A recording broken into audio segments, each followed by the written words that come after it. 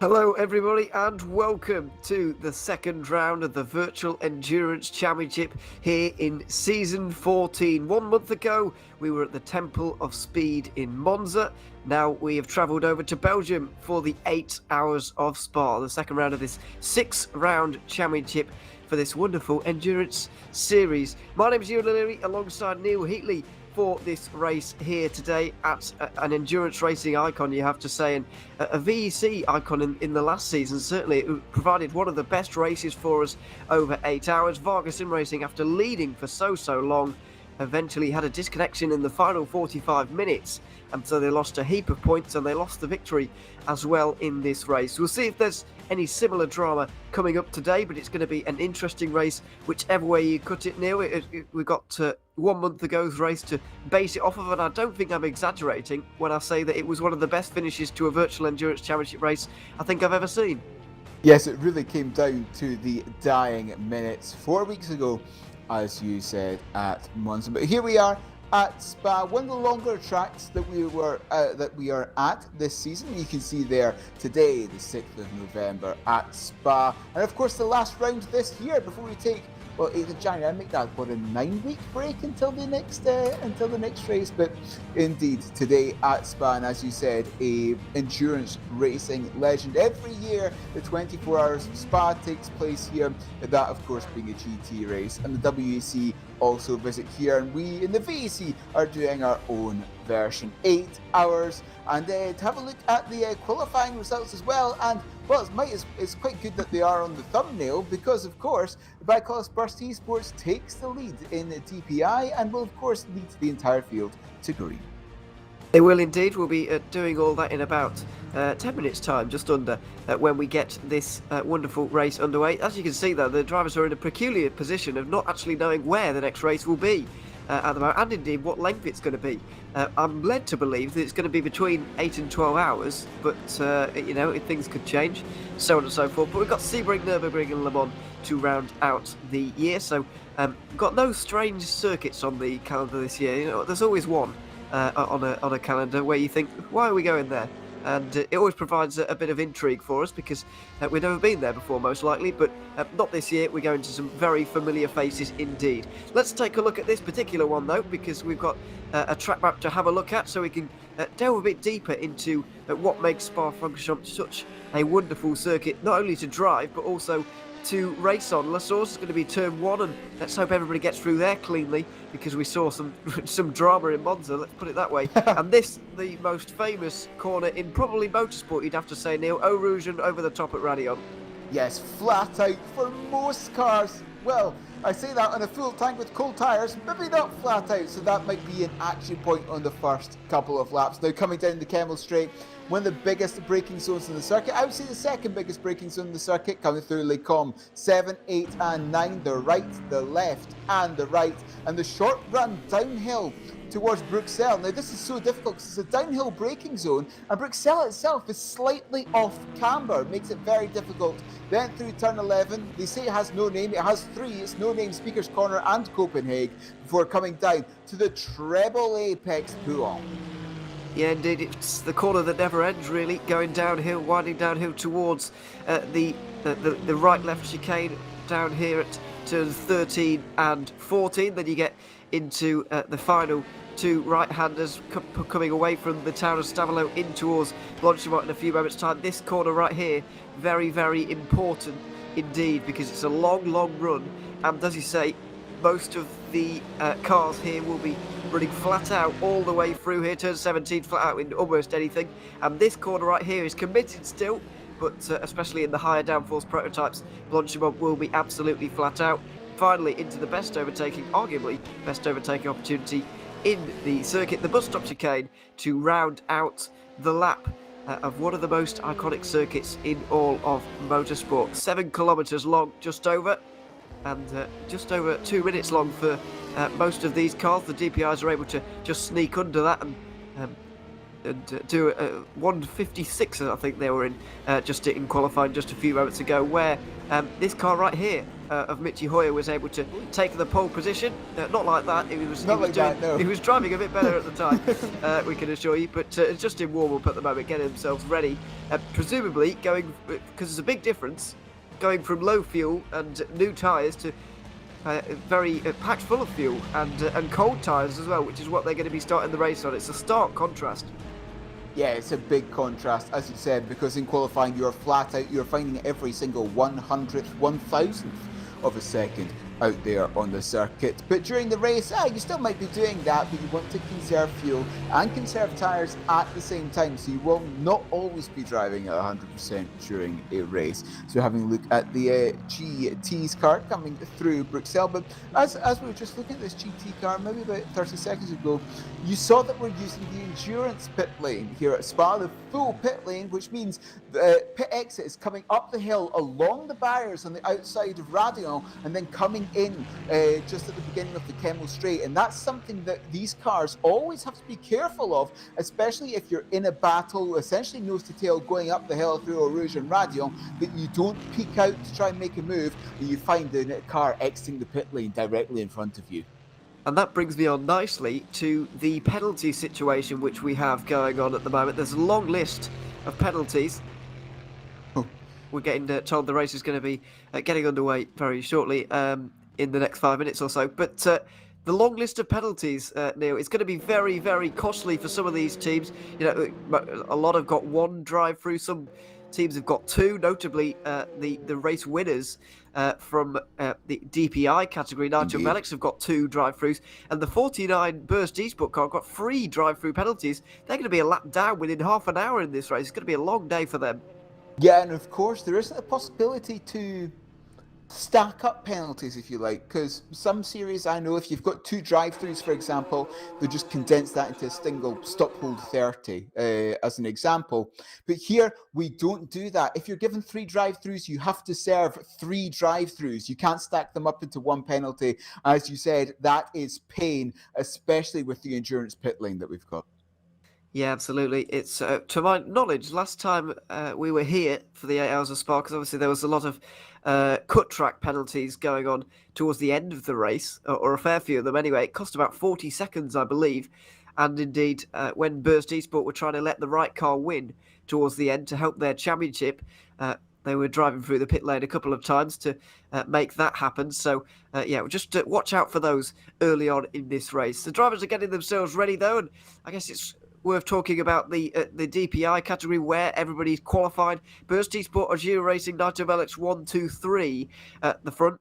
I have to say, judging by the qualifying times here, I do believe that those 3 teams are going to be the ones to beat, but only one of them has got no drive-through penalties. Agile have got 1 drive-through and Nitro Melix have got 2, so they're going to be very split apart within half an hour here. Yeah, and that will allow that number 4 car just have a little bit of breathing room at the very beginning of the race. And having a look at the LMP2, the middle class here in the VEC, it's the 31 Racing Team followed by the 27 Netrix P1 Sim Grand Prix and the 36 Waveframe Esports, the top 3 there in LMP2. You see split screen at the moment to try and get everybody on the camera at the moment, and just going down to GTE as well. We have Waveframe Esports, Red Bull Racing Esports, and John Lacey Esports Academy. I believe that's identical to Monza, but Waveframe Esports was certainly on pole at Monza.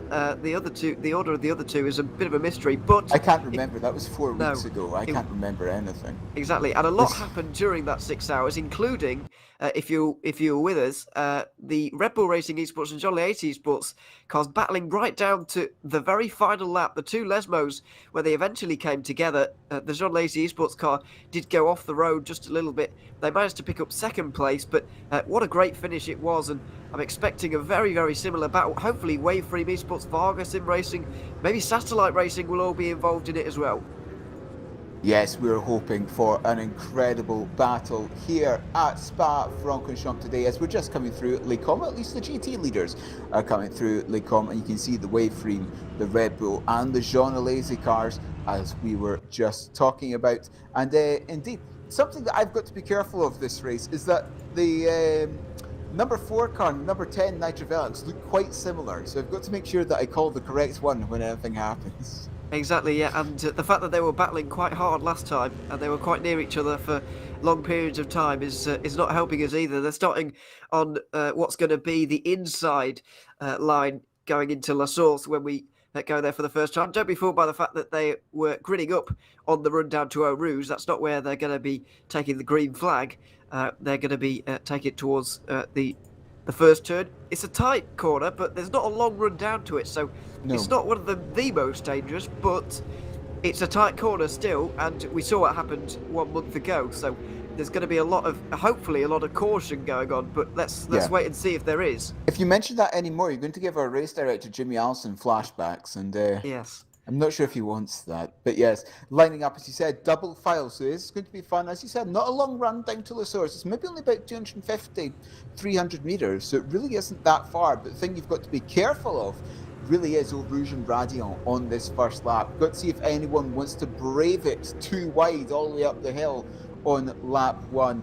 Got to see if they get through there cleanly. But we're just coming towards the end of Sector 2. And if I remember correctly, I think the sector line for Sector 2-3 is just about here, if I remember correctly. It's somewhere around here at some point, but I wouldn't be able to tell you, to be honest. But anyway, it's the sector times and all of that have been pushed to the back of our minds now because qualifying is certainly over. It's more about the larger time gaps at this point, really.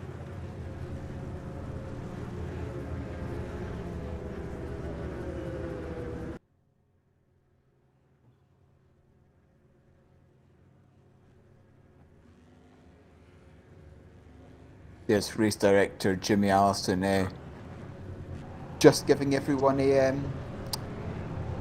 talking to. Yes, a warning. Being issued.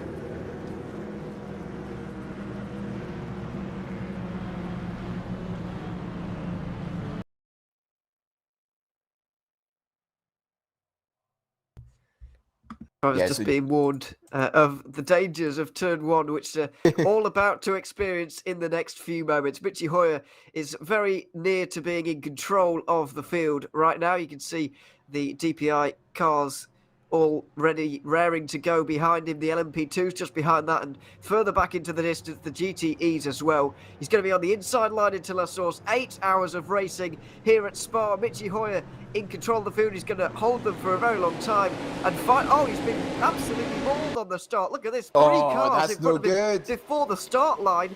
Ona Shuvlik's going to take the lead into turn 1, quite possibly. It's 3 wide for second place. Burst Esport jamming it on the outside line. They're bouncing across the curbs. Michi Hoyer has been completely shuffled down here. It's a dream start for a Jura racing team in LMP2 are going to hold on to their lead in the Ligier. Martin Hemmingson goes up, Eau Rouge in the lead, and it's Christian Marguera in the Wave Free Esports Corvette who's going to take the lead in GTE, as it was in qualifying.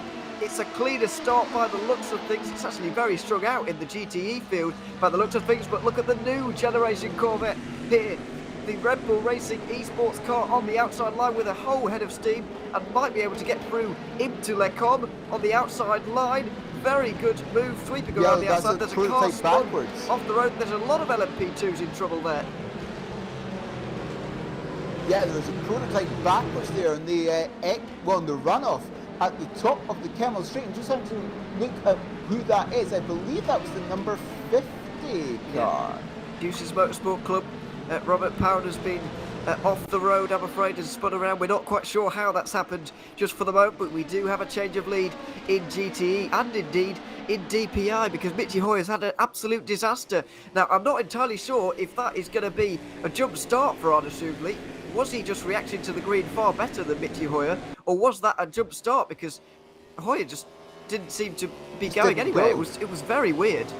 No, just didn't go, and you can see how much time that has cost him, how many positions that cost him as well. Because as you said, absolutely mugged there on the start. And Arne Schoenfleet, that Jury racing car, took the initiative from row 2 is we're having a look at what happened at the top of the Kemmel Straight. Oh, And it looks like the 50 car just lost it under braking and then took out one of the other LMP2s. I'm not exactly sure who that is, but that second LMP2 had absolutely nowhere to go. But I think that 50 car just lost it under braking. it looks like it. There may have been contact, but we're not entirely sure. It looks like they were just losing it, though, with big contact going up the hill towards Lecombe there, though, I'm afraid. And yeah, that's unfortunately the first incident that we've seen today. As we look a bit further back to the recovering Michi Hoyer on the back of last month's race winners at the 6 Hours of Monza. The draft up towards Lecombe, outside line Christian Mikel, not going to be giving up this position easy, but Hoyer wants to regain some of the lost ground. Goodness me, that was close. We've still got nearly 8 hours to go, and they probably don't need to be running it that fine, but they are at the moment. They're pushing to the absolute limit. If I was Michi Hoyer, I really would, for the next 10 minutes or so, just sit in, because the 3 cars in front have all got at least 1 drive-through penalty, so he's going to take the race lead in a minute anyway. Here's Christian Margera, might be able to do the same. Dennis Jordan not fighting that one, a bit of a swap around there, almost a calculated one by the two of them. Yeah, just rolled off the throttle there, I think, Jordan, just to make sure they weren't side by side coming in to Lecombe. We've got a yellow in the middle sector. Let's see who is stationary. It's one of the GT cars. It's the 371 at Lecombe. It's Team RGPL car with Dennis Zerhak at the wheel. Yeah, they've gone for a spin, I'm afraid, at Lecombe, and you can be sure with that density of cars, there was probably another one involved somewhere around that particular spin. But I have a feeling we're going to be seeing a lot of this going up towards Lecombe. One of the car leading the train is just going to be almost pulling off and letting the second place car through. This is what happened to Dennis Setek down the inside for one of the Aston Martins and spins around the RGPL car. So a little bit too close for comfort into Lecombe. The Go Team racing car of Luigi Russo was the car on the inside there, that Aston Martin, as you said, and as you said, side by side coming to Lecombe. Can work well, but both of you have got to be forgiving, and in that case, the 371 went for a little bit of a spin. Unfortunately, it did so, but fortunately, most of the cars have been able to get through the first number of laps without any issues at all. Jimmy Nisler has lost a place off of the start to one of the Aston Martins, but looks to gain it back, and that was late on the brakes, and he manages to just about get it stopped in time in front of the 266 and manages to take that position. So that was a very good move indeed into the bus stop chicane.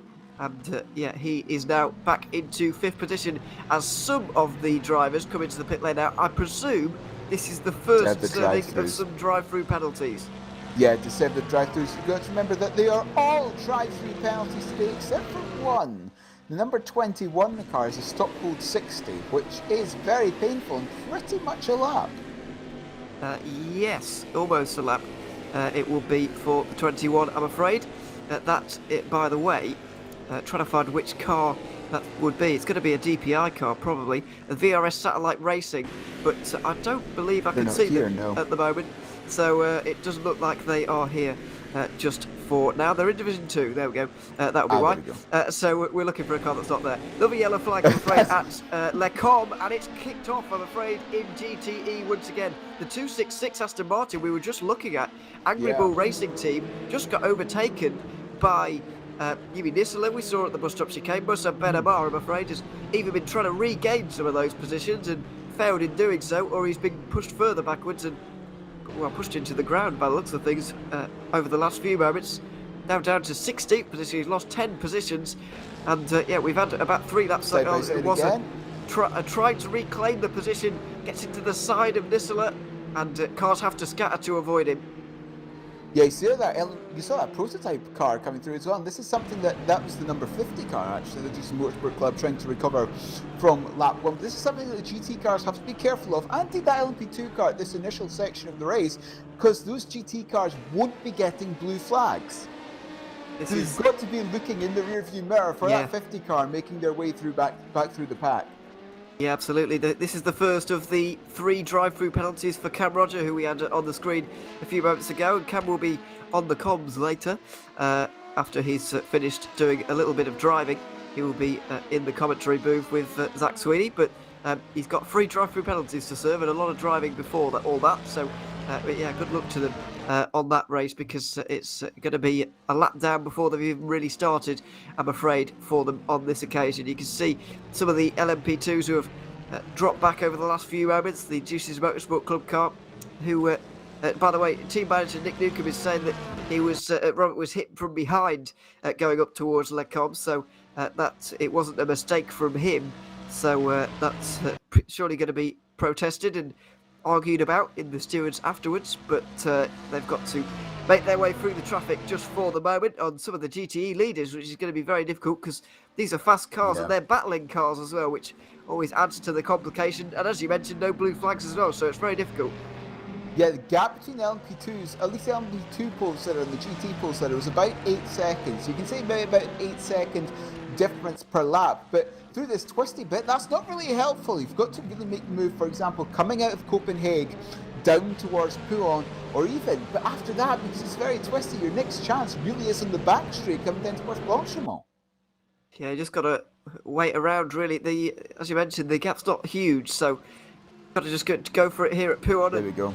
There he does get that done, and probably into the Fagnes chicane he's going to be able to get Christian Marquez as well, if the Corvette just swings to the left and or driver's left, and he does indeed. You see there Cam Roger as well doing the same, and that's not the first time he'll be making his way through GTE traffic for position in this race, you would imagine. There's not long, I guess, to serve these penalties for all of these guys just for the moment, so wait for the DPI ones to come in, really, because that's really going to start to shape the race. I believe Mitchy Hoyer is going to be leading because DX Droids have got a penalty at 1 to serve. Azure have got 1. Nitro Velix have got 1. One Akko, I think, have kept away from them. So it looks like that's going to be the battle. Yeah, the one Akko car being the number 3. I certainly don't see them on the penalty list. No, so number 3, that one Akko car, also free from penalties. So we're having a look at Roman Jakubovic in the LMP2 car, currently in 12th, coming up over the crest of the hill and down the Kemmel Straight and trying to chase down the car in front. But of course, you get massive amounts of draft down here at the Kemmel Straight, but of course the car in front of you has draft. The car in front of them also has draft, so on and so forth. So it really isn't that helpful as outbraking himself there as Roman coming into Les Combes. Yeah, he is indeed. I'm afraid he's got penalties to serve of his own as well. I believe there's one against his name in this one, I'm afraid. So he will be trundling down pit lane before we know it. Similar situation in GTE at the moment, actually, where there's a long train. The front 3, 4 have kind of got themselves away, but that was Sim Racing for Holland all over the place, and Team Iris are going to try and capitalise on that one. Outside line, not a lot of space there, but a lot of draft because the Aston Martin in front is giving them some more, and so through they're going to go quite possibly, although Sim Racing for Holland not giving this one up side by side between Aston Martin and Corvette. Inside line for Sim Racing for Holland through the last part, but that's a fantastic move around the outside and into 11th position for the moment. Yeah, lovely move around the outside, as you said there, by Team Iris. And now Mia Rose in that currently 11th place, as you can see via the timing, trying to chase down the car in head, was number 57 Go Team Racing car of Luigi Rosso, about 1 second up the road. Yeah, it's just opened up a little bit of a gap because these battles tend to do so, but I'm sure that will be closed in due course over the next few moments. I've got to be honest, I'm very enjoying the GT category so far this season. There's a lot of variety up front. Not saying there hasn't been in previous years, but on occasion it's been a bit of a festival of one car in any series, really. But this VEC season is going wonderfully well in terms of the balance we have up the front of the field as penalties begin to get assigned. Subli has got one, and if I was him, I would take it this lap, really, because he's about to embark on a lot of GTE traffic. He could at least put that off for a lap or two if he came down for his drive-through right now. So let's wait and see if indeed he decides to do that. Just say it's a problem for future him. Yeah, exactly. Don't worry about it now, worry about it in 10 minutes. Well, he's going to have to serve the drive-through anyway, so why would he go through all the GT traffic to go through the drive-through, come back behind them all and do it all again? There's just no point. So you can see he's just getting onto the back of the last couple of them now. Your Name Here Racing and the 74 of Juice's Motorsport Club, Maximilian Kalinic, who's not continuing on the kind of way they were at Monza, I'm afraid. It wasn't a particularly good race for them, and it's not started great for them either here. But Shuvli carries on. Kalinic in the pit lane again here. DX Droids and Nigel Velix both come in. I think that was the smarter decision, because I don't think Shuvli is going to have... Yeah, he's going to be in deep traffic by the end of this lap, certainly. I'm not sure. Having a look at the track map, the GT cars, they're just coming out of Radion on the Kemmel Straight. I think he can maybe do one more lap before catching the end of the GT field. Well, I think he agrees with you, because he's carrying on. So over the top at Radion he goes. He's got a 3-second lead now, nearly over Michi Hoyer, who will be leading ahead of Chris Shepherd. Rookie Monsters haven't got a drive-through either. Never have ground effect. So actually, Igera Racing are the only ones to serve penalties remaining, because half of the DPI field have indeed got those. Seawolf got 2, actually, I should mention, and they're in for their second one right now. And they're going to be coming out in clean air, fortunately for them, but behind all of the LMP2 cars, which is going to be unfortunate for them. So there's cars everywhere at this point. It's quite difficult to work out what's going on, but it's a long race. You'd rather avoid drive-through penalties at any cost, especially here, but it is a fairly long race for you to gain time still. So it's not too, they shouldn't be panicking at this point, and they won't be. Yep, take a book out of the Hitchhiker's Guide to the Galaxy and don't panic. But yes, unashamedly here, as you said, in that number 7 is your racing car coming through the final chicane or pit path, as otherwise it is known. And have a look, yeah, now he's starting to catch up to the back of the GT field. They're just coming out of Paul Flair at the moment, and he is just entering that corner. So yeah, he's definitely going to be catching them up at the end of this lap. So I think Schoenblade and that number 7 car will be coming in this time round. Of course, this is where the biggest speed difference between the DPIs and the GT cars is coming down towards Blanchimont and into the big braking zone of the bust-up chicane. You can just see the GT cars off to the right-hand side. They're disappearing behind the tyre wall, and he dives into the pits this time round. Got to make sure that you don't stick it sideways and Austin Powers yourself in the pit entry. Yeah, I swear we've seen that before, but... which season was it that Doug Henson Racing car did that? I was going to say, well, it's got to be 8, 9 maybe, something around there. It was a long time ago. Who it was? I can message him. But I'm not sure if he wants to recover that memory at all. No, maybe not. But this is the battle for GTE, and as we saw 1 month ago at Monza, we're getting a clear hierarchy of who is actually a real contender, not only for this race, but this championship, arguably. Waveframe Esports, Red Bull Racing Esports, John Lacey Esports Academy running away from the rest of the field, a class above the rest.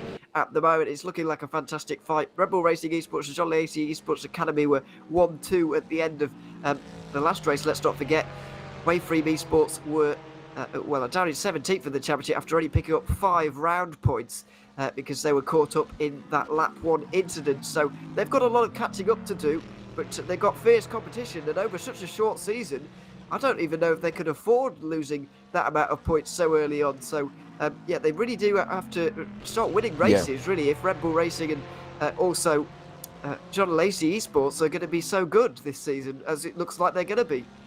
Got to make sure the rules, because there's certainly increased points for some racing. I've got to remember which race has the increased points. Let's have a look. It's just a 24-hour race. It's just Le Mans that is 1.5 times points. So everything from the 6-hour race, for example, last time out at at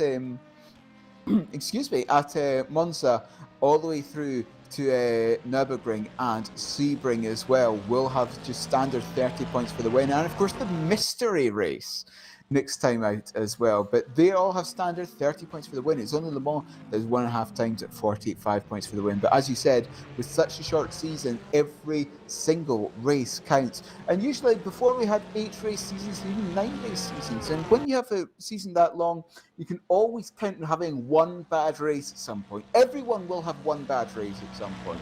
With only 6 races, you can't really guarantee that. No, you absolutely can't. So you've got to stay on it all the time. But to be fair to Waveframe, it wasn't really in their control last time around, the way that they were taken out of contention for the race 1 month ago. Yellow flag in Sector 1 at the moment. Oh, it's at Eau Rouge and Radion. There's a big crash at Eau Rouge and Radion. It's a GT 57. Oh, there's 3 of them involved, I think. 3 GTs involved. Everybody's getting away with it after that. 72 is involved, the 58, the 57. 3 GTEs involved in a big crash at the top of Radion, it looks like, and they don't really look like they're moving at all at this stage. They're trying to get back to the pit lane, but goodness me, it's a scary situation.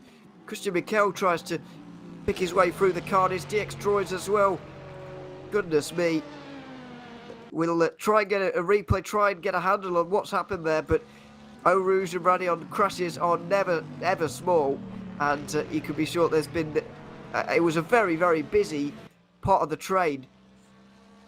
As we're coming to the first Code 80 of the race, I did say before we went live, Ewan, how long would it be until someone had a crash at the top of Radion? It appears the answer was about 16 and a half minutes. It was indeed. Is there going to be anybody trying to take advantage of this one? It might be a bit too early, really, especially if you're a GTE car. But maybe if you're a prototype, you could stick a bit of fuel in there. But correct me, I'm not entirely sure, although I think I would remember because I watched the entire Monza race. But I'm pretty sure this is the first Code 80 of the season. But maybe I'm wrong because I might have forgotten something. Here's Diogo da Silva in the Porsche. Oh, he gets loose himself. Oh, and in avoidance, there's 2 separate accidents going on here. So the One Move Esports Porsche is having its own accident, trying to avoid the Volante Racing Porsche going on here. Yeah. And then I think that's Go Team Racing and their Aston Martin who get into the side of Diogo da Silva. So in the end, it was a fairly big incident, but actually 2 separate ones, or kind of separate anyway. Yeah, as you said, it was really just an avoidance, and I think that car managed to not touch anything. I think it was just I would say a harmless spin. Those tyres are now 50 pence pieces and therefore useless. But no, it was just a fairly harmless spin for that car that was avoiding. It really was only that big hit that you saw on the exit of Radion that I think caused the most damage. As we're having some cars coming to the pits, you can see Wayframe Esports, the GT leader, coming in. And I think this is a good move because generally what we say is that GT cars can do 1 hour. That's a general rule of thumb. But of course, Spa, such a quick circuit, that might be truncated a little bit. So by these GT cars coming in now, that means they might not have to do a splash and dash at the end of the race. Yeah, quite possibly. Let's wait and see. We'll try and get a handle on the fuel mileage for them because that would change things as Christian Margera just gets some fuel and there's going to be no tyres going on here. There's no need for any of that at this point. But a lot of cars coming in, all of the DPIs who are at the front anyway, the top 5 DPIs are coming in for some fuel. We're about halfway through their stint, I believe, or nearly halfway. We're nearly halfway through a LMP2 stint as well. It's quite tight here in the endurance pit lane, actually. So, and Dennis Jordan jumps Christian Margera. Now, I just wonder, because he's been sat behind the Wayframe car for so long, has he been lifting off and saving fuel? And so he's had less room to put fuel in. So because of that, his stop has been shorter there. Martin Darland in the Ferrari, clearly it's a little bit of a thirstier car because he wasn't that far back before. Yeah, fuel saving, I think, is a very good shout. Of course, we see this quite often in oval racing as well. Some cars just like to conserve tyres and fuel by just lifting off the throttle and using the other car's slipstream in order to save that fuel. But as you said, I think that's exactly what Dennis Jordan has done in that Red Bull racing car. Just got out front for the... I don't know if that was by design because I think he'd rather stay behind and fuel save, if I'm honest with you. But there's no way to really decide, is there? You can always give the position back. Well, exactly, yeah, but... You can always give it back. That depends if Christian Margera is very willing to go through, because it's given what he's just seen.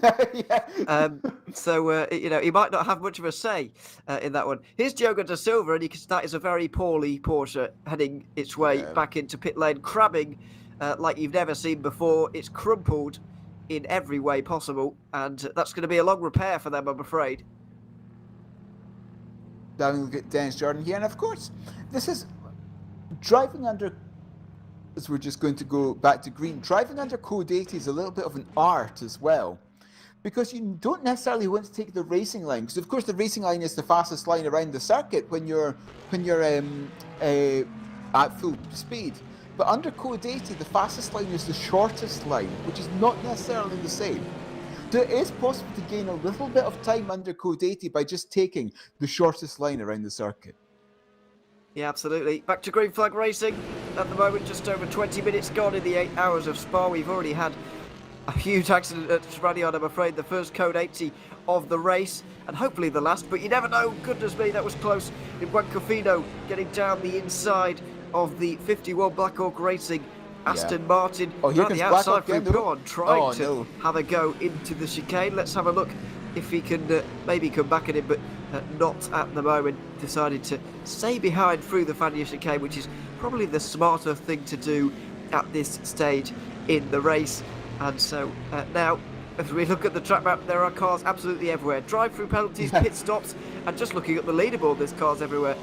It's difficult to get a handle on who's actually been in for fuel and who hasn't, but in about half an hour's time we'll know, because we'll know who's staying out and who's coming into the pit lane in about half an hour's time. So we'll wait and see on that one. But yeah, this race has immediately taken a turn, and a strategic turn certainly, because the pre-race strategies not thrown out the window entirely, but they will certainly have changed within the first hour.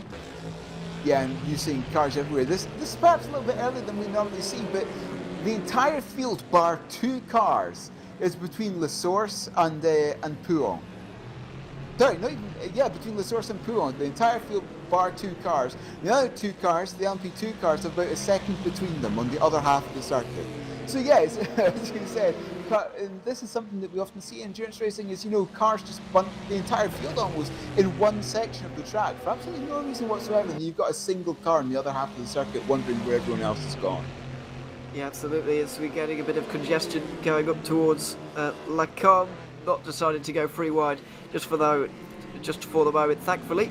Buencofino under pressure once again, though, from Black Hawk, always diving off towards the apex and round the outside. Nicely done, though, as we see a bit of Aston Martin inter-team battling going on. Indeed. For 6th position in GTE, but there are a fair amount of time behind the leaders who are still fighting in that category, and they've got a lot of prototypes behind them who are going to be fighting their way through. And speaking of prototypes fighting their way back to the front, Christian Mikel is on his way back to the front, or at least he's hoping so. Goes up through. Oh, I went in the glass ever so slightly, getting past World of Sim Racing there. Trying to get through an Axel Sports, I was about to say, but he had enough trouble getting through on the 2 GTEs going through there. That was very, very close. And this is risks that, this is what sets these sort of drivers apart from people like me, because I would not take that risk. I would have let out the throttle when that happens. I would not have almost put 2 wheels on the grass at 260 kilometers an hour up the Kemmel Straight. Yeah, it was very close to a big disaster for everybody there, really. But thankfully, we've all got away with it in the end. Wondering why Arnaud Chauvelet is so far back at this point. I think it's just because of a pit stop. I don't believe Christian Mikel came in. I didn't see him. I think he was at exactly the wrong point in the roads on the track, if you see what I mean, when the Code 80 came out. I think he was just in the wrong place at the wrong time, and so didn't actually get to take advantage of that one. So not only is he 2 drive-through penalties behind the leaders, but he's in a less advantageous strategic position as well. It's not a good start for the championship leaders. Yes, not a good start at all.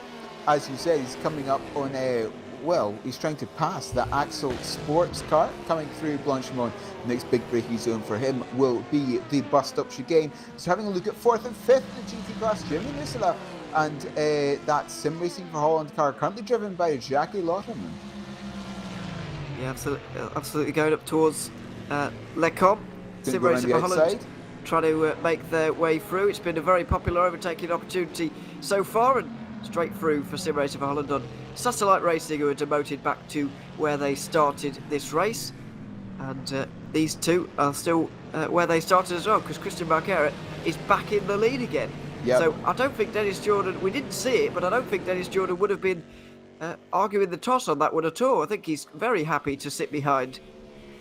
Yeah, we saw that in the first section of this race, in that first 16, 17 minutes, that he is very, very happy.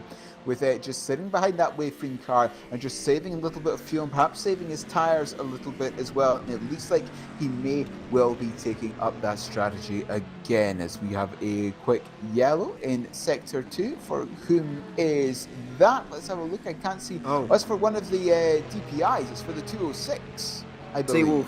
Seawolf Net Race, I believe.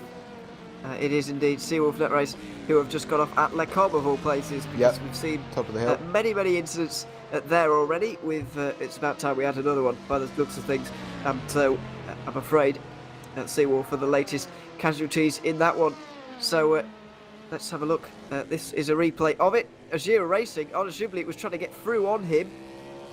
Oh, came into two. Well, that's a difficult one to call, and very good avoidance, I have to say, for that LMP2 to keep everything out of the barriers, but a very difficult one to call, I would say that. I will not be calling that one. Thank you. I'll leave that to the stewards. It was. I shall not say anything about that incident because I could quite easily get that one wrong. So we're having a look at Juan Cafino here in that DX Droids car in 7th now, trying to pass Pedro Ramada in that Ramada Motorsport car, 0.2 of a second, separate them essentially nose to tail as they are coming through Le Source and diving down the hill towards Eau Rouge. Yeah, indeed. Let's see if there's going to be a pass here. You'd think so, given the slipstream situation. Look how close he is. He could almost get it done into Eau Rouge at this rate. Going for... Oh, no, he's not going to do it. Juan Cafino's gone around. He's got into the barriers by the looks of things, just behind the trees there. He's knocked out. Oh, no, please don't rejoin that. That would have been disastrous. And it's a very dangerous place to rejoin it. There's no good way to do it, I suppose, but goodness me, that was very close to disaster. Thankfully, he did engage the brain and engage the brakes as well just before coming back onto the circuit, but that could have been absolutely stratospheric in terms of accident there. But let's wait and see. Juan Cafino, lost it pretty early, actually. He did. Hard to tell whether he hit the wall because he goes behind the trees, but I would say that he did. Yeah. I would say that he did. I don't think it was too hard, actually. No, I don't think he's got any damage, but it looks like I can't see any crabbing on that car. Let's have got an onboard, and yep, that's going to be a touch. Oh, I say that. That was actually quite hard. There's no small accidents at Eau Rouge, to coin my phrase from earlier, and that kind of proved the point because that was fairly hefty. Something you'd rather avoid. We'll put it that way. Maximilian Kalinic. Oh, don't come out! Don't do that! Into the side of an LMP2. Your Name Here Racing trying to defend from the big BMW in behind. Kalinic not waiting around by the looks of things to try and get through, but not able to for the moment. That was a very close to disastrous moment, actually, there. I think it's fair to say. So many times so far this race already where it's almost been a disaster. And it's been averted at the last second, but as you were saying, Kalinic here in that Juice's Motorsport Club number 74, thinking about moving out to make a move, and then at the last second realising there was a prototype looming in his mirrors. Yeah, it was. You do need to keep watching your mirrors, even when you're so focused on getting through on someone as Jimmy Nisler is doing right now. You've got to keep an eye on your mirrors as well for those prototypes who are coming up from behind, even still. Because we're half an hour in now, it's going to be a pretty much constant thing going towards the end of the race. Yeah. And so, you've just got to be very wary. Nisler goes up the hill here behind the Corvette, and you can see every single lap these GTEs are really sideways going up through Eau Rouge, and you can see exactly how Juan Cafino's spin actually happened in the end. Doesn't look like Nisler's too desperate to get through by the looks of things, but let's have a look at the bottom right, see if there's any... wasn't very much lifting off there at all, actually. I think there was just a little bit. I don't think it was full fuel saving, but I think there was just a little bit there. So we're having a look at Dennis Jordan again. He's managed to catch up to that Wayframe Esports car. Of course, remember 5 minutes ago, there was some traffic in between the two of those cars, and of course that meant the gap got a little bit bigger, but Dennis Jordan has managed to close that gap down. So I think the Red Bull car has the pace advantage over Wayframe at this moment in the race, but I think it's just staying a little bit back, trying to conserve fuel, maybe going a lap longer. Yeah, let's see if he can, because it's easier said than done, certainly, and there's a bit of a gap opening now up front in GTE. So it may have been caused by traffic or whatever, so not entirely sure how, because we didn't see, but as I'm just seeing, by the way, Juan Cofino is in the pit lane for DX Droids, so clearly that Yeah. contact with the barriers was fairly hefty. It's given him some suspension damage at least, because he's into the pit lane. Now, what's happened to Nisler here, or indeed the Simulator for Holland car up in front? Because we're getting a replay of something here. Sim Racing for Holland's a little bit slow coming through Puon due to that LMP2 car.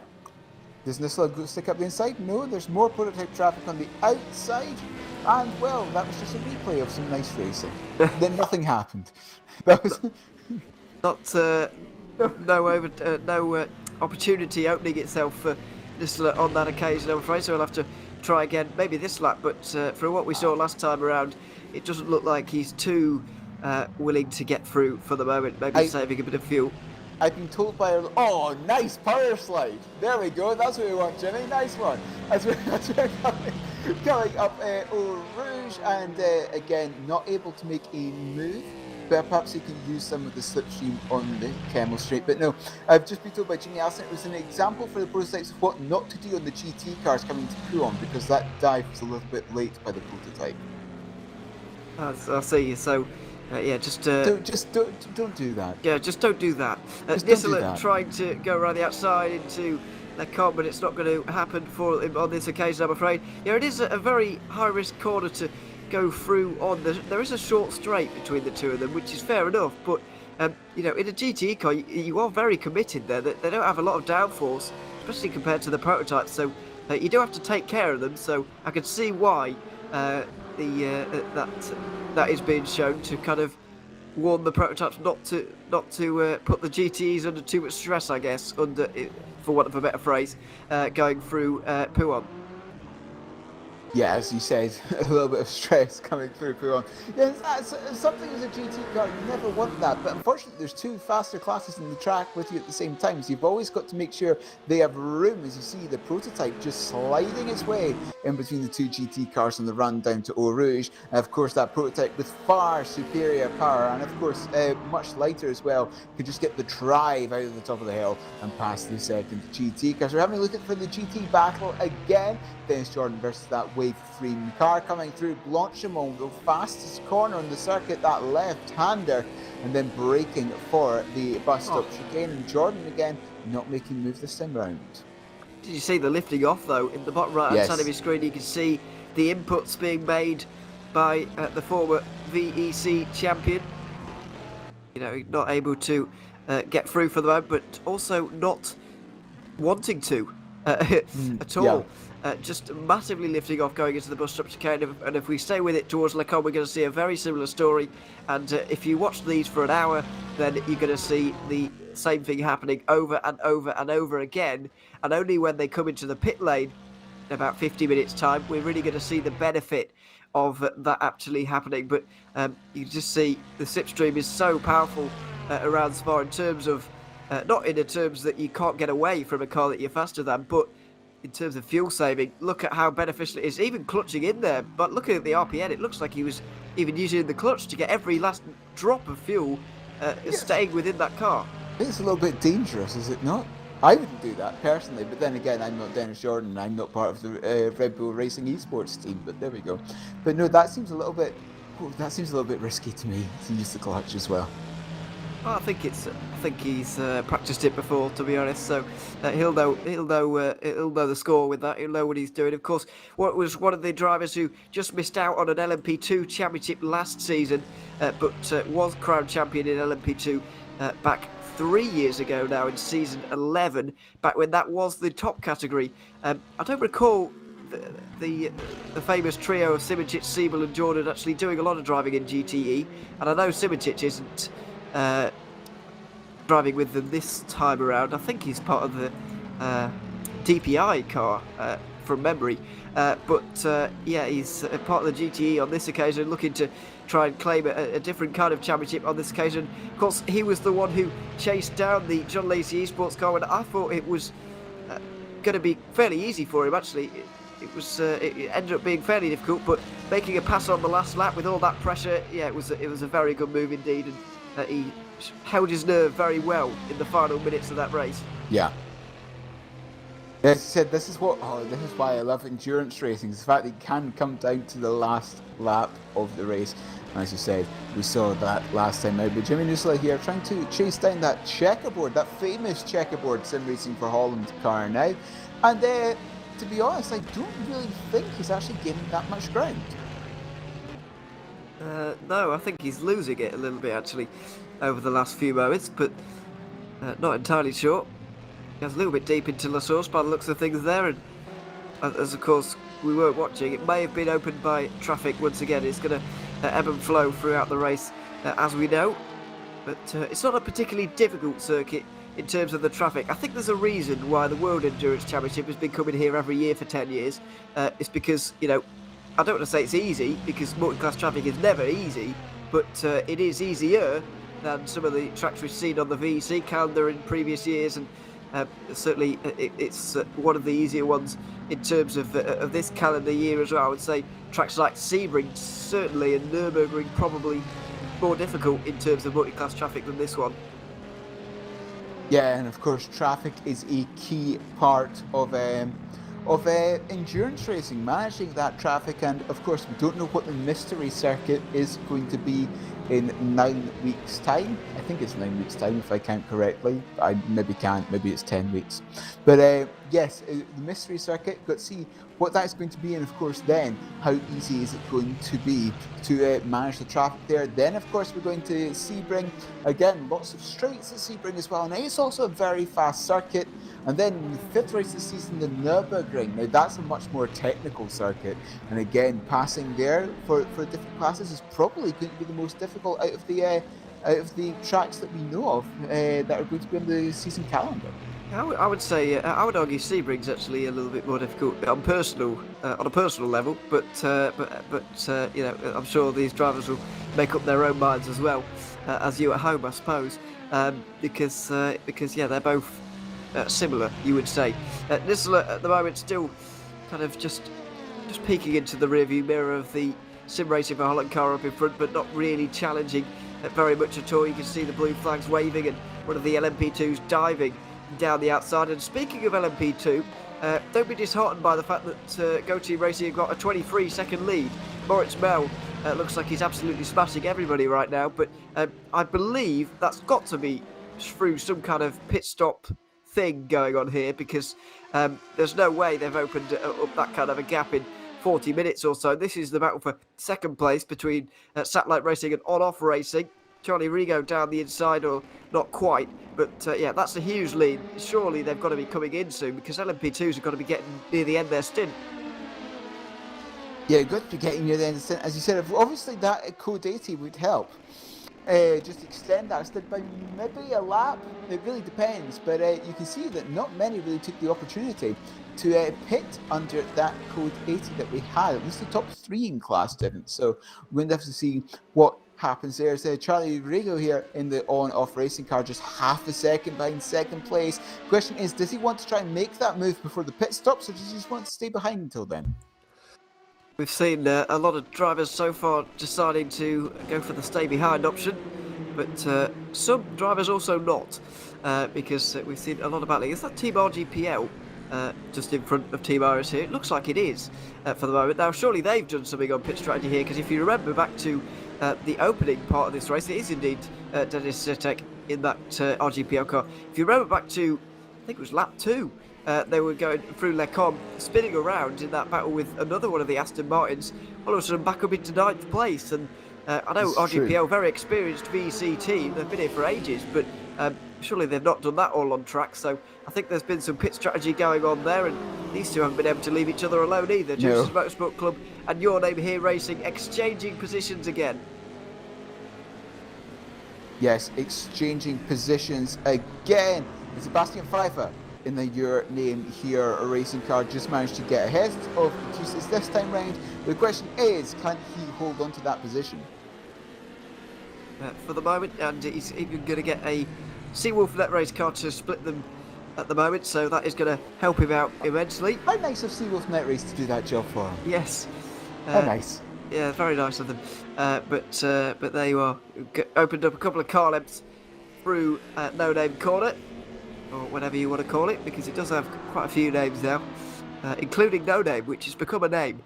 If that's not too complicated for you, but yeah, the gap has now opened between the two of them. 16th place for Your Name here racing, and Juice's Motorsport Club trying to pick themselves up in a season that has not been too good for them so far. 19th place in the championship at the moment. I think they were 15th at Monza in the race. And yeah, it's put them a long way down. It's put them even behind a couple of Division 2 cars in the championship standings, which is not what you want at all, as there's been a pass for second place in LMP2. Nello Pastorino has been displaced by On-Off Racing, Charlie Rigo. So he has decided to make that move before the pit stop stage. Interesting. Perhaps just want to get a little bit of clean air, perhaps, and trying to see if he can extend that gap a little bit, so he has a little bit more breathing room in the pit stop phase.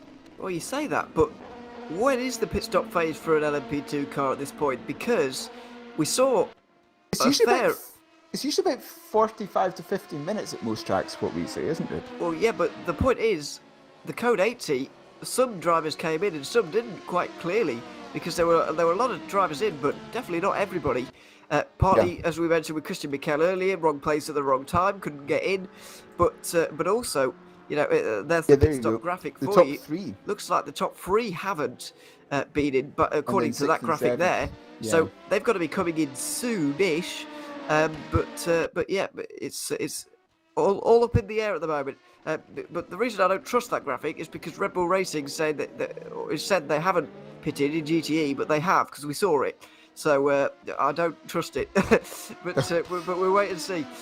We're just going to find out over the next 10 minutes or so about whether, you know, who comes in and who doesn't at this point. But Charlie Rigo certainly pushing on Satellite Racing, Nello Pastorino either conserving or going backwards at the moment. Yeah, going a little bit backwards, as you said. But yes, Charlie Rigo here in the On-Off Racing Team cars. We're now having a look at 10th place in DPI. So Josh Purin here in the Axel Esports car, trying to hold on to that 9th position. Just coming through the back end of the circuit and coming through Paul Flair. Now onto the long straight, the long run down towards the chicane. It's a possible opportunity here, actually, for Seawolf to get through. There's an LMP2 in the way, though, which could complicate things a little bit for Josh Purwian going through Blanchimont. He's going to be halted ever so slightly, but the car gets out of the way, and there's not much room, really, for that Cadillac behind to go through. So they stick behind just for the moment, but yellow flag, briefly yellow flag in sector 3. A little bit worried for a moment, but it's all okay by the looks of things. Yeah, everybody's running quite well over the last 45 minutes. It's certainly, I never like to say this, but the incidents have certainly levelled out in the last couple of moments. Sorry about that, but there we are. They have done. It is true over the last few moments, but the battling certainly hasn't. We'll put it that way. Speedy Bike Racing and Black Hawk Racing are battling here at the moment. This is Alex Broughtingham versus Sean Jacobs over 7th place in GTE, and yeah, there's no way through at the moment. And there's another late dive into Puan, although I wouldn't say that's too late. But maybe it is. I don't really understand the etiquette between the two classes. But in LMP2, after 45 minutes, pretty much on schedule, the top three do come in. So Go Team Racing, Satellite Racing, and On-Off Racing did have to pit, as I suspected, because Racing Team are going to retake the lead as they were in before. Martin Hemmingsen converts a pole position into a pretty good lead over Jan Vosnicker by about 3 seconds. Yeah, about 3 seconds, as you said, but they were 4th and 5th before. You've got to see where the teams that pitted, particularly where that Go Team Racing car comes out again. It looks like he's going to come out 4th, because I think the car that is currently in 4th, if I just quickly get my live timing up, oh, there we go. I think that Wayfreen car, that number 36, is going to pass me. Indeed he does. So that number, that Go Team Racing car coming back out in 4th. Moritz Mail at the wheel. And there we go, seeing some more toing and froing in the pit lane, making sure that you don't drive into someone else in the pit lane, because A, that's embarrassing, and B, that's probably a penalty. It's certainly damage for somebody. As well. So yeah, try and avoid it. Moritz Mel does indeed leave the pit lane now, just in front of Netrex GP, who did pit on the last pit at the last Code 80, but Adam Brady now driving that car, 5th position for him. So it's going to be one of those races where we're kind of going to see half of a stint where a certain team are in the lead, so racing team here, and it looks like Go Team Racing are going to be in the lead for the other half of the stint, and the pendulum's just going to swing all day, and it kind of depends which way it ends up when time is called at the end of 8 hours, you know, where it's going to end up. We saw some similar toing and throwing at Monza though, and you know, we were saying, oh, racing team have got a big job on their hands, they've got a late pit stop coming up, but I don't think they can do it. In the end, their last pit stop was very, very short. They managed to come out in front of everybody, and but certainly surprised us in the commentary box that they managed to end up out in the lead so by such a margin when they came out in the lead after their late pit stop, and yeah, they ended up taking the win home. So yeah, I mean, who knows what's going to happen in terms of LMP2 and which way it's going to swing, but also it doesn't always quite work out how you expect. So yeah, there's anything is possible in this race really, and it's certainly looking good so far for Racing Team. But will it be in 7 hours is the question. Yes, 7 hours is a long, long time. Well, 7 hours, I make that about 9 o'clock p.m. Central European time, so that'd be quite fun. But yes, Robert Pollen here in that Jesus Motorsport Club car, and trying to chase down that 11th place car. But just have a look, these cars have got their lights on, and I'm pretty sure they didn't have the lights on at the beginning of the race. Yeah, I am starting to notice it on the tarmac. So, are we in for a long, dark race? Is the question. Obviously, the amount of hours in the day that are dark these days are frighteningly long. So, I say these days, it's just because of the time of year, not because of anything else. But yeah, it's still. Yeah, I have noticed that as well. I have to say, into Blanchimont though, Robert Poe not waiting around whatsoever, getting through down the inside, Juice's Motorsport Club into 11th position, trying to recover also from a spin at Lecombe on lap 1, and he's doing a decent job of it. We'll see what he can do in terms of the rest of the LMP2 field, because he's not really near too many of them, but he's making some kind of progress at least, which is good. Yeah, making a little bit of progress. I'm just having a look at the radar map, and there doesn't appear to be any rain anywhere near the circuit. I think it's just got incredibly cloudy. Let's see about that, as Ground Effect Sim Racing are going to have to defend from DX Droids. Now, they were having a drive-through earlier. The Ground Effect haven't, so we're starting to see the first of those who have started to take, or have taken drive-throughs, starting to come through those who haven't. Those slower cars who haven't. So Ground Effect Sim Racing and Serge Bakker at the moment not quite as quick as the DX Droids car, which has started off very brightly indeed, but has had that drive-through which has set them back just a little bit. So that's all starting to change. And of course in DPI, the Nitro Relic car, after being one of the only not to have pitted under that Code 80, along with Seawolf Net Race, they've come into the pit lane, and you know, they are a long, long way down at this stage in the race. For the championship leaders, the 6 hours of Monza race winners, to be so far down is going to be very disheartening for them. Yeah, just having a look at the moment at perhaps forecast. It looks like rain isn't really forecast until 3 a.m. local time for Spa, so I think it's just incredibly cloudy. It also depends what time of day it started in the sim in rFactor 2. Because I'm not entirely sure what the rules are around that and when the race started in terms of time and date, but certainly seems to be clouding over a little bit, and you can see the headlights are becoming a little bit more prominent on the tarmac and on the cars. But Alex Broughtingham at the moment is becoming quite prominent in Sean Jacobs' rearview mirror by the looks of things. He's on the back of him right now into La Source, but not close enough to get through, or indeed is he not willing to go through? It's that age-old question at this stage in the race that we've been saying, that it's not actually that advantageous to go through, especially in GT, where you can stay so close and you can save so much fuel from being behind someone so close. So hard to tell from this angle here. There's a couple of car lengths between the two of them, but he might not want to go through at this stage, and with over 7 hours to go, you can certainly justify that at this stage. It's really a waiting game for a lot of these drivers, including Nisserly, you would say as well. Yeah, it's a big waiting game, as it always is in endurance racing. As you said here, having got Jimmy Nusla trying to chase down that checkerboard car and still not being able to do it. Still, that gap is about 6, 7, 8 tenths of a second, and it's been that for pretty much the last 20 minutes.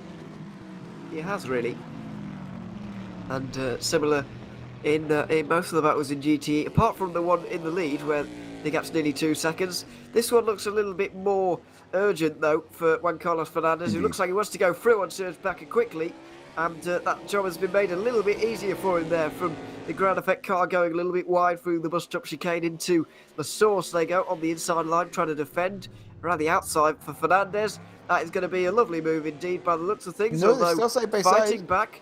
Bakker wants to go back in front and side by side towards Eau Rouge. Surely with this amount of time in the race, somebody is going to back out here. There we go. And indeed, the ground effect sim racing car does. And so Fernandez does finally get through.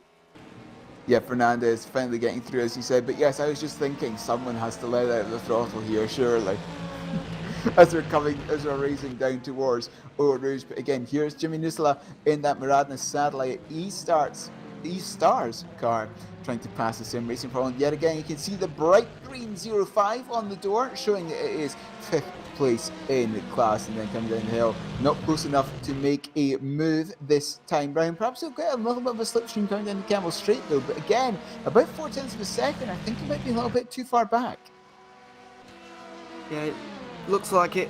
They're in the same car as well, so it's not exactly like he's going to have an advantage in terms of his car's straight line speed, unless there's any wild setup differences between the two of them. And into Lecon they go, nose to tail once again. Oh, it's a bit wide actually for sim racing for Holland, and now this might be Nisserly's opportunity around the outside through the final part of Lecon, and that looks like it might be the moment.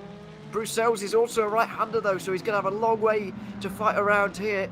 It's sort of off camber in places as well, so it's difficult, but he's made it work by the looks of things. Inside line for No Name, and that is going to be through. A very nice move in the end. It did take a mistake from the Corvette in front, but he's finally got through at least.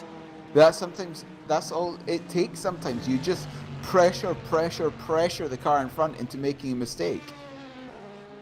Yeah, and Jackie Lotterman was eventually made that mistake into Lecom, and it wouldn't exactly seem like there was heaps of pressure going on at that particular moment. It just seemed to go wide, almost unexplained. Just a mistake that could have made on your own, really. But you know, it's just the look of the draw, I guess, of where you make them. And yeah, it's a bit unfortunate, but Nisserly wasn't going to say no to that opportunity.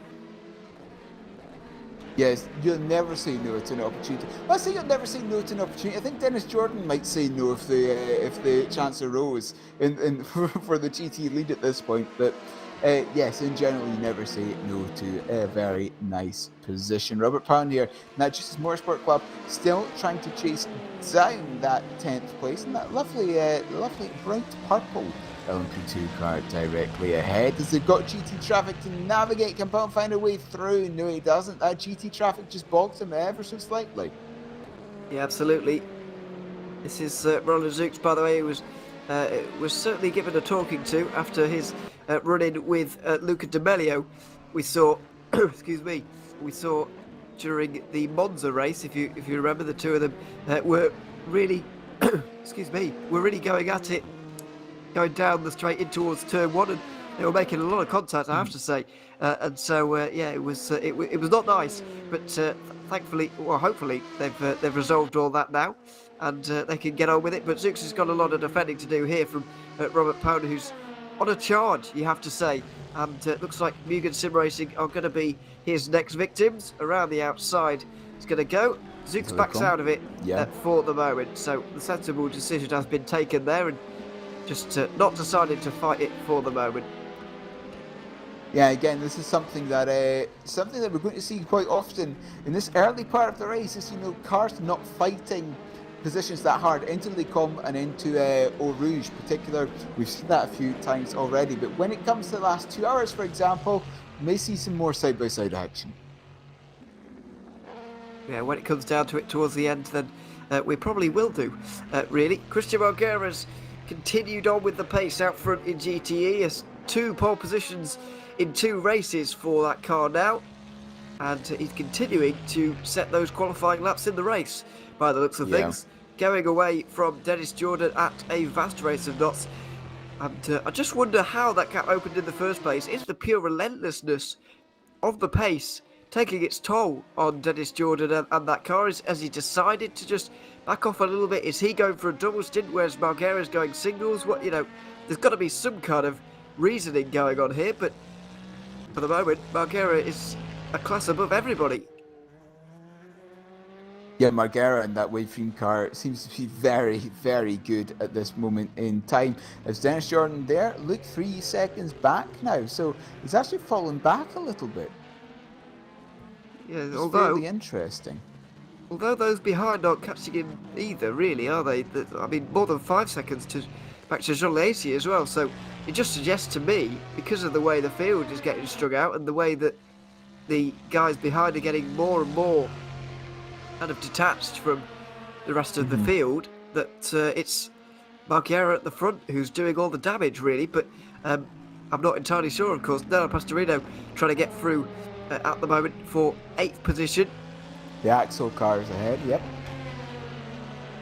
Roman Kubovic at the moment trying to stay in front and doing so at the moment, as we see, the GTE leader, Christian Marguera, just in front as well, being in the way ever so slightly for a few moments, as we got a yellow flag out in sector 3, and it's the number 2 car, the DX Droids, Juan Carlos Fernandez, who was driving very, very well indeed.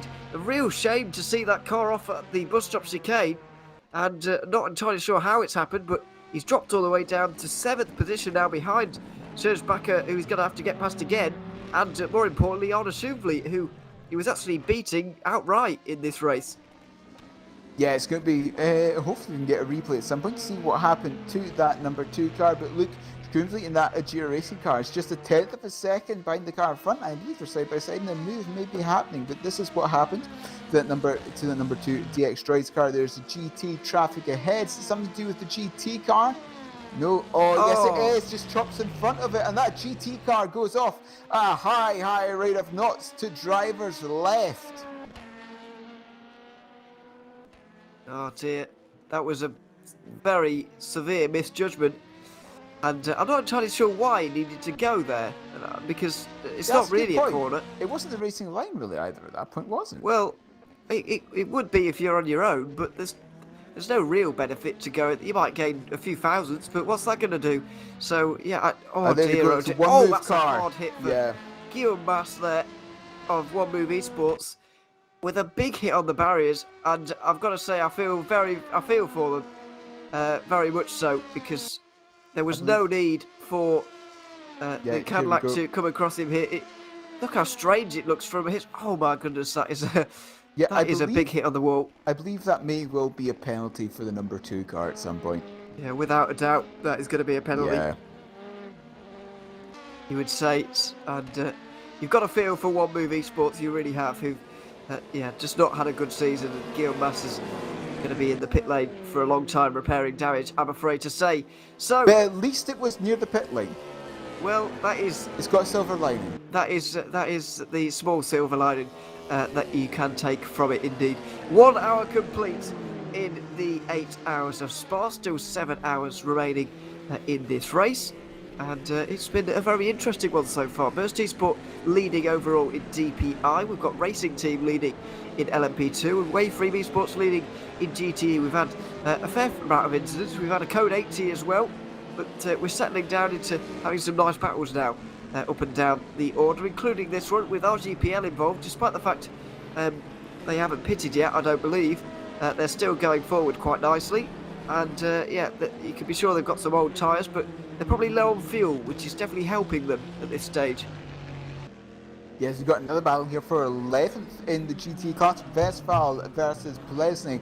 They're going through Bruxelles at the moment. I'd say they're about 10 seconds behind that battle for 7th or so at this moment in time. And this is going to be a very nice battle to keep an eye on as well. So this is the battle for 7th, just coming through Peath Path. Actually, there's probably a little bit bigger of a gap between those two battles, actually, but it's Jacobs, Bortigam, and Zatak, those 3 cars, being separated by about 1.8 seconds, 2 seconds at the moment, and Sean Jacobs in that Speedy Mike car trying to run away from Bortigam and Zatak. Yeah, he's actually done a good job of it over the last couple of moments, actually, since we were last looking at him as the race leader comes into the pit lane. Not unscheduled, I wouldn't have said, because if you remember, pretty much everybody. And that's Wanako as well, yeah. Yeah, Wanako followed them in. Pretty much everybody came into the pit lane. And Rookie Monsters under that as well, code 80. Yeah. Rookie Monsters come in from 3rd. NG Sports are probably going to do the same. Here's Matteo Kisamakers, and he does indeed. And DX Droids are going to be next, ahead of Ground Effect Sim Racing, because Arna Shuvli has already been in on the previous lap. But pretty much everybody is in on DPI, and yeah, that's on schedule pretty much entirely. But I say that DX Droids carry on for one more lap, so I'm not sure how they've quite managed that, and I'm not sure how Ground Effect have managed to stay out for that long either. But pit stops for the prototypes starting to occur because it's been that amount of time, and the Code 80 is kind of put off green flag pit stops for a little bit of time, but they've got to be made at some point, and so now is as good a time as any to go for it. And indeed, if you didn't come in under the Code 80 and you're a GTE, then it's probably time to come in as well. Yeah, the GT cars will be coming in. Well, at least the ones that didn't stop will be coming in the next few minutes. Pedro Ramada, you can see there, making his pit stop in that Ramada Motorsports car. So having a look here, David Serra in the World of Sim Racing team car. He's only got 0.3 of a second to that car ahead that you can just see. Well, I don't say just see, it's the one directly in front of you, but that's the opposite of just seeing it. But yes, David Serra trying to take that 9th position. And applying a fair amount of pressure to do it at this stage. I guess you could count Wojciech Polesny in this fight if you wanted to, because he's only just a second. There he is in the foreground of that shot in the Aston Martin for Varga Sim Racing. They were championship contenders last season, if you remember, but not looking like they'll do the same in this particular race. But they were 3rd at Monza, so draw your own conclusions. But 8th here at Spa at the moment, clearly not on the same form that they were in October, which is a shame to see, really, because as I mentioned, they've been there before. Looks like they were going to be there again, but maybe not by the looks of things. There's been a lot of different strategies going on in DPI, I should mention. Burst Esport have changed tyres and their driver. Darren Mocek gets in after Michi Hoy has only done an hour. But Matteo Kismakers, not only has he stayed in the car, but he's kept the same tyres on, as has Arna Shuvli, who's managed to get himself ahead of Chris Shepherd in the Wanako car. And Christian McCowell all of a sudden is involved because he's in front of Rookie Monsters, so it's all changed in the top category. Yes, as you said, cars making their first pit stops, at least the DPIs making their first major pit stops, and then deciding to perhaps change drivers as well. But as you said, fairly interesting at this point to change drivers. Having a look at David Serra in 10th position in that World of Sim Racing team car, making his pit stop, and that means he probably didn't make a stop during that first Code 80. You can see the yellow numbers on the side of the car climbing up, indicating how many seconds they have spent stationary in the pit lane, as that is just ticking to 12 seconds now. Yeah, should be in there for about a minute if he's changing tyres. If not, then a bit shorter than that. It looks like, I think I saw some jacks there going on, so I think he'll be in there for a little while, but you never know, I suppose. Ground Effect Sim Racing, Axel Sports and DX Droids are all in, which leaves Edge Esports to go and take the lead now. I don't think that happened at all at Monza, but Matteo Kisamakers is going to do just that now, ahead of Darren Mocek, but not by far, you would say. We're going to get a picture on lap times next time around, but I don't think we'll need them. We'll get a visual representation over the next 2 minutes just by watching them, because there's going to be a big difference in terms of pace, you would imagine. But yeah, it just depends by the end of the race what is the best idea. But yeah, 1 hour 40 on a set of tyres doesn't seem outrageous for NG Sports to attempt, but clearly Burst Esport didn't want to go for it, and Mocek wanted to get in the car, and Michi Hoyamada wanted to get out, so differing strategies going on here, but they've converged for a battle for the race lead just over an hour in. Yes, as you said, Edge versus Burst coming through Copenhagen. Stroke Speaker's Corner, stroke No Name, stroke the corner with No Name. Oh, I think it's all of them. As look at there, the number 4 car, very racy, and makes a move up the inside into Puon. The number 4 car takes place number 1. it was an always closing gap there on driver's left, but was just about able to squeeze his way through, and Keersmakers does know that the strategy's going to come to him later if indeed this is the right one, so battling really hard for a race lead right now is probably not the best idea. But just look at it visually. If this is going to carry on for 40 minutes, just imagine the amount of time that Edge Esports are going to lose, because I would say just even with the overtake, 2 seconds has been lost, maybe 3 by the end of the lap, so that is going to be really damaging when you think about, what's it going to be about 20 lap stint here, maybe somewhere around there. Even if it's less or more than that, that is a lot of time to be losing. Yeah, the Keersmakers, it's 2 seconds, that gap by the time they cross the start-finish line. And that move was only done in Puon. That's a lot of time loss. Yeah, exactly. Even if it's 2 seconds and a 20-lap stint, which is very rough numbers, I'm not sure are right, but that's 40 seconds. And I think they're underestimations of what we're seeing here. So I have a feeling that I don't want to call too early, but I do have a feeling that this is a mistake. Run away! I do have the feeling that this has been a bit of a mistake for Edge Esports, but I guess you don't know if you don't try. And it's very unlikely that a situation where, because it's just under a normal green flag situation, doing 2.5 stints on a set of tyres is not something you'd simulate under green flag conditions, because it's not something you'd necessarily have to think about, really, unless something very strange had happened. But it has. So it's very likely that they've not tested it before, and unfortunately they might have made a bit of a mistake with it. But let's wait and see. As we've seen, Monaco, DNF, I believe there's been a disconnection for Chris Shepherd. That is less than ideal for Monaco. Yeah, but wow, yeah, they were second place in the race before all of these pit stops kicked everything off and kicked the race wide apart. But wow, yeah, this is going to be a lot of points lost and very damaging to Monaco, I'm afraid, who were on the podium at Monza with a 3rd place finish. They'll do well to get 3rd from here at this point. I mean, let's hope they can at least get back into the race, but it looks like it's been a disconnection. I don't think there was any PC crash. Oh, PC crash, quite possibly. Oh yeah, we're being told that it was a PC crash. Oh dear. Either way, the sim racing equivalent of a technical failure struck, I'm afraid, for poor Chris Shepherd and Monaco, who are going to be left on their own for much of this race, I suspect, if they get into the race again. Yeah, that's going to be a lot of time lost as well, because you've got to remember, you don't get the lap that you were on back. You've essentially got to complete that lap again. Oh, goodness me, Jan Vosnica trying to get through on Wave 3 Esports. By the looks of things, 8th position. This is Netrex trying to get through late on the brakes, and through by the looks of things. Yep. Just cuts off the line going into the bus stop chicane, and through he goes on Alex Beggy into the final couple of corners of the lap. So that was a pretty textbook move, really, and Vosnica makes his way through. A very, I have to say, I don't associate Netrex often with endurance racing, but they've done decently well in LMP2 so far. So far this race, anyway, managed to top 10 with this car at the last race. But yeah, they've shown some promise, certainly. Yeah, and Vosnica there 1 second to the next car, and you can see how quickly he's dropped the car it's just passed. Yeah, Very for whatever good job reason. there, actually, from the Netrex car. Oh!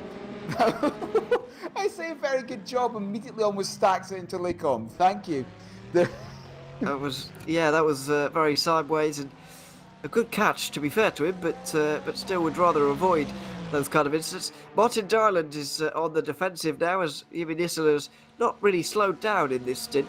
The Corvette seems to be very strong, and he's driving the same Corvette as the Waveframe car, which is running away from Red Bull Racing Esports right now. So I just wonder if that car is able to continue its pace for longer than some of the cars around. But the jury's still out on that one, certainly.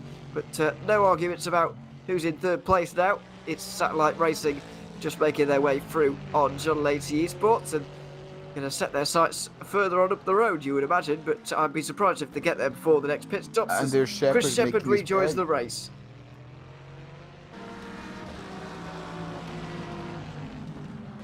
So thankfully, Monaco are back into it, but they've lost a lot of time, and as you mentioned, they're going to lose the lap that they're about to do as well because of the way that it works. So yeah, that's a real shame for them, as Jose Barragao has got into the World of Sim Racing car and they're looking to make some progress up the GTE field. Yeah, making progress up the GTE field, as you said, Barragao 0.2 of a second behind the car ahead, which is the Juice 74 again. We've seen that quite often today in the GT battles, haven't we? That's number 74 car. But Barragao in that World of Sim Racing team car trying to make a move, and oh, that Juice's car making itself as wide as possible. Yeah, well, it is quite big anyway, but it is making itself wide as possible right now. But Barragao, having given each fresh out the pit lane, he's going to be able to make this move, you would imagine. Kalinic is not going to fight it through Blanchimont. It would not be a sensible idea for anybody to do that at this stage in the race.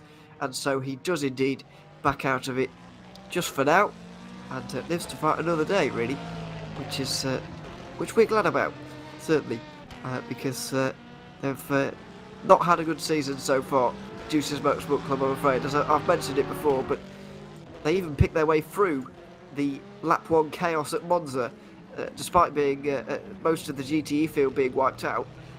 They picked their way through, and even then it wasn't enough. The bad luck did still strike them in the first hour with an incident on the front straight, so they're really trying to pick themselves up, and so are World of Sim Racing, really, after being in 15th position right now. They'd much rather be further up the order, as I'm sure you can imagine. Right now, much rather be up to where these guys are. Yeah. Really, Martin Darland and Jimmy Nisser battling over third position, but I can't imagine the Ferrari trying to overtake the Corvette over the next few moments, given the Satellite Racing car just looks faster right now. Yeah, as you said, but again, it's to do with this traffic. Where will this prototype pass Satellite Racing? It's most likely going to be a pass down to Poulon on the left-hand side, on the inside. There we go. And I don't think it should hamper the GT too much for turning. No managed to get the standard racing line to the Satellite car. But again, this is something you've always got to be careful. Is this prototype traffic coming through? You know, you might just have to give a little of leeway there and here and there, and as a result, just lose a little bit of time. Yeah, it's all about give and take, really. And so you do have to, practice it and then get it right in a race. Yeah, Dylan, of course, is a former Virtual Endurance Championship champion back in Season 10 with his still now teammate Casper Stoltz, but they weren't part of John Lacey Esports Academy, which might not have been a thing 4 years ago, but I'm not entirely sure. I don't know the facts on that.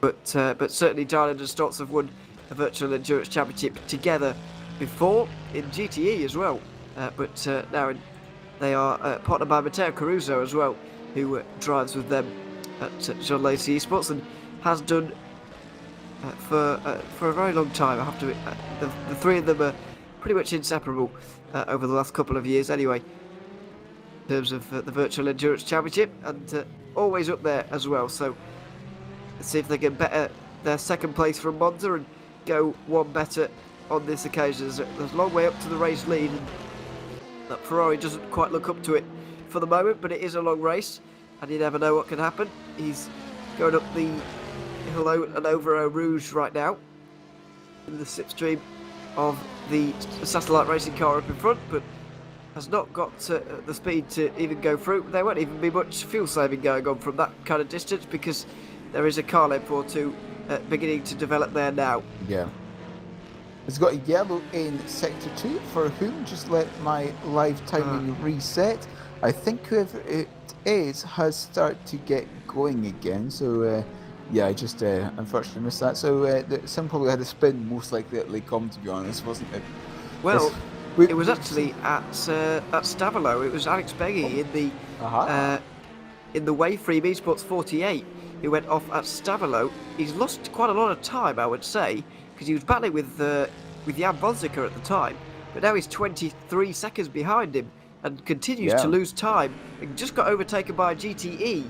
So there's definitely been some kind of contact there with someone or something that he has taken part in, I guess.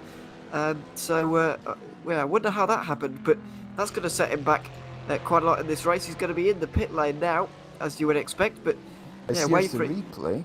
Yeah, we'll have a look. It looks like it might be a single car accident. What has gone on there? That's fairly interesting. I don't know what's happened there. Wow. Surely his throttle hasn't got stuck or something. Yeah, it almost did look like that. Yeah. Yeah, that has happened to me before, I will be honest. That the throttle just gets stuck. Or the kind of, I don't know what you call it, but the pedal just kind of breaks. Not that it sticks where it is, but gravity just kind of takes it downwards, if you see what I mean. So it's not a pretty sight. Anyway, as Yumi Nisela comes into the pit lane, this might kick us off for some GTE pit stops over the next 10 minutes or so, because it's been about an hour since the Code 80, really. So I'm expecting that kind of thing to be happening. Let's have another look on board. With the telemetry. Right, well, he can take the throttle off and brake, but he just does it far too late for whatever reason. That's very odd. It is. That's very, very odd, yeah. Well, there we are. He's going to have to repair all of that damage, I'm afraid, in the pit lane, as he is doing right now. Unassumably, by the way, is trying to get through on Mateo Kismakis, who's kind of... well, I was going to say stemmed the tide a little bit over the last few months, but he hasn't really. He's just not been caught that quickly by Azira Racing. So, he's still losing a lot of time and defending now from Jubilee into No Name Corner. It's not a bad run out of there for the Azira Racing car and into Puon. Almost a carbon copy of Devin Mocek's move, but wasn't able to do it. Wasn't quite as committed into that corner to get through. Yeah, it's very... Yeah, you see commitment again. At this point in the race, you've still got 6 hours 40 to go. I wouldn't really be pushing anything at this point in the race. I'd just be waiting. I mean, if it was the last 90 minutes, last 60 minutes or so, yeah, I'd probably be thinking more about that move. But at this point, there isn't really any need. But as I said, it's going to be like half a second behind in that number 7 GR Racing car from the Edge car. And coming down through Blanchimont and into the chicane now, and Shumley not close. Oh, that's almost an accidental overtake. Yeah, he definitely did not mean to do that, and he nearly pulled it off in the end. But Kismakers was just about able to stay in front through the second part, and maybe another go into La Source, but not going to go for it there either. But wow, that was very nearly very impressive, I have to say. That's almost an accidental overtake going into the chicane. A very good job of actually managed to slow it up in time and not clatter into the Edge Esports car. It's a very good job from Shumley on that part as well. Yes, that is true. Could have been very easily got into the back of the Cadillac in front. Maybe now is the opportunity, though, into Lecom, a much more conventional way to make the move, although Kismakers holds it around the outside. Very impressively done on old tyres, but Shumley goes for the cutback and the outside line for the final part, which finally gets him the move. And there we go, through he goes into second place. He can finally set his sights on Burst Esport, even though they're 22 seconds up the road at this stage. Yeah, that's a big gap to Burst. As you said, that number 4 car, 22 seconds. Well, that is a big gap, especially when you've got drivers of the caliber that we have here in the VEC is the number 4 car that we're currently looking at, just making its way past a GT car through Potfire and down the back straight towards Blanchimont. And you can see the amount of time that he was losing, stuck behind the Edge Esports car, was Shuvely. 3.7 seconds due to the fighting. It's not that it's not put Motek down at all. He's driving very quickly himself with a 2-minute 1.3. That was the fastest lap time of nearly everybody on the last time around. Juan Carlos Fernandez was the only car quicker by 0.3 of a second, but considering he's 9th and a long way back, you would not be too worried about that. So yeah, it's going very well for Burst Esport right now, as Josh Perrier tries to get through on Serge Bakker, who's been looking in his rearview mirror quite a lot over the last hour, you would say. Axial Sports get through, though, the Le Mans virtual team. They're driving in both LMP2 and GTE. But the DPI for them today, and it's 6th place by the looks of things in what is, I believe, their first VEC season. I believe it is, if memory serves me correctly. Yes, it's Wave from Esports. Here we go, the GT leader coming in after, well, that's what, 82 minutes or so. So, yeah, that would make sense when Wave Free Esports pitted under the code 80. That makes sense for them to come in just now in the singles for Sean Jacobs. Dennis Jordan was able to save some fuel, though, which is very pretty important in this race. Yeah, pretty important. So Martin Darland is in as well, Sean Jacobs. A lot of the drivers have been coming in beforehand, so before we even really start to focus on the GTE pit stops, we've had Varga sim racing in, Satellite Racing in the pit lane, sim racing for Holland, and Jackie Lotterman has been able to get back out in front of Yumi Nisler again, which the Finnish driver is just going to be furious about. To be honest, he worked so hard to get through. He's going to have to do it all again, but he just has, fortunately for him. So Satellite Racing through into what's 8th place now, but it will probably be about 4th when it all shakes out. The question remaining for me is, has Dennis Jordan saved just 1 lap or more than that at this stage in the race? Because that is, it is impressive, but he was stuck behind another car for a while, and he would have been lifting off and so on. So if he saved another lap, that's 14 kilometres of fuel. Yeah. That's a lot. Yeah, it's one of the longer ones, one of the longer tracks on calendar for this year. Probably Le Mans is only longer.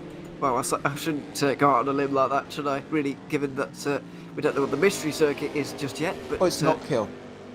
Okay. Yeah. I know we've been dreaming of the Knocko 10 hour for a long time. 10 hour, yep, fantastic. Jimmy, make it done. Thank you. Somehow I can't see it happening at the moment. But you never know.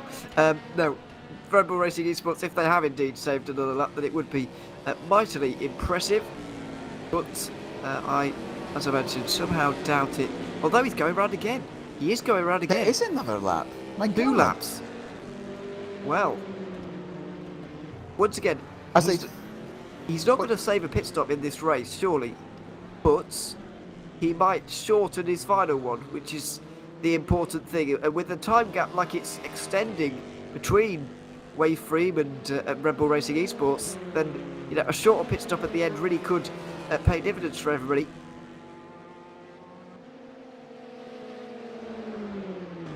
Yeah, paying dividends, as you said. But yes, did the number 66 car come in last time round?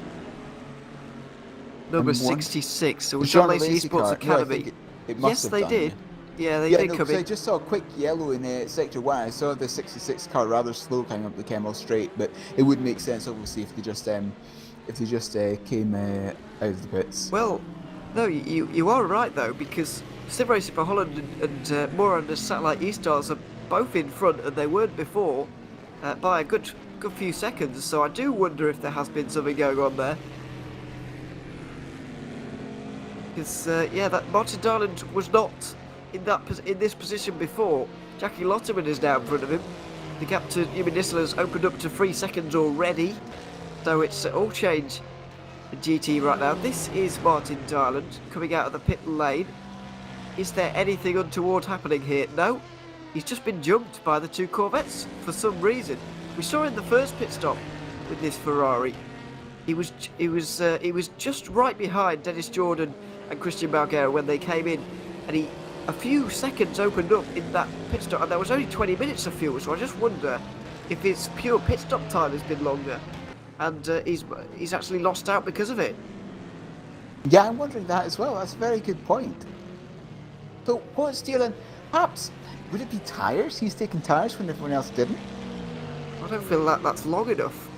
I don't think he's like he's lost enough for that. It's a strange kind of time loss. It's because we do often point towards tyres and the strategy for why they've lost time, but that's not enough for a tyre change, I wouldn't have said. But we get a better view of it when Dennis Jordan comes out in relation to Christian Marguerite, because I'm pretty sure that he's taken tyres. But we'll wait for the lap times to normalise so that we can get a proper view on things. But it's difficult to say quite what's happening in GT at the moment. But we've got 6.5 hours to piece it together and work out who is going to be winning by the end, basically.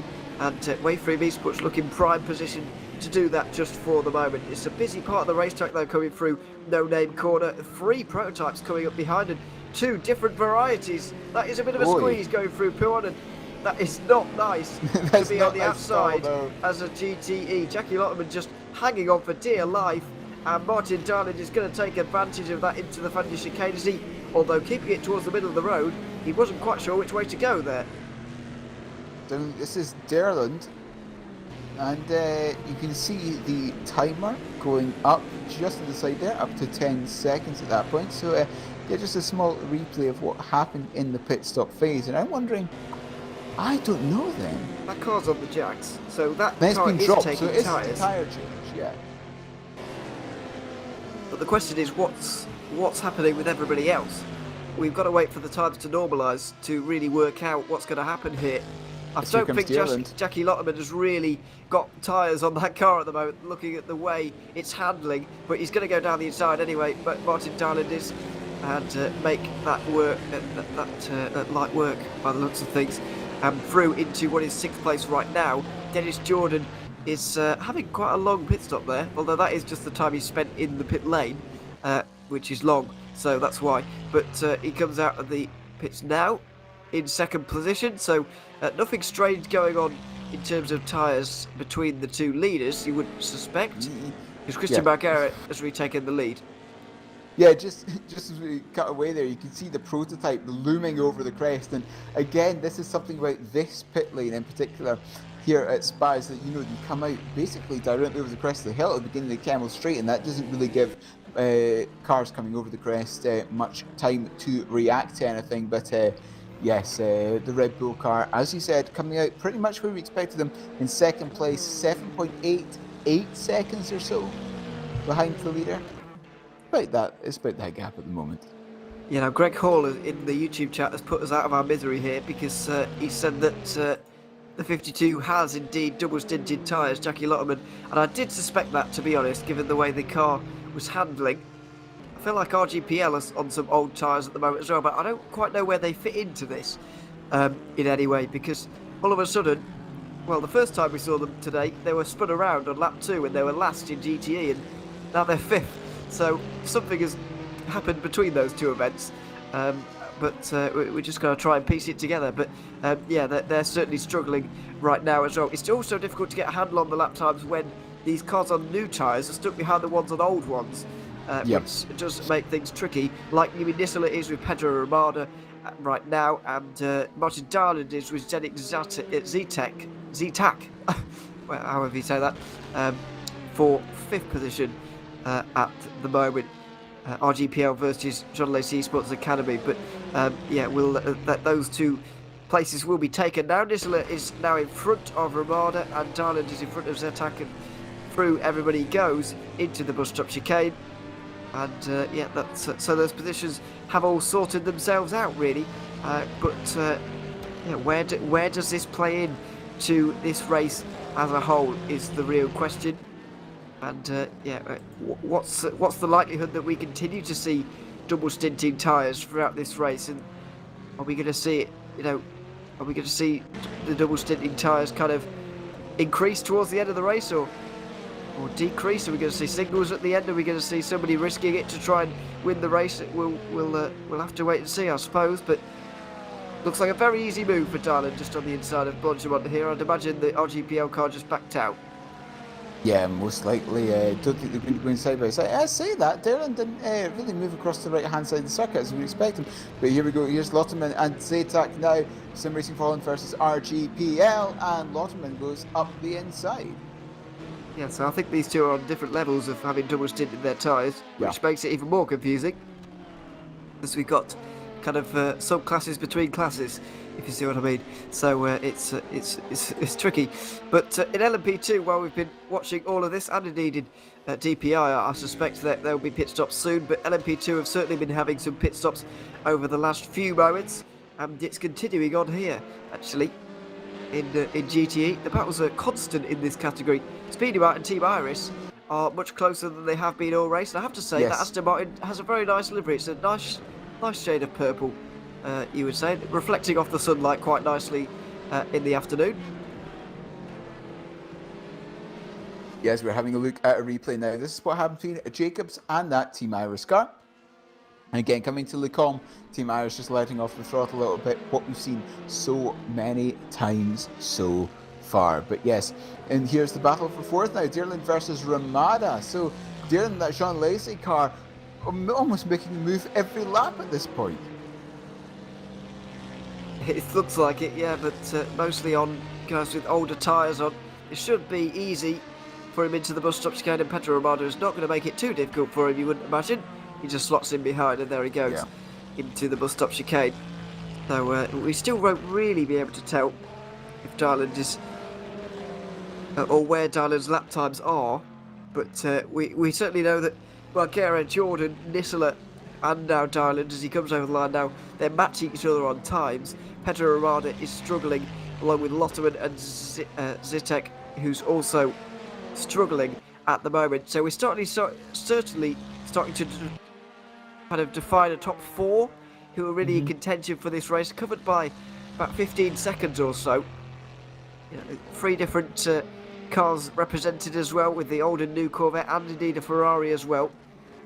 So it's an interesting fight at the front of GTE at the moment, but perhaps the most interesting thing about it all is the fact that Dennis Jordan took more than half a second out of Christian Margera on that last lap. Yeah, again, a big amount of time. As you said, it's going to be very interesting to see how this plays out in the next, half hour or so, maybe a little bit longer than that. Jimmy Nisela, having a look now, 4.5 seconds behind that Red Bull Esports car now.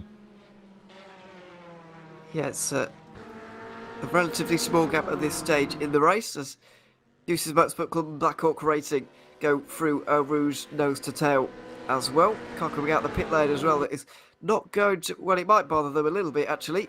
That could have been awkward. Very difficult to know when to swing wide and when to take the normal racing line there, the shortest route, but Artivelics were able to negotiate that quite well. I wonder if Christian Mikel has swapped out of that car. He has indeed, and Turka Hakkinen has gotten into that car, and who very narrowly missed out on a automatic promotion spot into GT Pro for Season 5, but he'll have to go through the playoff race if he wants to be promoted in that particular championship. But we know how capable Turka Hakkinen is. Oh yeah. He's very, very good indeed in a GT car we've seen a lot of the time, but he was in a Corvette last year with Artivelics, but now turns his hand to the DPI, and clearly it's going quite well since they won the last race. Yeah, as you said, going since the last race, yes. Sorry, I was just looking at some data on the fast lap tracker. But yes, Turka Hakkinen, as you said, very good. And as you said, we've seen him so many times here in the VEC, and we know he is a very fast driver. But the thing is, he's got 79 seconds to the car ahead. That's a long, long time to make up.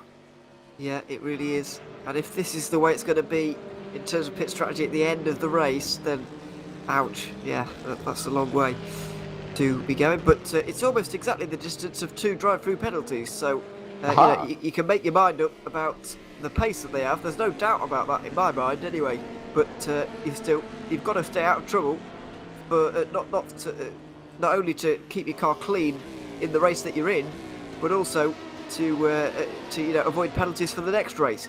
As the 73 car, I believe, just went off at the bus stop chicane. Blackhawk Racing and Nick Westphal, who was in that fight we saw with Maximilian Kalinic, so that they may be connected. It could well be. That's a good point. Could be. But LMP2 battle's happening. Danny van der Neep was pushed wide by Carlos Fernandez there. That was... Richard Patterson trying to get through into turn 1, but not able to. Don't forget the Go Team Racing car is it often ends up leading for a little bit of time in these pit stop cycles because of the way they are, but they're down in 7th at the moment because that's the way it has swung around for the last few moments. Just going a little bit wide through our rouge there. Again, that gap up to half a second, just not able to get the run off of the chicane that Pallison wanted to make a move on that Netrix GP car. Danny van den Nift currently in that car as going through the right, the left and the right. And again, not able to make a move down the Camel Straight. His next chance is probably going to be coming down towards Blanchemont next time by. Yeah, it's probably going to be the next opportunity, really. You don't really want to be making a move through the middle sector if you can avoid it, unless you're getting desperate towards the end of a race. It's really something reserved for the highlight reel, really. But there is a DPI coming up behind them, so there may be an opportunity through traffic. But given that it's a prototype going through and not them overtaking a GTE, it's less likely to. Although you do never know. And that car in the foreground, by the way, this is technically a battle for 5th, I guess you could say, because Remedy Kubovic in the Blackhawk Racing car is just up in front of them right now. So it is a free car train, I guess, technically for 5th position. But at the front of LMP2, 36 seconds is the lead. Martin Hemmington over Jan Bosnick at Racing Team, despite having the most unimaginative team name in Virtual Endurance Championship history. They're very good. They are very, very good. Winning the race at Monza and dominating so far. Yeah, as you said, dominating so far. So fast. Oops, sorry. 81 at Eau Rouge. The 81 Blackhawk Racing Kevin Yeager is off at Eau Rouge and Radion. He is going again, but he might be very badly damaged. Let's wait and see. He's got a couple of DPIs just passing him at the moment. I'm not entirely sure. He was running not around too many other cars, so it might well be on his own. And we've seen a couple of Aston Martins. We saw Juan Cofino earlier on losing it on his own up Eau Rouge in the first hour. Kevin Yeager might have fallen foul of the same thing, but the car does look damaged, but not awful. Let's see how it happened. Coming up the hill towards Eau Rouge, and again just lost the rear end. Does he touch anything? He touched the wall on the left-hand side. A little bit of the tyre barrier and a little bit of the more concrete wall as well. And just as almost a depressing touch with the right rear onto the concrete wall at the back. That was very close as well, with the DPI trying to get through on a GTE that was already there, and Kevin Yeager trying to get back into the race. It turned into a bit of a squeeze, but that's not the first crash we've seen over Radion here today, and it won't be the last. It wasn't the biggest one, but it's still done enough to get them some damage. That car looks like it's understeering horrendously, so there's definitely some front bumper damage going on there, as Roland Zooks is a bit of a man on a mission at the moment. This could be Cam Roger he's overtaking at the moment. Certainly one of the Burst Esports cars, and it is indeed our very own going on the outside line into Lecom at the moment, but Roland Zooks gets through it very easily indeed.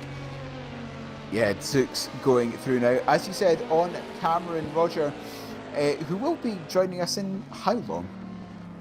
Well, less than an like hour, 45 I think. minness, yeah. I guess it depends how long he's driving for at this point, because I suppose we could have him commentate while he's driving, but it wouldn't be particularly insightful, I would imagine. But anyway, we'll see. I'm sure he'll be here at some point through the middle portion of the race. But yeah, this is quite a densely populated part of the LMP2 field. All over 10th position. You can see Nello Pastorino just going through the bottom of your shot there, and Davide Arduini is also comes here the for race the other leader as satellite well. racing car. They're everywhere at the moment, so Yes, number 4, yeah. they're everywhere. And Cam Roger, I'm afraid, is getting overtaken by the lot of them, by the looks of things at the moment. Zooks is running away from him right now, and it looks like Arduini is going to do the same over the next few moments. A bit too far back at the moment, but this is getting quite busy with the GTE leader not quite sure where to put himself.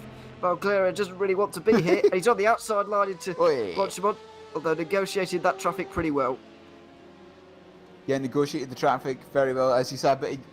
But yeah, again with the GT car, you had the DPI leader number 4 coming through there as well. So trying to let everyone through without losing time yourself is a very, very fine art. Cameron Roger, though, as you said, is now under attack from Arduini, looking into the inside for the source. No room there, but Arduini might have a go coming down to Eau Rouge. Or even up towards Le Combe, I suppose, Combe, would yeah.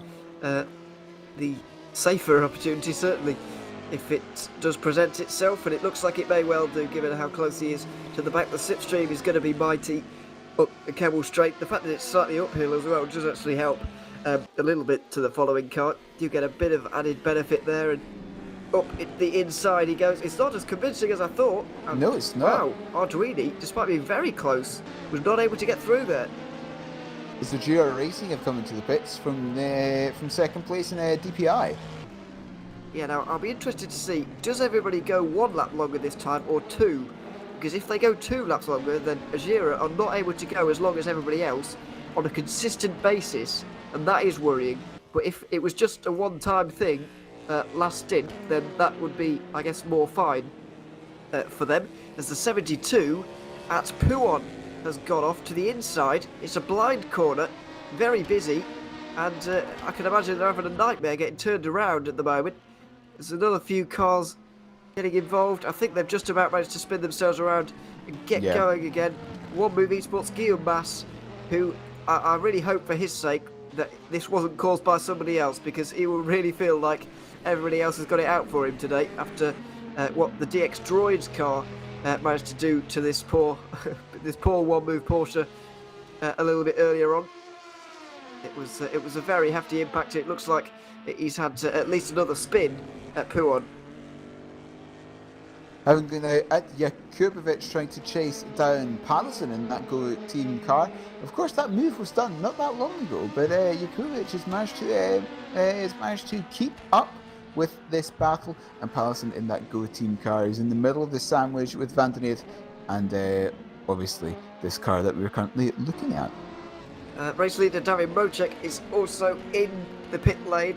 Kiersmaker, Sellers and Perwin Fernandez, all going to be doing the same, you would imagine, over the next few moments. Yeah. Because,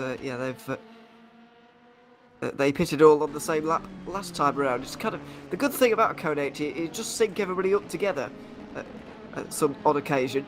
If it's a real good moment for everybody to come into the pit lane, then everybody tends to come in together, and so that's kind of what we're seeing. It might distort itself a little bit later on, but for now we've got a nice synchronised pitting going on.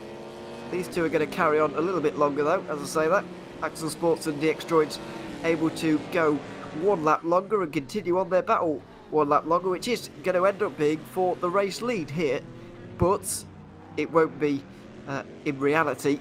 It's only going to be for 1 lap or so, really, because the Mercedes Esports car is in the pit lane right now. You might just be able to see it in the pit lane. There it is, just coming out. So it is just about going to be the battle for the race lead, but it's not going to matter too much. Josh Perwin probably won't fight this one too hard, although he will stay to the inside line, and looks like he will in the end. Hernandez versus Perwin into Le Combe. Outside line for the DX Droids car, much later on the brakes, much braver on the brakes. He sends it in deep into the corner.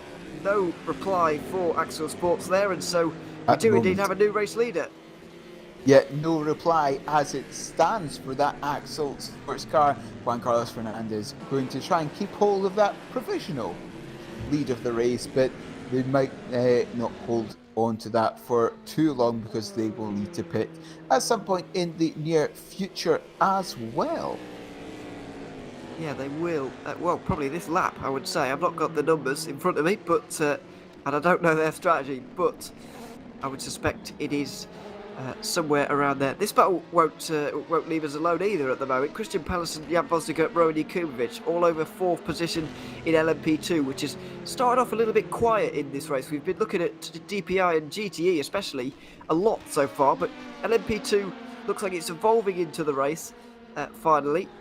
Which is certainly a good thing, and it's very hard to say this because at the end of the day, the LMP2 race I think was decided by 7 seconds from memory. It was certainly less than 10 from what I can remember, and remarkably, even that was the worst finish of the 3 categories. Less than 10 seconds. It was a brawl until the end. There was great strategy from racing team, and it was still the worst category. It was remarkable at Monza.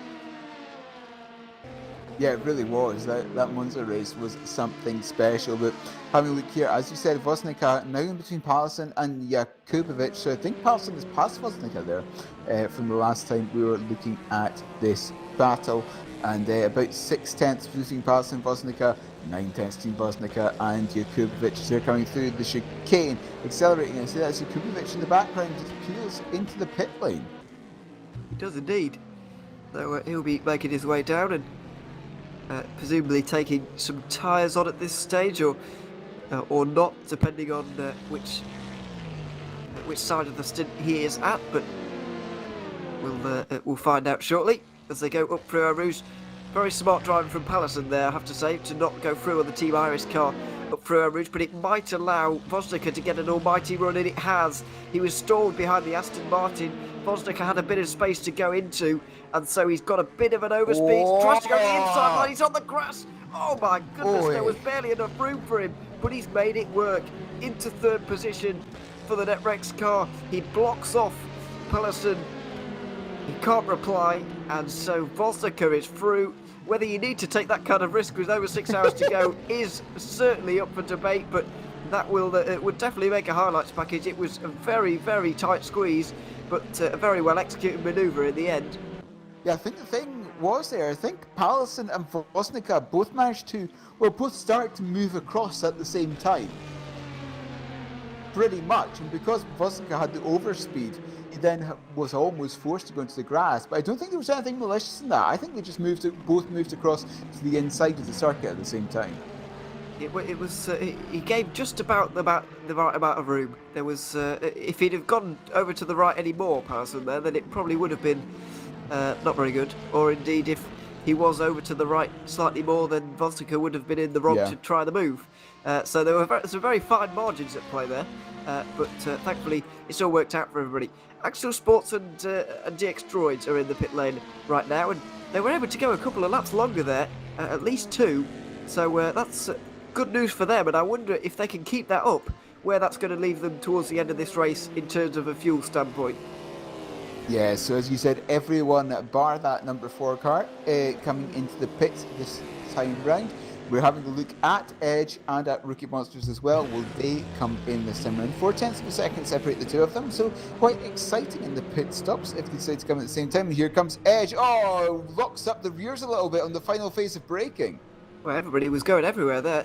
There's a lot of indecision, I would say, from Keersmakers trying to get through on that Aston Martin. I think it's the Varga sim racing car, and they were a bit indecisive, I have to say, on trying to get through. They're going to be able to battle for what's 2nd place now, because you can see the DX Droids car just going through the pit stop or the pit lane on your screen now, and they're going to drop down a little bit. So these two are promoted up to 2nd place to battle over this position. Keersmakers and Sellers, the 2 drivers who have been in this car from the very start, or in their respective cars from the very start, but for the moment there's a bit of a break in the battle. Not able to make the move at the moment, Bradley Sayers, but he is certainly applying the pressure by the looks of things, and he's just going to wait for that mistake from Edge Esports, or indeed use the slipstream into Lecom to do it, which seems to be the most popular. Yeah, again, as you said, I agree. Lecom really appears to be most useful overtaking opportunity at this point in the race. Kirschmakers trying to hold off Sellers, though, still the edge versus Rookie Monsters. But when will these two cars come into the pits? Well, yeah, that's... Well, I'm not entirely sure, really. It's this Code 80, as I mentioned, it's just blown the race completely on its head, really. So it's difficult to work out. But this is the battle for 4th position. DX Droids and Azure Racing have roughly been in the same positions on the road quite a lot, really, in terms of the strategy. Even their penalties matched up quite well. Their paces matched up fairly well. So they've been battling away for this time. But Fernandez lost a fair amount of time in that incident with Guillaume Mas and the one with Esports Porsche a little bit earlier on. Yeah, so I was going to say, it was something. that car, wasn't it? Number 2. It was, yeah. It was right around the corner here, just towards the kink before the bus stop chicane, and here it is. Thankfully, there's nothing like that happening on this occasion, and everybody's able to stay nice and clean. And here we go with Schubli. He's going to get such a good exit off of this corner here. Yep. But Hernandez was just too late on the brakes into the first part, and it's really hurt him going down the main straight. But he might be able to fight back because he has got the inside line for La Source. Can he push out Schubli? He gives him respectful racing room. Now, there's going to be a problem here because this is quite narrow. Oh, Schubli's going to try and block him in. And, me! That could have ended so badly. Neither of them wanted to give that up. Schubli pushing the DX Droids car towards the Aston Martin. Very clever driving to use the traffic like that. Fernandez was not going to be taken for second best there. In the end, he had to give up. But my word, that could have turned into a pile-up. That was almost a massive incident coming down to the bottom of the hill at Eau Rouge. My goodness, but somehow they managed to collect it. I don't know how. Remarkable. Schubli was very sideways there. I mean, really, and pointing directly towards one of the Aston Martins. Wall, yes. And the pit wall, yeah. I think it was pointing towards both of them at some point. Yes. Yeah, and I feel very sorry for whoever was driving that Aston Martin. As I said, I think it was the Vargas sim racing car again, which is Wojciech Polesny has been having some of the scariest moments of his life in the last few moments, I'm afraid, because that's just happened. If you remember, Kears Makers and Bradley Sellers trying to get through with him into the bus stop chicane looked a little bit nervous as well at times. So yeah, I do feel sorry for him. I must admit, it's the 73 of yeah, I think it's the 266. As well. Might be Musa Ben Ammar, I think, was that possibly. PT car. Maybe. Although I'm seeing the 35 going slow now as well. That's an LMP2. So there could be multiple going on here. Davide Arduini looks like he's... well, he was getting caught by a GTE briefly there through Puan. So that's not normal. But either way, yeah, wow. What a moment that was. One lap ago. Schubli was able to get through and he was not going to back out of that one. Fernandez didn't want to back out of it either, but in the end he was just forced to, and it's the classic endurance racing trick really in a multi-class. Just block your opponent behind one of the slower cars, and it's very effective. But you see how it can end in tears on occasion. It was very close to disaster.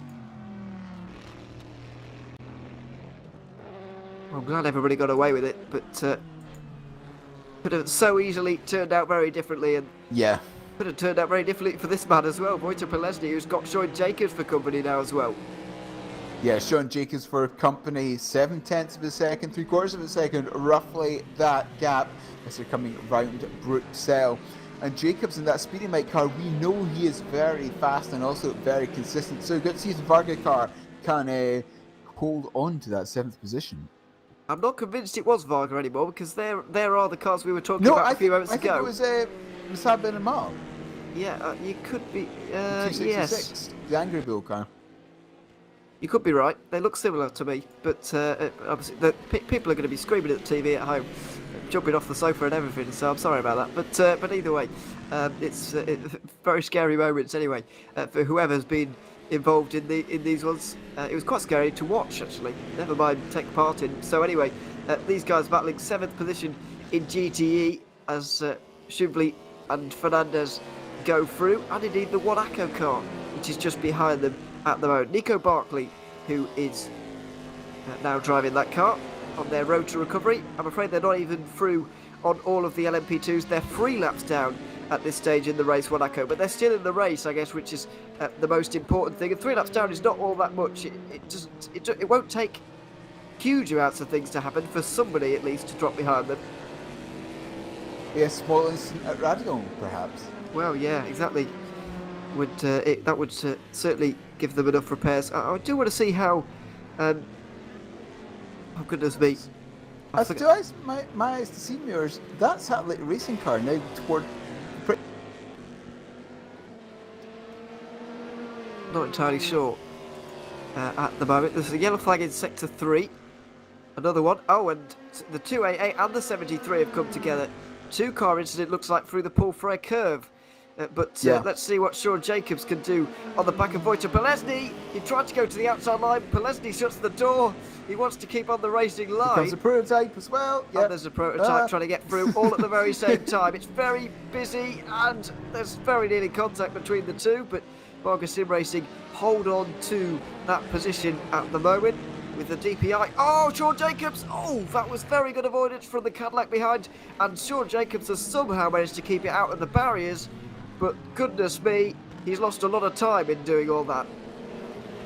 Yeah, well, he has lost a lot of time because he's now sideways at the exit of Le Com. But yeah, that is certainly not going to be conducive to any position that he may have. Let's have a look. Where's he gone down to? Speedmate is now down to 10th. Behind World of Sim Racing Team and behind Team Iris as well. Yeah, absolutely. Musa Benamara is not too far behind him either. It's cost him about 15 seconds, a little bit more. So that was quite costly. Battle for the lead in LMP2 is very close indeed. Oh my word! Very nearly into the back of Christian Pallison there was the racing team Ligier of Timothée Andonovski, who's now driving that car. Let's see if he can get through. Martin Dylan is just up in front, or at least his car is. The John Lacey Esports car. Look to negotiate coming out of La Source. But yeah, this is certainly starting to hot up in LMP2. I don't think this is quite real, if you see what I mean, in terms of strategy, because Go Team Racing and maybe NetRex as well have taken a different view on things in terms of strategy. However, it's still an interesting battle. It's still a three-way fight for the lead, which is very good to see. And indeed, in the background, the battle between Edge and Rookie Monsters is happening all in the very same camera shot at the moment. Down the inside from Bradley Sellers, and he might be able to make that work, though Kissmakers is not going to give up. Still side by side between the two of them in the background of this shot, and Bradley Sellers has made it work around the outside. Yes, so Rookie Monsters up to second, as you said, and yeah, having two battles essentially on the same piece of the track at the same time is always very fun. Christian Pallison here, 7/10 of a second. Then you've got the car behind him, which is in third, just 4.5 tenths behind him.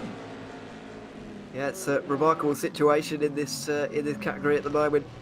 With the one with esports car to the next up to negotiate.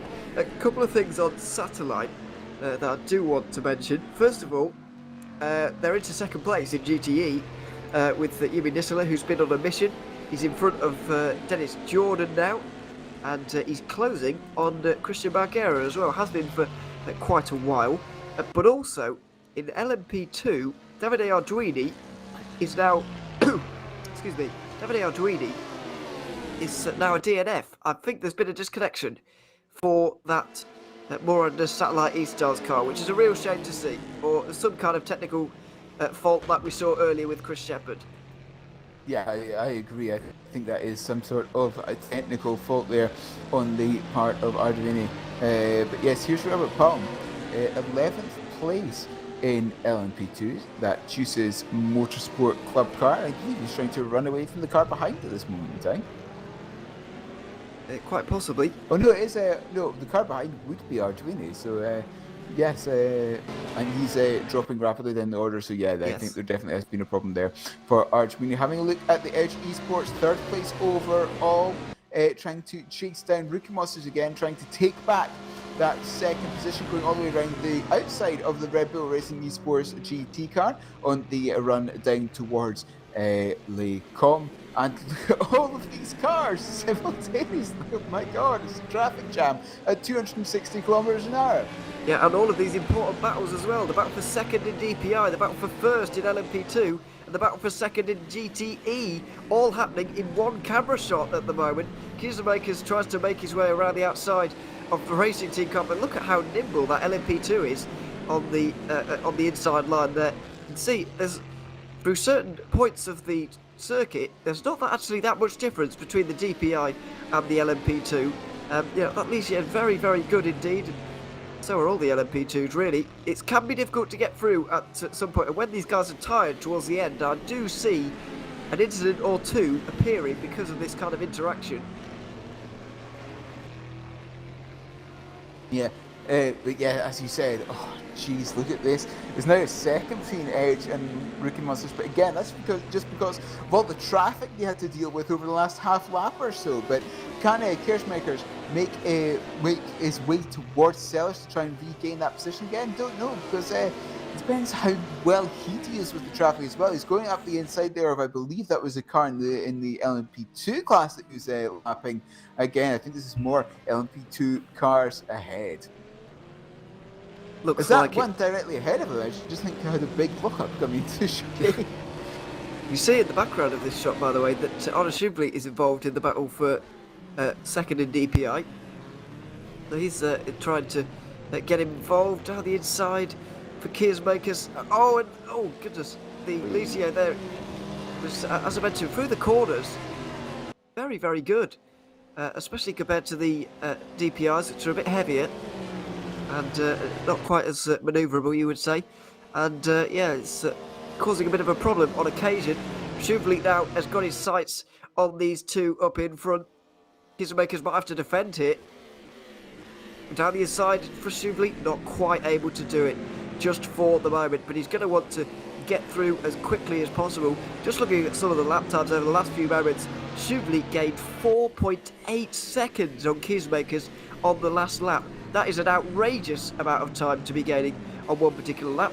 As the 54 GTE car goes for a spin, World of Sim Racing Jose Beringauer at the bus stop chicane, and he's struggling to get back going again because there's a number of cars in that area at the moment, but a quick spin for him, he is back going again. We've seen a lot of those over the first 2 hours. Shively still applying the pressure to Kiesemakers into the funny chicane. Outside line for the first part, will give the inside for the second, and that looks like exactly what his plan is, executed pretty well, although Kiesemakers is not going to let him have it very easily. Into Stavilo they go now, and around the outside finally goes Shively to make that move.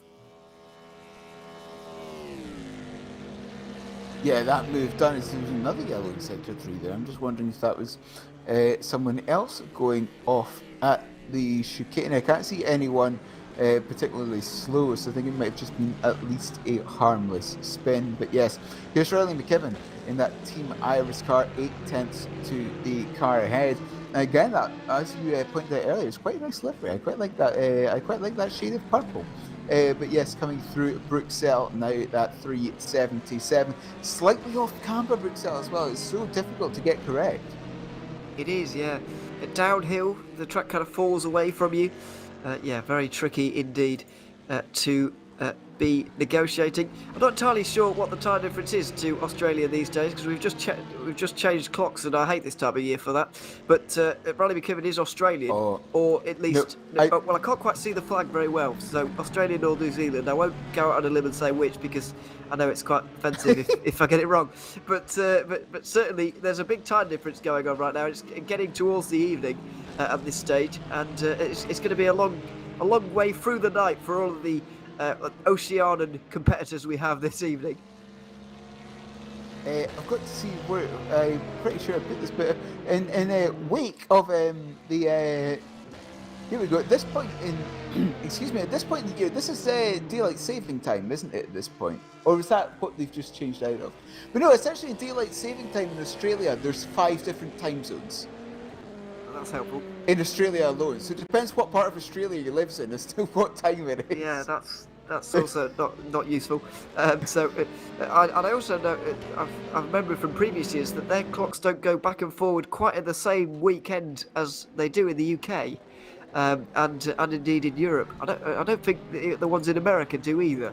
So No, I it's think just America is 1 week after, so I think that's this weekend for America. yeah, it's just horrible, isn't it? Why do we bother? I don't get it. Anyway, we'll leave that discussion for another day, I think. But either way, No, it is daylight savings time now in America. In Australia. So okay, so yeah, but still, the point stands. It's going to be they're going to be going through the night at some point in this race because even if it's a sort of acceptable time now, it's not unreasonable to be awake at this time, I suppose. For an Australian, getting the stints in early, I suppose, is a good idea, like they're doing with McKibben at the moment.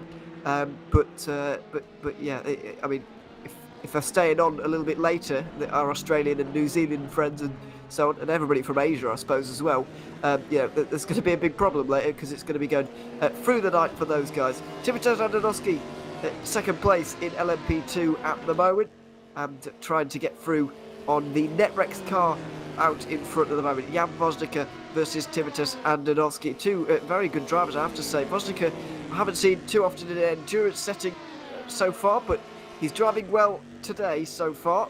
Let's see if he can hold off Andonovski into Les Combes. He's got the inside line to start with at least, but Andonovski's got later braking by the looks of things, but maybe too late. Around the outside for the second part from Vosnica, gives him the inside for the final part, but it opens out nicely for Andonovski, who finally takes the lead of LMP2 again.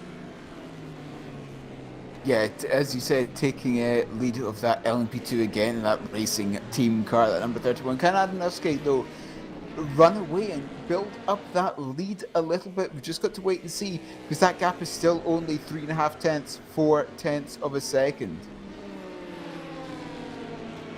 So, expecting to see Andonovski opening that margin out now for the next few moments. As almost without us noticing, we've passed over another hour in this race, by the way. Nearly 2 hours 10 completed in this one. Just under 6 hours to go, which is what we had 1 month ago at the 6 hours of Monza. So that first 2 hours, just a bit of a warm-up, really. We're really getting into it now for the final 6 hours of this race. But no, of course, these guys have been pushing as hard as possible from the very start, and sometimes too hard, you might say. But it's just the way it goes in endurance racing these days. And it's been a very interesting race so far. It's shaping up nicely. I think it's always a good thing when we don't quite know what's going on. It makes it's unpredictable and difficult to get a handle on the strategies. And unpredictable racing and races that are difficult to get a handle on are always very interesting, in my opinion. So the fact that we can't say over the next hour this is going to happen, these guys are going to pit next, so on and so forth, they're going to do this, like we sometimes can with these races, is probably a good thing, entertainment wise anyway. Yeah, always entertainment. You always want entertainment Yes. with your endurance racing. Yeah, absolutely. It's probably not that entertaining for team strategists who are just pulling their hair out at the moment, but at the end of the day they're focusing on one car, or maybe two or three, depending on if you're in a team.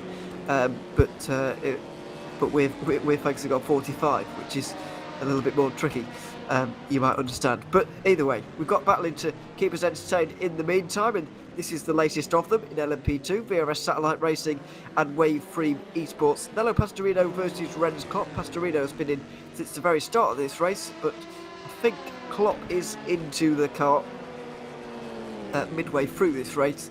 I don't believe he took the green flag in it, but we haven't seen too much of this car, which is probably a good thing in the early stages of this race. You can think back to a lot of the cars we've been talking about quite a lot in LMP2, like Mugen we've been seeing quite a lot, Juice's Motorsport Club, and funnily enough those guys are towards the front because if we're mentioning them too much, then they're involved in incidents or battles a little bit too much, you'd probably say.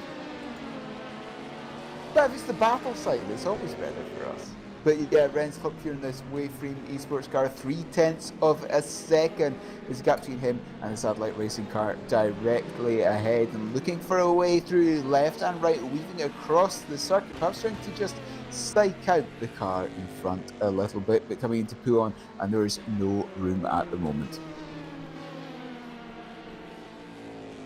Not right now through the middle sector as we embark on the Red Bull Racing Esports car. Now, I do want to mention Yumi Nisler again here. We were speaking about quite a lot through the first hour because he was battling to get through on a number of cars.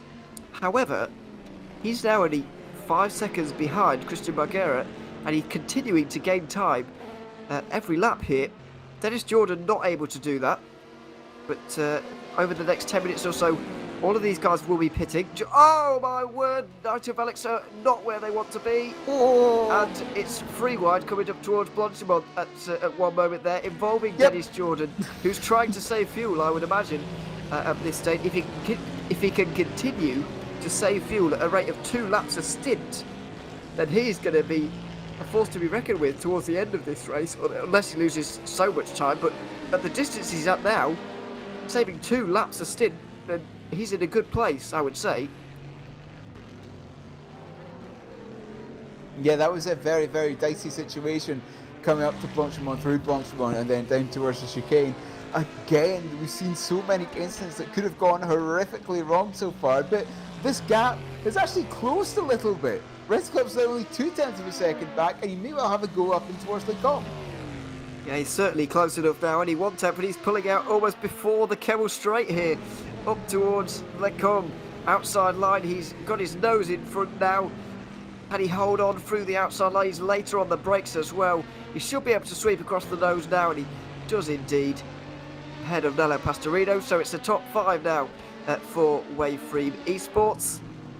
Team that has never managed to clinch the victory in an LMP2 championship, despite, I think it might have been season 12 when Singularity Racing stole it off them at Le Mans. I really thought they were going to do it, and unfortunately they just weren't quite able to. They weren't really on their same form last season, I would say. They really put a lot of effort into their GTE effort, and it did get them a championship there. However, you know, they'd like that LMP2 championship, and I feel like they really did deserve it in season 12, but they weren't able to take it. They're back at it again to have another go, but you know, after a where did they finish? 6th place at Monza, currently running in the same amount of kind of positions here at Spa. You know, they do look like, I'm afraid to say it, they do look like there are some better teams floating around up towards the front who may well beat them out again. Yeah, so Rensclop, what is that gap now? It's 0.8 seconds. It appears that he's got the pace over Satellite Racing at this moment in time, but it's 14 seconds to the car in front, though. It's a big, big gap. And speaking of big, big gaps, the one that Burst Esports has at the front of the field. 53 seconds at the moment over Azura Racing, and David Bocek in control of this race with 5 hours and 45 to go. There's still a long, long way remaining in this race. As I mentioned in my little introduction, the Vargason Racing car was leading by a very long way when they disconnected from the 8 hours of Spa last season. They lost a lot of points, and eventually it did set up a fantastic Le Mans for us, because it closed the championship right up between Burst Esport and Vargason Racing. However, obviously you don't want to see that bad luck happen to anybody, so yeah, it was a shame to see. However, Burst Esport right now not thinking about that, because they've got a good lead, and they're good value for their lead at this point, really. First of all, this lead, you know, if you wanted to summarise the first 2 hours of the race, you'd start at Monza, because they didn't get any penalties, whereas their main rivals did. And you know, I wouldn't say that's the other ones getting unlucky. It's Burst Esport have done a good job to stay out of trouble this season. Yeah, staying out of trouble really is the most important thing that all of these cars can do, because as we've said many times before, it's only a 6-race season. So staying out of trouble is the main priority for all of these teams. Yeah, it's in 2 aspects, the drive-throughs that we talked about, and also the points that you can't afford to lose out on here in this season.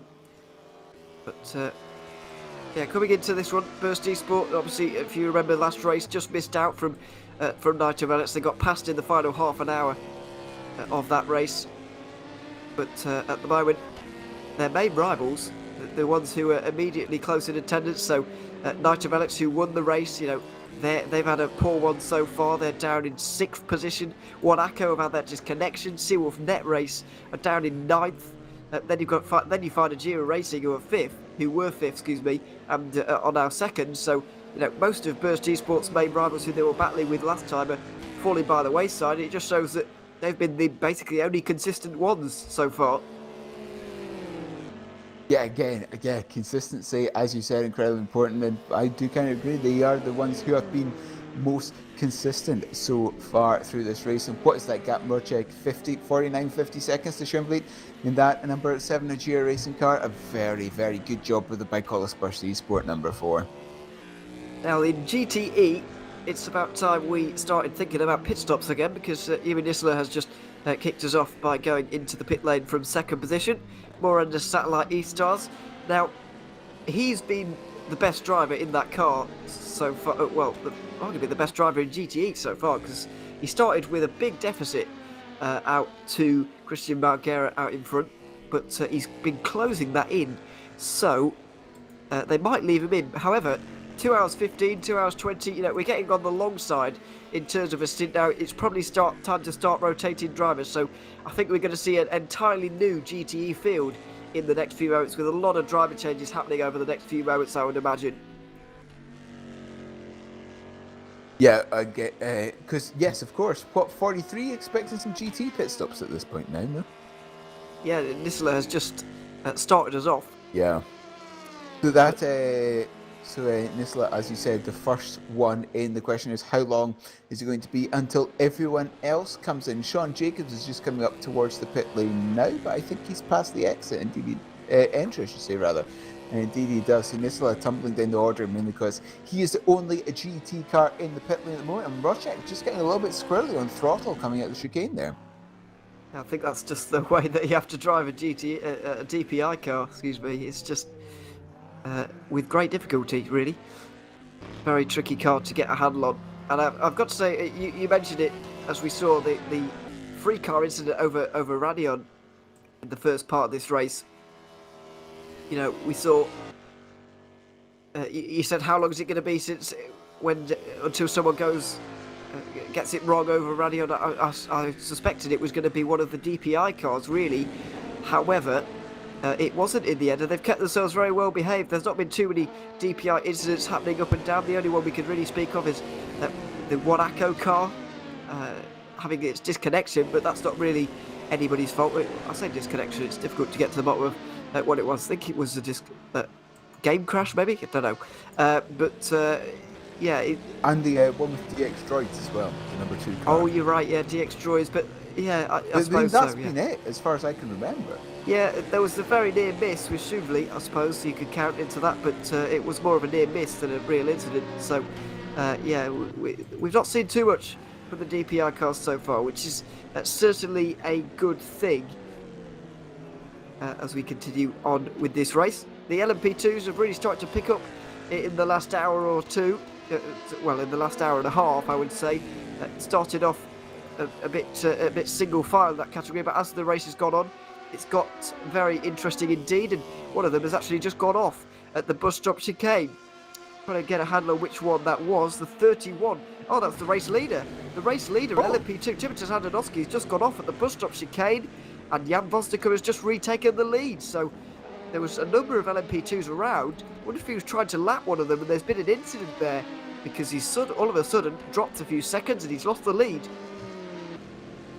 Yeah, hopefully we might get a replay of that in the next little while. But yeah, coming to the bus stop again, because it is the biggest braking zone in the circuit, and one of the best overtaking opportunities as well.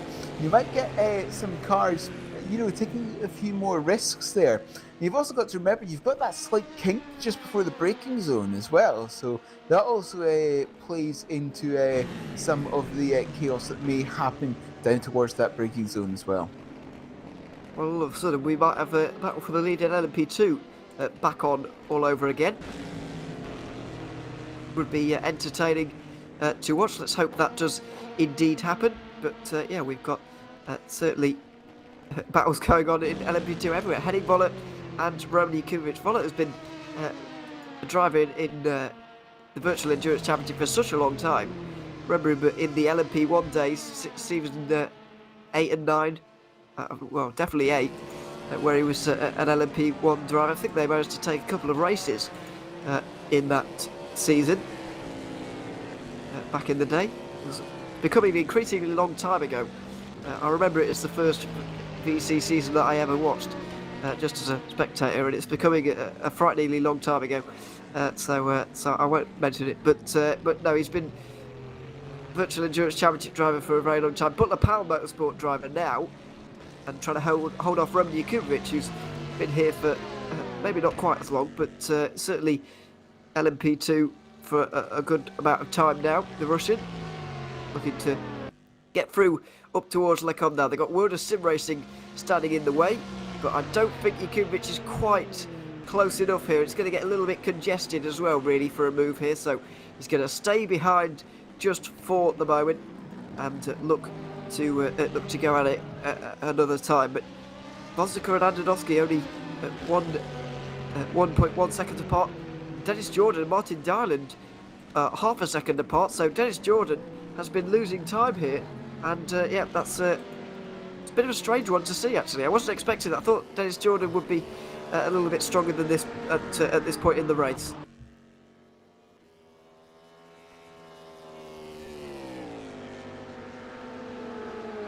Really not able to find it in that newer generation Corvette Red Bull Racing Esports car. Yeah, I forgot I had a microphone.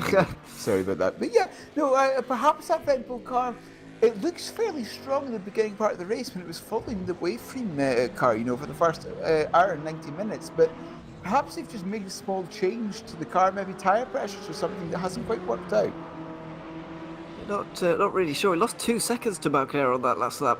I understand that could account for traffic, but given the gap's now 20 seconds, it's I'd be hesitant to blame that at this point for the 77.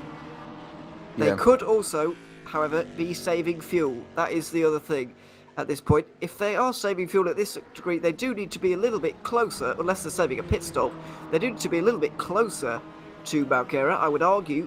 However, you never know what they're trying to do at this stage, because we haven't seen GT pit stops really kick off yet. I know we saw even Nisela into the pit lane, who's now swapped out for Henry Sinnick, by the way, another driver who got himself into the playoff race for the GT Pro Season 5.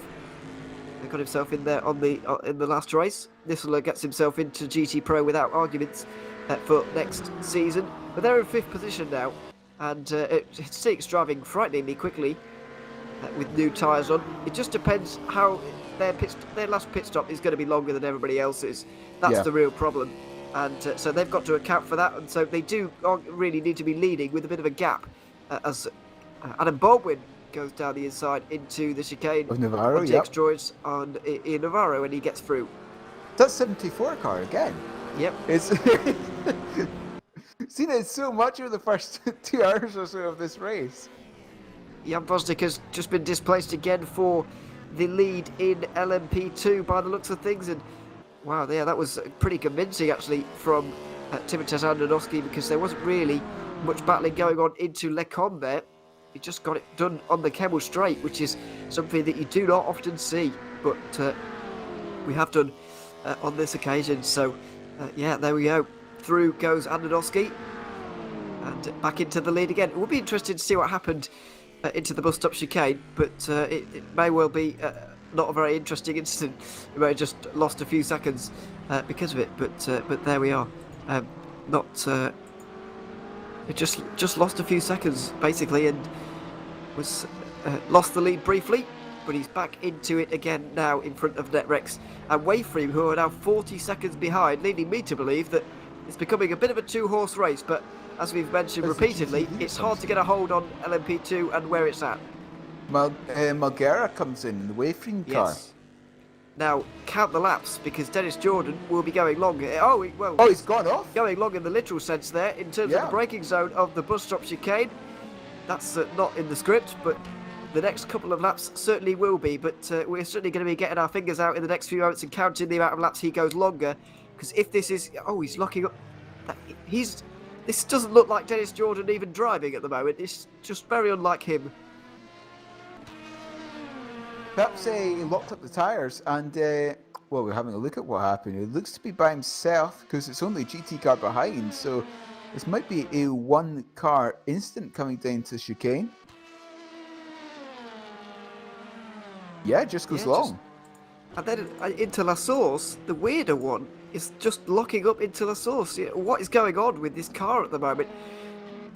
It's a bit of a dark livery on the front, but from what I can see, if I really squint, it looks like there's some kind of lines, some crumples going on at the front. I just wonder if they've had some kind of contact somewhere.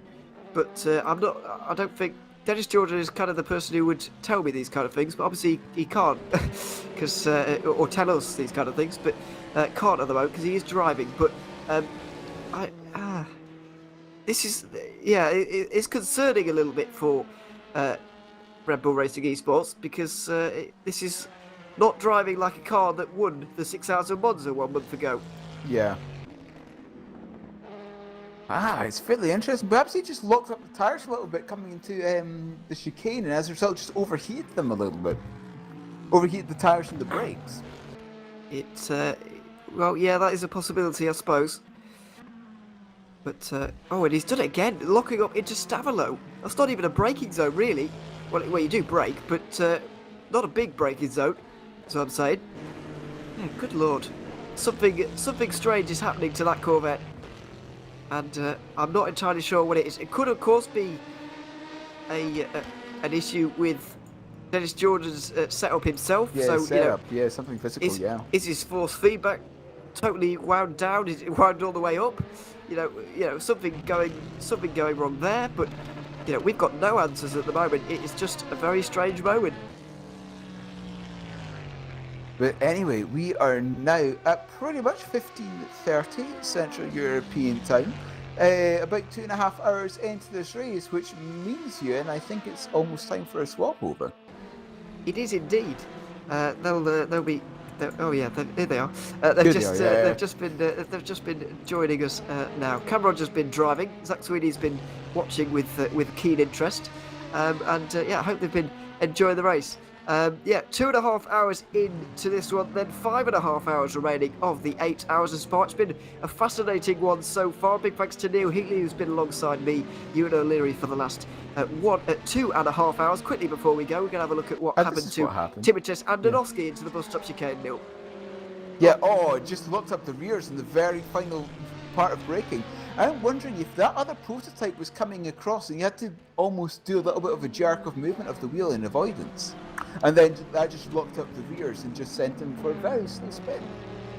Quite possibly.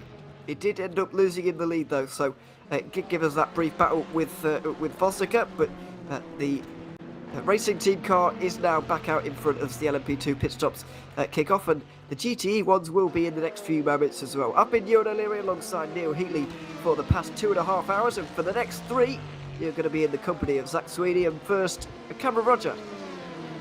Yeah, thank you, Ewan and Neil as well. And yes, welcome to the middle part of this 8 hours of Spa. Such an interesting track, and it's great to come back here for a second season in a row after obviously this track being released as a new DLC content for rFactor 2 just shy of a year ago now. And it's certainly bringing some good racing indeed. So yeah, myself, Cameron and Roger, bringing you through the next few hours alongside Zach. And Zach, it's one of the best tracks, one of the fan favourite tracks, and I think we're going to see a brilliant part of this race. For sure, yeah, and what we've got at the moment is the drivers still, I'd say not really settling in, but they've managed to get themselves into the rhythm. Of course, Spa is a very tricky circuit to get into a rhythm for because, it's fast, it's flowing, but because of it's such a classic circuit, you haven't got these modern runoffs that we see at some modern circuits, so it will spit you out despite being such a fast circuit. Of course, you've got some of the most famous corners in the world. You've got Eau Rouge and Raidillon, you've got, the likes of Pouon and everything like that. It's just a spectacular track. It's one that the drivers definitely will be enjoying, and of course you've been driving the first stint, so you'll know firsthand how good it is to drive. And well, for an endurance race, I can't really, other than the Nürburgring, really name a trickier circuit. Yeah, it's so difficult, and yeah, I did start in the car the Burst Esport number 49 LMP2. Unfortunately, we had a couple of drive-throughs from the previous race to serve, and I elected to be the one to do that, because obviously when you take the drive-throughs at the beginning of the race out of sequence, you have to go through a lot of extra traffic and things like that.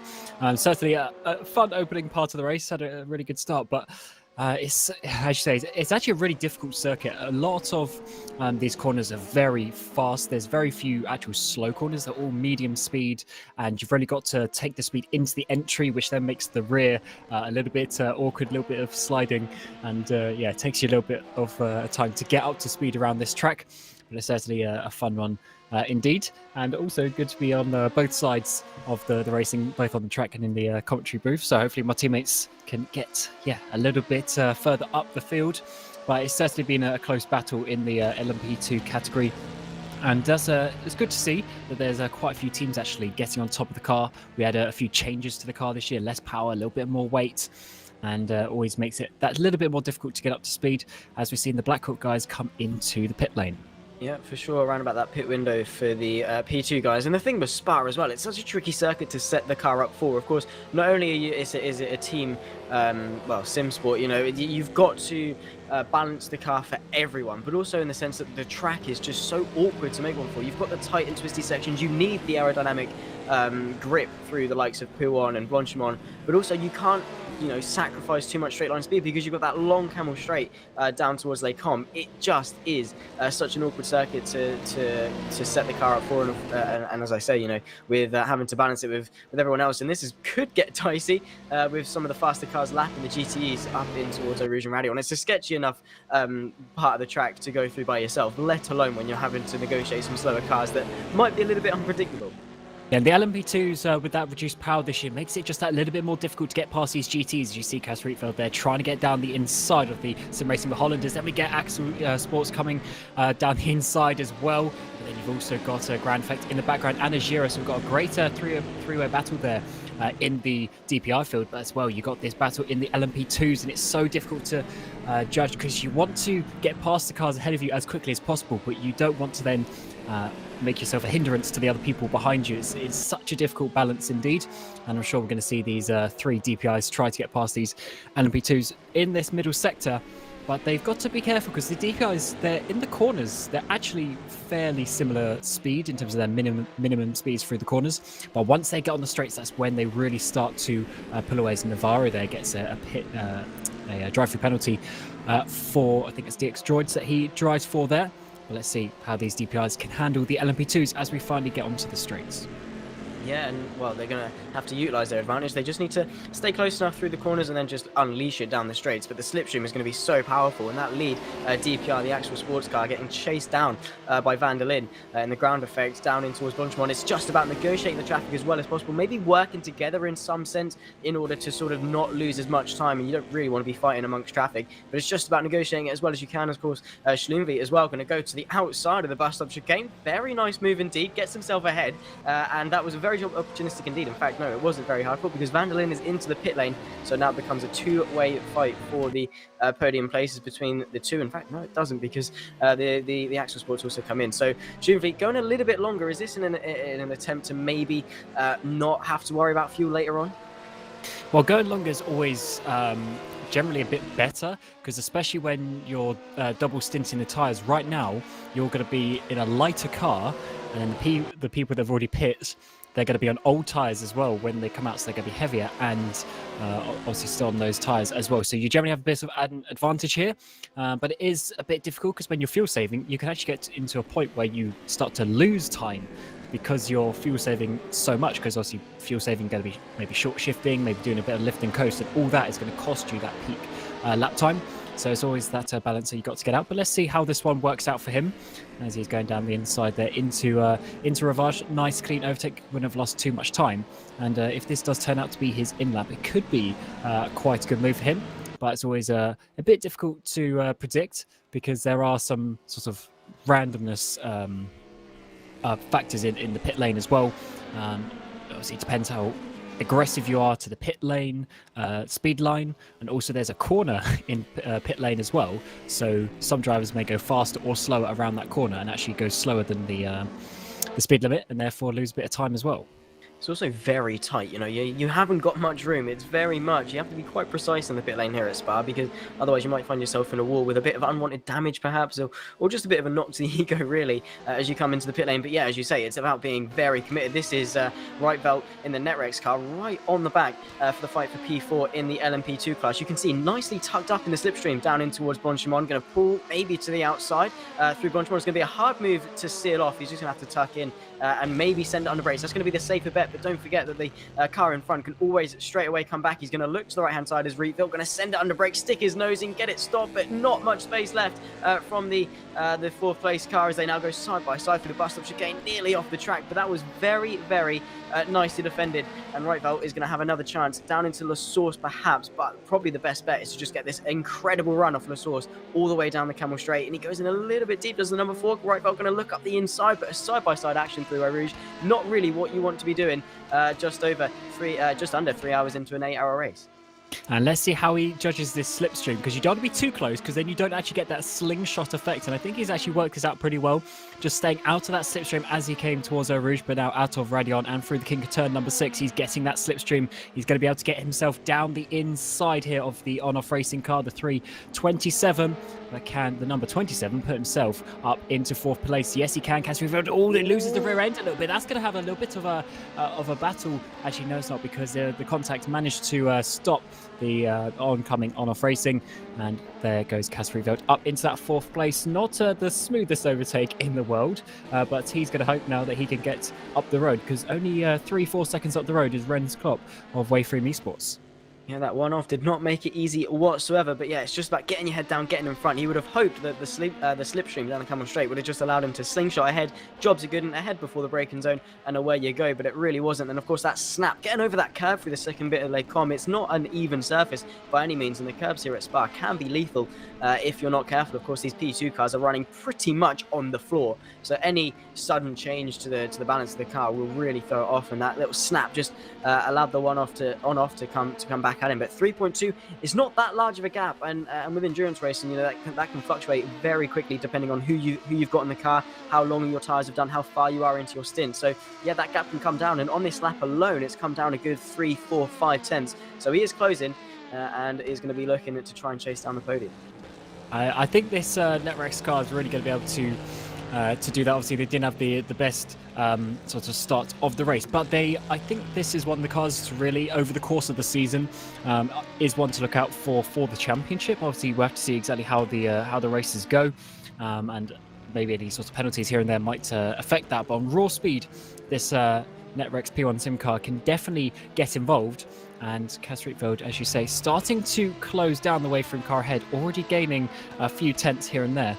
And I don't think it's going to be too long before we see them fighting for the podium. But we come back to the GTE category as Riccardo Corazzari is in the car for another of the Wayframe cars, that time in the GTE category, and only 5 seconds ahead of Henry Sinnick as we speak. Yeah, so, we're about 2 hours 40 into an 8-hour race, and the gap is only 5.5 seconds, so it is very close between these guys. Henry's gonna try and close the gap as much as he can, but at the same time, you don't want to get greedy. You sort of see yourself catching, but at the same time, you need to know what your strategy is. You need to know how much you need to save your tires, how much you need to save the fuel, because it's very easy to get carried away and think, well, I'm chasing down for the race lead, so I'm going to go for it. The short-term sort of boost that, I'm now leading the race, quickly gets diminished by the end of the race, when your strategy is way off because you've driven the tires into an absolute oblivion. You've turned them into 50 pence pieces, and you've drained the fuel tank, so you've had to take another stop. Because the thing with Spa, we're using both pit lanes. You're using the Formula 1 one, and then you have to go all the way through the support paddock and then up to the top of Eau Rouge and Radion. So it's a long pit lane, and it's a very relatively slow one as well. So you do not want to be taking that extra stop if you can help it. That is a very big point indeed with the strategy. Obviously, the time just to go through the pit lane, if you do need to splash and dash or maybe make an extra stop for tyres towards the end of the race, if you have to do one one more time than everyone around you, then yeah, it's going to be best part of a minute that you're losing, which is half a lap. So it's a lot of time. You really need to make sure that you're keeping on top of the strategic factors. And as we already mentioned, so many of these corners are sort of medium and high speed corners. There's very little places where you can actually do some really good fuel saving. As we mentioned, you can use the lift and coast technique as well into sort of the big braking zones like the bus stop, but you are still going to be losing a relatively high amount of time there, especially if you're in a battle. So you can't really do that, as we're seeing here for 5th place now in GTE. Yuri Kasdorf for Red Bull Racing Esports is getting on the back of the Sim Racing for Holland car, and if that ironically in 2 different Corvettes, got the C7 in front, the C8 behind. If Lotterman in that car wants to do a bit of fuel saving, he's going to have to do it quite strategically, because if he starts lifting, he actually gets a really bad exit. That's going to be a nice and easy for Yuri Kastorp, just lighting up the tyres for Jackie Lotterman there for Sim Racing for Holland. With that, kind of negates what we were just saying. But yeah, if you wanted to do any sort of fuel saving, maybe this is actually the good point, because he can now get a bit of slipstream, maybe try and stay on board with the Red Bull car. For sure, because you know, when you're in the slipstream, you're not having to take the brute force of the wind that's hurling at you, the less drag, so you're not relying as much on the brute of the engine, and you can then sort of save fuel. You can then lift and coast a little bit earlier. So for Yuri, that was an easy move, of course, but now he's towing along that Sim Racing for Holland car. But yeah, Kasdorp, he's not going to be complaining one bit. He's going to say, well, thank you very much, I'm on my way, and then I'm going to try and chase down the 11.4 second gap to the podium places in GT. The Red Bull cars are looking relatively strong, and still a long way to go. It's way too early to call yet, but provisional results. But we can sort of gauge who is going to be quick. But you know, we've still got a couple of drivers yet to have their go. And sometimes, you know, for you, Cam, in your team, do you often put the quickest driver in first, or do you wait for them to sort of recover the gap towards the end? It's difficult, because me, Tom and Rasmus, we're fairly similar on speed. They're probably a couple of tenths here and there quicker than me. But for the most part, you are going to want to put your maybe not necessarily your fastest driver, but your most confident driver at the beginning of the race, because that's when it's a lot more hectic. There's a lot more going on. The cars are a lot more closer together. Once you get to this point in the race, the cars are a lot more spread out. And I know, obviously, people can do either, but for instance, Jenny Simicic, I know he prefers coming in the middle of the race once it's calmed down a bit, not because he doesn't like doing qualifying or because he doesn't like doing the start, but just because the race is always in that position where he can just come in and just do his laps. At the beginning, you're always being held up, or having a bit of hindrance here and there from a bit of traffic, so you've got to have a slightly different mindset. But yeah, I would assume most teams are going to put their faster drivers in first, which means if they then have a second or third driver who's maybe half a second a lap slower, it might be at a point in the race where that's quite critical, and then they start losing some ground on the other teams. For sure, yeah, they need to just maximize the points they can, put different drivers in, at their strong points, and just, say, you do your thing, you're strong at this point, so you go here. And of course, yeah, it's all about pressure as well. You can be a very quick and consistent driver, but I know both in real life and in sim racing, you can sort of panic or just sort of get overwhelmed by the amount of cars that are around you. And of course, that's always going to be a case in multi-class endurance racing because of the traffic and everything. But especially at the start or towards the end of the race, where things are more tightly compact, you've got to be on your A game and not get overwhelmed, and sort of seize the opportunities when you can. So taking that middle stint, just taking the quiet drive, putting the laps in, and just do the team a favor in terms of the strategy and things like that, and just get the car to the end. That is the main thing, to finish first. First you must finish. Indeed, and the strategy factor is quite important as well. If you are going to do any sort of fuel saving, then you need to be on that earlier on in the race as well.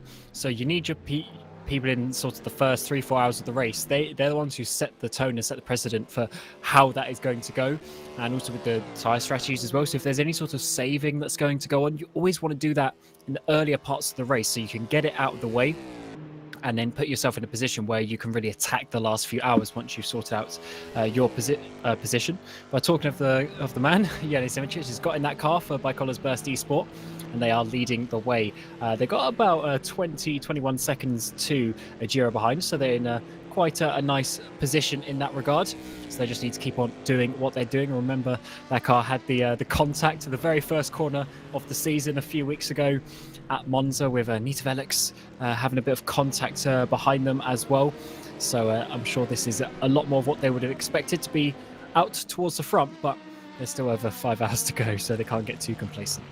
Yeah, complacency is going to be your biggest downfall in endurance race, and you just got to stay on it lap after lap. Nothing is set in stone. You know, they've built up a nice hefty gap, like 20 seconds back to P2, so they are very quick.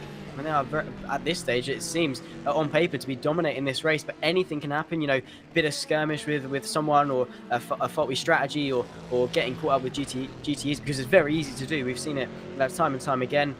And incidents, you know, you're never too far away from him. There's a billion different variables that can go on between now and the end. So yeah, just do what they're doing now, which seems to be working pretty damn well, and just minimize the amount of mistakes. Of course, it's always going to happen, but it's those that can minimize the mistakes and maximize the pace. It's that balancing act of consistency versus pace. And the good thing for them really is the number 10 Nita Velix. They had a couple of drive-throughs earlier on in the race. The Endura number 7 as well had a drive-through to number 2. Excuse me, number 2 had a penalty as well. So that has obviously helped them get in this position of being that little bit further ahead. So they just need to make sure that they're going to be going through the motions in a good way and not, getting complacent, getting a bit overexcited, thinking the race is already won, because it is only 20 seconds and that can very easily change around with a bit of pace here and there. But we come back to the midfield of the DPI field, and we got DX Droids here in 8th place, chasing down Axel Sports in the number 22. Axel Sports looked very quick at points back at Monza, and also today they have, but just struggling a little bit here down in that 7th place. But it is very close indeed, because 5th place is only about 10 seconds or so up the road, so it's not all over for these guys a little bit further down. No, for sure, and if they work together, they get their strategy right. You know, even though you are rivals on track, you can do yourself favors. I mean, we saw the Red Bull Racings last time out at Monza. They didn't attack the guys in front of them. They just stuck behind, did a bit of slipstream, did some fuel saving, and managed to make it work from it. But for Sierra and the DX Droids car, 6 tenths, he might want to go on the offensive if he has got the overwhelming pace and can sort of lead the charge towards the guys in front and be that leading force. And then the Axel Sports behind, that was very close on the brake. In fact, Sierra just getting it all sorts of wrong on the brake, and I think his brake pedal definitely going to be going through the floor, trying to get that one stopped and to not take the Axel Sports out. But yeah, he's lost a little bit of time in doing that one, and that is the thing, these little mistakes when you're chasing down a car, very easy to do, because you get sort of not desperate, I think is the word to say. You see the car in front, you start chasing them down, you start pushing the car as much as you can in order to get in front, and that's when these mistakes then start to slowly but surely creep their way in. And it's just about keeping yourself composed and not getting too greedy. Yeah, I mean, I was getting that a little bit actually towards the end of my stint, a little bit early on, because we sort of got in a decent position, but because when we had that early code 80, we just decided to pit for tyres and fuel, or other way around, fuel and tyres, at that stop. So it actually then ended up putting us basically a lap down, because some people didn't do that. And then obviously you get to a point where you're sort of stuck behind, and I couldn't really overtake, because if I overtook, I would just got blue flags and I've had to give them the position back again and this sort of stuff. And over obviously the course of a good couple of hours, you do start to get a little bit frustrated with that, and you just lose that little bit of those extra couple of percent that you need when you're really trying to push to the limit. But keeping a cool on that is obviously a lot easier said than done, but it's certainly very important for these drivers to do so, especially if there's someone ahead of you that you think you're maybe a little bit quicker than, but you can't quite get past. You just need to wait for your opportunity, because that is why we come and do these long, 6, 8, 12, 24-hour races, is because it's not just about where you are now, it's where you're going to be in a few hours' time. And at the end of the day, it's a team game as well, so you just got to make sure you're there in a good position at the end. For sure, the only thing that matters is where you are. Come the checkered flag, Sierra a lot closer to the Axel Sports car than he was this time last lap. Has managed to claw back after that small mistake in towards the bus stop chicane. They got a bit of traffic to contend with, but Sierra shouldn't. They both are going to blitz past that GTE car. They've got a P2 just in front. Is Sierra going to go up the inside the GTE car, making it kind of difficult? He's going to have to fight his way past, send it to the inside. In fact, he's going to lose a lot of time getting past.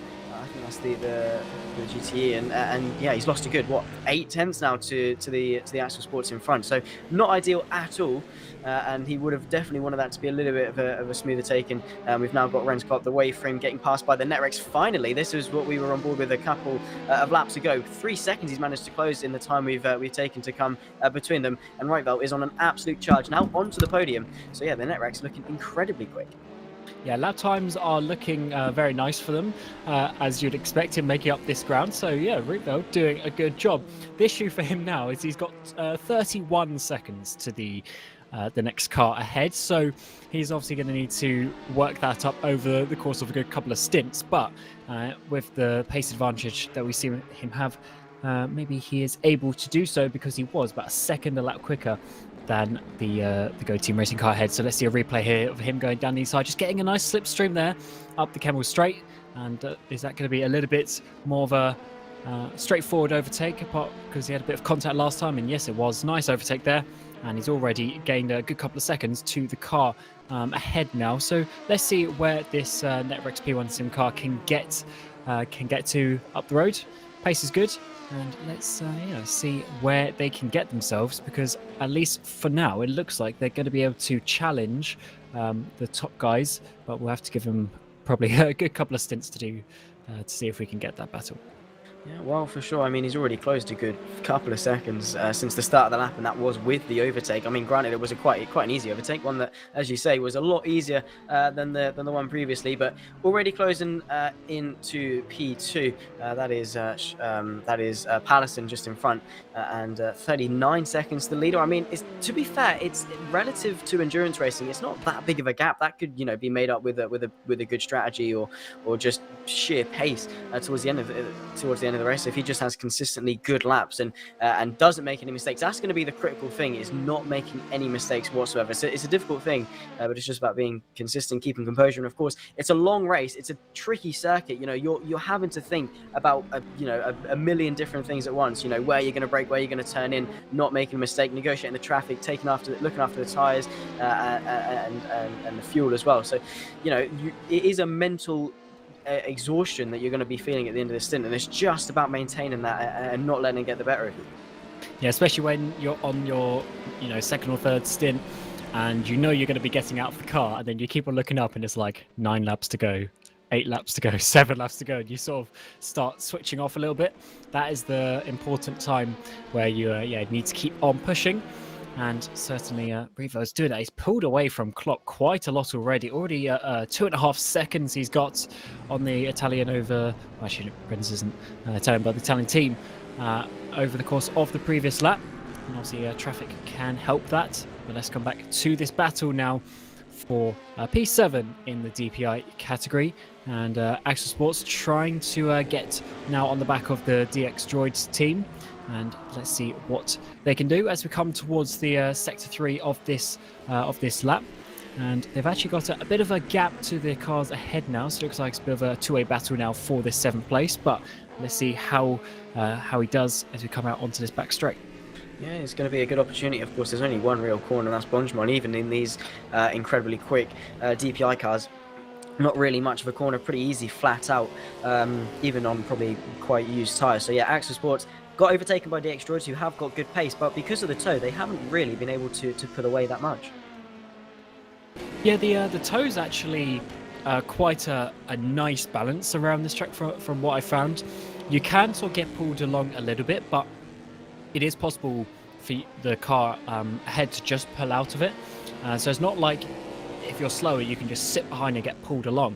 But yes, it's quite quite a nice balanced flat. You do have to be sort of on a fairly similar speed to keep in that slipstream, but it is quite a nice amount actually. You just get that little bit of a pull. There's extra, a few hundredths, maybe a tenth of a second on a straight, and always keeps you going indeed. But it looks like Alif is going to need just a little bit more to try and get past, because he's almost a second behind now. And when you get to that distance behind, you're going to really be losing that slipstream effect. And for now, he's going to have to sit behind that Mugen sim racing car as well. And that's not going to help his battle. Not at all, but we never ever really know what's going on inside the cockpit. This could be a Leaf sort of just maintain its stint, and it could be the DX Droids kind of sort of go for it a little bit more stint maybe. And it is always relative. It's always dependent on where you are in the race and how the situation is. Always circumstantial. So For a Leaf, yeah, just he's got to do his own thing. He doesn't want to get too beat up about the fact he's been overtaken and he can see the DX droid sort of sail off into the distance. It's still do your thing, maintain where you are. You're still P8. It's a decent position, you know. And of course, the reward in itself is getting to the end of the race. So keep doing your thing and not necessarily compare yourself to others. I mean, still use them as a basis, as a reference to sort of go quicker. That's the best thing you can do. When someone quicker does go through, see why they're quicker than you and sort of do your best to learn from it. Yeah, you got to make sure that if you do make any sort of mistakes, that you're not making them multiple times as well. As we've jumped back to the leader in the GTE category, Corazari still in the car of the waveframe number 63, and they have now pulled away a little bit from the last time we saw them from the Satellite E-Stars as well.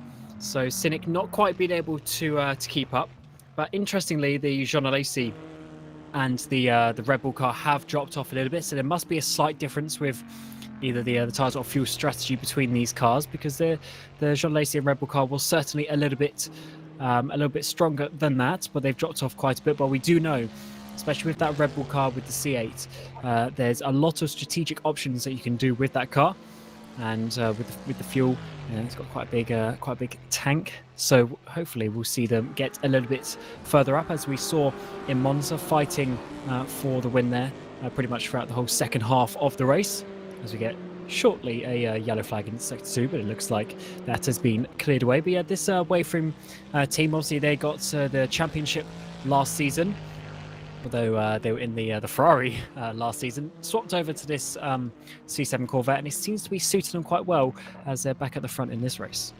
For sure, and I think it is a tribute to how well the balance of performance is, because they were competitive last season, of course, won the championship, as you said, and they've come into the season still as a strong contender in a completely different car. You know, the Ferrari and the Corvette are pretty much, well, not polar opposites in a sense, but you wouldn't really put them in the same category, well, other than GTE, of course, but you wouldn't really sort of see them as similar cars in terms of attributes. So the balance of performance, keeping it competitive, and we've got a range of cars that are able to be sort of competitive. So yeah, the balance of performance definitely coming in, and for Waveframe, they are doing really well, 8.5 seconds back to P2, and are just maintaining that gap, doing their job. And as I always say, as you'll always hear commentators waffle about in endurance racing, is just being consistent, doing their thing, you know, not putting all your eggs in one basket, keeping that balance of pace versus consistency. But we'll have to see how their strategy plays out and where this is in terms of where they are at the end of the race, because still 5 hours 3 minutes left to go. You know, that's still a very, very long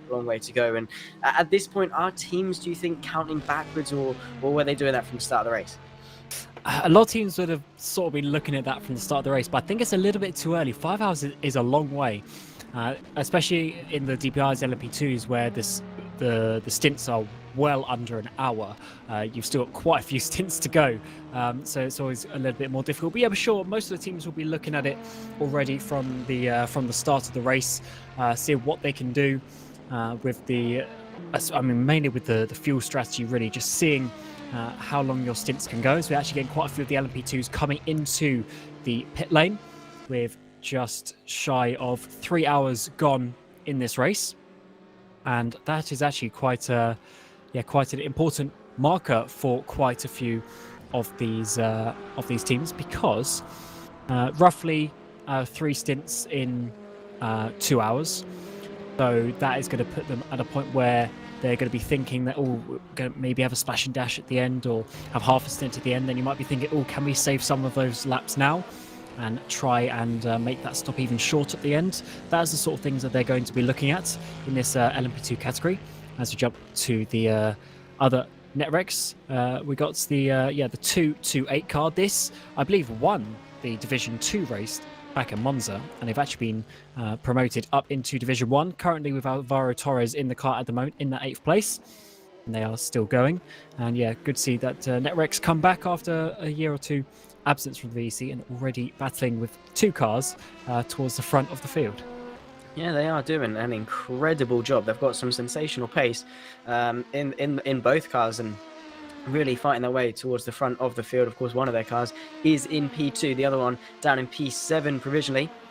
only 2 seconds to the car in front as well. So they are chasing them down, and that gap is closing down the straight. They've definitely got some good pace. This is Team Iris getting lapped and have got Sean Jacobs, the Speedy Mike racing car, right behind him, and that getting lapped definitely is going to hold him up a little bit. That's going to allow Sean to close the gap a little bit. This is the fight for P9 in the GTE class.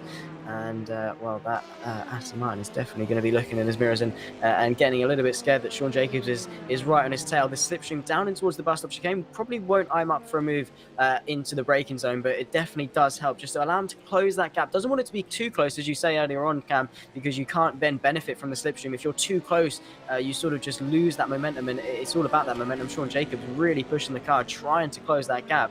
And down in towards the source, not much, but he's just, if he wants to get through Sean in towards Acom and get this move done pretty early on, he's going to need to maximize this exit.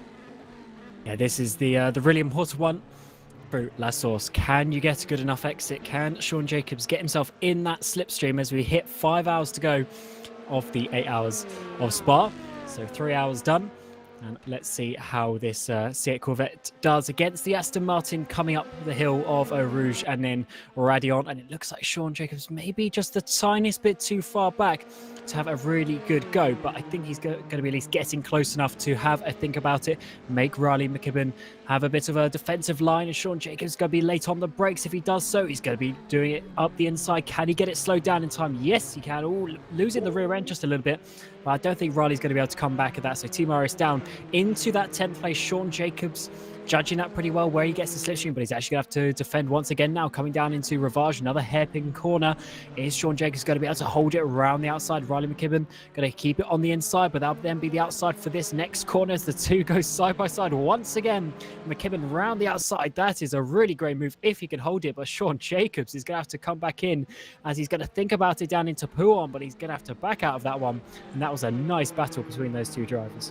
Brilliantly held from Riley McKibben just to make that car twice as wide as it normally is. Sean Jacobs nearly got it done in towards Acom, got a little bit swamped though. That compromised his run through the next right-hander and then down in towards Rivage. You know, the Team Irish just managed to get the drive off the corner, go back down the inside. Sean Jacobs gave him a good run. It's an off-cambered corner Rivage. It's not particularly easy to go around the outside, but kept his foot in and great mutual respect between the two. Now he's practically pushing him through Stavelo 1 and 2 and down towards Blanchimont. He's going to be tucked up nicely in the slipstream, and don't forget they've got the Angry Bull racing team only a couple seconds behind, so the more they fight, the more P11 is going to get dragged into this fight. Can Sean Jacobs have another look? He's going to be trying to stay as close as he can through Blanchimont. Have a little look. That probably was more for visibility than to actually go for a move, because he's going to be relatively insane to go for that in towards Blanchimont. Can he be late enough on the brakes in towards the bus stop chicane? Not on this particular occasion. Very close to contact though, and locking the fronts just a little bit in order to not go into the back of the Aston Martin right in front of him, and he's going to need to go for another look. Probably is thinking ahead and is going to try and replicate the move he did a lap previously, though this time get it done a little bit more swimmingly. And I believe I'm right in saying, are these two guys both Australian? I think they are. So there's obviously a bit of compatriots respect as well from these guys. And let's see, once again, Sean Jacobs, he's a little bit closer this time, actually. So he's not going to have quite the same slingshot effect, but he's going to be able to get alongside a little bit earlier on. And that might be able to help him get past this time round. Let's see, round 2 between these two drivers. Sean Jacobs this time to the outside. Riley McKibben for Team Irish on the inside. Is Sean Jacobs going to be able to do it on the outside late on the brakes? He's going to be giving just about enough space on the inside there. McKibben is going to have to come in. But once again, down into Rivage. Let's see if the Team Irish car can come back, or if Sean Jacobs has actually been able to hold on to that position. It looks like he has actually this time round. He's made the move stick. He's up into that 9th place for Speedy Mite. So nice little move there to get himself up a position. Riley putting up a good fight, but just not enough that time. Textbook around the outside. That was beautiful. I mean, he got the slingshot and of course was a little bit ahead going in, but still, you know, Riley McKibben definitely could have just sort of got the apexing and then claimed the corner. So great mutual respect between the two. For Sean Jacobs, yeah, good move, an important move as well, because he clearly has got the pace. He's opened that gap back up, but it was well fought. It was a valiant effort from Team Iris to make that car very wide indeed and keep Sean Jacobs at bay. And, well, this fight has actually allowed P11, the Aston Martin, to try and chase down Team Iris. They're not that far off, and if they have got some pace and they can latch onto that slipstream, that virtual toe hook, can start to then slowly but surely reel him in, and this could maybe if Team Iris sort of get their acts back together and start pushing back towards the Corvette, maybe could turn into a 3-horse race for P9. And this is the Varga sim racing car. P6 at the moment, a minute off the leader, but only 4.2 seconds to P5. You know, it's not that big of a gap when you think about it. Yes, now as we're seeing a couple of the GTE cars actually coming into the pit lane there, so they're obviously having a slightly different strategy to some of the guys around. But let's see what World of Sim Racing are doing up in this 5th place. They got 26 seconds to the car ahead. Top 4 doing a good job at the moment. But yeah, Varga, they're trying to close them down. But back into the top 4, we got Yuri Kaztop still in that car for Red Bull Racing Esports. And he's been slowly catching into the Jean Alesi car. Just 10th by 10th, starting to get there. But I do believe these guys are trying something a little bit with the strategy. And as they always do with this car, Yuri Kaztop, his teammate being Dennis Jordan, who is... well, both of these drivers are multiple race winners as well, champions with Dennis Jordan as well in a couple of different categories. So they know what they're doing, and especially when it comes to strategy, they like playing the numbers because they like doing the maths that some teams don't like doing. And I do believe this car will be a bit higher up later on in the race, but let's see how that one works out for them. And yeah, just a little bit off that battle at the moment, but for those Red Bull fans, I wouldn't worry too much at the moment. For sure, they're showing some really good pace. They, of course, lost a little bit of time too because of the traffic. A lot of the DPIs and the LMP2s were coming through with, just all trying to follow each other through, use the gap that they made. So Yuri didn't really get a moment to breathe and sort of had to concede quite a bit. Lost probably a good half a second, 6/10, and stunted probably a lap or two worth of work. This is the Jean Alesi car, the Ferrari doing really well in the GT category. 15 seconds to the race lead. They were very competitive back in Monza, if you think back a few weeks ago now. It's gone really quick between the 2 rounds.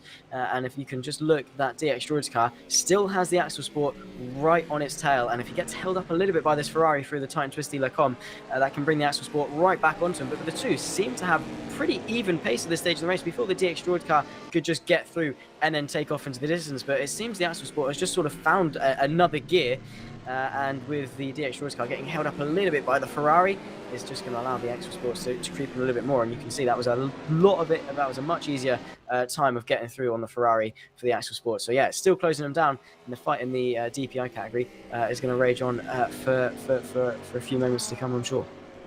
Yeah, and we're on board with this Matteo Caruso driven Jean Alesi car.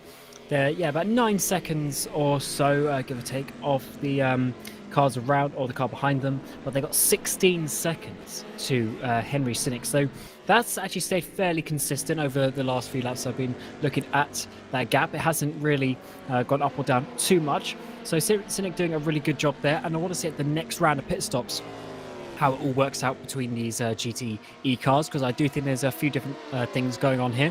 I'd love to see how this battle is going to work, but for sure that Waveframe car is looking good out the front. But this Jean Alesi car, they did a pretty good strategy in Monza, just not enough to hold on for Red Bull that time round. But I do think they're going to be at least in the battle, because they're a little bit out of it at the moment from the guys ahead, but I do think they're going to be in it just a little bit later on. Caruso doing a decent job indeed, but you can see as a GT driver just getting passed by all these prototypes, they can surely put you off, and it's important to try and be compliant. Obviously, it's the faster cars' prerogative to get past safely, but also in certain situations you need to be a little bit compliant to try and help your own race.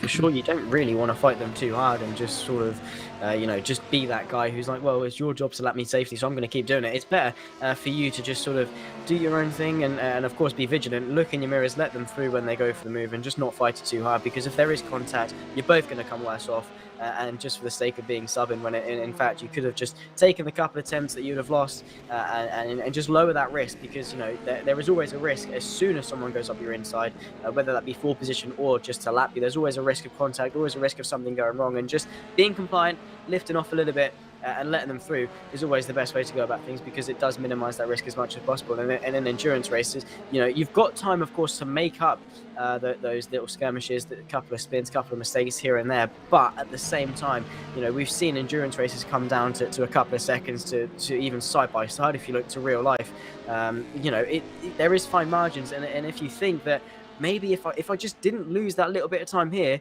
I would have been a couple of seconds in front of the guy that I was a couple of seconds behind. So yeah, obviously it's easier to say in hindsight, but it's just about minimizing these things here and there, because you never know what they can equate to come the checkered flag.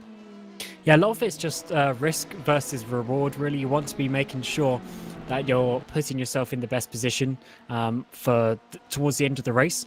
So obviously, yeah, you don't want to lose too many seconds, but for sure, when you're in either the GT or the LMP2 category, when you've got those DPIs and prototypes coming past you, you just got to make sure that you're looking in your mirrors and also helping yourself, because obviously it's all right to go after the race and blame people, which always happens. That's why we see penalties at the beginning of each race from the previous round.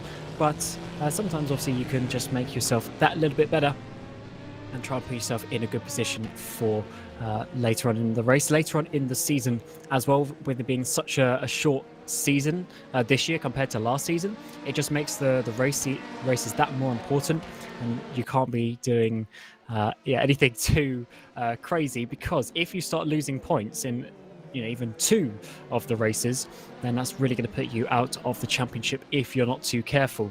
And it looks like we got one of the Netrex cars coming into the pit lane. We've got a couple of the DPIs. We've got the Ajira and Rookie Monsters car into the pit lane as well. So it looks like next round of pit stops is coming the way of some of these teams. And that car in the pit lane is actually a Netrex P1 Sim. So Cass Rietveld, off that really good stint, he is coming in a little bit early than some other people. So maybe using a little bit more fuel. We'll have to see just exactly when the other guys come in.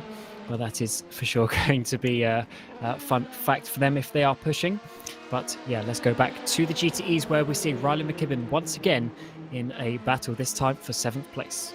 Yeah, and still chasing down that Corvette, but the other Aston Martin is breathing down his neck into his Blanchimont. Going to look to the left-hand side, a bit of a dab on the brake just to back out. But you can just see Riley McKibben under a ton of pressure from the other Aston Martin, and is still trying to press forward to the Corvette. The other Aston Martin having a little look up the inside, not much in it. But of course, this is now going to be a 3-way fight. The 2 Astons charging after the Corvette, and all separated by just over a second. And of course, for Team Iris, he's going to be hoping to get as much slipstream from the Corvette as possible, because the car behind is going to be benefiting off it. And for Riley McKibben, probably in the worst place of the 3. Of course, he's in a better position than the car behind on the timing sheets, but he's going to have to be looking behind and in front to mount a challenge, but also be wary of the car behind and to not lose that place as they go up the hill through Eau Rouge and Rowdy on pretty much a blind crested corner as you go over the top. It's an incredible corner to drive. Can't imagine what it's like in real life. And you go through this kink and down the Camel Straight. No one really close enough on this particular occasion to go for a move, but I say that, look at that Aston, it's coming at a rate of knots. It's going to look maybe to the right hand side in towards they come. Is he brave enough under brakes? Had a little look, but Riley McKibben once again showing his defensive mettle and not flinching at all. Yeah, very good battling it seems for Riley McKibben here in the 377 car, as he gets one of the LMP2s trying to get past him as well. One of the satellite cars there trying to get involved, and this is where obviously you don't want the LMP2 to ruin your battle, but sometimes, as they say, the best form of defense is to attack. So I'd say for McKibben, he really needs to try and attack Sean Jacobs there. Or is he got a little bit caught up actually with the LMP2 on the first Apex of Pouhon? But if he can really try and attack Sean Jacobs, that's going to be the best way of defending from the Angry Bull Racing team car behind him. Unfortunately, he's lost about half a second or so on this lap so far. So Sean Jacobs has got a little bit of relief there, but that is definitely the advice I'd be giving Riley as he's coming out onto this back straight once again. We'll have to see if David Lespez can get past him, but Aston on Aston is going to be a little bit more difficult. For sure, there's no difference in terms of the car. The only difference will be the setup, and we can see that Angry Bull is incredibly quick down the straight line. Lespin going to go to the right-hand side. It's going to be the long way round of Blanchimont. Going to back out that one very quickly, taking a trip over to the Astra. That's not going to be the most grippy place in the world, and those moves into Blanchimont have really hampered his run in towards the bus stop chicane. He's going to send it under brakes. Riley McKibben having a bit of a twitch as he brakes, and he's lost a little bit more time to the Corvette, and in fact peeling his way into the pit lane for Team Iris. So around about the GTE window it seems, and now the angry ball can sort of set his sights towards Sean Jacobs in front. And well, if he's got the pace, he can definitely be the quickest of the three and get himself ahead. It was probably maybe just Riley McKibben being as awkward as he liked to be, because Sean Jacobs didn't have an easy ride through, and he certainly wasn't going to make it an easy ride for the angry ball behind either. Yeah, this is an interesting time for the GTEs, because for them, they obviously want to try and go past an hour on fuel, because then that obviously makes their final pit stop a bit less. But I wonder if some teams are going to try and go so far, because obviously there's 8 hours. So if they can try and maybe save that last hour, try and save a pit stop, that could be quite an interesting factor for these guys, as Riley comes in changing tyres, as well as the Butler Powell, I think it's number 44 car, 43 car I should say, coming out of the pit lane in LMP2. But yeah, I wouldn't be surprised if we see some of these GTs try to go very, very long. They either have a very short final stint, or even negating it altogether, which could be an important factor, because over the course of an 8-hour race, you obviously have a lot longer, a few extra stints to try and make those savings and do something a bit crazy. For sure, it's just about doing something different. Maybe if you're in a bit of an awkward position as well, just try something. But this is the P2 fight for P8. Slanzy in the satellite car looking to the inside of Ravage, but the car in front just covering it off very nicely, just darting to the apex to sort of discourage a move to the right hand side. Just going to dart through and say, well, you can go for that gap, but it's going to close pretty damn quickly. So Slanzy just going to have to take his bide his time, find a way through, not into Puon. No way, Jose, is that going to work unless you've got an incredible run off of No Name, which has really got a name. But Slanzy through Puon, it's just about staying as close as you possibly can, and it is just all about maximising the exit and having that momentum in order to carry that through, because a lot of the moves you make in endurance racing are purely based off slingshot, because you don't want to risk it sending one down the inside, because that is always quite a lot of the time could definitely go wrong. And you can see the car in front getting a little bit swamped out of the exit of Stavolo 1 into 2 and onto this back straight. So Slanzy's got a really good run, practically pushing him now, and is going to go to the left hand side. They're going to have to lap the GT just in front of him. I think the car he's overtaken is just going to concede this one pretty nicely, follow him through and towards Bonchon. They both lap it pretty nicely, and for Slanzy, pretty easy move with the momentum just tucked up in the slipstream. Use the straight line speed. Jobs are good. 8.3 to the next car in front, and he's going to be trying to chase him down to the best of his ability. Yeah, it's always a bit difficult when you've just come out the pit lane trying to get back up to speed, back into the rhythm, but Slanzy there taking advantage of that, I should say, as we jump to the DPIs, and we have Arne Schumvli for Ajira Racing down in this 8th place, because I believe that's because of the pit stop sequence. And now on the back of the Axel Sports number 22, coming towards the final chicane with the Red Bull Racing sports car just ahead of them as well, so they need to navigate that traffic coming out on the start-finish straight. But here is Ajira getting in that slipstream of the Axel Sports car, easily getting past the GTE traffic, so this will be a nice opportunity for a big slipstream up the Kemmel Straight. And it looks like he's going to be close enough as well, though actually a bit of a bad mid-corner could affect his exit, but I think he's actually going to be trying to get down the inside already, and that's not what you want to be doing, because you're going to be losing the slipstream if you do this. Axel Sports weaving a little bit, trying to do something a bit different. Both of them stay all big wiggle there from both the drivers as they're getting the aero push, a bit of dirty air for Ajira.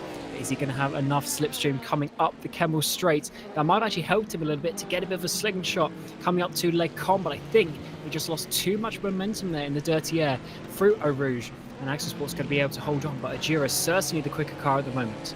Yeah, certainly is managing to hang on. Schumvli trying his best in towards Ravage. Maybe Axel Sports covers it off, goes straight to the inside, leaves a bit of a gap. Is Ajira going to fill it? So close to contact between the two. Ajira having to lock the rears a little bit, just a bit of a scram now, practically pushing him through. Ravage going to look to the inside of No Name, but he was always going to get turned across if he went for that. He's just getting a little bit desperate, as this is where we're going to start seeing the desperation kick in. He wants to get through. He knows he's quicker. He's got the pace, and they've got a bit of traffic to negotiate through in just a sec. So he wants to be the leading car that leads them through the traffic and down in towards the Campos chicane. Has he got a run? Axel going defensive, or just to lap the traffic? Going to look to the inside as well. That was more to lap the Ferrari, but still maybe a half-hearted attempt if Axel sort of flinched to that move and reacted. He's going to be trying his best to get the run off of the two Stavelos onto the back straight. You can just see he's so close. He's able to run incredibly close to the back of the axle car, and it just gives him that run. He's not going to benefit off the slipstream as much, but he doesn't need it because he's already alongside him. Because they were lapping the Corvette, Schlumvik has to take to the grass, loses a ton of momentum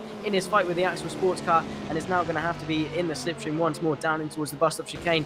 Yeah, Axel Sport is not making this easy for him one bit. He's going to go to the inside. Is now going to get him overtaken the Axel Sports car in towards the bus stop chicane. Very opportunistic in order to take to the grass. They had to cut it a little bit, but that was an incredible move, reminiscent of how Mika Hakkinen got past Schumacher down in towards Lake Com. And yeah, that is how you use traffic to overtake.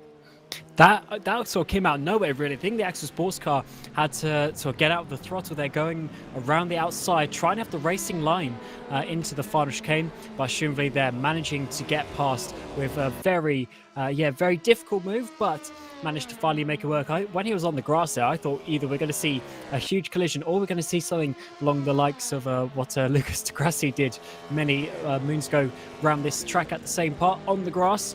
But fortunately for Schlumvik, able to hold it and make the move a little bit later on in the straight, and that is now up into 6th place because I believe it was the ground effect car which has been in the pit lane has also given Schlumvik a position as well.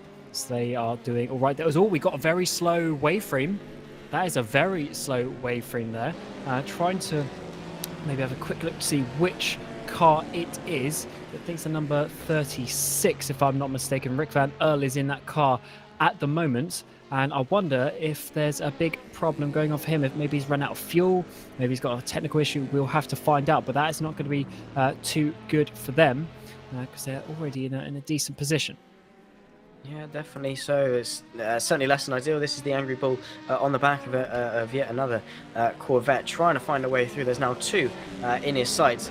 David Lespes has had some pretty damn good pace. Had to try and get past Riley McKibben a couple of laps ago. Is now on the back of not one but two Corvettes, and he's just going to have to try and negotiate his way through, maximise the corner exits, and just find a way through. But bits of squams off La Source, that is probably the worst mistake you can make on this track, is getting a squam out of La Source, because you're flat out probably for the next 2 kilometres down in towards Lake Com. You're flat through Eau Rouge just about, but you're maybe not flat in GTE cars, especially on high fuel and worn tyres, but you're certainly using a lot of the power, and then down the Camel Straight, foot flat to the floor. So a bit of a slide out of La Source. While yes, it's still a long run, it's probably the worst mistake you can make, because you just lose that momentum, you lose that rhythm, and then it just knocks you out. And he's lost a good 6/10 down that straight alone.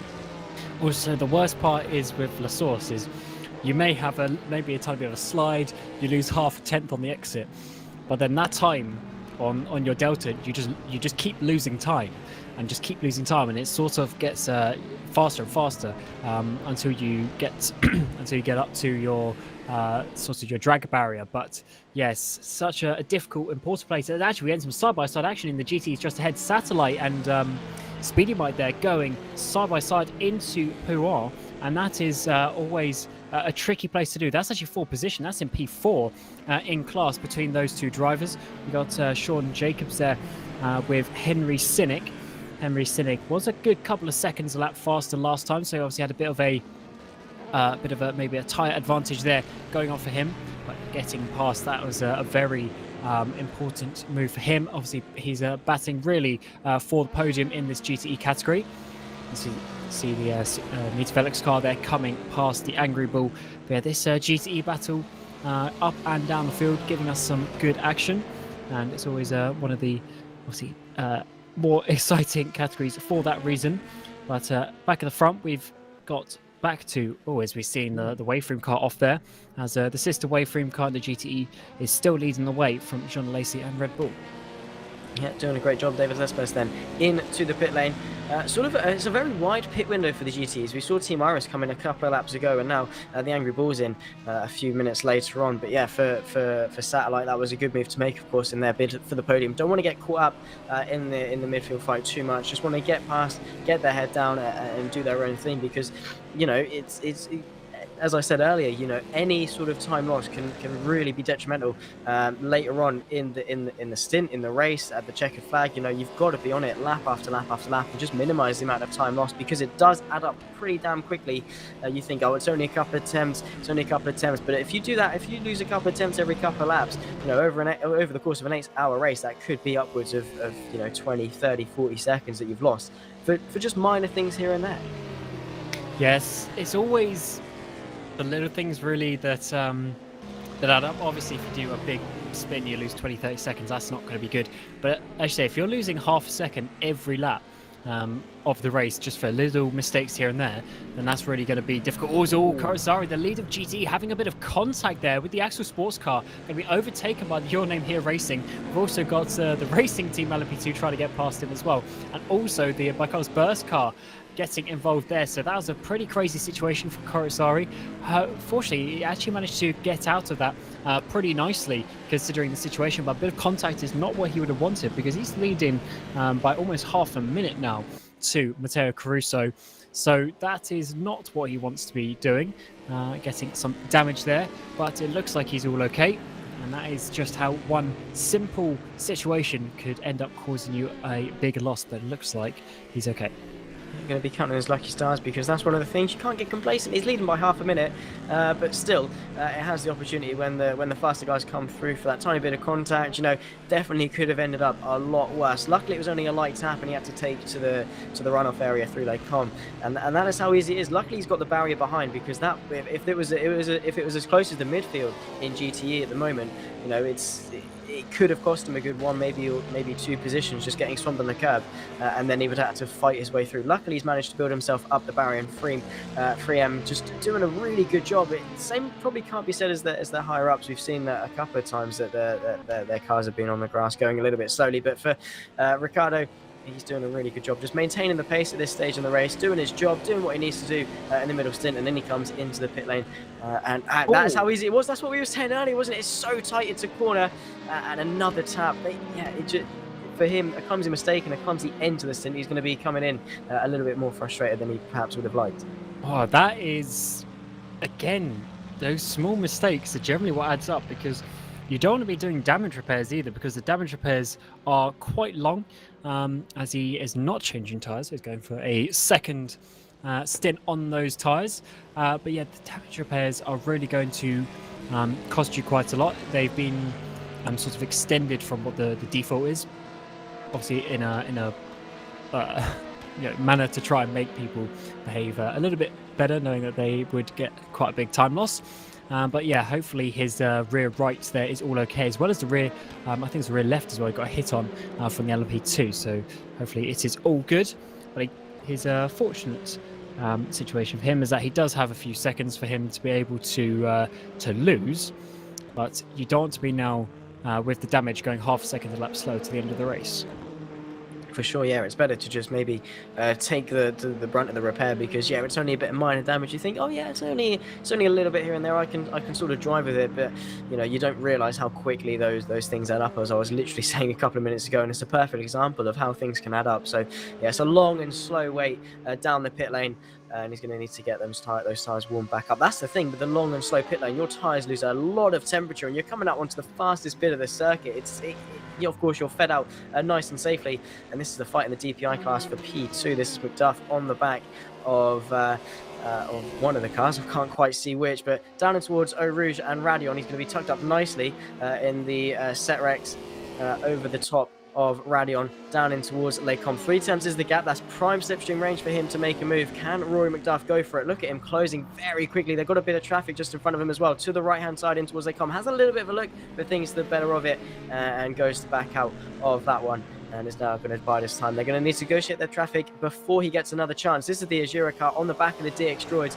This has been a battle that's been waiting to happen for quite a while. Schlumvik has got some incredible straight line speed down in towards Lake Com. Going to go to the right hand side. Is he brave enough under brakes versus the DX Droid car? Going to go for it, but DX Droid's around the outside. Schlumvik having to take to the grass. Bit of dust being kicked up there. DX Droid's getting swamped over the curbs a little bit. This is definitely elbows out racing, and down in towards Ravage. Schlumvik going to try and commit to the outside. Is he going to swap to the inside? Yes, he is. Now late under brakes for Ravage. charge. DX Droids on the outside of an off-cambered corner, managing to not flinch at all and managed to just sort of take the racer line and say to Ajira, that gap's going to close, so I'm going to stay in front for the time being.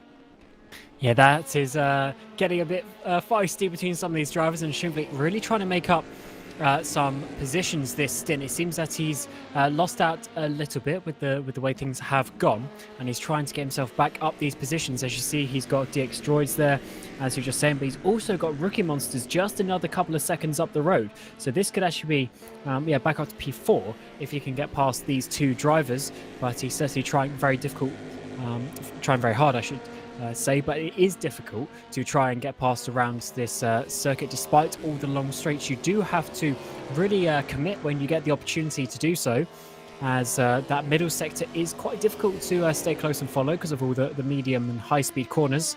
But let's see what Schindler can do coming into this final chicane. Is he going to send a dive down the inside? He's certainly very confident on the brakes, but not quite close enough to do it here.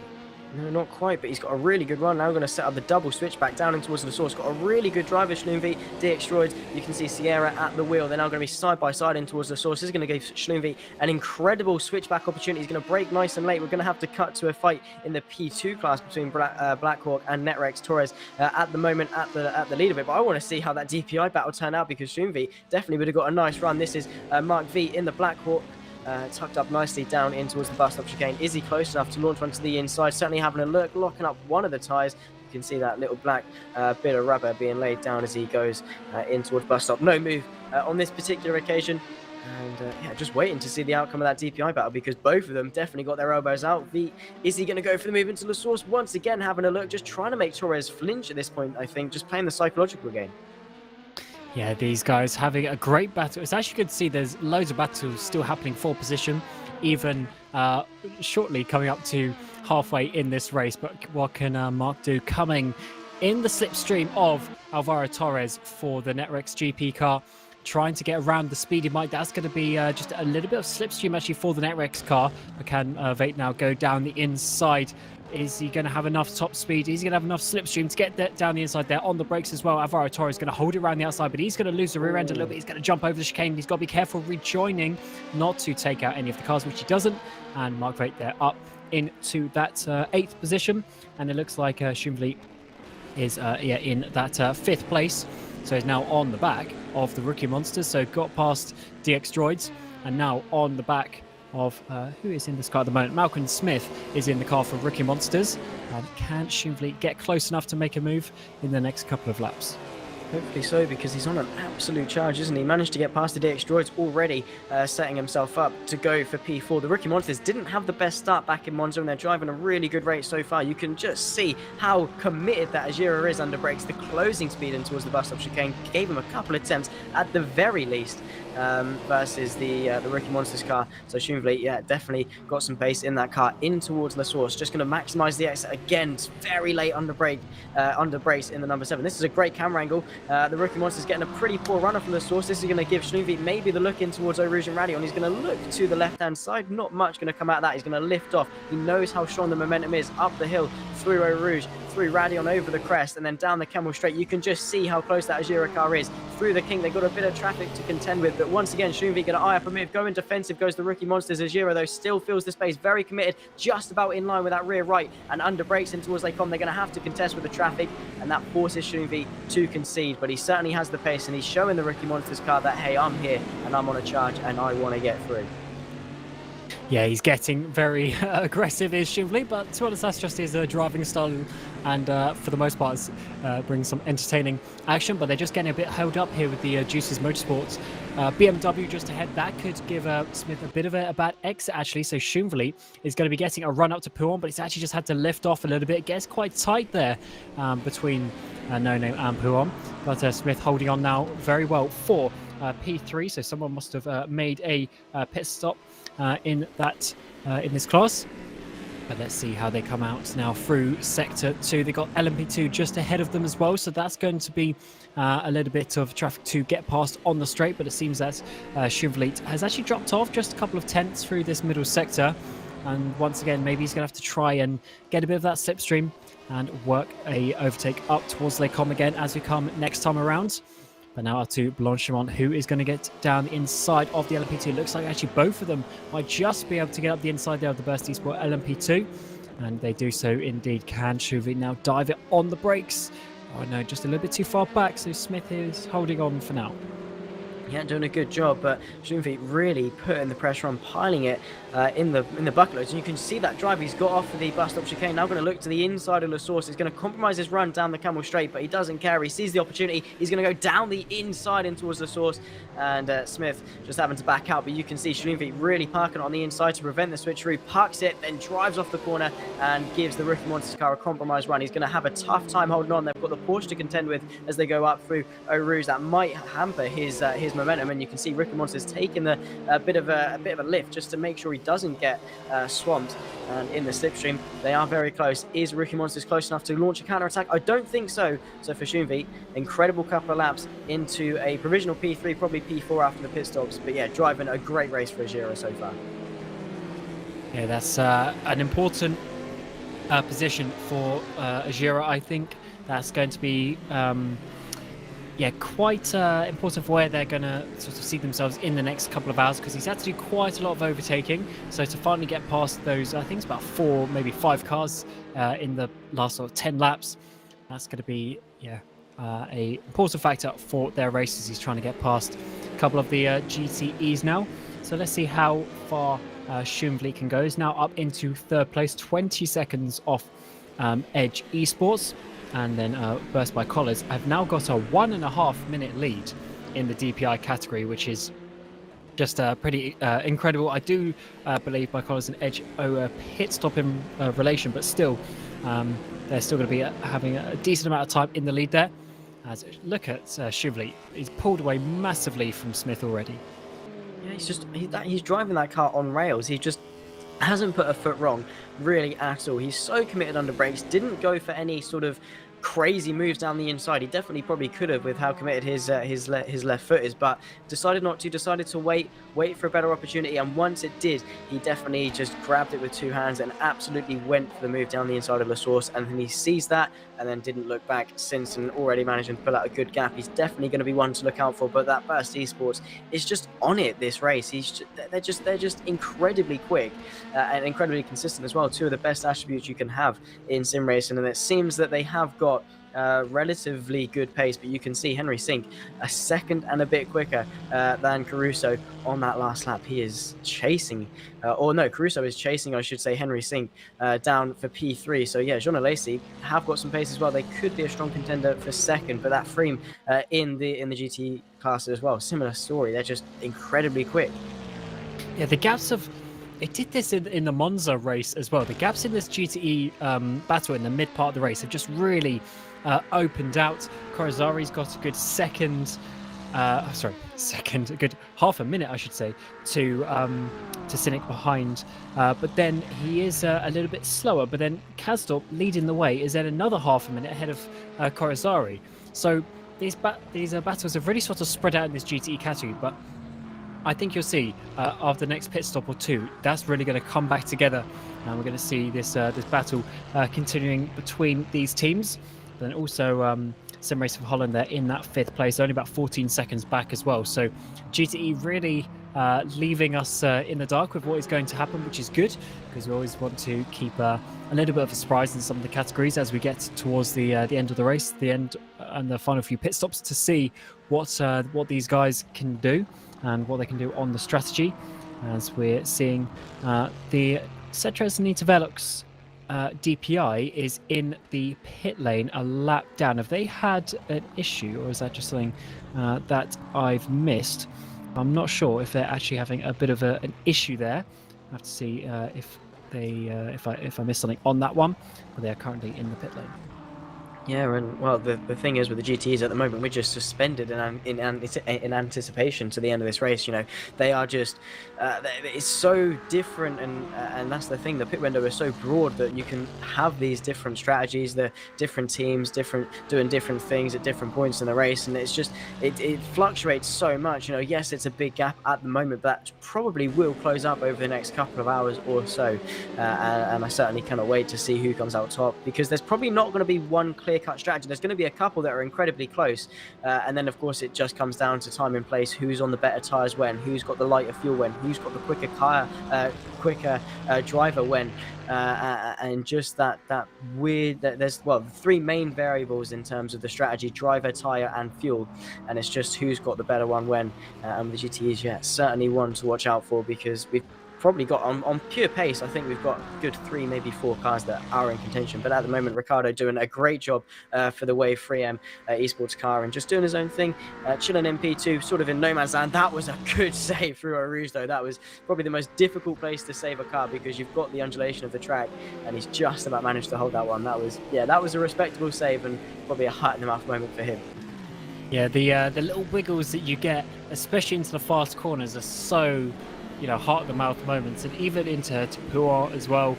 You just, as you just pitch the car in, sometimes you do it that little bit too much, and the rear's like nope, and you just have a bit of a slide. But fortunately, most of the drivers are able to control these things. A lot of it, obviously, you feel through the force feedback of the wheel, or just with a bit of muscle memory as well. Through practice, you just sort of learn what the car's going to do in certain situations. I believe always we're going to get a bit of side-by-side action there between the DPIs going either side of the RGPL GTE car. Nice to see there, as we get the Burst by Collis car coming through there as well. And talking of them, they're still leading by over a minute and a half to Maciej Mlinek in the Edge Esports car. But I do believe there's some different strategies going on between them. And they're going to be coming into the pit lane in a not too distant future. But also in the LMP2 category, Casper Rietveld for Network's P1 Sim is able to get himself up into that second place in class, past the Go Team Racing car. But he's still some 30 seconds off the racing team, with Andonovski leading the way in the LMP2 category. So still things to play for there. But that Network's P1 Sim certainly making up a good few places over the last hour or so. Yeah, certainly got some good pace. This is the Vargas Sim Racing car trying to chase down the RGPL Aston Martin just in front. Again, we've got an Aston on Aston battle, because something about the two these Aston cars, they sort of magnetise themselves together, and they do have some great battles when we see them. So hopefully these guys can keep that theme up. 5 tenths is the gap between the two, and for you, it's just going to be just trying to close that gap, try and get that good run off the corners that we always see, because when you've got the same car in front of you, don't have the different car characteristics to help you. Maybe yes, you can be a little bit quicker than the Corvette through the corners, or a little bit quicker down the straights, but when it's an Aston, you are in exactly the same car. It's purely down to driver skill, and of course the setup that you've got on that might give you the little edge here and there, but it just makes it that much harder in order to find a way through if your car hasn't got the slight advantage in slight areas. So for the Vargas Sim Racing car, they're going to try their best to find a way through, but again, it's probably going to be a similar theme. He's not going to really send the move. He's just going to try and put the pressure on, breathe down his neck, fill the mirrors, and wait for the GPL to make a mistake, and that's when he can then capitalise and find a way through. Yeah, I was expecting this Vargas Sim Racing car to be a bit higher up the field, really. They were in the Porsche last season, and they managed to get a couple of race victories as well, if I'm not mistaken, in that car. Just not really liking it so much as DX Joy is there with a big lock-up into the final chicane, and that's going to give Seawolf Net Race a really good opportunity coming towards the first turn this battle for what is basically 5th in class. But they've also got Cetras and Velux, who are a lap down behind them as well. So quite a few things going on here in this battle. Let's see what Jasinski can do coming up to Eau Rouge and Radion. Can he stay flat out through the very important part of the track to get a run? Looks like he had to just back out a little bit, couldn't quite keep the pace, and that is what happens when you get a little bit too close, because now he's lost that slipstream effect coming up to Lecomte, as in the foreground by Collins Burst get past the Rookie Monsters car as well, and it looks like DX Droids are now on the back of Rookie Monsters once again, so this might turn into a 3-way battle for this 4th place.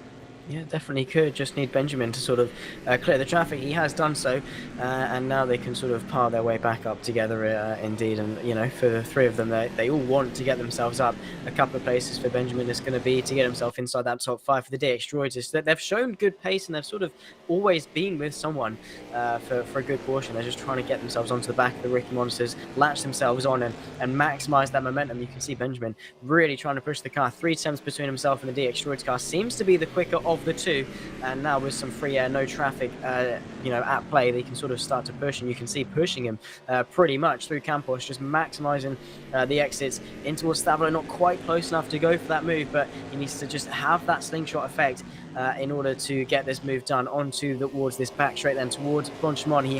He's probably in the best range for that slingshot. 4 attempts or roundabout. He's going to close the gap through Bronchemont and then try and eye up a move down in towards the bus stop chicane. And the closer you get, the more effect you get of the slipstream, and you just very much close at a rate of knots, but not quite close enough, because that Rookie Monster is giving DX Droids a lovely tow, allowing the DX Droids to stay in front for now. But Benjamin in the Seawolf car peels his way into the pit lane. That's probably why we didn't see him go for the move, because he knew there's no point fighting if I'm coming into the pit lane anyway.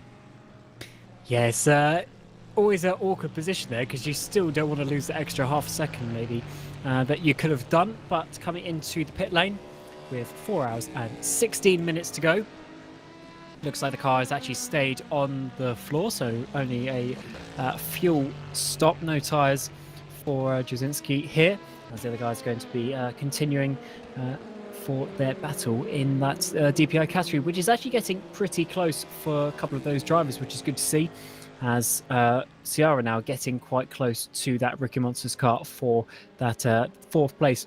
Now, looking back at the LMP2 category, Kasperveld is doing a really good job to try and catch down Timotej Antonovsky. He's about a second a lap, or just shy of a second a lap, faster at the moment, and he's already caught a good couple of seconds since the last time that we spoke about them. So I think that Nerex P1 sim car is going to be gaining quite a lot of time. Could be off stint off kilter with this strategy, actually, maybe a stint out, which could be a reason why he's so much faster on different tyres at the moment, but we'll see how the one pans out. And talking of LMP2s, back to this battle for P5. Henning Vollert in the Butler Power Motorsports car is getting close to the back of Mark Veit, who is it's actually a little bit slower though, so I think maybe Mark Veit actually got past not too recently, and this is, I think, going to go on for quite a while in this LMP2 battle. As you see in the foreground, the race leader there of Antonovsky in that Ligier. Yeah, doing a great job, all of them, all the drivers so far to be where they are. And yeah, I think the Butler Power was recently passed by the Black Hawk, because Mark Veit is on an absolute charge at the moment in the P2 class. He's driving a stellar race. We saw him not too long ago at all, getting a bit squirmy and involved in some action. So yeah, for Henning to have not lost too much time. I mean, he's lost a little bit now, the gap to 1.5. We're not going to get the battle that we probably were hopefully expecting. But yeah, for Blackhawk, Mark Veit driving a really good stint so far. Still 4 hours 14 left to go in this race. Still a long way to go. A good couple of stints, and it definitely is going to be starting to creep in. We're approaching the halfway mark, and then it's just counting down the minutes, and you're then sort of walking out of the woods as opposed to walking in. So it's the crunch time. Really have a really strong end to the race and try and claw back any time that you've had in the first stint. Try and brush any mistakes away. You know, have a fresh mindset and push for the final 4 hours. Just make up what you can. Of course, the gaps are relatively big, but you know, with the Nerex P1 Sim, you know, we're expecting them to challenge for maybe the race win come the checkered flag. So you know, it's certainly all to play for still. 27.6 is the gap between first and second in the P2 category. That Nerex certainly is on a charge. Yeah, there's a good 3 seconds on the last lap faster for Kasperveld. Obviously, I think, excuse me, I think there's a bit of traffic involved there for Antonovsky, as on the previous lap, or the lap after, I should say. It's back down to about 0.8 of a second, but still a lot of pace in that Netrex car, as it looks like Vollert actually can't hold on to Mark Veit, actually. So I think, Mark Veit looking good there in that 4th place. Vollert about 2 seconds a lap slower on the previous lap, and that unfortunately is going to end that battle between them. Vollert's been around for quite a few years now, so he's very experienced, especially in this LMP2. I don't think I've seen him drive anything else apart from this Orica LMP2 since it's been released. So knows the car very well, just not quite on the pace at the moment to try and catch up to the car ahead. But he's certainly in a decent position with the car behind being a good 5 seconds back. But the difficult part for this is ahead of them is Cosmo Prosciutto. But Prosciutto for Go Team Racing is now 1 minute and 20 seconds behind Cas Rietveld in that second place. So certainly quite a big gap forming there.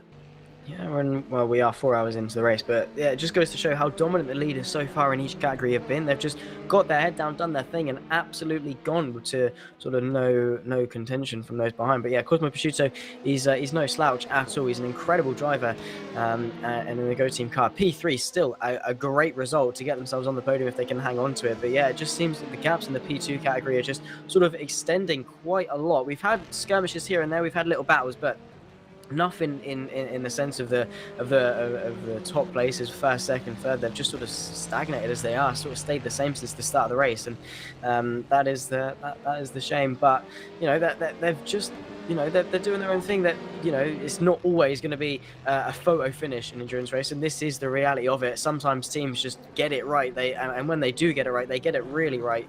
And so far for NetRace and the race leaders, they are doing a great job. And for Jerne Simoncic and the Bike Oilers Burst Esports and the DPI, they couldn't have really got it more right so far. Yeah, they're looking really good. Over 1.5 minutes in the lead to Mleinek for Edge Esports, as Ajira with Arna Schumble have come in again. So once again, coming in a bit early, and then that puts them into some traffic. So Schumble might have to be doing some overtaking in a little bit. But the cool thing about the DPI is it seems like the fuel mixtures are sort of quite significant with regard to sort of the LMP2. It's a little bit sort of more obvious what fuel mixture you choose in that car, but with the DPI, there's a lot more sort of strategic options. There's a lot more variants that you can do, and maybe that is a factor for why we're seeing some different strategies in this car as Jerne Simoncic comes in. He's been in for a little bit now, so I wonder if we're actually going to see a driver swap here for the Bike Oilers Burst Esport. And yeah, it goes up on the jacks, changing tyres. So there might be driver swap there as Edge Esports come in to the pit lane as well, with Schumble still in there, so maybe a bit of a driver swap going on for the Ajira car as well. So start of the next round of pit stops for these DPIs.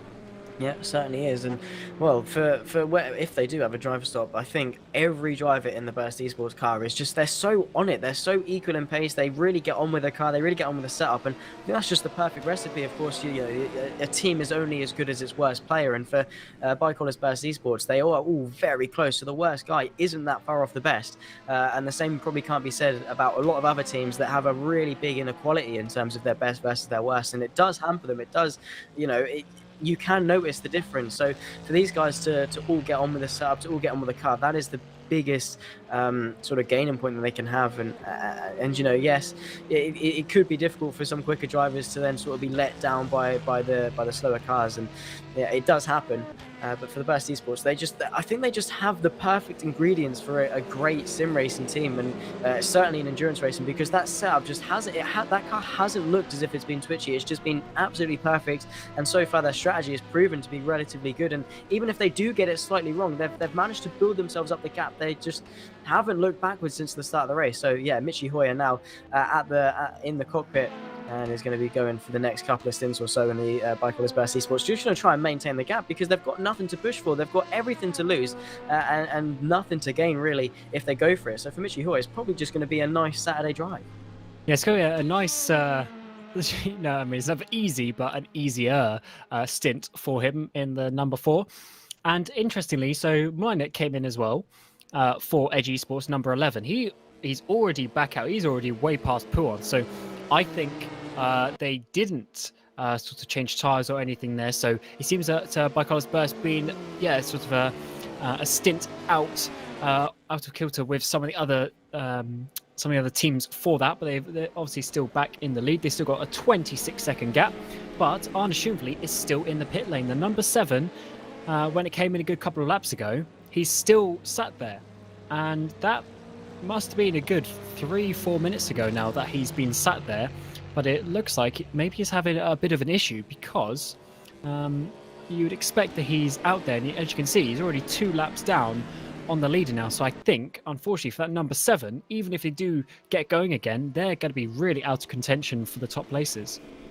Which is such a shame because Schumby did such a good job in this middle stint of the race to claw back some time, to claw back some places. He gave us some great action in getting through a couple of cars. Of course, started with the DX droids and then managed to fight up with the rookie monsters and just did such a good job. And that's such a shame if it does end this way. And that's the heartbreak of motorsport. As I say, the variables kick in, and when they do kick in, they can kick in either a little bit here and there and sort of unnoticeable, or they can really strike it and bring heartbreak, and that is going to be a shame for the Elijah car, because that for something, if it is out of their control, of course we've had disconnections here and there, and that is the thing with online racing, you will get those disconnections, but if it's in their control, then fair enough, it's going to be sort of reset and go for the next race. But the sour taste is going to be if it isn't anything they can control. Yeah, sometimes obviously things happen that aren't ideal for you, but you just have to get around them. As we've also got a couple of other DPIs in. We've got Nico Barkley for Wanako. We've got a Leaf for Axel Sports, Malcolm Smith as well for Rookie Monsters, all in the pit lane as we speak. So DPI round pit stops is happening thick and fast as we're coming up pretty quickly now to the halfway point in this 8 hours of Spa. And we're looking at Korosari, who is leading the way in the GTE category as he has for quite a while now. And the gap has actually stabilized a bit, stood around that 27 seconds to Henry Cynic in second place. But that gap between Cynic and Crusoe for Jean Lacey has increased just a little bit. But importantly, in fourth place, Red Bull Racer Esports are really starting to close down the gap now and are coming to challenge for this podium once again. Yeah, trying their best, and again, it's just about getting your head down, minimizing the mistakes, minimizing the time lost here and there, and just doing your thing. Of course, getting through the traffic as efficiently but as carefully as possible as well. There's getting through, and then there's sort of sending it a little bit too much. Fair enough, it's the end of the race, you're trying to chase after someone, maybe then start taking risks or things like that, or just if you are in the lower classes, just conceding a little bit more. Or it's just about traffic is probably one of the biggest things in endurance racing, and it is only with experience that you learn how to deal with it, and experience is always going to be the best teacher in that front.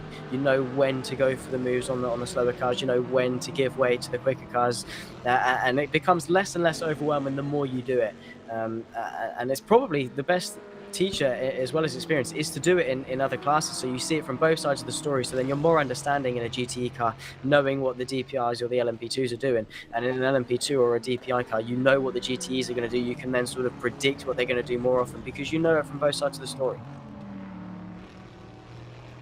I just heard in my ear, has Itchy Hoyer crashed? The number 4 by Collis Burst, or he's had some sort of issue, because I just heard him say that.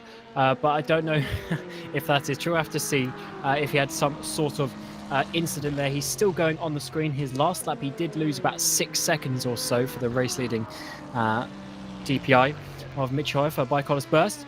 But it does look like he is still going. But I think he has had an issue somewhere or other.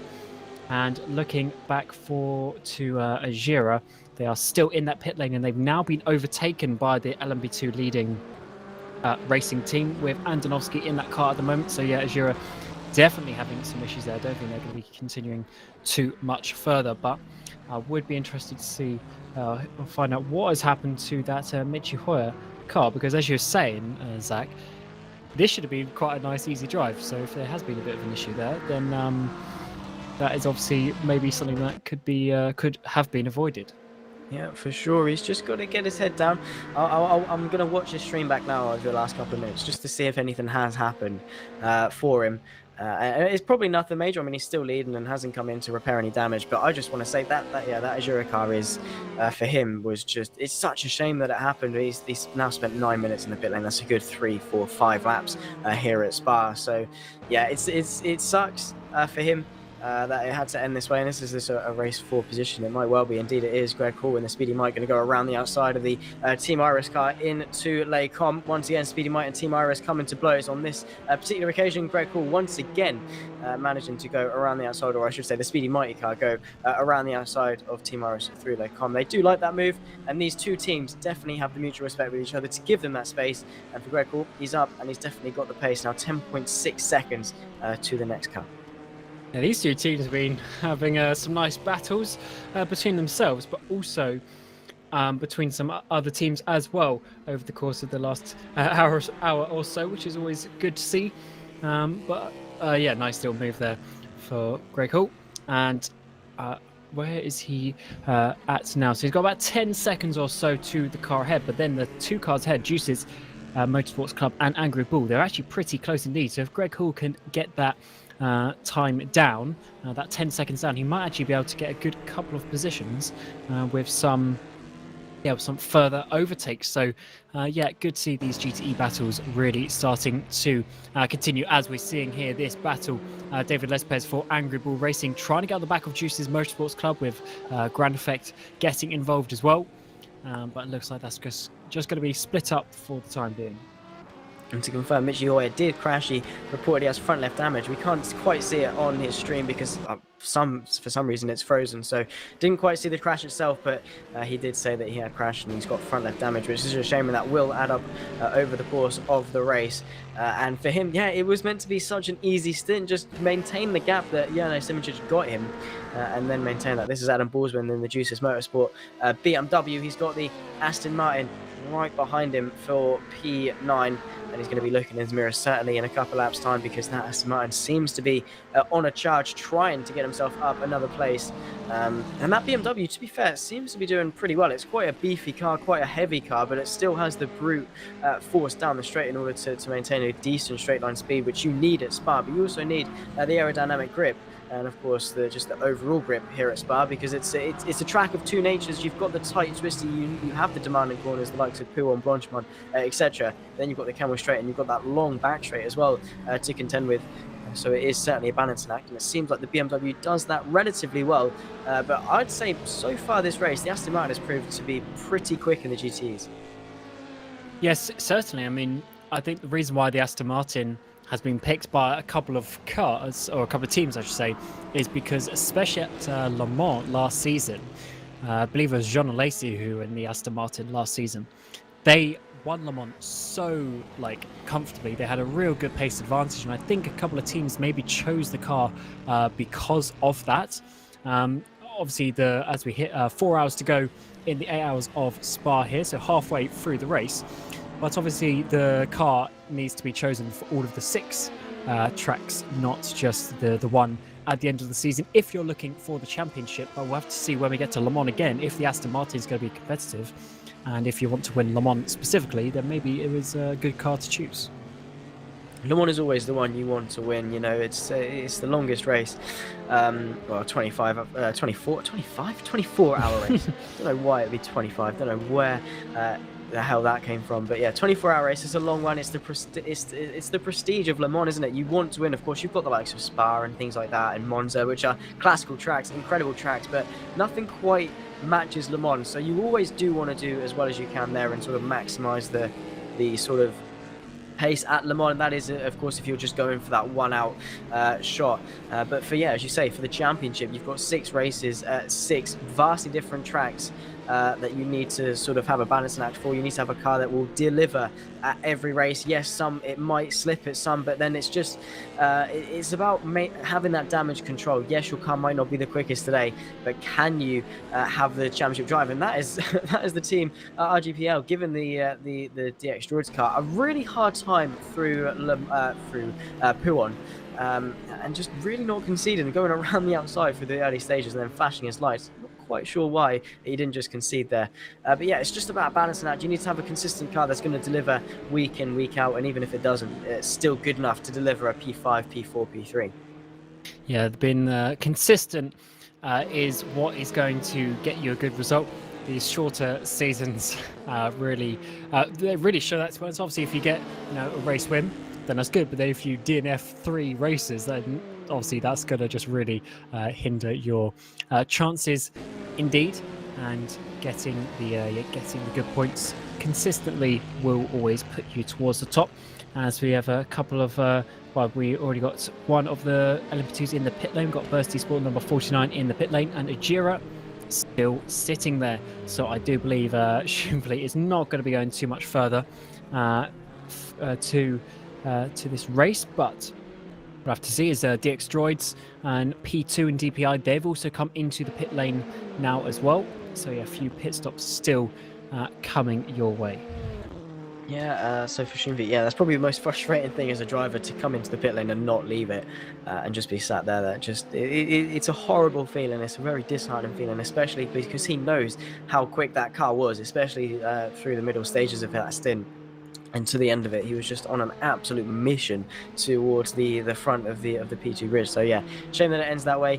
But yeah, there's always next round. But the thing with the 6-round championship is each race accounts for a high percentage of the total points over the course of the season. It's not like the likes of a 10 or 11 round season where, yeah, you might be able to afford having one off race. But in a 6-round season, you really cannot afford. And if you do have one off one, you then can definitely not have another one.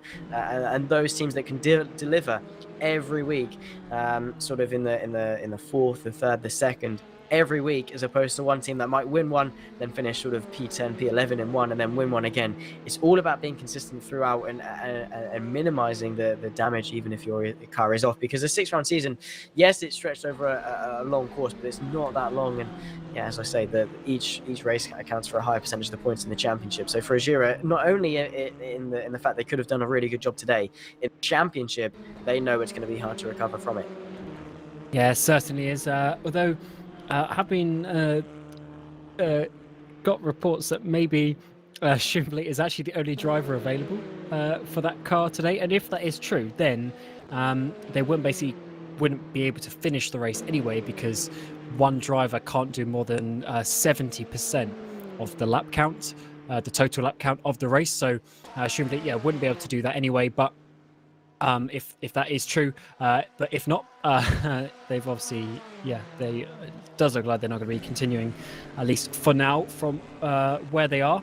So hopefully they will be able to, come back for that at the next track, the next race, which is actually in a little, there's a sort of a little jump in the schedule, because I believe it's actually in the beginning of 2022. Yeah, January the 8th.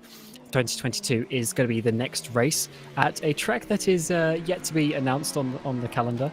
It's still the 8 hours of TBA, so we'll have to see what obviously comes of that, and the drivers then obviously have to get ready over the next couple of months for that race once they know what the track is, and they will then, yeah, hopefully for Shumley, be able to come back at that track and be fighting for the win again. Fingers crossed for them. But yeah, as soon as they know what that track is going to be, they're going to want to be on the preparation, because there's so much that goes into this level of sim racing and esports. You know, so much preparation, all the drivers getting practice laps in and sort of finalizing the setup, getting themselves sorted in terms of strategy. A lot of stuff goes in, and you know, the more preparation you do, the better off you're going to be. Of course, you cannot prepare for every tiny detail in a race, because you know, you can have a rough idea, but that's going to change and fluctuate as the race goes on. Of course, these probably a good 80% of the guys on the grid at the moment aren't on the strategy they originally prepared for, because things change. If there's a code 80 and you can sort of get a free pit stop, and then you run the numbers and think maybe we can afford to do it, it could save us a bit of time later on, we might not have to do a splash and dash if we come in now, sort of thing. So yeah, you can prepare and have the textbook strategy, but you can never sort of prepare for what the race might throw at you. But yeah, in terms of setup and acclimatizing yourself to the circuit, you're gonna want to do as many laps as possible to compete at such a level, because it's so competitive, it's so close, that you have to be on it every week. And the things in endurance racing, especially when it's an 8-hour race, if you're just simply slow for 8 hours, then you know you're not going to gain any of the time back as such. So you really need to be making sure, as Arne Shumley has seemingly DNF'd from the race. He is back in the garage, and he will be taking no further part, as I believe Davide Arduini for Moradness Satellite E-Stars is also a DNF from this race. We're getting a couple of GTE pit stops there. World of Sim Racing and Sim Racing for Holland both in the pit lane. But yeah, those two drivers, Arduini and Schoenvliet, yeah, good pace from those teams, but unfortunately it looks like it's going to be a DNF and they will be suffering obviously a lower points count. I believe you do get points at half distance, so obviously they might still get a couple of points, but they're effectively going to be last in their category. Which is, yeah, such a shame because of the pace that they did show. But nonetheless, we've got another battle in the DPI. This is Sierra once again trying to chase down someone else in DPI. It's just been so close. The Extroids really haven't been so far away from another car pretty much for their entire race. And so far, it's just been such a close battle for everyone trying to stay on top of it. And he's just got to latch on into that slipstream and then slowly start to reel in that Axel sports car in front of him. And these two really just have never given each other a moment to breathe at all. They've just been on it. They've been so equal on pace. And you can see that Axel Sports seems to be struggling with quite a bit of grip. And Sierra's going to see that as sort of of motivation to see, well, hey, he's struggling a little bit here. I can gain some time and get myself back in front once again. For P6, they've got a bit of traffic to contend with, and this is going to allow the DX Droids to sort of close the gap a little bit as they lap the Corvette in towards Eau Rouge and Radeon, and maybe even the Aston Martin. That could definitely help Axel Sports because now DX Droids is going to be put out a little bit. And oh no, the Aston Martin gets it all sorts of wrong through Eau Rouge, and that's a huge crash. The Axel Sport has lost his rear wing going up the hill of Eau Rouge and Radeon, and DX Droids as well. Thank you very much. I'm on my way through. But that was a huge crash. Was it the Aston Martin? Was it contact with the Axel Sports car? Whatever it was, DX Droids probably that was a silver lining that he lost a little bit of time going into that into the sequence of corners there. And I wonder if that's going to maybe come to a code 80 if those cars are going to try and get back to the pit lane. We still have a yellow flag out in sector 1, which has now disappeared. But if that Axel Sports car is going to try and come back with a rear wing, that's going to be obviously a little bit slow for them and a little bit dangerous. So let's see what these drivers could do, as I believe we are going to be getting code 80, which is going to be quite an important period for some of these drivers who are obviously trying to do something on the strategy. And if they have just pit, it may not help them. But if you're just about to come into the pit lane, this might help you indeed. So let's see who is going to come into the pit lane and how this actually changes the strategy. So to the end from here, if the GTEs come in, they will get in quite comfortably with another 3 pit stops. For the I'm trying to do a quick bit of mental maths, but I think it should be fine for the prototypes as well, roughly 40 minutes or so per stint for them.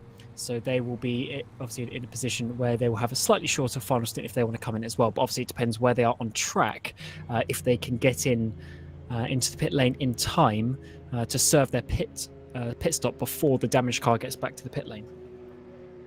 Yeah, for sure. And it's an awkward period because, yeah, you lose a lot less time because for those of you that don't know, the Code 80 pretty much is the equivalent of a virtual safety car. The cars have to drive around at the pit lane limit a speed of 80 kilometers an hour, and they go a lot slower. So if every car on track is going slower, especially your competitors, you can nip into the pit lane and lose a lot less time as compared to green flag running. And when it does go green and your rivals do eventually come in, you then have the advantage. So it's one of those things, one of those variables I was talking about in terms of preparation. You cannot prepare for a Code 80 to come out with 4 hours to go at all, and that's the thing now, to think about it, be quick on your feet. That is where the good and the great are going to be separated. Those that can think on their feet, think, do we come in, do we stay out, and then not only to think quick on your feet, but to also get it the right answer as well. It could be definitely touch and go between all of the classes as to whether or not they come in. Yeah, it's a difficult time actually, really, for the strategists of the teams to try and decide if it's worth coming in for them. Obviously it does depend where you are located on the track as well. If you have the time to be able to get yourself in and out, so obviously you're going to save a lot of time there, but is that actually going to hinder you with strategy? Because sometimes it actually might mean that you have to do a splash and dash that you weren't going to do before and that sort of thing, depending on exactly how where you are with the fuel. But let's see who is going to come in indeed. So we've got quite a few cars coming in. We've got rFactor have come in from DPI. We've got Go Team Racing. We've got Netrex P1 Sim in from LMP2. We have got your GTE drivers of Korozari and Henry Cynic have come in. We've got a couple of the other GTs a bit lower down as well. So quite a few drivers deciding they're going to come in. But you really have to just decide if it's going to help you at your specific situation on the track. Yeah, for sure. It's going to be different for each category, each team, because they all have different pit windows. They all have different plans in terms of where they are, in terms of tyres and fuel. You know, one team might have more fuel in the tank than another, so it might make sense for another team to come in as opposed to another one. So it's not touch and go across all the categories at all. But for a number of teams, it seems to be the logical decision to come in under this Code 80, lose a lot less time, and then sort of just take the hit either now or later on as to gain themselves a little bit of time. Because it does make sense. You're losing a lot less time compared to green flag running, especially it's such a long pit lane, the one that we have at Spa, because you go through the Formula 1, you come out, then you've got the long run all the way through the support paddock up to the top of Eau Radion at a very slow speed under green flag. Whereas, you know, now you only lose the time that you're actually stopped for, as opposed to the entire trip through the pit lane. So it does make sense, and you know, if it works, it could gain a lot of teams a lot of places. It could gain you a lot of places, but it could also lose you a lot of places in comparison to other people as well.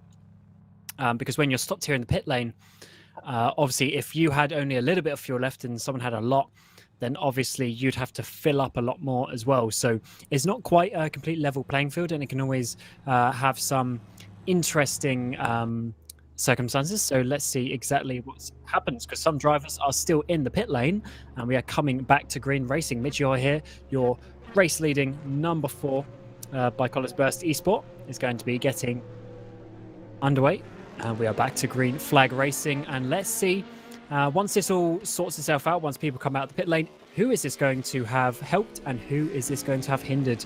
We are about to find out. We've got 3 hours and 45 minutes left in this race, and it is getting very close between a few drivers, and maybe we're going to see a few position changes that we didn't quite expect.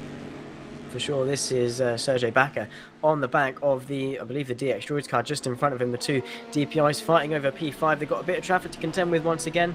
They've got the Aston Martin, and of course the P2 is just in front. So for Sergej, it's just going to be trying to maximise this exit off the exit establo. Both of them are going to try and negotiate the traffic as best they can. DX Droids goes through, so too does Bakker, and he's nicely tucked up in the slipstream towards Blanchimont. The Porsche moving nicely out of the way as well. Is Bakker going to get through? Indeed. And then they both need to get through on the P2. You can see the DX Droids getting swamped a little bit. Sierra now under a ton of pressure, having to go sort of semi-defensive, trying to eye up the move, and you can see that Bakker having to go to the grass in order to avoid the rear end. This is Harry Smith fighting for P8. He's got the 43 just in front of him. That is the Battle Power car through La Source. Needs a good run. 6 tenths is the gap. That's probably the prime slipstream range as Sierra goes through on the P2, the Netrex car. And Bakker also trying to find a way through. This is Coloxy in the Mugen sim racing car trying to chase down. So there's a lot of battles going on. It's a lot closer than it was before the Code 80. Yeah, with everyone sort of pitting and everything, it's completely changed some of the gaps and some of the battles that we would have had on track. And as you say, Mugen Sim Racing getting close to Slansy for VRS Satellite Racing. And this is the last satellite car, or at least in LMP2, because their sister car has DNF'd from the field. And it looks like also Axel Sports for the DPI are still in the pit lane with that damage you saw that they sustained in that crash in Radion. But let's see what Clockside can do coming up towards Blanchimont. He's got looks like he's actually got a bit of damage there, maybe on the front of that car. That could be not helping him too much, but let's see. He's going to be close enough to have any sort of I think into the final chicane. No, he's not, so he's going to have to try and get close enough to get that slipstream up towards Les Combes when they finally get there. But looks like he's certainly a little bit faster through the corners. Yeah, seems to be pushing it, and he's now closed the gap to just under 3 tenths. He is in the slipstream. He's got a lovely run down in towards the Les Combes chicane. Marco Slanzi under a ton of pressure. Indeed, doesn't get the best run off of the source. Now David is going to try and make the most of this. He's going to be right up the back of him through Rouge and Rally. I'm going to lift off a little bit in order to benefit from that slingshot that he's going to get as soon as they go over the crest. They've got the Aston Martin to contend with, and now you can see David all over the rear end of Slansy. Going to go to the left-hand side. It's going to be the outside. They've got to negotiate the Aston Martin, who moves nicely out of the way. Slansy pinned to the inside. Then Coloxy is going to go around the outside, or at least going to try to neck and neck as they head towards Les Combes. Who's going to be braver under brace? It's going to be Slansy, who gets himself ahead of the apex. So for David Coloxy, he's going to have to settle in for at least a couple corners more as they negotiate through the quick right-hander that then leads down a bit of a dip in towards Rivage. But for Mugen Sim Racing, not going to be much on this occasion. So Slansy, well defended, and at the moment retains P4. Yeah, these guys having a very good battle. They have 51 seconds to the car ahead, so this is the only thing that they really need to focus on at the moment. So that gives them the opportunity to battle quite hard, actually, as we come towards this important point of the race where you're really trying to work out where you are. Obviously, Code 80s can change things at any time, indeed. So one car actually they're coming up to that I'd like to look at as well is that Red Bull Racing Esports Corvette, and how in general the GTE battle has worked itself out, because it looks like the Wayframe car has still got the lead in that GT battle. But for now, we'll actually see how these guys get on. Slansy defending from Coloxy up towards Blanchimont. Coloxy really getting a good run now, but is he going to be too close actually as he gets towards Blanchimont? That could hinder his opportunity coming down towards the final chicane. He's going to be so close. He's going left. Is he going to go right? The Red Bull car's getting a little bit in the way. That's actually going to help Slansy defend that position as Slansy now gets down the inside, which will turn to the outside. Obviously, the Corvette can have a bit of a better run, and that means we're going to be 3 wide with DPI coming up the inside as well. Coloxy is going to get a better run. He's got the position, but can Slansy actually hold on to that coming towards turn number 1? No, he can't. So Coloxy, with a bit of traffic management there, has been able to get past. Indeed it does. This is Henry Sink on the back of the Jean Lacey car in towards Les Combes. Going to dart to the right-hand side. They're now neck and neck. Is he going to be braver under brakes? He does. He's going to claim the apex, and the Jean Lacey Ferrari has got nothing to say about that one. Henry Sinek is now up into P2 in the GT category. Absolutely incredible move, and he's going to want to get that one done. But I'm interested how it played out in the P2 class, because he did have the slipstream down in towards Les Combes. And Slansy has lost a good second trying to get past the Red Bull Corvette. And that is the thing, being behind them through such a fast section, because the difference in aerodynamic grip between the P2s and the GTs is monumental. So if you're stuck behind him through one of the fastest sections and one of the most aerodynamically demanding parts of the circuit, you're going to lose out. So for Slanty, yeah, he's definitely lost this one out, and he's going to have to settle for P5. And the Mugen Sim Racing car is on a charge towards the top 3. The gap is around about 33 seconds, but that can come down very damn quickly. So for Slanty, still a top 5. But it's going to be one less than he'd have wanted to, and he was going to try and hang on as best he could for that P4. Yeah, it's an unfortunate situation, because as I said, the gap is obviously quite big, so it would have been good if he could hold on to that, because Coloxy, if he just drives off into the distance, that could be a little bit of a lonely time for Slansy over the course of the next, obviously, few laps and stint or so that he's in the car. But for sure, he is going to be still in a decent position. And just checking the timing, yes, they got 16 seconds to the car behind, which is Mark Veit. So Veit's actually lost out a little bit there over the course of that Code 80 period, but I wouldn't be surprised if he's going to be catching up, because he was quite a bit quicker on that previous lap. So I think Slansy's just struggling maybe a little bit at the moment. So I have to see how that one works out with his tyres, but he's going to continue for now. Yeah, for now. And this Code 80 has definitely thrown all the strategies into sort of turmoil. If it was around your pit window, jobs are good, because you've pretty much, you're on the same strategy, and you're on course to do the same one you were doing anyway. But for a lot of teams, it's going to be different. They've now sort of changed the course for the rest of this race, and there's not really that long left. Of course, still just under halfway of the race to go, but you are now ticking down the time and actually thinking towards the end of the race rather than settling into the race. You're now on the stretch to the finish, and with 3 hours 38 minutes left to go, there's not a lot of time to recover from a poor strategy if you have gotten it wrong, because especially with the long pit lane and the fact that the strategy is going to play a massive factor. If you've got it wrong under this Code 80, unless there's another one, it's going to be hard to recover from it. Yeah, the thing with Code 80s is they can come at any random time, to be honest. So you can't plan for it. You can only plan So the teams now will be planning, assuming it's going to be going green flag to the end of the race, but there could be obviously Code 80 at some other random time that completely puts them off that strategy, and then they'll have to rethink, which is always the good fun of coming endurance racing. And looking at the live timing, the Axel sports car with Mohammed Alif still in the pit lane with their damage. That was obviously the car that was involved in the accident, causing the Code 80 that we had a few minutes ago. But they are still there, so they're going to be, they're now behind some of the LMP2s as well, so they're really going to be dropping down, and that is not what they would have wanted. But we come back to the DPI battle with DX Droids here in 5th place, got a ground effect just behind them, and the Wanako car's 2 laps behind these guys. So already P7 in DPI is 2 laps down on P6. So these guys have got nothing to worry about from the cars behind. They just need to battle it out for themselves, and their pace is actually quicker than the cars ahead, so there might be some opportunities if they can sort of get themselves a little bit further up the road.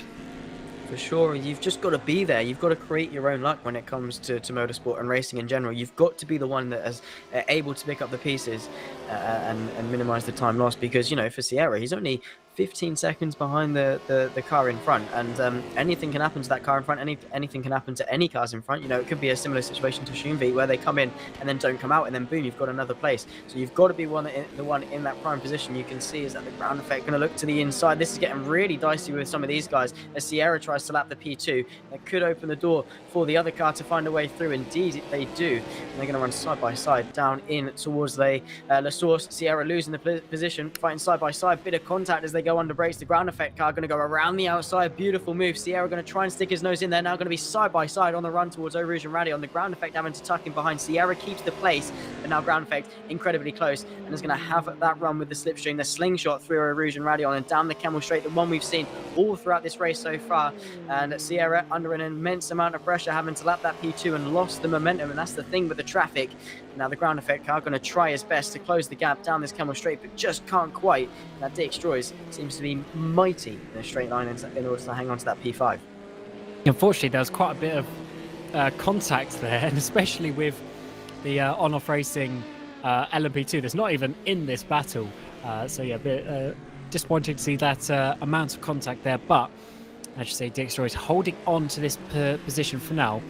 But Becker in that ground effect car, I wouldn't be surprised if they're really going to be battling quite a bit over the course of the next few laps, because there was a decent speed difference over the last couple of laps. Becker's really sort of been closing down.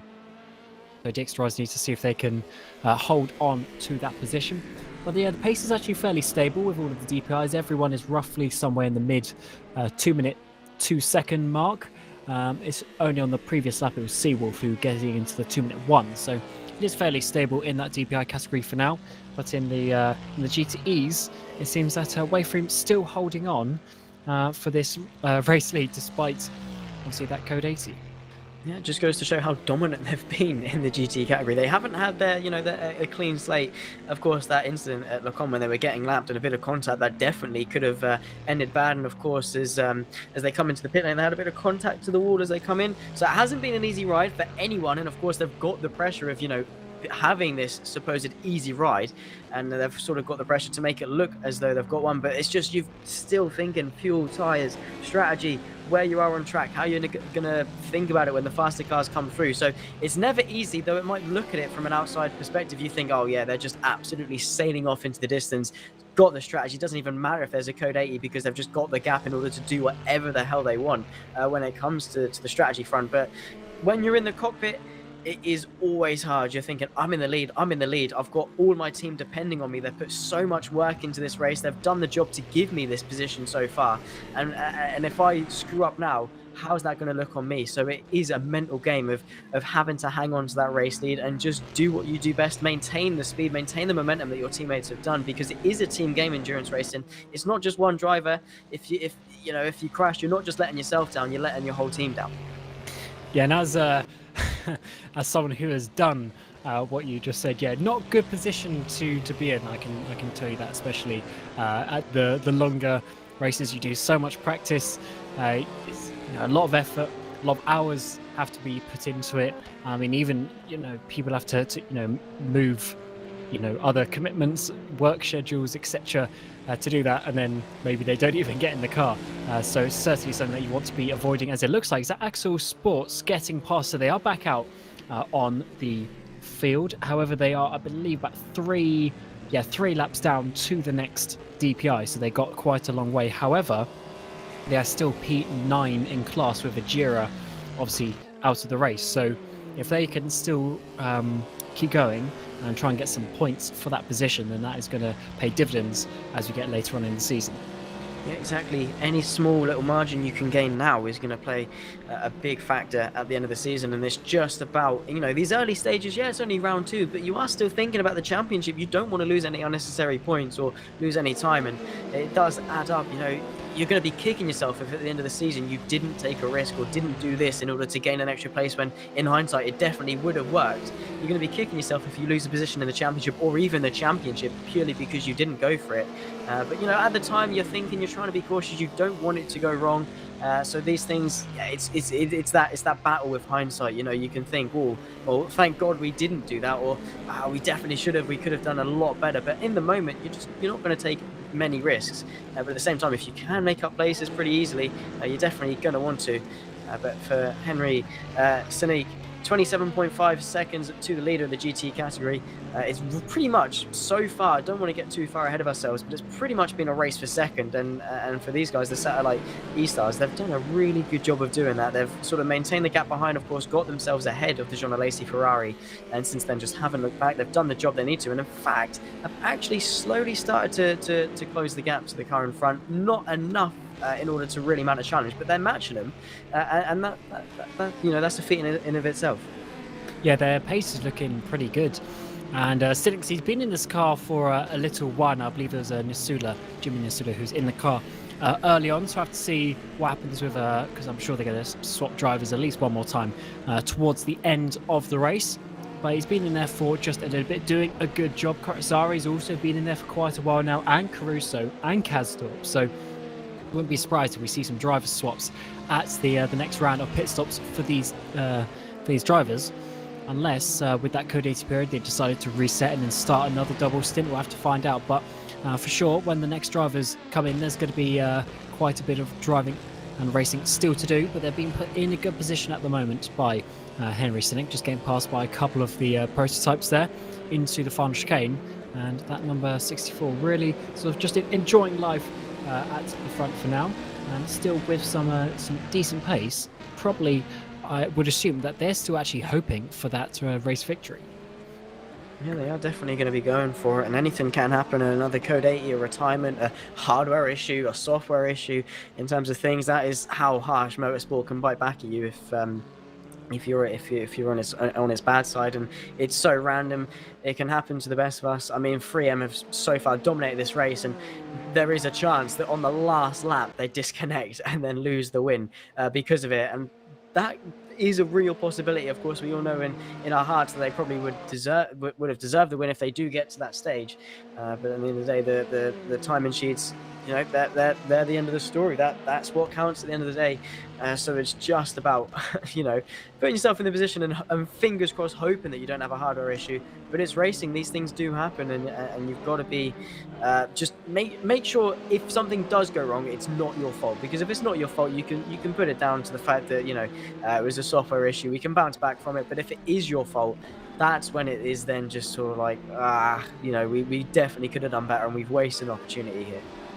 Yeah, it's especially from obviously myself having a fair amount of races, endurance races under my belt. It's so good when you finally get a race, at a good level. You haven't made any sort of mistakes, because those ones where you and it's always just something just silly. I mean, even last race at Monza a few weeks ago, I remember Jimmy showed a nice slow-mo replay of me having a bit of a spin out to the final corner, going out into the barrier. But it's just those little things as well, like just barely too fast into the corner, not quite enough rotation mid-corner, get out onto the Astro, and then there's just nothing you can do. But you always feel really bad after that, letting the team down after, obviously you get the car in a fairly decent position, then you just go and lose a lap with damage repairs. Really not what you want to be doing. But that is the fun of endurance racing, where you get to have that possibility all the time. It's not just like if you make a mistake, you hinder yourself, you hinder your team, and you can maybe lose a good 6 hours worth of work just in one corner. Yeah, exactly, and then it does just cast a shadow over the entirety of the race and the team as a whole. And then some teams might be able to fully reset, but for others, that torments them into the next round. They're constantly thinking, we need to make up for the disaster of last round. What happened? We need to show how good we are. We need to show the pace. We need to make up for it if we were lacking the pace. And then it's just they carry that forward, and then it's just that string of focus and that string of sort of confidence that then knocks it down, because it is half the story. Confidence and ability, psychological versus the physical thing. It's mind over matter. You might be very quick, but if you're not in the right mindset, if you're telling yourself and you're doubting yourself and your ability to do well, you're not going to do well, purely because you're telling yourself you're not. Whereas if you go into a race full of confidence, full of happiness, if you just come off the back of a win or a podium, or for some teams a top 5, that could be magical for them. They're then going to carry that forward, and then be on the bounce. They're going to have that momentum, have that rhythm for the rest of the season. So yeah, it's just about making sure you do as well as you can. Yeah, you can't, because we always say, about maybe this is a good point in the race for drivers to start pushing, etc. But a lot of these drivers, they're going to be going as fast as they can, without risking absolutely everything. They're going to be going as fast as they can, trying to get themselves closer to the car ahead, because there's never a point in endurance racing where you really sort of dawdle around. You're still really trying to, even if you're sort of fuel saving or maybe tire saving a little bit, you're still going fast. It's just you're not just pushing that extra 0.5% into the corners that then starts to overheat the tires, or maybe that bit of lift and coast, but you're still really sort of pushing the brakes in the braking zone. And it's not like you're ever sort of sitting around. So these drivers are still going to be on the limit, even when they're sort of not trying to the absolute 100%. They're still going to be going as fast as they can, because at the end of the day, you're still trying to win the race, you're still trying to win the positions, and see where you can go. As talking of those sorts of things, Matteo Caruso, who we're on board with, he's got Yuri Kasdorp behind him, only 6 seconds behind. And on the previous lap, Kasdorp was 1.3 seconds a lap faster. So I wonder if Kasdorp is really starting to close down. You can just see him in the background there, actually. And has that continued on this lap? It looks like it has as well. So I wouldn't be surprised if Kasdorp is going to start to close up that gap just a little bit over the course of the next few laps. Because, yeah, once again, it was 1.4 seconds on the previous lap. That is a huge margin, and with a 5.5 second gap, if he keeps this momentum up, it could be on the back of him in a couple of laps time, and be fighting for the podium, which for Red Bull Racing Esports would be a huge feat to have. The fact they've been running in 4th and 5th for pretty much the majority of this race, at least since we've been in the commentary booth. They've had good pace, but just haven't had the opportunity in order to close that gap, and now they do.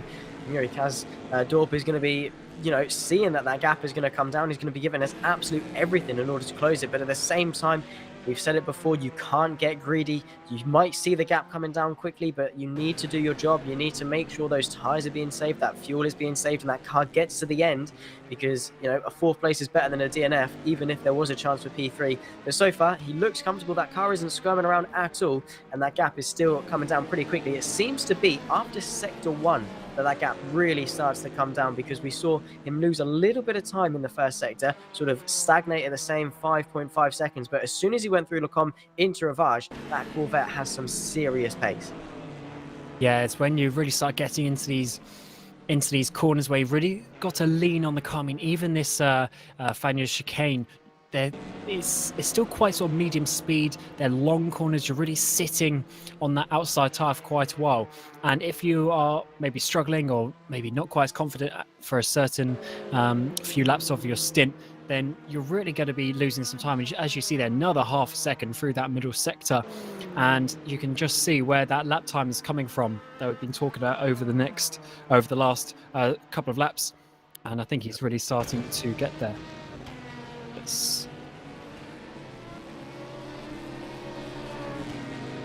Just getting a a note from race director to for the drivers to turn on their headlights, because it is starting to get a little bit dark, and with 3 and a bit hours left to go, actually we might be getting some darkness just towards the end of the race. But yeah, just a little reminder there for the teams to turn on those headlights, because it does make it quite a bit easier to see, especially in the rearview mirror.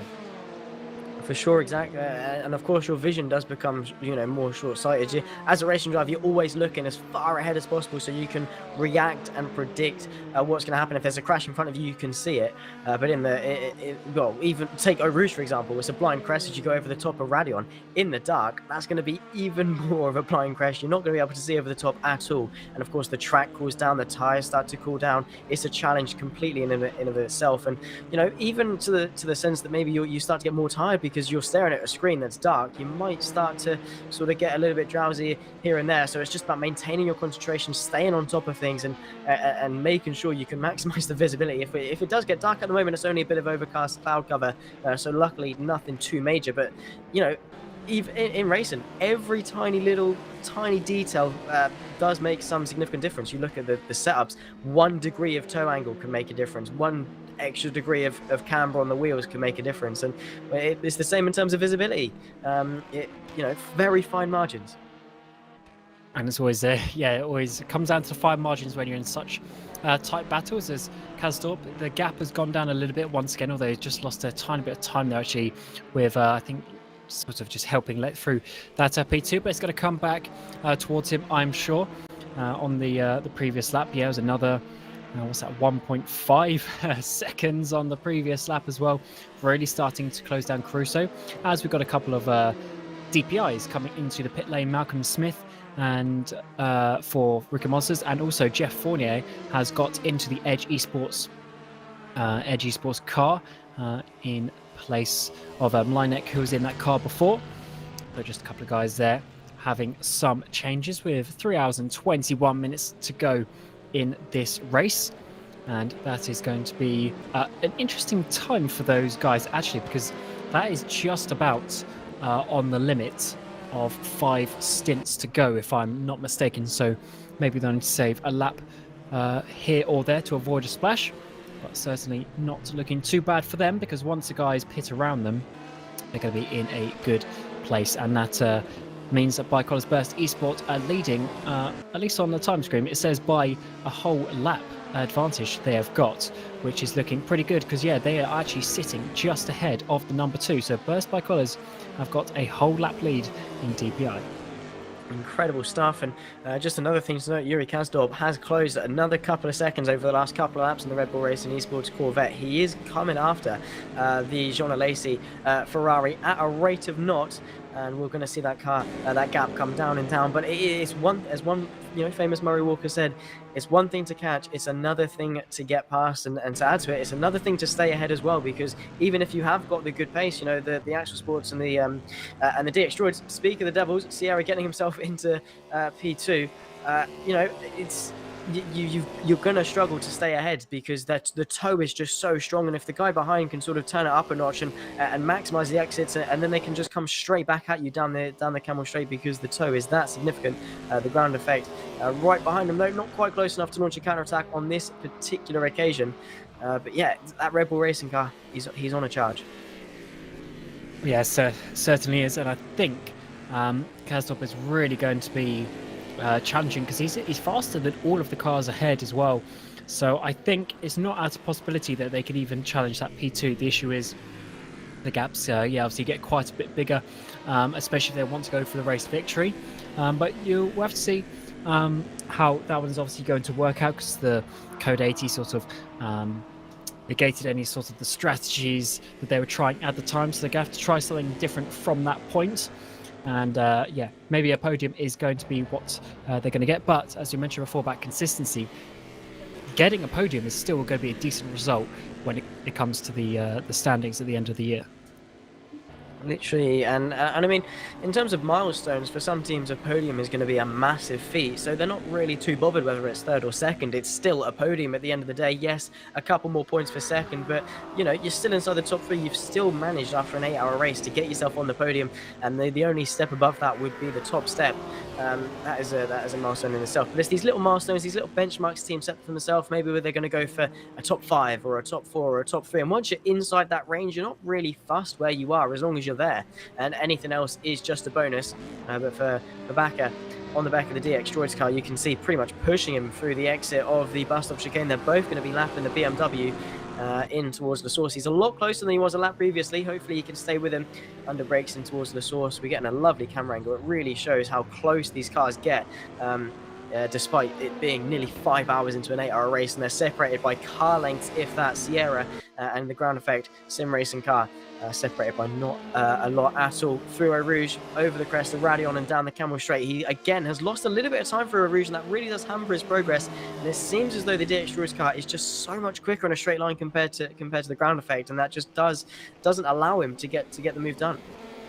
Yeah, I mean, I was saying earlier about the fuel mixtures, that could be a factor, but also with the wing angle that you want to put on this car as well. Just with the way that the car is, you don't have to be running necessarily at the lowest downforce all the time. You could be trying something a little bit different on that regard, but also things like the ride heights and the use of the springs and the packers can be very important to make sure that you're not bottoming out either. So there's quite a few things that the drivers can be doing to try and make sure that they are getting the best straight line speed. And what you were saying earlier is that despite all of sort of the higher speed, medium speed corners that you get around here, you need to make sure your car's still fairly quick in a straight line, because at the end of the day, that's really where you're going to be making the overtakes. Exactly that, and you can be as quick as you want through the corners, but you're not going to make an overtake mid-corner unless you're some absolute madman who can then just use the grip and sail around the outside. But then it's going to be hard to keep, because you're going to be a sitting duck down the straight, and that's the thing, is that balancing out. You want the straight line speed both in qualifying and in the race around a track like Spa, but more so in the race, so you can hang on to those positions and even despite having a slower car through the corners, manage, because of your straight line speed, in order to hang on to those positions, because all it is it's a straight line, it's a heavy braking zone. So as long as you've got enough of a gap that you're not going to be swamped under braking, you're going to be absolutely fine. Once again, DX Droids lapping a car has allowed Sergey to close the gap once again in the ground effect sim racing car. Not as much to the same effect as a few laps ago, where he completely lost the position. But every little helps, and Bakker is certainly piling on a ton of pressure, though it gets to this point once again that we've just been talking about, where he gets absolutely left down the straight despite the slipstream. Yeah, it's difficult position for this car. Let's see how close he can get coming up over Radion. There's going to be a bit of slipstream involved with the GTE as well. Can Bakker get anywhere near close enough as we get towards the braking zone? He's going to be Sierra's going to be defending that inside, so Bakker's going to have to go to the outside. Is he going to be able to get himself alongside? He's going to be trying it, but just not quite enough around the outside. Needs an extra half a car length or so, but that is always easier said than done. So he's going to have to sit behind once again. But this is still the battle for P2 now. Hoyer has come into the pit lane. Mrocek has taken over, but he has still got a good 30-second lead from these guys. So currently P2 for DX Droids, and this would be an awesome result. Although with Edgy Sports already pitting, I do believe these guys are slightly out of kilter on the strategy. So I have to see how that one works out when we get towards the end of the race and it all balances itself out. We are going to see which strategy was the better one in probably a couple of hours' time, when it all fills itself out, as you said.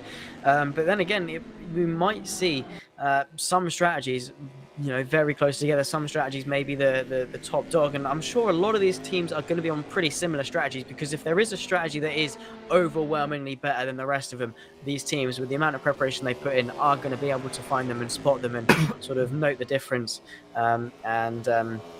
That is, it is a strategy that's probably a good couple of seconds, or a good few seconds even quicker, is not going to go amiss for a lot of teams. And it's going to be little gains here and there if there is any slight deviances in the strategy. Who come in under the code 80, who did this little bit of fuel saving at this point in the race when they had the slipstream, or who managed to get through the traffic more efficiently throughout the race. Because one skirmish of traffic isn't going to be enough, but if one driver, one team in particular, have managed to carve their way through traffic, haven't really been held up once, compared to a team that's going to be less confident, less experienced in getting through the traffic, it does hamper them, and as we always say, it adds up tremendously.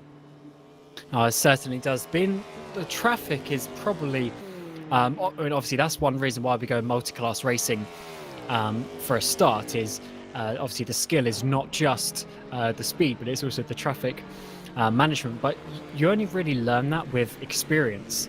Obviously, we do see drivers come in and they're still fairly new, but they're good at it because sometimes people just obviously see and understand it. But it is certainly a skill to be able to learn, especially when you're in these DPIs. You're coming up on these GTEs at a vast rate of knots.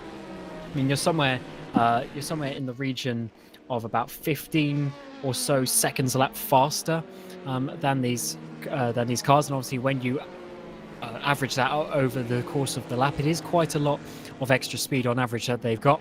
And when you're coming up to those cars, you've got to make split-second decisions. Are you going to go left? Are you going to go right? And you need to try and read it a couple of corners ahead. So when you're coming up to them, maybe you slow down in one corner so that you then have the advantage in the next. And again, that only comes with time and experience. And something that has been coming in time as well is Yuri Kazdorp on the back of Matteo Caruso for this last podium position as it stands in the GTE category. And it was only 0.6 of a second last lap, but Kazdorp's still gaining and is now within a second. Incredible job from Kazdorp in order to close this gap. It was a tough challenge. He's done it really swiftly as well. He's now under 1 second. Definitely going to start to feel the effects of the slipstream. No DRS, of course, in these GTE cars, but the slipstream is going to work a treat for these guys, and he's going to latch onto the back of that rear wing, slowly start to reel him in now. But it sort of gets to this point. The dirty air is going to start playing a factor. He might actually see his momentum drop because it's harder for him to close the gap with the dirty air. And for Matteo, he's just going to have to be looking in his mirrors, making sure he doesn't make any mistakes. And for Yuri, he's had a relatively easy job of getting through cars for position so far in this race. Some of them have made mistakes. Some of them have got caught up in traffic. He hasn't really had to fight much for one. And this time around, maybe the Ferrari is going to try and hang on for that podium place as best they can. And Yuri, down the straight, definitely is lacking perhaps compared to the Ferrari, but in the slipstream that sort of negates the difference, and he is closing still down in towards Les Combes. Not much going to come into fruition, though you can see that Corvette charging, looking to the right hand side, but under brakes, not much going to happen on this occasion.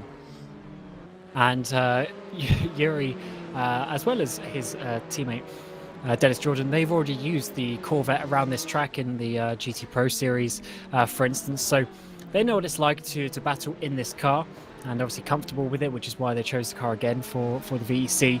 And I believe Red Bull also used that car in the Le Mans Virtual Series as well, so they certainly know what it's doing when it comes towards this car battling here. So I wouldn't be surprised if he knows exactly where he's going to be able to make these overtakes stick, but for sure it's going to be difficult, even despite the bit of the pace advantage that he's got. One of the real main overtaking opportunities is obviously that drag up to Les Combes, but then the braking zone is always difficult. It's so fast on the entry. So we need to see what Kazdorp is going to do here, what he's thinking, and where he's going to try and get past as we come up towards 3 hours left in the race. It's going to be that important time, because if he wants to try and get the gap down to the cars ahead, really needs to start making some progress on that. So let's see what he does in the slipstream. Certainly so, and down in towards Blanchimont for Yuri Kazdorp. He's definitely very close to Matteo. Down in towards the bus stop chicane through Blanchimont, practically pushing in the gap. 1.5 temps. We've seen how committed he can be under the brakes. Is Matteo going to be looking in his mirrors? Parks it to the middle of the track, brings it back to the race line. The LMP2 trying to negotiate a way through, but realizes these two are battling, and so doesn't want to make any rash judgments, get in the way. Matteo definitely going to be under a world of pressure from Yuri as he pulls over, lets the LMP2 through, so he doesn't lose any time in the moment. In fact, is going to fight him down the inside, maybe. That is very strange as to why he's doing that. He's going to lose a bit of time and is going to have to concede at one point or another.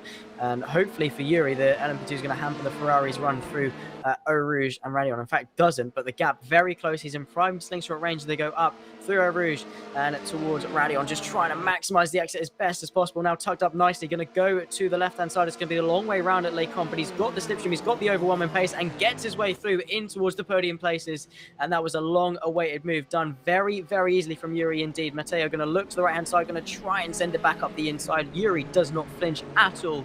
And now that Red Bull Racing Esports Corvette into the podium places, and that definitely couldn't have been made more difficult. Couldn't have been made more easy for him. In fact, he just got the run and it sailed off ahead. Very nicely done from Yuri. Yeah, maybe the Team Iris car helped him just a little bit with that extra few hundredths of a second from the distance slipstream as well. So I'm sure he's pretty happy with that. Back onto the podium, as you say, and now they need to try and catch down the car ahead. But it is a good 15 seconds, and the pace is very, very equal between those top three drivers. Christian McLaren now is in the Wayframe car, Henry Cynic, and then Yuri Kazdub all sort of doing high 15s, low 2-minute 16s. So very, difficult for him for Kazdub to try and close that gap down. But there's only one way that he can find out, which is to try and push and to do so. And then we'll see in a little bit if he's able to catch up. Certainly, and you still got a lot of time in order to do it, a lot of strategy time to make up as well. Already pulled 1.3 to Matteo on this lap alone, and that was with the overtake that happened at Le Combe. So in 2 sectors, he's pulled a good 1.4, nearly 1.5 seconds to the Ferrari behind. So yeah, definitely one of the quickest cars on track. Whether that can translate in order to catching after P2 and P1, that 3M is going to be a mighty task if he wants to win this race. But hey, maybe he can go for P2. In the LMP2 class, though, it is the Netrex P1 Sim that leads the way ahead of Go Team Racing. The Netrex P1 has just been on fire and is finally into the race lead. The racing team down in P3, probably following a couple of pit stops. So it is provisional at this moment in time. But, you know, they're there, and a good P2 is probably going to be the bare minimum for that Netrex car. Yeah, indeed, and we're going to have to see how this one is going to work out as Caruso has come in there. And someone just getting past Kazdub on screen there was Edgy Sports number 11. Jeff Fournier is in that car, back up into P3. Is that car, but I believe rFactor is still going to owe us a pit stop. So Edgy Sports should actually be P2 in class when we get to that point. But now this is actually where back to this GCE battle, this could be where Kazdub actually makes some inroads. Now we need to see how much fuel he's got left in his tank with Caruso already coming in, because Kazdub is now going to be a lot lighter, and that is going to be quite an important factor for him to try and catch up and to pull away, I should say, once he has made his pit stop as well, because he should be able to make a little bit more time now with the less fuel in his car, obviously less weight, and should be able to get those extra couple of tenths or maybe even a couple of seconds up the road. For sure, yeah, and it just makes the car more nimble, more responsive, less, of course, wear on the tyres the lighter the car gets as well, because there's less weight, less pressure pushing them into the ground. So it just overall, a lighter car, a lighter chassis, whatever it might be, overall is a really good advantage to have. You know, yeah, fresher tyres are good, they probably do make a big difference, but a light car versus a heavy car is a significant difference. It just feels a lot more sluggish, a lot more irresponsive, or unresponsive, I should say, get my grammar correct, but it just means that the car responds better. It's not going to be understeering at all. But look to the front of the DPI cars, and David Murchek in the Bicolors Burst Esports, 36 seconds over the ground effect sim racing that have gotten back past the DX Droids. It's just sensational, the work that Burst Esports have done. They've just been so dominant. They've been on it all race. All their drivers deserve a pat on the back at the very least. And so far, still 3 hours left to go in this race. They are seeming to go on to win this one. But anything can happen. 36 seconds, you know, a spin, a crash, repair and damage in the pit stops, that can come down pretty quickly. So it's not set in stone, but they're definitely doing a relatively good job. Yeah, so we need to see when rFactor are going to come in as well, and how that's going to work out with a final pit stop, because they've been out there for quite a while now. But when they do pit, then Bicolors Burst Esport will have over a minute advantage to the Edgy Sports number 11. But obviously, we'll have to see how that works out with the way the pit stops are going to work. Because if anyone has to do a sort of a splash and dash at the end, or maybe a shorter stint or a full stint, that can all have quite big effects, because with the final pit stop you might see swings of even 30-40 seconds depending on what people need to do with the fuel and tyres. So that's always going to be quite an important bit. But this is the point of the race with just over 3 hours to go, where you are going to be starting to count back, and you are going to try and work out where you're going to be and what you need to do regarding the fuel strategy to make sure you get to the end. Yeah, certainly so, and just about maximising what you can do now. This is the final push to the finish line. 3 hours left to go. A couple of pit stops left for all of the teams, whether that's DPI, P2, or GTE. Was it GT3? It's GTE. But yeah, for all of them, a couple more pit stops left to go. Not long, really, and it certainly is just that final dash, final couple of hours. Just get to the end. Yes, you're tired. Yes, the tyres are going to be worn at this stage. But you've just got to push through it. This is a fight in the GT class between the Sim Racing for Holland, and in fact, it's a three-way fight for 5, 6, and 7. Angry Bull, Sim Racing for Holland, and Wilder Sim Racing team very close together indeed. A 3-horse race for the top 5. Angry Bull with Levers Lespes at the wheel, going to be wanting to hang on to this one, and they've just got to let the prototype through through Eau Rouge and Radion. Bit of a squirm for the Sim Racing for Holland car. That might hamper his progress, but in fact it isn't. Look at the straight line speed that Corvette has got. He's closing at a rate of knots. Angry Bull goes defensive. The Corvette's going to have to go the long way round in towards Lake Con, but is it all in vain? Is the defending going to be just not worth it at all, because the Corvette sails around the outside, brave under brakes as well, and up inside the top 5. Nice move indeed. But that Corvette doesn't look comfortable at all. It's squirming and twitching all over the place. Yeah, but it's very good in a straight line relative to the other cars, and that's not good news for the Angry Bull car, because the World of Sim Racing car at the back of this train is also in the C7 Corvette, and that is obviously not going to be ideal for them, knowing that another car's going to be coming, probably flying past them on the straight. He's got the edgy sports car, DPI, trying to get past these guys as well. Yeah, for sure, the C7R in that department has a tiny bit of an advantage for sure, but obviously it always balances itself out, and at other tracks and other situations it won't be quite so good, but there, especially in an overtaking situation, certainly very helpful indeed. And that Sim Racing for Holland car is up into that 5th place. Remember, this car obviously won races last season, and unfortunately not quite on the pace for the race victory today, but top 5 still not too bad. Certainly is. You know, you're in the top 5 bracket of a very close, very competitive GT category. So yeah, it's a good milestone to have, and it definitely boosts their confidence going into the next round, that we still don't know what the track is going to be. So again, just that extra sort of uncertainty. Teams will find out soon enough, I'm sure, but then it's just the chase to get that preparation done and dusted, and then if they can get themselves inside the top 5, Sim Racing Holland are definitely going to want to get themselves back into winning form. Still, Angry Bull Racing Team keeping them honest, as well as the world of Sim Racing Team only half a second back, closing under braking though. Look at the closing speed and where they were, practically touching at the apex of La Source. Angry Bull managing to get the drive off the corner, though it could be a repeat of the lap previously. Angry Bull getting overtaken once more. World of Sim Racing, we've seen how quick that Corvette can be in a straight line through Eau Rouge, over the crest of Radion. Have they got the speed in order to close the gap before Lake Com? You can see now going to start to close the gap, closing. Angry Bull not defending just yet, now goes over to the right hand side. Here comes the Corvette of the World of Sim Racing team, going to go to the left hand side. It's quite late on, so he's not going to get the overwhelming momentum. They're going to be side by side through Lake Com, but around the outside goes the World of Sim Racing Corvette on the Angry Bull Racing team. A nice move indeed, just broke late enough in order to claim the corner and force the Aston into submission. And unfortunately, 2 laps in a row, 2 positions gone for that 266 car, but that's just how tight it can be in this GTE field in the VEC.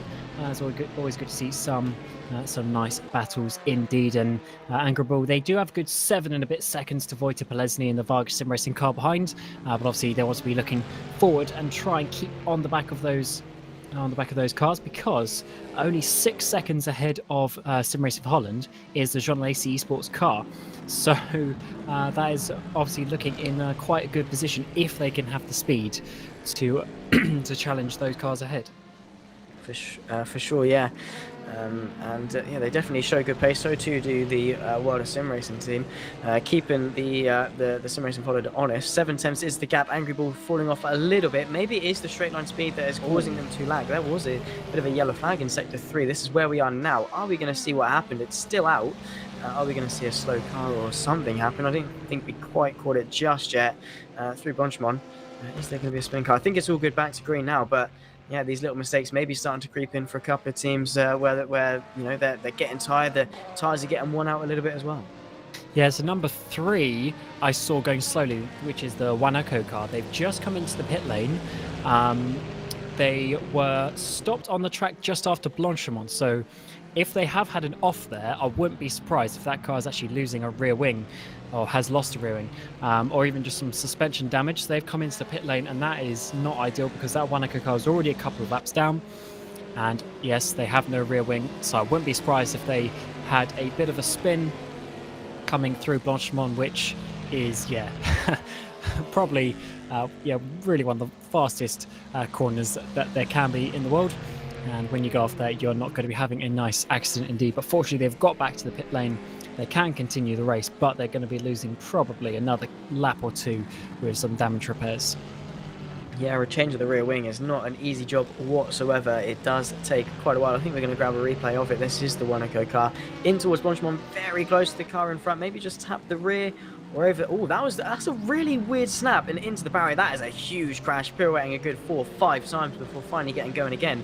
But that is just such a strange crash. It wasn't contact, and it wasn't him going over the ashtray, which is what I thought. There's very just no grip whatsoever out there, so very easy to lose the rear end. But it was more just a twitch, maybe over the curb. But yeah, very strange incident. And then at such a high-speed section, you're going into a barrier, and you're going into a barrier very hard.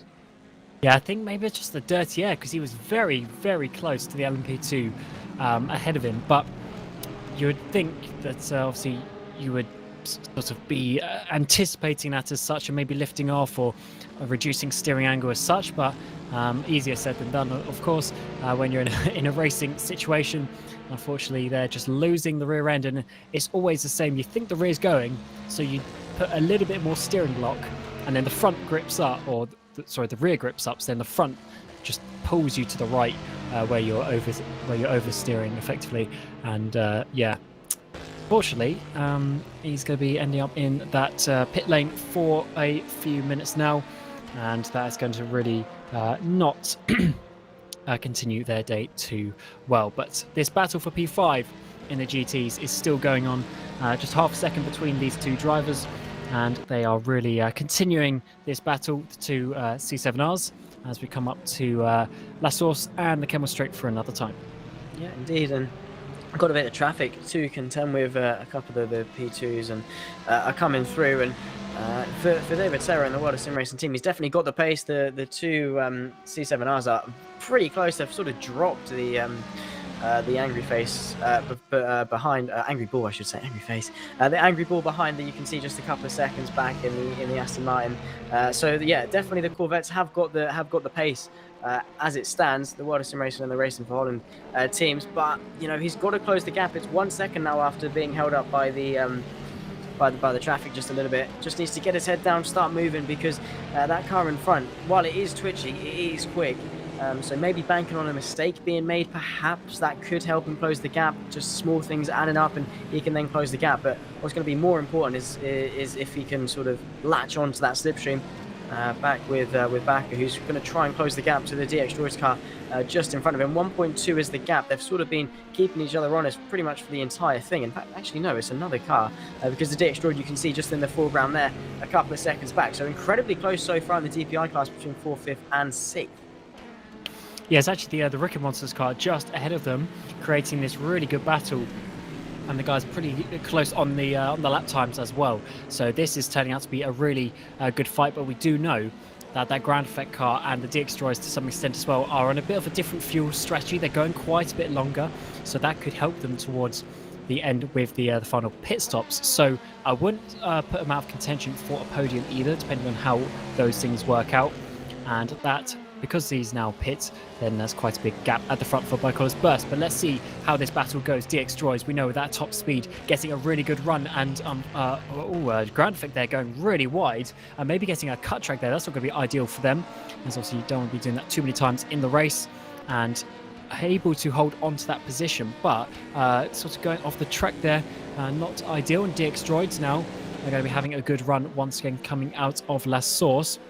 Good opportunity to see if they can use that top speed advantage to try and get past this Ground Effect car, but it's not going to be too easy because it seems they just dropped a little bit further back there. Yeah, certainly less than ideal. These small mistakes can be detrimental. They were very close to the slipstream range of the Ricky Monsters, and now they're well out of it. 2.2 is the gap, and now they're going to be having to look backwards as opposed to forwards. The DX Droid is certainly in the slipstream, and you can see the closing speed that he's got already down in towards Lake Com. Just look at that speed of the DX Droid's car. Going to already look to the right-hand side, not quite close enough to send it into Lake Com, because despite being quite a tight corner, it is still, you carry a lot of speed, a lot of momentum through. But yeah, that slipstream allowing the DX Droids to close the gap slowly but surely. I say slowly, it definitely is at a rapid rate of knots, and they're going to want to get themselves back inside the top 5, because the Ricky Monsters, Ground Effect, and the DX Droids, all of them have sort of, they've been close to each other for a good portion of this race, of course, with the addition of the Axel Sports as well being in this fight. They've all been really close on pace, and could be anyone's game. It certainly could be anyone's game with just how close some of these battles are. And you can't really predict what order some of these positions are going to finish in. Let's see, they're back getting up the inside of the one of the way free LMP2s. Just pulled away a little bit in this middle part of the lap for DX Droids. So DX Droids needs to try and come back a little bit, but that's just what happens with traffic as Ricky Monsters get up the road. Now they're just going to be getting past this Jean Alesi GT. The Ferrari GT, which is currently sitting in that 4th place at the moment, but they've already made their pit stop, and some others have not. So looks like that battle between these DPIs has spread out just that little bit, and this time round back at keeping it within the racing limits in Blanchimont, which is always good to see. And now on to the start-finish straight. It looks like he may be getting a tiniest bit closer to that Ricky Monsters car. It's a little bit, he's managed to close a good 6-7 tenths, and is actually looking pretty damn good. Is this a fight for P7 in the DPIs, or is just on board with Christian Michael? And well, this is at the moment, the race leaders of the LMP2 class. The racing team have been driving a great race. Martin Hemmingson at the moment in the cockpit, 45 seconds to the NetRex car, which have been incredibly quick on their own. So for them to have such a big gap that they've got is just another feat in of itself. And they're looking in a similar position to the Burst Esports car in the DPIs, who themselves are absolutely dominating. 68 seconds, over a minute lead over the Edge Esports. So yeah, great stuff from both of the prototype classes, and they are seeming to absolutely run away with this one. Back with the fight for P5 in the DPI category though. Rodrigo Sierra 0.7 behind the Ground Effect car, just in front and not too far to the Rookie Monsters in front of them. David Serra for GTE, fight for P5 again, 1.3 seconds. It's sort of stayed the same. He's not been able to make that indent, and once he lost that bit of time, because they're so even on pace, it's hard to close it back. Yeah, the pace is just ridiculously close between these guys. I keep on looking at the lifetime to try and see who's going to be gaining, who's going to be not, and they're all within a tenth or a couple of tenths on your average lap. If there's a bit of traffic, maybe that alters it for one lap. But yeah, it's always so close between these drivers, and it's very difficult to gain those last couple of tenths to try and get this position back. But they've certainly pulled away from the Angry Bull car of David Lespez behind them. So they just need to try and keep on going, because ahead of Sim Racing Holland, there's 11 seconds to the Jean Alesi car. And then that is where we're going to be seeing if they can try and really get in that fight. But on the last lap, they were basically within 1,000th of a second of the Jean Alesi car. So pace very close in GTE. Yeah, it shows that they definitely do have the pace to be inside the top 4, but because of one reason or another, they haven't quite had the consistency, or the pit stops haven't worked in their favour, and they've lost a good 11 seconds. But the pace very, very close indeed, and that's probably why we're not seeing incredibly close action, because once they lose the gap, it's hard for them to then gain it back. This is the World of Sim Racing team, David Serra, coming into the pit lane. So once again, we're in that prime range in the GT category for another pit stop. This is the Burst Esport, the race leaders, lapping Slanzy, who himself is going to try and get a position in towards Lake Com. Not quite close enough to launch the attack, but there is traffic to contend with, and he's going to dart to the inside of the Aston Martin. Does not want to lose any time whatsoever in his fight for P7, trying to negotiate his way through the right-hander, and is going to try maybe into Ravage. Not quite close enough, but every little helps, and now they've got a bit of clear air, because the Burst Esport is through. There's no traffic for a good few corners yet. So they've got the clear air, and for Slanzy, he's going to want to get himself the extra position because he can see that he can. And on the previous lap, he was half a second quicker than Alex Voitala in the Butler Power Motorsports car ahead of him as well. So he certainly knows that he has the pace to do so. Just needs to find a way past, which is easier said for sure. But he's got the speed to do so for this VRS satellite racing car. And then coming on to this back straight is going to be another really good opportunity. Butler Power didn't put up the biggest fight before when we saw a battle with them. So hopefully if Slanzy can get himself in a good position, he'll be able to get himself there up into P7, but with quite a big gap of 29 seconds ahead of them to the next car. This is going to be quite an important battle for these guys at the moment, as there's not really too many cars around them. Yeah, exactly. Just sort of in no man's land, having their own little duel here for P7 and 8. So yeah, it's going to be hard for them to close the gap to P6 and above, and it is very much spacing out because we're seeing the difference in strategy now starting to sort of creep in a little bit. Still a couple of pit stops yet to be made, but yeah, so they're sort of on their own. Slanzy is going to want to get himself an extra position because it's extra points at the end of the day, and P7 definitely is a little bit nicer than P8. A bit of a squirm off the exit of La Source, though. That's going to hamper his momentum and mean he's going to be unlikely to challenge in towards Lecom unless he's got some insane straight line speed, which we'll find out in due course through a Rouge and once again over the crest of Radion. And he is closing, he's in the slipstream. Is it going to be enough? The camel straight is long, but is it long enough for Slanzy in order to mount a challenge? He's closing, still the gap at 4/10 though, so it's going to need, it's going to take a mighty drive off of the source for him to get himself the extra position. In fact, very close through the exit of Lecom, and he just needs a good run off this right hand and maybe into Rivage. Has a little look to the right hand side, but again, just not close enough, and he just needs to pick an opportunity and then commit to it. Yeah, the thing with the LMP2s is the slipstream is actually all right, but when you're very close, though, to get within that sort of 0.3, 0.4 range that you really need on the straights is quite difficult to really get the slingshot, because if you're at 0.5, 0.4, you don't get that sort of, because the slipstream is basically almost like a exponential curve. The closer that you get, it sort of just sucks you in when you get to that really, when you get really close to that last sort of car length, which is he's actually been able to do so now. But to get to that point through the corners before the straight is what is the difficult part. So let's see if Slanzy can get into that range of about 3/10, 2/10, 3/10, coming out up to Blanchemont is certainly a bit closer. They just had a little bit of a wobble there on the exit of the curve of Poulfrere, and then coming up towards Blanchemont, you see he's going to be gaining and gaining just as he gets into that last couple of car lengths is really when you start to be pulled in and sucked into the car ahead. But he's not quite going to be close enough with Voitala defending a little bit to the inside of this final chicane, and I think if he can stay this close, actually he's going to be coming into the pit lane, which is going to completely wipe out that battle, but I think he would have been close enough to at least have a look coming up to Lecom. But Slanzy now into the pit lane with 2 hours and 46 minutes to go. And that is going to be sort of where he would want to be. I wouldn't want to be pitting too much earlier to make it to the end of the race with 4 more stints. Yeah, not long left to go at all. When you think about it, we're now approaching 2.5 hours left to go. And so the Butler Power Motorsport, Alex Voitala, has just sort of been left to be on his own. He's really got no one of his class near him. He's got the Netrex about 18 seconds back, and then P6 30 seconds in front. So yeah, just sort of on their own and doing their own thing and trying to do what they plan to do. Be consistent, manage the tyres, manage the fuel, and still P7, if they can hold it, is going to be a great position to finish the race in.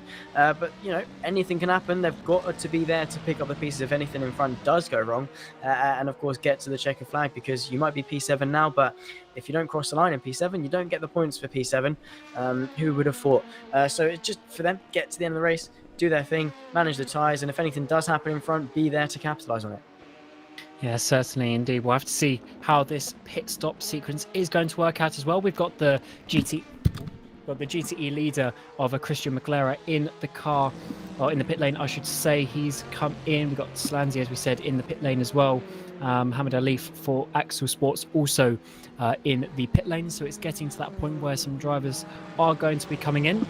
and obviously it's very important with how much fuel they're going to take. As we jump back to the GTE battle for what is currently second place, John Alesi, and also Moradny's Satellite E-Stars as well, which was the car that Henry Sinick was in. Did a very good middle stint of this race, and now Jimmy Nasula is back in, I would assume, probably towards the to the end of the race from here as well, looking like Satellite doing quite long driver stints. And he's now on the back of Martin Derlin, and let's see how this goes. Coming up towards Blanchimont, the Corvette getting a really good slipstream, just had to back out of it just a little bit as one of the DPIs came past them. And now to the outside of Blanchimont, this is going to be a big brave move around the outside, but he's just going to have to lift out of that one so Martin Derlin can pull in and no crash happens. And then up towards the final chicane, Nasula's going to have to hold behind just for a little bit, and let's see how this one continues, but he's certainly got the pace advantage at the moment. Yeah, certainly seems to be the quicker car. The Moradny Satellite seems to be the car that is going to contend for P2. The Jean Alesi is quick, and Martin Derlin is doing a great job at keeping the Corvette behind as they exit La Source. And that Corvette has proven to be mightily quick in a straight line. He just needs to maximize that momentum, you say, inside that 3/4 window to really utilize that slingshot effect through Eau Rouge and over the crest. Bit of a squirm, you can see fighting the car over the hill, and is getting a nice view of that rear end of the Jean Alesi car. Go into the left-hand side. Has he got the slingshot in order to get the move done before the corner, or is the Ferrari going to stick it down the inside and towards Les Combes? They are neck and neck. So he is going to have to tuck in, and Jimmy Nasula into P2 once again from Moradny Satellite. They seem to be the ones to beat for second place. So the 3M absolutely dominant up in front, and it is at the moment a fight for second. Yes, certainly is. The Wayframe car, the number 63, looking very good over the course of the opening 5 and a bit hours of this race so far, and the drivers haven't really put a foot wrong so far. McLaren still in that car, just came out of the pit lane for another stint, and he's going to be enjoying that lead, which is currently sat at 1 minute, if I'm not mistaken. So quite a nice place for that car to be at the moment, but obviously we'll have to see how this one works out over the course of the next 2 hours and 41 minutes. So we come back to the DPI field, and we're going to see rookie monsters Malcolm Smith in that car with Serge Bakker trying to get on the back of him. DX droids have dropped off the back of this battle for now. We also have the Burst by Collars car trying to get involved there. We'll be coming up to lap these guys fairly shortly as well. It looks like Malcolm Smith is going to be holding on to this position for now, which he has done for quite a while, but I don't know if Rookie Monster is going to be able to hold on overall, because this Grand Fect car is looking very quick as well. Yes, indeed, that was very dicey with the Corvette there as they go into Rivage. Lost a little bit of time there, had to find a way through in order to not lose enough time to the Rookie Monsters car, in order to still challenge and still have that effect. And I think that's the race leaders, one of the Burst Esports cars, coming through in order to lap these guys. So the Grand Fect Sim Racing car just getting it done early, not going to lose a lot of time. Now the gap 1.2 seconds.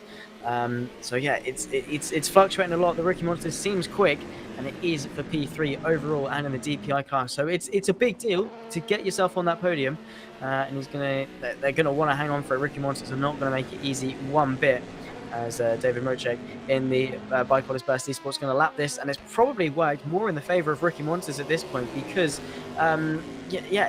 because they're going to get lapped on the straight as opposed to in the corner. They're not going to lose as much time, and that is going to be dependent on whether Burst Esports get it done now or into the bus stop chicane. But yeah, so for Rookie Monsters, yeah, this is perfect for them, because they're not going to lose anywhere near as much time as the Grand Fate cars did, but in fact they've still managed to close the gap pretty well as the Rookie Monsters peel their way into the pit lane. So it doesn't really matter, and I guess we'll never see the end. Yeah, the way you meet the traffic is so important, as you say, in the straights or in the corners, and especially with the blue flags, because blue flags are active sort of for everyone. So even the GTs get blue flags for the DPIs, but you only have to let them past if you're in the same category. So you've got to always be looking in your mirrors as a DPI or as an LP2, knowing that even though you're in the faster categories, when you get blue flags, you really need to be making sure that it's not someone in your class, because you can get penalty. And I believe the rule is 3 corners that you have to basically let them past. But obviously, depending on where those 3 corners are, if it's this Les Combes section, then it's only 3 corners in a row. But then obviously if you're at another part of the track, the corners might be more spread out. So you've got to be a bit careful with that, because getting a blue flag penalty is one of the most like silly things really that you can do, because it's quite avoidable. Obviously it's not fun to slow down a little bit to let someone go, but it's obviously rules, and the car is lapping you mostly for a reason. To the best of my knowledge, I believe it's 3 marshal posts as opposed to 3 corners, because obviously the marshals are waving the flags themselves. So not necessarily 3 corners, 3 marshal posts, which might be spaced out, because at Lacombe there's not as much need for each one at each point of the chicane. There's just going to be 1 or 2 that do the job.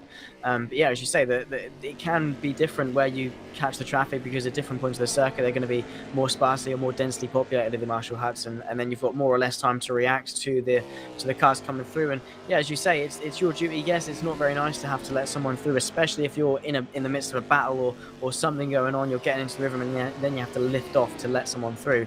It's not the nicest thing, but it's certainly better than getting a penalty from race control for not letting them through. So you just got to bite the bullet and accept what it is, really. Sierra managing to make a bit of a dent onto the ground effect car just in front of him for a provisional P3. And that gap 1.3 Dextroids really, yeah, I've said it time and time again, they've never really had someone that's not in their, or they've never not had someone in their class out of their sights. They've always had someone there or thereabouts that they're sort of fighting with, and it's just sort of maybe kept them on it a little bit, not let them lost concentration, because they've always got someone to catch or always someone to keep behind. Yeah, it's always good when you have the cars around you, because it's sort of just a bit more motivation really, because if you're sort of on your own in the middle of nowhere, it can be quite hard to keep the concentration and keep going, because obviously you need to see a purpose. If you can see cars right behind you, right ahead of you, that's your purpose, that's your reason to keep on pushing. As we're jumping on board with Mugen Sim Racing here with Clocksite in the at the wheel at the moment. See, he's a good example. He's got 50 seconds to the car ahead of him and 20 seconds behind, so he's really in a position where he just needs to keep that focus, keep pushing, but it's a lot harder to do when there are cars immediately around you that you're fighting for position, because obviously at the end of the day you need that visual reference. You can see a number on the timing screen, but seeing the cars visually is so important as well. Yeah, for sure. It just gives you that extra sort of instinct to chase after someone, and if you just don't by yourself in no man's land, it obviously differs from driver to driver. Some drivers just want to get their head down and do their own thing, as opposed to have to deal with another driver near them. That's where the fast and consistent people come in, because they're quick, they're consistent, they get the job done, as long as they're not being pressurized or anything like that. And pressure is a big thing of it. But yeah, for a lot of drivers, it just gives them that extra edge, that little extra thing that keeps them focused, keeps them concentrated, and stops them from really switching off. And well, one thing if there is going to be a driver that's going to be affected by switching off, hopefully it's not going to be one that's going to be driving the Bicolors Burst Esports car, because they just haven't seen anyone at all in their class. They've absolutely taken off. And once again, as soon as we cut to them, they're into the pit lane, probably for one of their third or fourth final stops, I would say, this race. 2 hours 36 left to go, and they're very comfortably in this race so far.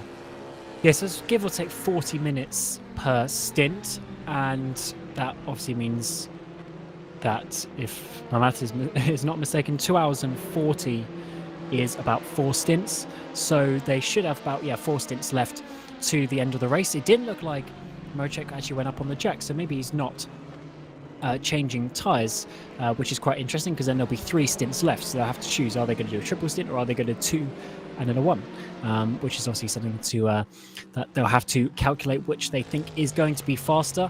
And obviously all the teams will be working that out. For the sake of Bicolors Burst, they probably have the ability to do a tyre stop whether they want to or not, because they have the gap. But for some other teams, that choice could be quite interesting indeed. But yeah, about 4 stints to go for these prototype cars, so another 3 stops after this one. But we will have to see how that one works out for them. We are on board with the racing team of Martin Hemmingsen and Timo Andonovski, and they are leading the way in the LMP2s by quite a big gap, to be honest. They've got almost a minute to the second place car, which is the Netrex P1 Sim. Casper Rietveld still in that car at the moment, and they're actually pulling away. Hemmingsen's pace is really good, so that Ligier certainly looking very good with those 2 drivers of Hemmingsen and Antonovsky in it. Yeah, certainly proven as to why they are leading the race and in such a dominant fashion. They've done exactly what they needed to do since the start of this race. Yes, that NetRex has been quick. Yes, it's managed to get its way through the field, but since then hasn't been able to make a dent into the lead, and they've just maintained that, done equal, if not quicker lap times to the NetRex behind, and that has just allowed them to maintain the lead. They've played the strategy as well to a T. Still, as you say, with a few stints left in this race to go, can still change. And maybe the NetRex are going to find an absolute worldie. Maybe there's a Code 80 that spices things up and allowed the NetRex to close the gap a little bit more. Maybe we'd never ever know. There's still 2 hours and 33 minutes left to go, which, yeah, it's in comparison to the entire race distance, not that long. But, you know, still quite a while for a lot of things to happen, considering we've seen how quickly some things can change in racing, and it can happen in a matter of corners, in a matter of seconds, in a matter of laps. So 2 hours 33 relative to that, pretty damn big. Oh yeah, indeed, and it is getting to that point in the race where there's not loads of time to make back time as well, because if maybe you're 6 hours to go, you're 30 seconds behind somebody, like, oh yeah, you got 6 hours to gain the 30 seconds, but now we've got less than half of that, only 2.5 hours left to go, and all of a sudden you're realizing, oh, we need to start getting a move on if we want to be getting past the guys ahead. But for sure, the team on screen at the moment, NetRex P1 Sim, they've done a great job this race in terms of their pace. They've really sort of pulled away from the midfield of the LMP2s, and they're looking very good indeed. Just so difficult to catch up to that racing team. And speaking to a couple of someone from their team as well, I think they actually worked out they lost out with the Code 80 that we had a little bit to go as well. So that's a bit unfortunate, but let's see what they can do. Yeah, for sure. It's just about getting to the end as well, maintaining the gap behind and focusing as always. But it is still relatively close in the GT category, despite the way Freem Esports absolutely taken off between Maradness and John Lacey and Red Bull. It's pretty close. It can come down to strategy or the driver making the difference. We saw Yuri absolutely fly after the Ferrari and then get through. So, yeah, somehow that John Lacey is still in P3. I honestly would have thought that the Red Bull would be clear in front of him, still with pit stops can filter out and change that. But yeah, so far GT have given us a ton of action and a very wide range of different strategies to keep us on our toes as well. So we are still suspended in that anticipation of whose strategy is the best, who's going to come out on top for second, third, and fourth. Yeah, and we've just over 2.5 hours to go. We'll do a swap of the commentators here before we get into that final couple of rounds of pit stops. It's been myself, Cameron, Roger, and you, Zach. So we need to take you through the last 3 hours of the race, but for the final stint, it's going to be Ewan O'Leary and Hugo Barrow taking you through the action. So yeah, thank you, Zach, and good luck, Hugo and Ewan, and enjoy the last couple of hours. Thanks very much, Cam. It's been great listening to you and Zach over the last 3 hours, bringing you the 8 hours of Spa here from Belgium. It's been a fantastic race, the second round of the Virtual Endurance Championship here for Season 14. As you mentioned, I'm Ewan O'Leary alongside Hugo Brown for the final part of this race. And we've got to try and piece it together, really, Hugo. I always say that these Code 80s throw strange things at us, and strategically, it certainly has here. Because it's been difficult to get a handle on the race all day, really. But what we do know, we've got 3 very defined leaders in the classes, I've got to say. We've got a lot of battles behind that, but 3 very, very defined leaders, and none more so than the overall race leaders versus T-Sport. Yeah, I'd have to agree with you. And I mean, you were here at the start, and it's been shaken up a lot of many times. And yeah, as you're saying, bike holidays, they're a whole minute ahead at the moment of ground effects and racing in second. So as you're saying, we've got quite stark leaders, and I think that unless we are hit with some kind of weather or another major toss-up in the strategy department, I think we could be on for seeing a Bike-Oles win overall. And then just further down in GTE, Wave 3, they're still a fair bit ahead as well, nearly a minute, and the same for LMP2 with just racing team Martin Henningsen at the wheel of that. So as you're saying, pretty stark leaders, and we'll see in the last few hours the privileged position of watching that checkered flag draw to a close, where people will finally finish up. Yeah, absolutely. We'll see. There's a lot of different battles going on up and down the order. I think the closest one really is Martin Dylan and Dennis Jordan, who's on a bit of a charge at the moment, I've got to say. 4.3 seconds, 4.5 seconds, somewhere around there for this battle in GTE, who are still quite a long way away from their penultimate pit stops. Things were really starting to fall into place for Red Bull Racing Esports, and I thought they might be able to cut out a pit stop compared to the rest. They were saving fuel a little bit, but this most recent Code 80 has set them back a lot because it did allow everybody else to come in for fuel, and well, they did in the end as well anyway, but still the advantage that they had has kind of been wiped out a little bit. It's extended the lead of Waveframe Esports to 52 seconds down, although Jimmy Nisolo is driving very quickly as he has been all day. He's not really making, well, he's making very big inroads, but it's to a very big gap, I'm afraid. Just under 52 seconds is the margin out front in GTE. Thankfully, the battle for second is covered by about 12 seconds between three cars, so that is going to keep our interest peaked for the remaining 2.5 hours, because that is very close indeed. We've got the old Corvette, the new Corvette, and a Ferrari sandwiched in between them, so that will keep us interested throughout the day as well.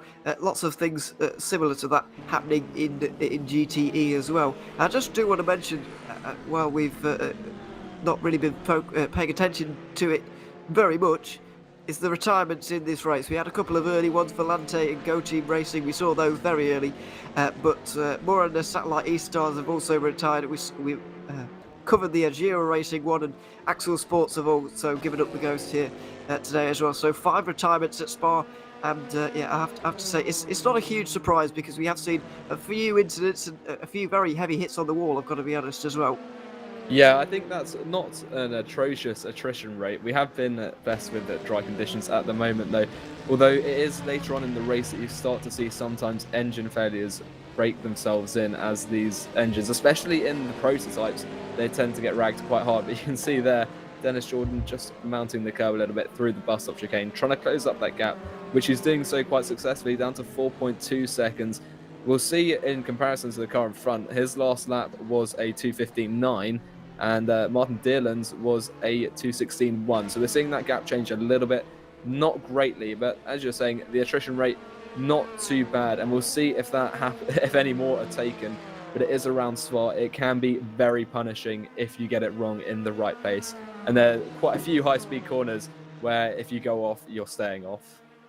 Well, yeah, absolutely. Like we've seen at Radion over a number of times. Just in terms of GTE, and since we're going to be focusing on it for a couple of moments, yeah, since we're on GTE, I thought I'd mention the kind of point situation. I know it's early on and things, but there's not many rounds of the season, so it is worth keeping an eye on the points, and mostly who's being consistent. We've said that word so many times over the 8 hours today, but it's very important in this championship which 2 teams are remaining at the front. Now, I guess you could outline 4 real top teams who have been demolishing the field here today. You know, between Dennis Jordan and Greg Hall, there's a 90-second gap very nearly. So, you know, you can definitely define the top 4 as being the class of the field here today. But only 2 of them were really up there during the Monza 6 hours. Red Bull Racing Esports, after passing John Lacey Esports for the win on the last lap, obviously up there along with the 66 team. But the 64 car, more on the Satellite E-Stars, Jimmy Nisolo driving at the moment. They're second here, but they're 15th in the championship because they finished only 14th in the race at Monza. So, you know, that shows that they weren't quite up there during that race, but maybe because of that lap 1 incident, but I didn't follow them closely enough to find out. And also the Waveframe Esports car, which is leading at the moment, definitely got caught up in that opening incident after getting pole position as they did today, but I'm afraid it didn't turn out well for them. So I think Red Bull and John Lacey Esports can be still pleased with how the day has gone, because after all, more on the Satellite E-Stars are only losing 5 points to Waveframe Esports and so on and so forth. Red Bull aren't losing that many, and they started, you know, a good 25 in front of them today. So that is fine, but the pace of Waveframe Esports must be concerning for everybody else, because it's very, very good. Yeah, most definitely. And I think that lap 1 incident at Monza that you just mentioned really meant that we didn't see the true pace of each of these teams into the season until today. And that's being shown because Waveframe, they got 5 points at the last race. Right now they're running first, and this could shake up the championship fight a little bit, given that we've seen how close it can be between John Lacey and Red Bull Racing Esports. Waveframe, they've started off on the back foot, but there are still enough races remaining in this season for them to start making up places in that championship, especially if they're able to finish multiple positions ahead of those at the very top, which is helped by them being ahead of Muradna Satellite E-Stars. So that's going to be really interesting to watch the championship unfold. Limited number of races. We've done one. There's only 5 left, including this one. So we're almost a third of the way through the season when the checkered flag is waved this evening. So it's going to be absolutely critical to score the maximum number of points on the maximum number of occasions. And that's going to mean that that race at Monza is going to be extremely damaging for Waveframe Esports. But they are lucky in that it was right at the start and they have the opportunity to start clawing that back up. Dennis Jordan, though, he's driving for Red Bull Racing Esports. If he finishes behind Jean Lacey, that's going to close up the gap between the 2 teams in the championship as we go on to the next race, which isn't until January, I believe. So we've got a long way to wait, but it will definitely mean that we'll have quite a spicy championship battle heading off in GTE through the season. So we'll keep an eye on that rivalry as a whole. And we're currently watching Christian Michael right now, 7th overall for Cetrezny Velux. They are not having the greatest race. They're 8th in their class of the remaining runners, and they're a little bit behind Mario Marquez and the DX Droids car sitting in 6th. There's about a lap there. Yeah, it's a long way back for them, I'm afraid, at this point. It all started, of course, with the 2 drive-through penalties that they started this race off with, and that set them back a very, very long way. So despite the fact they have championship leaders coming in, they're not going to be when they leave, you would imagine, because by Collins Burst Esport only 5 points behind them coming into today, but are winning right now. And here they are, by a long way, I would add, as well. So that's going to be quite hurtful for them. You would imagine. If it were to stay how it is now, Burst would have 11 points over Nigel Velix already, but it's all going to stay very close. I have to say, this point system is going to keep things very close. I believe that the top 20 get points, by the looks of things, in the finishing order. It looks like the top 20 or so actually get points in this one. So that is useful for everybody. To be getting all those points, but yeah, it does mean that the championship's going to stay very, very close right until the end. So we might get a very good finale at Le Mans, as we always seem to. But what it does mean is that you do have to put quite a lot of cars between yourself and your rivals if you do actually want to make up points on each other. Because I think once you get outside the top 5, it's only 1 point per position. So that can be difficult to claw back any margins at Le Mans. If you have issues, for example, then it can be difficult to claw back any points. So it's going to keep it close, but whether a championship lead is going to be able to be overturned at Le Mans is another issue.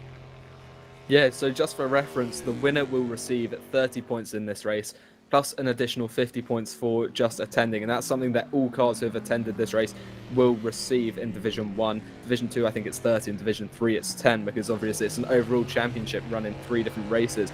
Second received 25, third received 21, fourth received 18, and fifth will receive 16 points. From there, though, it only goes down in steps of 1, all the way down to 1 point. So as you're saying, there's not much difference in the amount of points you will receive, and that will hopefully keep the championship nice and tight. And that's going to make each point ever more valuable. And hopefully we'll see quite a dramatic culmination of the whole season at Le Mans at the end of the season. So we'll see how that all works out. But right now we have got the second place car overall. That's the number 222 Ground Effect Sim Racing. And this is far ahead, rather behind actually. It's Martin Hemmingson, leader of LMP2. He's not too far ahead of his rivals. There's a 10-second gap between himself and Maurice Mel. Maurice Mel driving the 47 Go team, and that gap seems to be coming down a little bit, although they pretty much have equal lap times at the moment. That racing team car looking very strong and looking to build on its position currently in the LMP2 Championship. It was a race win last time around for Racing Team, let's not forget, ahead of Go Team, so they're both doing very well and staying up towards the front, which is exactly what you need to do. But the 35, I'm afraid, not quite doing the same. and neither is the Mugen Sim Racing car, neither are Juice's Motorsport Club. So, as I mentioned, consistency is certainly key. Well, I say Mugen aren't doing that. They didn't start off great, but they've kind of stuck on into third place under my nose a little bit there. So, maybe they can pull something out at the end of this one, because there's still a fair amount of time to go, and the back timing certainly, well, it's begun from the start of the race really, but it's just being adjusted due to the Code 80s, and then in the final hour we'll certainly know where everybody stands and where the battles are going to be. But for the moment, GTE is a reliable source of entertainment, well, especially while the prototype pit stops are going on, which they are right now. So we'll jump back down to this Aston Martin battle with Black Hawk Racing and Ramada Motorsport. Balzos Faro and also Pedro Ramada driving for his own team in the red and black Aston Martin. They're following on through Blanchimont right now, but nowhere near close enough to be making a move. I have to say, Ramada Motorsport, after the first round of pit stops, or the first round of green flag pit stops I should say, when they double stinted, were actually inside the top 5 and doing the best of those who tried the, I guess, double stint and a half, if you want to call it that, because the Code 80 made things a little bit weird, but it was a bit longer than you'd expect anyway for that stint. And either way, he went for it, and it pulled it off pretty well in the first hour or so, but from then it's not been particularly great by the looks of things. He's in 14th position at the moment, and although that normally wouldn't mean points in a lot of championships, it does mean you do get points here, and obviously for turning up you get points anyway, but still it's not a dream day for them, and they'll be looking to at least improve it ever so slightly. Let's see if they can. Outside line, this is going to get a little bit cosy with everybody coming up here. The LMP2 trying to find a way through. It's 3 wide on the inside line, not really going to interfere any longer. Pedro Ramada's going to be on the outside line. We'll see if he can make it work, but he wasn't as late on the brakes. Oh, there's contact, and there's a car spinning around. Black Hawk Racing have gone around at Lecom, and hard to call that one, but it always seems to happen at Lecom. It's a very, very tight section of corners, and a very popular one for making overtakes. Sometimes it goes wrong like that. Yeah, Lecom is always very difficult off the back of a very long straight, and then you're trying to balance the car on the brakes, try and get that rotation in. Contact, as we've just seen, is sometimes inevitable. We'll see maybe if there's a replay of that, what really happened. You can see as well, there was a little bit of a moment there with a prototype as well, just trying to squeeze his way through. I'm not sure he realised the 2 GTs in front of him were fighting for position. He managed to get through there safely enough though, and Pedro Ramada is up into 13th place. That's 1 extra point than they would otherwise be going home with, and I think that is going to be somewhat satisfactory for them. I know they'd like to be much further up the order, but 1 position is better than none. So we'll continue on and maybe see what the true result of that was. I'm not sure that the Black Hawk car went into the barrier though. It's dropped about 9 seconds behind as a result. If there's damage, that's going to be exacerbated even more. However, they're still safe. They've only lost the position to Ramada, and they're about 9 seconds ahead of the 15th place car. That's DX Droid. So all in all, it could be worse for them, but obviously it's not ideal to be facing the wrong way on a racetrack, especially with 2 hours and 15 minutes to go. You've come a long way, and you don't want to be you do want to be making it to the checker flag at this point after so many hours of driving. Yeah, it was a close moment between the two of them, but unfortunately a little bit too close in the end. LMP2 has also been providing the entertainment for us in terms of battles, and it looks like a couple of them begin to pick up again as well. They're back for 6th place. Butler Pal Motorsport, it's Alex Voitala now driving that car instead of Henning Voller after a pretty long stint, in all honesty. But they've not escaped the battles, and they've not managed to escape Marco Solanzi either, because they've been battling for quite a long time really. On-off racing there as well with Nicolas Lemoine, or maybe Nicolas, maybe he's French, but anyway, he's in attendance as well for On-Off Racing, the team that actually won in Division 2, by the way. They managed to take that victory, and they got shunted up into this one now. The problem is they took a win there, and they're only 12th in the championship, which might feel a little bit harsh on them, but all of the pre-season tests and so on and so forth suggested that they should be in Division 2 anyway, so I don't think they can have too many complaints. And of course they got the glory of taking a race victory in the Virtual Endurance Championship, even if it was in Division 2. So, yeah, they can be very pleased with how that ended up going, I think. But, yeah, it's a good battle that may well start developing, and also in DPI as well. Bradley Sayers, Mario Marquez and Marcel van der Linden are not too far from each other.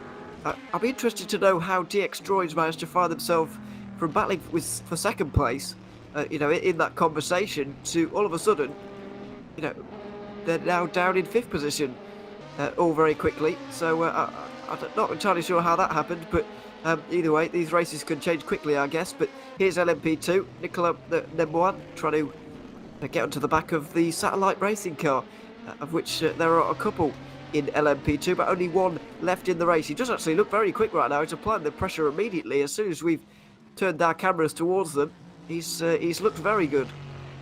Yeah, I think he wants to assert that he's looking for the position in front of him straight away as they head through P1 there. There's not really much chance of an overtake in this last section of the circuit, not really until you get up towards the bus stop chicane if you're really that confident under braking.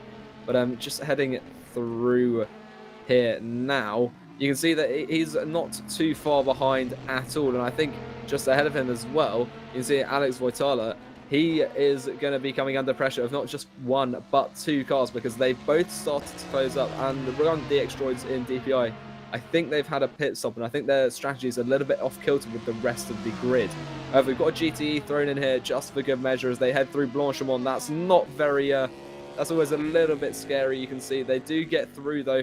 A little bit unstable, perhaps, that car in front. As they go through the bus stop chicane, though, is going to be Nicolas Lemoine. He's going to have to go round the side. There was a bit of contact there, and I think the Corvette has just come in a little bit too early, and that's really hampered his approach there, as they're pretty much still side by side. He's going to have to go for it again around the outside of La Source, but that's really hampered his attack, and that's cost him a little bit of time there, a good half a second as a result of that, and he's not going to be too impressed, I don't think. Now that is the GTE leader, Christian Marguera of Waveframe Esports, but I would have said that he was in the wrong there, really, because if you notice going into the bus stop chicane in the braking zone, we saw on the outside line Lemoine was trying to get on the outside line, but he got squeezed onto the grass ever so slightly by the Corvette, and then into the bus stop chicane. I would say Marguera was just claiming the apex, but Lemoine already was a little bit alongside, because he was kind of forced to be pushed out there and forced to go down the inside of the final part, in my opinion. So I would have said he did a lot wrong there, and even though he is the GTE leader, he's in a fight with with Satellite Racing, who are chasing him from behind, is Christian Marguera. But I would have said he was definitely in the wrong in letting these, in at least what he did with Nicolas Lemoine there in the bus stop.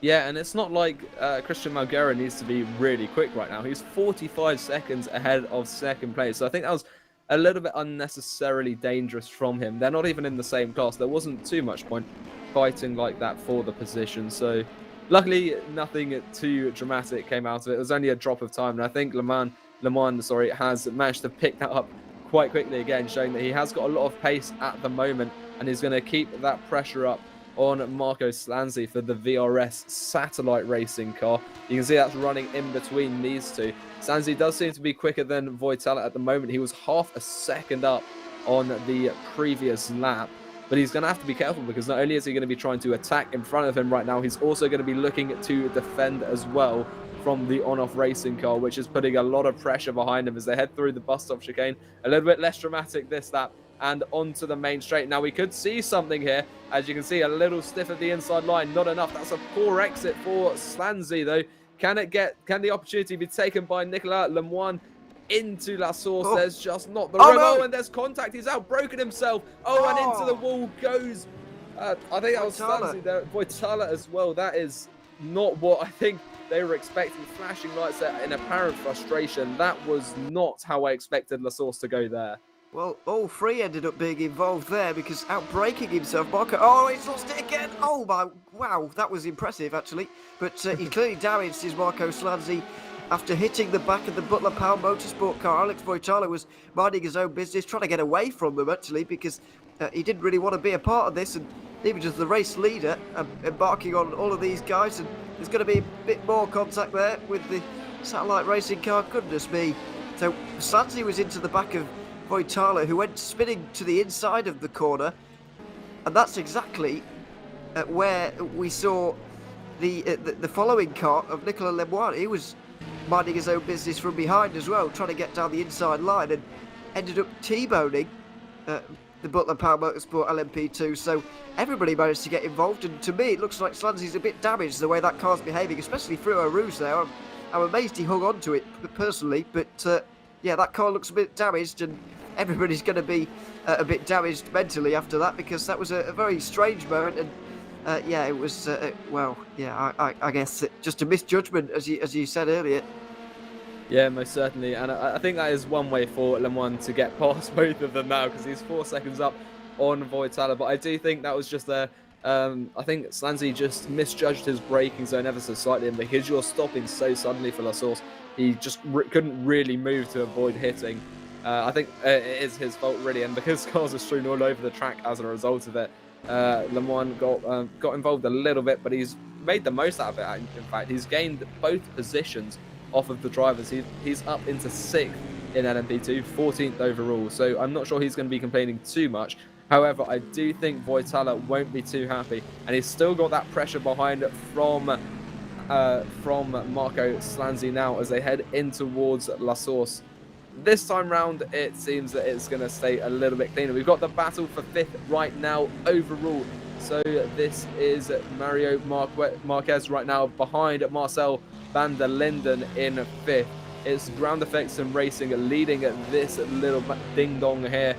And behind them is DX Droids, who we saw higher up in the overall standings not too long ago. They're down in 5th now.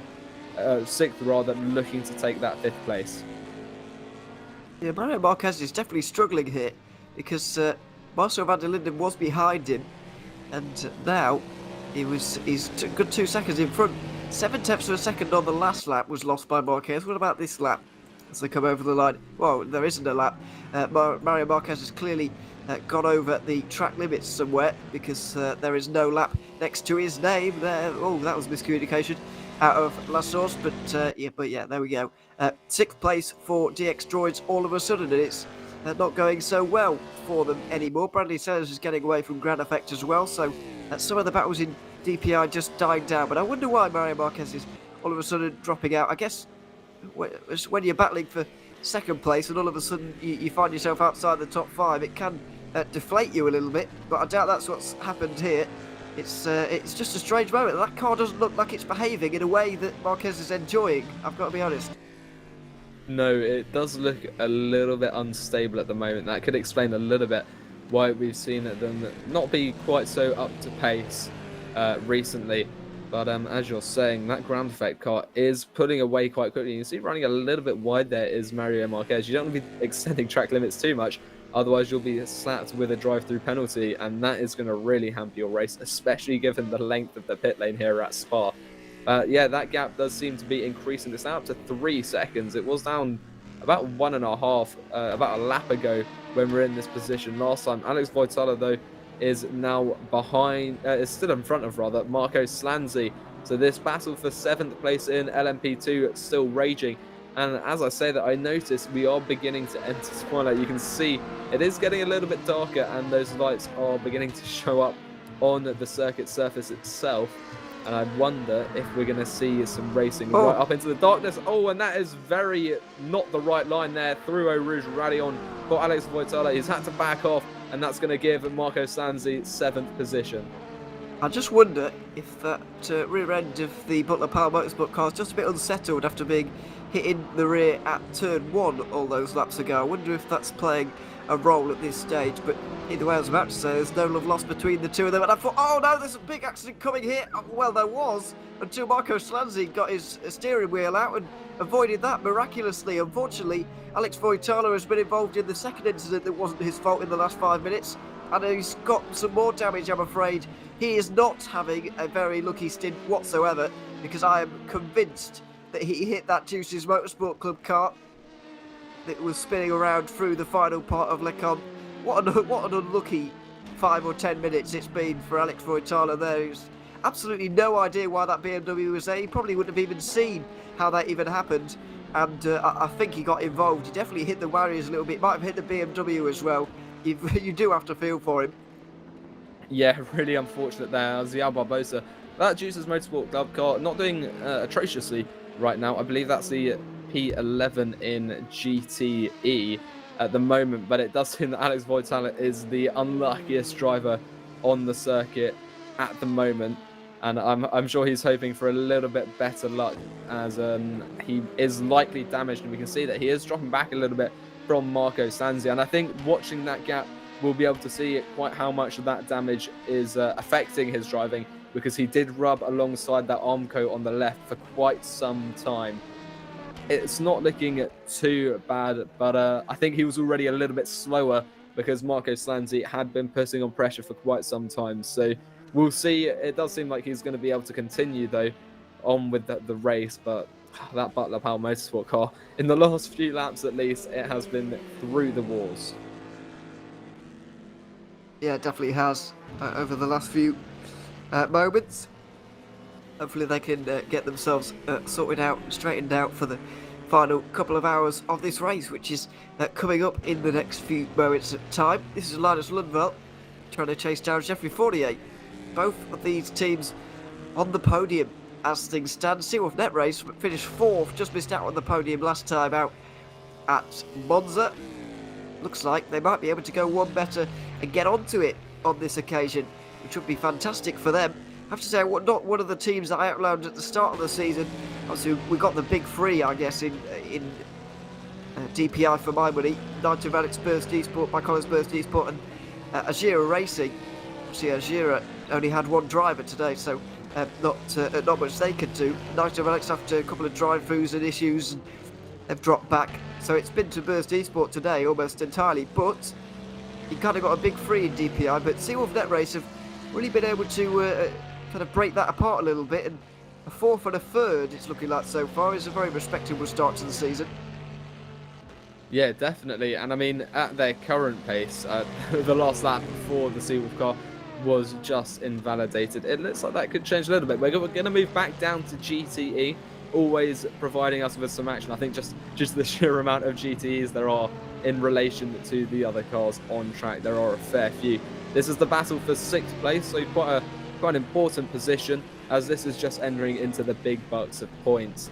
And Andras Kirali is defending at the moment from Wojtek Polesny and that Vargas in racing car. You can see there's a prototype in the mixer here, just trying to find a way through. He's staying back, which is probably a wise idea, because when you've got two cars in a slower class battling, they're going to be right on the limit, and there's not much they're going to be able to control. And we have seen that you can really beat a third party but still involved in these incidents from other classes, and that was demonstrated not too long ago by Voitala.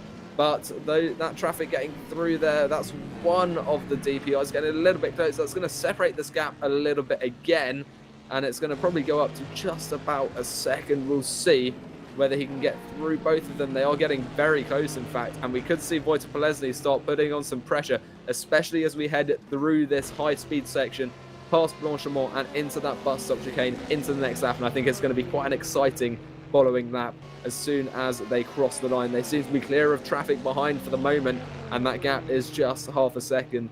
So we shall see whether these positions switch around or whether Corrali is able to defend for Sim Racing for Holland. Yeah, Vargas Sim Racing have been unusually quiet this season, to say that they were championship contenders last year, and they probably will be this year as well. They did get a podium at Monza, but they weren't in the battles, in the incidents too much. They've not been in too many battles or incidents here today either.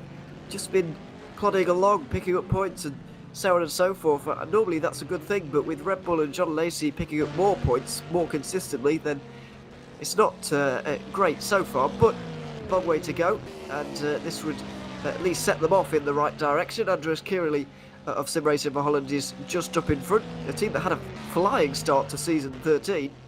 That season, so I think they won the first 2 races, didn't they? Or podium in the first 3, something like that. Anyway, they had a fantastic start, not quite to that effect this time, but they're up towards the front. And both of these teams are very used to being at the front of a GT race. We do indeed now have 2 hours remaining of the 8 Hours of Spa here for season 14.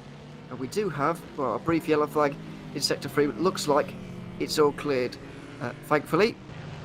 And everybody is undamaged just for the moment. But Sector 3 just contained Blanchiment, which is why it does concern you on occasion if there's a yellow flag there. But thankfully on this occasion, it's all fine. And these two can continue their battle, but it's not quite as close as we imagined it would be here. That Polesny's not quite applying as much pressure and wasn't, certainly, up Eau Rouge and Radion as we suspected he would be 1 lap ago. Yeah, it could be possible that he's seeing an opportunity here just to try and extend his stint, because as a result of all these Code 80s, normally we'd be seeing everyone in GT pit pretty much on the hour. Because that Code 80 has changed things up, I think it's now looking to just try and extend these stints as well. So he might be, instead of battling hard for the position, using the slipstream just to lift and coast into corners, try and save a little bit of fuel, so at the end that final pit stop can be as short as possible and your car therefore as light as possible too. So we're going to see a lot of strategy coming into play now. There are probably 2 pit stops left if all goes to plan for these GTs. You can see as this battle isn't really helped by the traffic, because he's now going to have to give way. He doesn't do it brilliantly though, and there's a bit of contact with that prototype, who's going to have to drop back once again and find another way through, perhaps into La Source. It looks like he's going to stay behind, but we are seeing a bit more contact than I think all of the drivers would like between classes, as just the nature of Spa, I think, is a major factor with its high-speed turns and lots of elevation changes, which means you can only really get past if you're a faster class on the straights. Yeah, especially in the interactions we've seen between DPIs and LMP2s. I know it's not quite the interaction we're talking about here, but still, the point does stand that the DPIs do seem to be quicker on a straight line than the LMP2s, and for whatever reason, it's the LMP2's a little bit more nimble on occasion. So yeah, there we go. It can be tricky, but the GTs have got to mind out as well, because they're letting everybody through. Let's not forget, and it is certainly an art. But Polesny, over the last few moments, just been losing out in a couple of those pieces of lap traffic, which has put him about a second back at this point in time. So he's going to have to regroup and find his way through on Andres Curley in the next few moments. But just for now, he's an annoying distance behind the Corvette up in front by the looks of things. So he's going to have to try again at some other point. But yeah, the darkness has certainly started to descend. It did get dark towards the end of the race that we saw last season, the 8 Hours of Spa. It was the penultimate round back then. It's the second round on this occasion, but I'm expecting it to get dark at this point, and it does get really quite dark actually at Spa, so it may be a small factor, but once again, these guys know what they're doing, so it shouldn't be too terrible for them. No, definitely not. And I think with Spa, one thing that makes it a lot harder at night time is that the fact there's almost no circuit lighting itself. So you're pretty much relying on your headlights and what they're showing in front of you. These guys have driven enough of the circuit though to probably be able to drive it blindfolded anyway. And you can see a little bit of a snap of oversteer there as Voigt Polesny a bit overzealous on the throttle. That's going to be damaging those rear tyres a little bit. And remember, this is going to be a lot about strategy. The drivers and teams are going to be working backwards from that final 0 minute mark when the checkered flag will be waved. And it'll also be important where the leader is at the point the checkered flag is waved, because the race only ends once he has crossed the line. So that's going to have an effect on the strategy as well. People may end up with 1 lap too little or 1 lap too much of fuel at the end and make their cars either not reach the end or be a little bit heavier than they'd like and potentially cost them a position at the very end of the race. But right now, Polesny, he's sitting in the slipstream there along the Camel Straight. He doesn't seem to be too intent on getting past at the moment. Maybe he's waiting for the pit stop phase to come about and just inherit the position instead and try and save as much of his car life, his tyres and his fuel as possible, because he knows that, well, I'm not sure when the next GT Salvo pit stops will be, but when that rolls around, I think he knows he'll be faster and he'll be able to do a sort of overcut or an undercut strategy and get past these guys either way. So he knows he's only really realistically going to be fighting for 6th position at the moment. It's not too far up the road to 5th. But at the moment, he's just going to be focusing on getting each of those individual positions and gaining those points that he knows he can gain, because it's all about reaching the end here before you start counting points as well.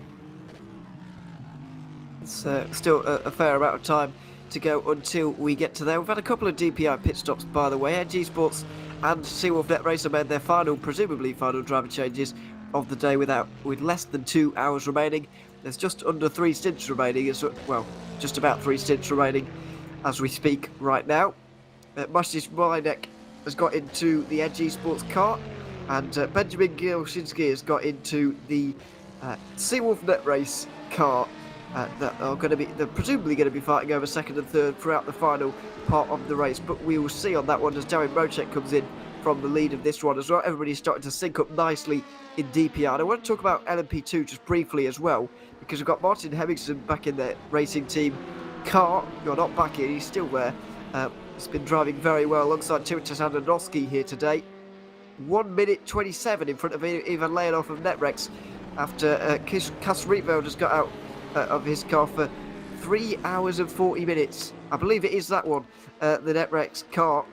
And it's saying that, well, this is in the YouTube chat, by the way, I'm trying to read and talk. It has said that hopefully they will be able to get P2. The Ligier is unbeatable, which is a very strange thing to say, because there are barely any of them. I think there's only one, the racing team car.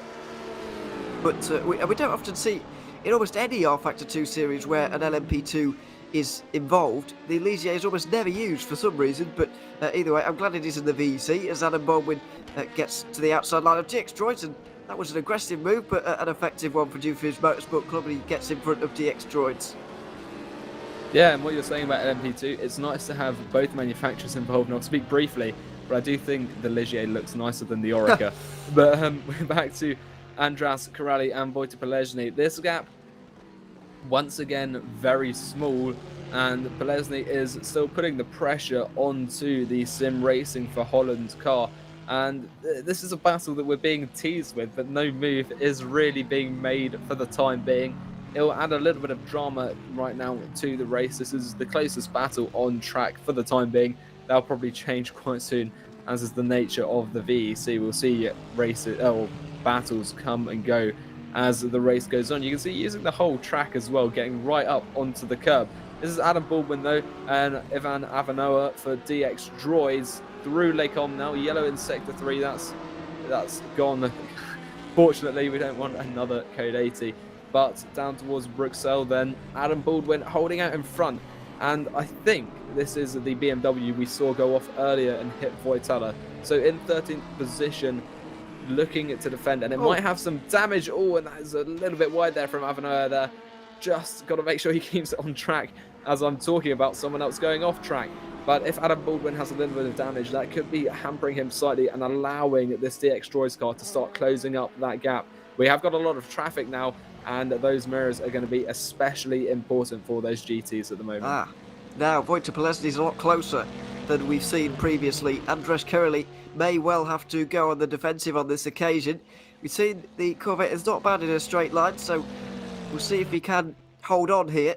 But there's a lot of speed coming from Polesny now. The Vargas Sim Racing car is going to have to pull to the outside line. He's been given no choice by Corrali, who's going to put him exactly where he wants him and just squeeze him here towards the left-hand side. They bump going into Lecom. There's not a lot of space between them, and in the end, Corrali brakes as late as possible, just about keeps it on the road, and Polesny can't get through. That was very aggressive between the two of them, and I don't know why Polesny didn't swing a bit wider there into Lecom just before the braking zone, so he could open that out for himself, but they seem to stay glued together almost by choice.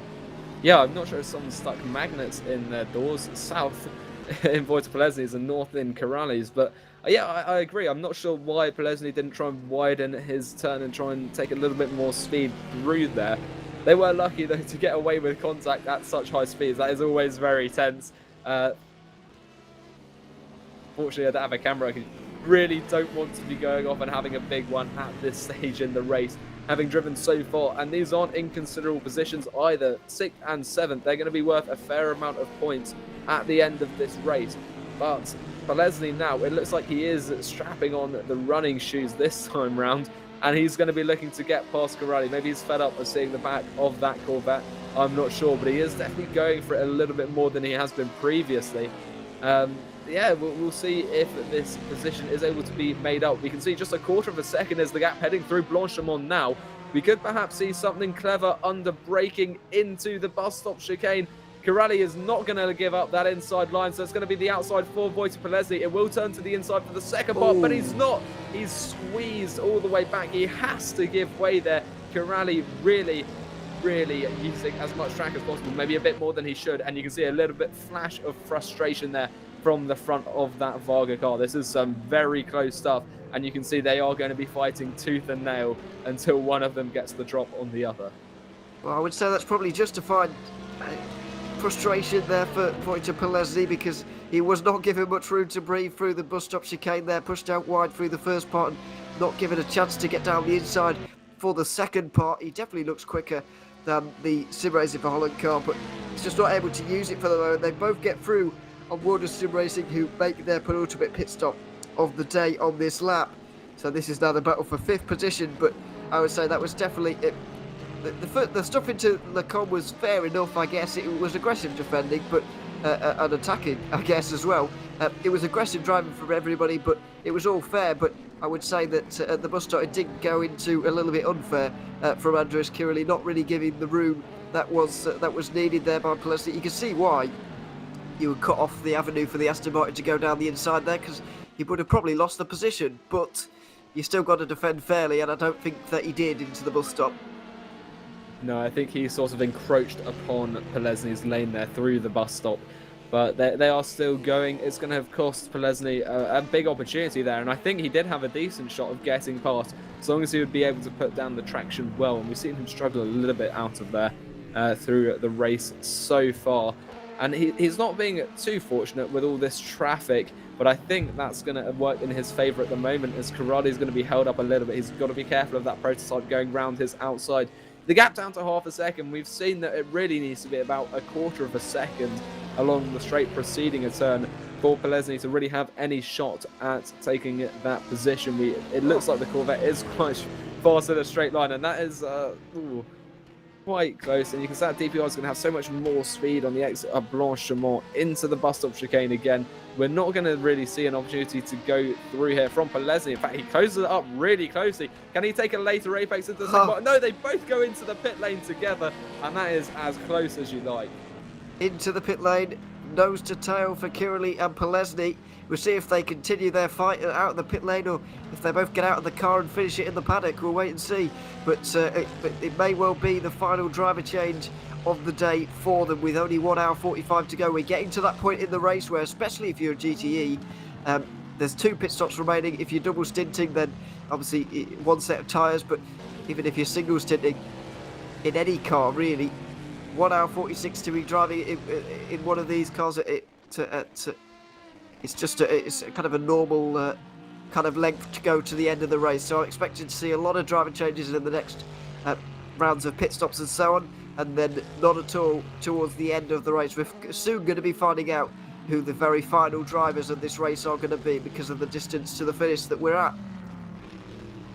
What's also going to be interesting is where those 2 drivers come out in relation to each other, how much fuel they take on. Is it possible that Polesny just takes on a tiny bit less fuel to shorten his stint a little bit and just squeeze past through the pit lane? Now, it'll be interesting to come back to once their stops have been completed. So we'll drop back down to that in a moment. But Christian Mulguera right now, Waveframe are dominating the GT category at the moment. 43 seconds clear of what is currently 2nd place, but that's because the GT order has been shuffled up as we do enter that final stage of pit stops. And what this does mean is that the final stint will be roughly 45 minutes. And that is a little bit shorter than these guys are normally used to. So there goes Christian Mulguera into the pit lane as well. And that is going to set off probably those who have yet to pit, and especially that Red Bull car. In fact, that's already in the pit lane. Who is that? It's such a... Oh, listen, it's Dennis Jordan. The Red Bull Racing Esports car is in the garage, by the looks of things. It's in the garage right now. So, has there been his connection, or what has gone on to the Red Bull Racing Esports car? Sim Racing for Holland and Vargas Sim Racing go out nose to tail once again, with Dennis Jr. and Yuhamaki Yupi to continue on from the battle that Kirili and Polesny were having until the end of the race. But what has happened to Dennis Jordan? The Red Bull Racing Esports car, the leader in the championship, Monza 6 Hours race winner, but they have had some kind of problems, and all of a sudden they're back in the garages. Yeah, well, I'm not sure, because that sort of happened out of nowhere. They've dropped one lap, and I think they will have dropped a position as soon as they've completed their next lap to categorise themselves. Jimmy Nasula, through not having to do very much, is going to be promoted to second place, and with a fairly decent gap behind as well. So that is really poor luck striking the Red Bull Racing Esports team there. Be really interested to find out what has been the cause of that. But you can see that Jimmy Nasula, he's passed, and I think, I'm not entirely sure, but Kasper Stolzer, he may have gotten past the Red Bull car as well for the Jean Alesi Academy. Yes, he has. That's all the way down to 4th then for Red Bull. They were in 2nd just before that incident, and that is really unfortunate. That's really hurting them, because they've only got 1 hour and 40 minutes to make up all the time they have just lost.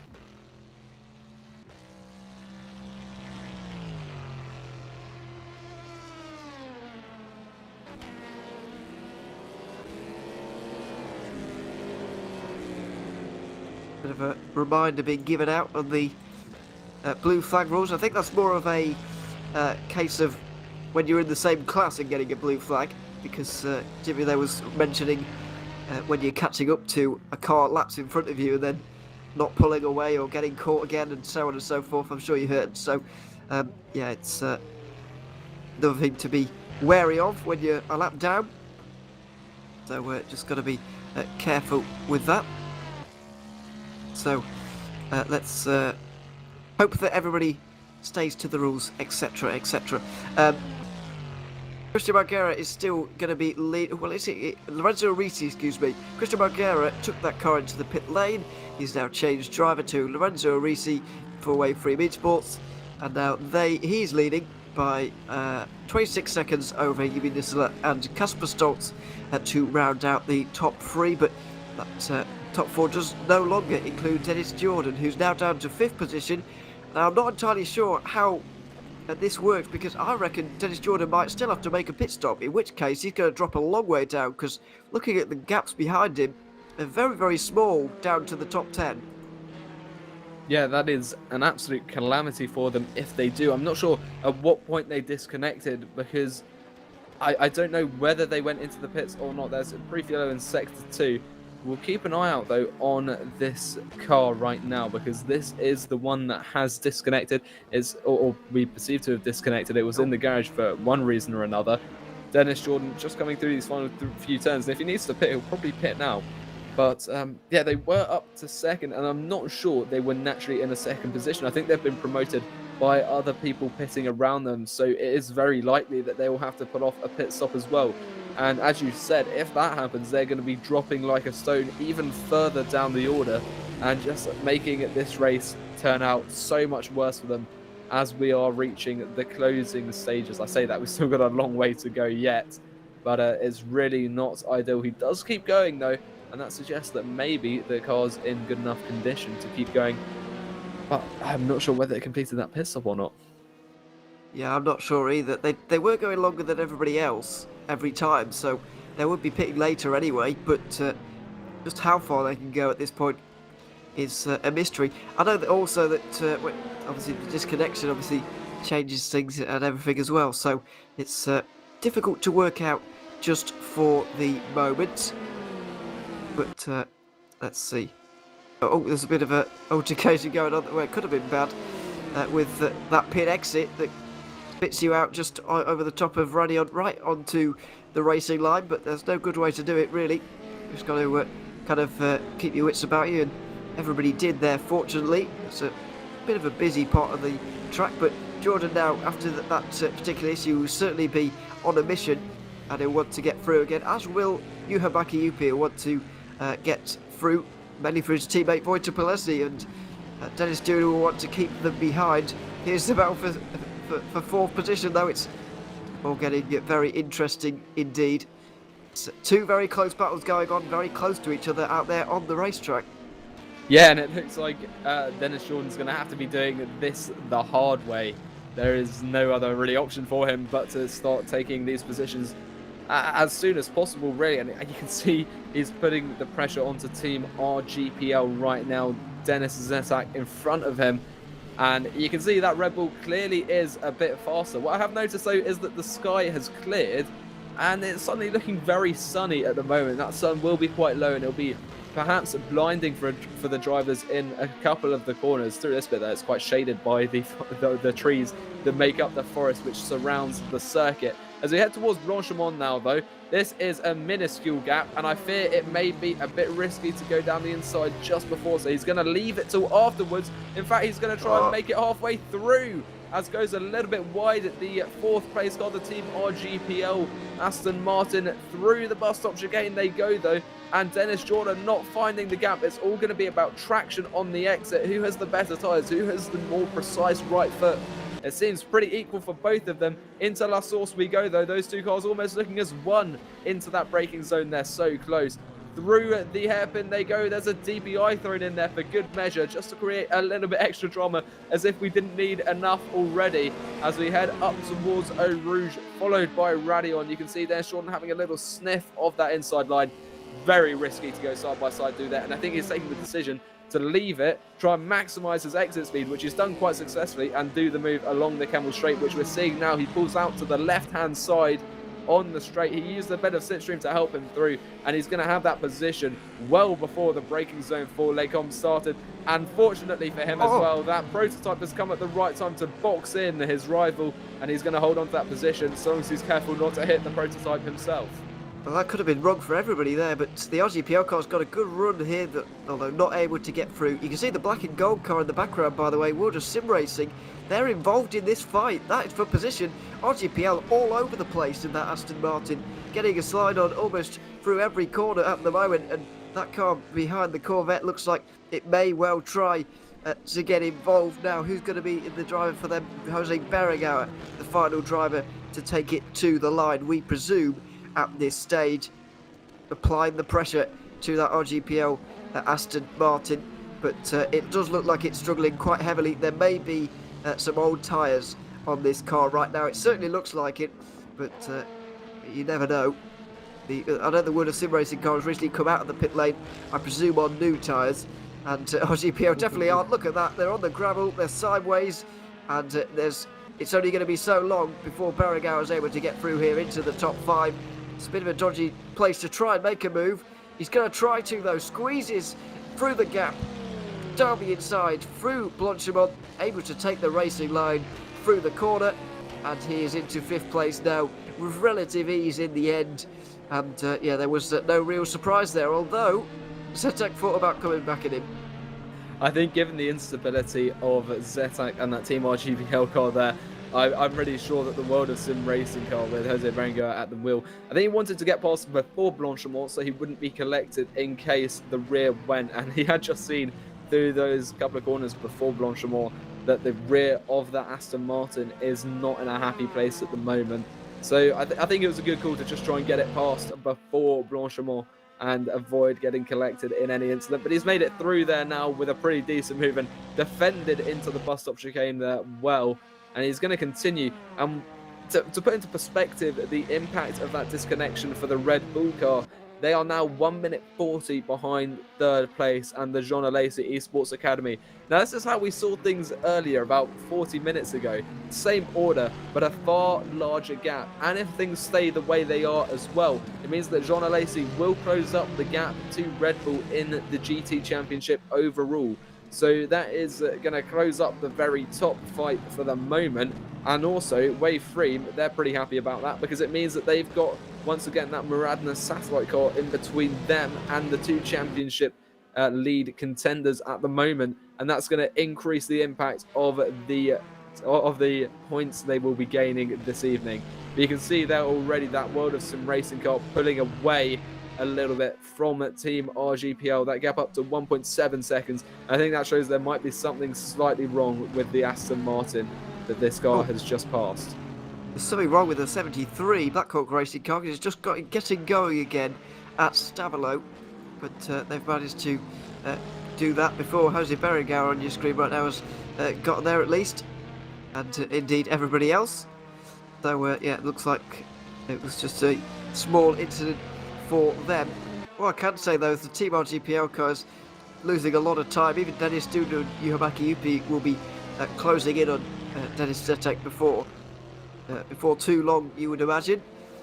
Because yeah, that is not a good handling car, you would say, at this stage in the race. Those two are very close as well, by the way. Sim Racing for Holland and Vargas Sim Racing. I'm not quite sure, because they weren't caught up in everything that was happening over the last half an hour or so, I'm not quite sure if they did indeed start battling. I'm not sure it would quite be as fierce as it was between Kirali and also Polesny, but I guess you never know. They might want to settle some scores from the previous stint, so we'll wait and see. But no, I can't see it being quite as fierce, at least until we get more towards the end of the race. We still do have 90 minutes left. Yeah, most definitely. They don't want to throw away all of the work done so far. Though, to be fair, Yuhamaki Yupi is keeping that gap, and therefore the Sim Racing for Holland car very modest. And look at this for a busy Kemmel Straight at the moment. That is always an ominous sight if you're a very rear prototype trying to weave your way through all of that traffic. But they've got to keep going anyway, and Zetak right now is dropping back a little bit. I think in fact, no, he's not. He's recovering now. I think he's got his car back under control. It might have just been that he'd overheated those rears, and that wasn't helped by him repeatedly losing control. He doesn't seem to be particularly consistent in terms of time at the moment, though Dennis Tuna isn't closing up as much as he was. That gap staying roughly around 10 seconds.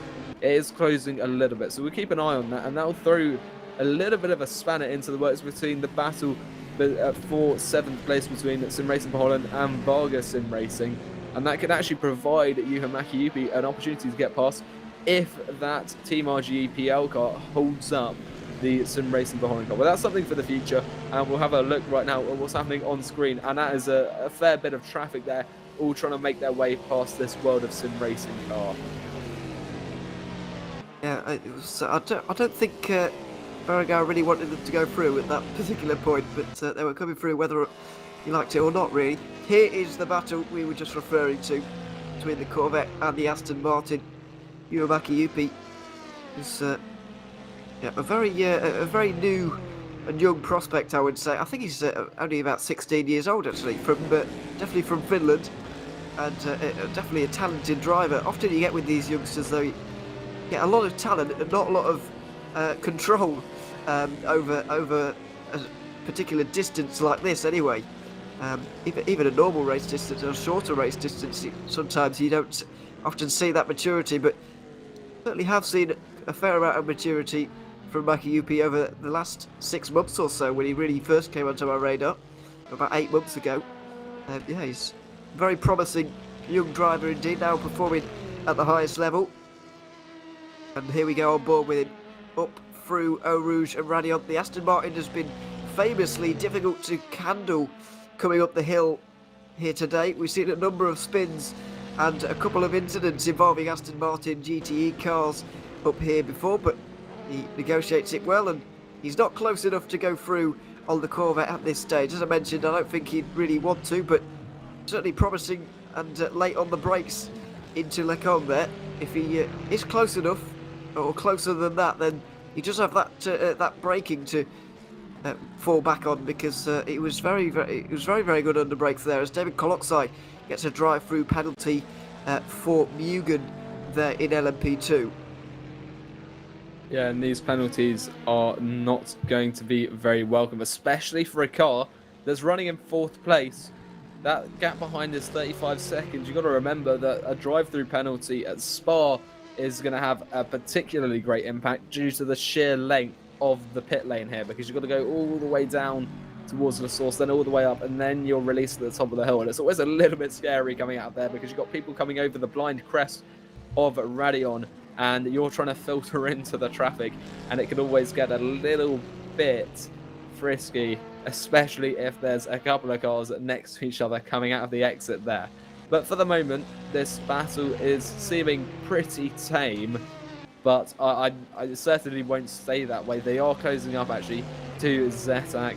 That gap between himself and Duna, so that's between 6 and 7, now 6.5 seconds. So there's something with that Team RGPL car that's not particularly great, and I think that's also evidence of, perhaps as you were saying, the Aston Martin not being particularly great to handle, especially at the Eau Rouge Rayon section. But Makiyupi is keeping pace with this Corvette in front of him, both running pretty much the same times at the moment. And in fact, not battling the whole time is advantageous for both. It means that their strategies can stay pretty normal, as they're not going to be wrecking their tyres or consuming all of their fuel at the moment. So that's particularly great for strategy, and I think that might be a reason why we only saw the battle rage for a lap or two with the previous drivers in the previous stint. And once again, I think we're seeing them just settle in as well, because they've only just got into the cars. They've got to get a feel for how the race is now compared to where they started, and if they started, and if they've even driven in this race so far at all, which is always something, because if you've driven a stint already, then you kind of have a feel for how the race is flowing. If not, though, you're entering into practically a new environment, and they just got to settle in before they start fighting each other. But right now they're on a pretty clear stretch of road, and their gap is staying pretty consistent. Yeah, it is for the moment.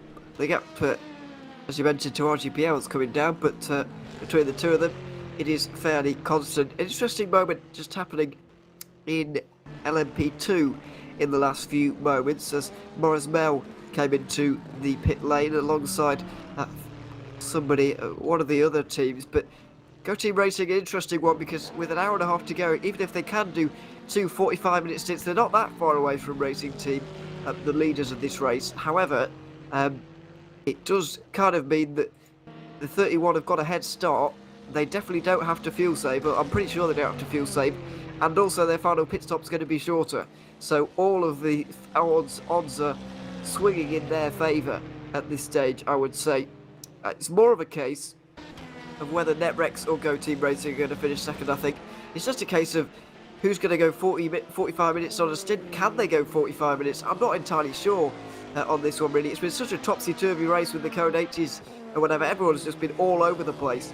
So it's very difficult to know. But as Neil said earlier, you're on throttle, and you're on full throttle for quite a long time here at Spa, so you'd think it's quite a fuel-heavy circuit, maybe consume a lot of fuel here, but you can save, I guess, in a lot of places as well, so I'm not entirely sure. We'll find out in about 45 minutes time, 40 minutes time, whether they can actually do it, but a splash and dash here is something to be avoided, it's no doubt about that. Yeah, I think we're particularly lucky to have been graced with the final stint, because we are going to be able to see the culmination of a very chaotic race, and it is always the final stint, especially of an endurance race, where you see where the teams really stand, because that's when different strategies are finally leveled out, and it's all about position for that final stint. So that's going to be something very exciting to look forward to. And right now, Ivan Leonov, that car is doing fairly well, sitting in second. You can see the gap to the leader, stroke the gap in front, is just over a minute. So unless something dramatic happens, Timotej Andonovski is going to be holding on to that racing team's first place for the moment. Behind, it's 23 seconds. So at this current point in time, they're in a quite good situation just to preserve the condition of their car and minimise the length of that fuel stop. And as you were saying, you certainly want to avoid a splash and dash at this circuit of all circuits. So this is a pretty perfect position for maintaining your overall place in the race. So we'll see what they do about that. Elsewhere on the track as well, we've got a similar kind of thing unfolding. It's just very large gaps now, because we are seeing finally that the drivers are beginning to spread out, and it was accelerated by those Code 80s we've had so far, just spreading out who is where on the circuit. But yeah, at the moment, it's all about trying to get to the end and only have one more pit stop. Now we've passed that 1 hour 30 mark. Yeah, looks like it for most of the cars. It will be. We're still waiting for the DPRs to make their penultimate pit stop, I believe. Anyway, at this stage, the gap between Edge Esports and Seawolf at the front of the race in DPI is beginning to close, but the gap between Burst Esport and basically anybody else is not really closing. I say that 1.2 seconds it was on the last lap. However, in the grand scheme of things, it's not, because you've just seen that lap time from Blinek change things once again.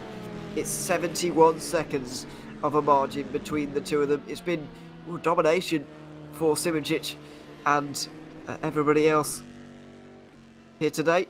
Darren Rochek and Mitzi Hoyer helping him along. And everybody else just fighting for second. Blinek versus Gilsinski is the real battle that we have to watch in this one. 3.2 seconds was gained by Gilsinski in the last lap there. So maybe we do have a fight on between the two, and considering it's going to be the first podium of the season for either of them, there's going to be high stakes certainly, but I guess a podium is still better than a DNF. A third place, definitely better than a DNF, so maybe one of them will decide that it's better to just back out in this one, but still, I think there will be a fight in the final hour between these two teams. Yeah, I agree as well. Fighting for such an important position, because there's a big step up in points between second and third. I think it's 4 points difference. So that's going to make all the difference, especially with these limited races. I know we keep referring to them, but it's so critical that there's only 6 races this season. So I think that's going to increase the chances of us seeing a battle here. And of course, it's just the prestige of finishing second instead of third. Just got to keep an eye on the lap times at the moment. How will Gilzinski respond to Mlinek? Because the last lap round, it was about a 3-second advantage to Gilzinski, but I think that was likely a result of traffic. So we'll keep an eye on this gap. Right now, 6.5 seconds. And as you said, it probably won't be until at least the final hour, if not the final half hour, that we'll see a battle. It all depends on the length of their pit stops, as well as the time that they take their pit stops. And you can see now as well, we're passing the Varga car, which has been the focus of a lot of our attention over the last hour. Johan Makiyupi still behind Dennis Duna there. And this is the lead of GTE. Now, that Waveframe car isn't commanding quite a great lead as it was a few hours ago. That's only 17 seconds to Jimmy Nisula with the Maradna Satellite E-Stars. And we could see quite a dramatic fight for first place unfold towards the end of the race. That number 64 car behind them is slightly quicker, and this could get quite interesting, just depending on the strategy once again. So we'll have to keep an eye out on GTE, as that seems to be where the leader is the least set in stone out of the 3 categories we have on circuit at this point in time. Yeah, I'm puzzled as to how that's happened, really. Why is Lorenzo Risi all of a sudden only 17 seconds in front of Nisler? The one thing I would point to is maybe Waveframe changing tyres with Satellite haven't, but in that case, why aren't they gaining any time now? And the only other point is some kind of incident, but a 30-second incident is pretty major, and we would have spotted it surely. So, not entirely sure what's happened there. But we'll wait for the final pit stop. It might well kind of reveal itself to us in terms of, how that's happened. But it might just be a closing of the margin. Jimmy Nisula might well just have been closing in on Arisi all this time, bit by bit, and eventually it's gotten down to this point. But, we're less than 16 seconds now as we head into the bus stop chicane. Yeah, this is all of a sudden... we've got a race on here. Kasper Stoltz is not too far away either. Nisula has been very impressive so far this race, and he's been closing on Waveframe. Started quite a long way back because he was involved in some early battles, but he's been driving very well indeed. And now we might even get a bit of a battle going on towards the end. The one thing I would say though is that Waveframe Esports are probably going to have a shorter final pit stop because of the way the pit stops have been going so far, but Nisula gained another 1.1 seconds there. And the people or the team that this is seriously bad news for is Red Bull Racing Esports, because they're so far back, they're not going to be able to capitalise on the apparent pace or lack of pace for Waveframe Esports. But the people who will take advantage are could take advantage are the John Lacey Esports Academy car, which is their title rival. They could perhaps get themselves into second, maybe even first, depending on their pace in that final stint. So that is seriously interesting. And I'm not sure Dennis Jordan's going to be too happy about that, because this is the car that was disadvantaged not too long ago by a disconnection. They are quite a way back from their rivals in third place. And if Jean Lacey, who are currently 5 points behind in the championship, make up 1, even 2 positions, that gap could be neutralised or even swung in the favour of Jean Lacey Esports overall. So that's going to be something really interesting to watch out for, and I think that's going to set the tone for the rest of the season in terms of the battle for the lead of the championship. It looks like the Jean Lacey Esports car and the Red Bull Racing Esports team are going to be fighting quite hard overall for that lead. I would also count Waveframe in that though, because despite the fact they had a bad start to the year, they are very, very quick by the looks of things. 25 points behind coming into today, and I know that it's mathematically possible for Red Bull Racing to win the championship without actually winning any more races. However, you know, they won't want to. They would rather win, in all honesty. So that's what they'll try and do. But yeah, I think Waveframe have shown that they've got some frightening pace, particularly Christian Marguera, who started off this race in fine style, really. So yeah, we'll see how it plans out towards the end, and assess the championship at the end of that, and of course moving into the new year, because of course this is the last Virtual Endurance Championship race of 2021. There is no more until the new year, as we go to LMP2 for the first time in a little while. Mugen Sim Racing and Black Hawk Racing. I think this battle has been formed because of Coloxi's drive-through penalty. We saw Cut Tracks before him a little bit earlier on, and so he's had to serve a drive-through, and that has allowed this battle to now start to heat up, really. Yeah, definitely. I mean, that drive-through had such an impact, and now Coloxi is holding on by a half a second to that 4th position in LMP2. He's away from 3rd place with Morris Mel. That's nearly 70 seconds, but that's a very different story behind. And it's like Alexei Kutzak with the Black Hawk car is looking pretty strong at the moment, keeping a good gap behind. And as I head through here, these turns are quite technical, and they do get affected a little bit by dirty air. So it's all going to be about speed carried on to the not so straight section that is flat out just at the back end of this circuit. There's not too much elevation change here, but there's always the risk of losing a tiny bit of grip through Blanchimont, which is amplified by the speed and can always have major impacts. I'm sure everyone's been in a race where Blanchimont has been the cause of them having a poor result. At the moment, though, that's going to be Alexei Kutzak into the pit lane for Black Hawk Racing, which means this will be their penultimate pit stop, and they'll be making another one with about half an hour to go. So this will be their last full pit stop. And it's very interesting to see where Mugen come into the pits. And this might be a tactical decision, seeing that it's going to be a lot harder to get past the Mugen car on track than it will be if they try and do them in the pits instead. Or it might just be that they had to pit anyway. We'll see how that all unfolds. But right now we're in GTE as well. We've got Adam Baldwin in 12th. He was in 13th earlier, and he had been up to, this car had been up to 11th earlier on before that as well.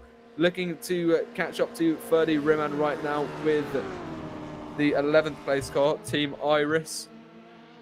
They are quite close, and this is about the best position that Juices Motorsports can hope to manage. It's a minute up the road to Jeremy Talbot in the Speedy Mike racing car, which is sitting in 10th.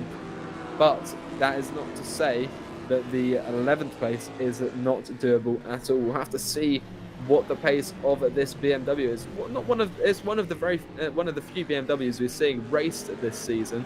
It's a very big car, you have to admit, especially in comparison to the LMP2s, which are minuscule sometimes.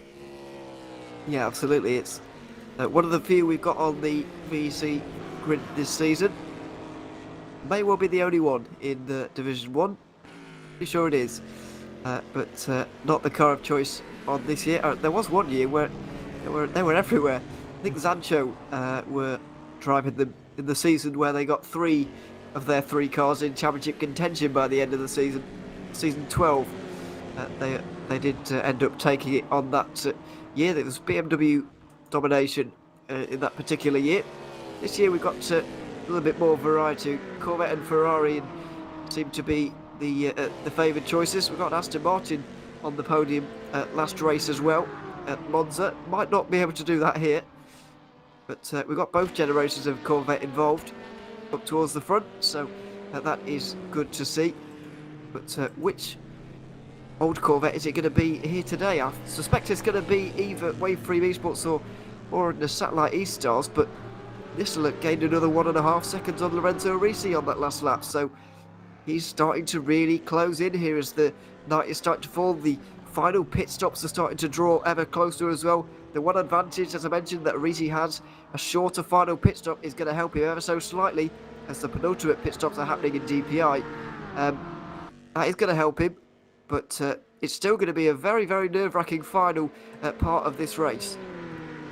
As well to mention is Casper Stolzer as well. That gap is closing up a little bit. It's a decent pace coming out of the Journalist Esports Academy. I'm not sure if that's the maximum pace. Maybe they just aren't able to take advantage at the moment of what looks like a far quicker Murad and the Satellite E-Stars. But remember, Nasuda will have to catch up to Arisi and then pass, at which point they'll be slowing each other down, and that could give an extra opportunity to the Journalist car to catch up and bring that gap down for himself as well, and look at maybe taking 1 or even 2 positions.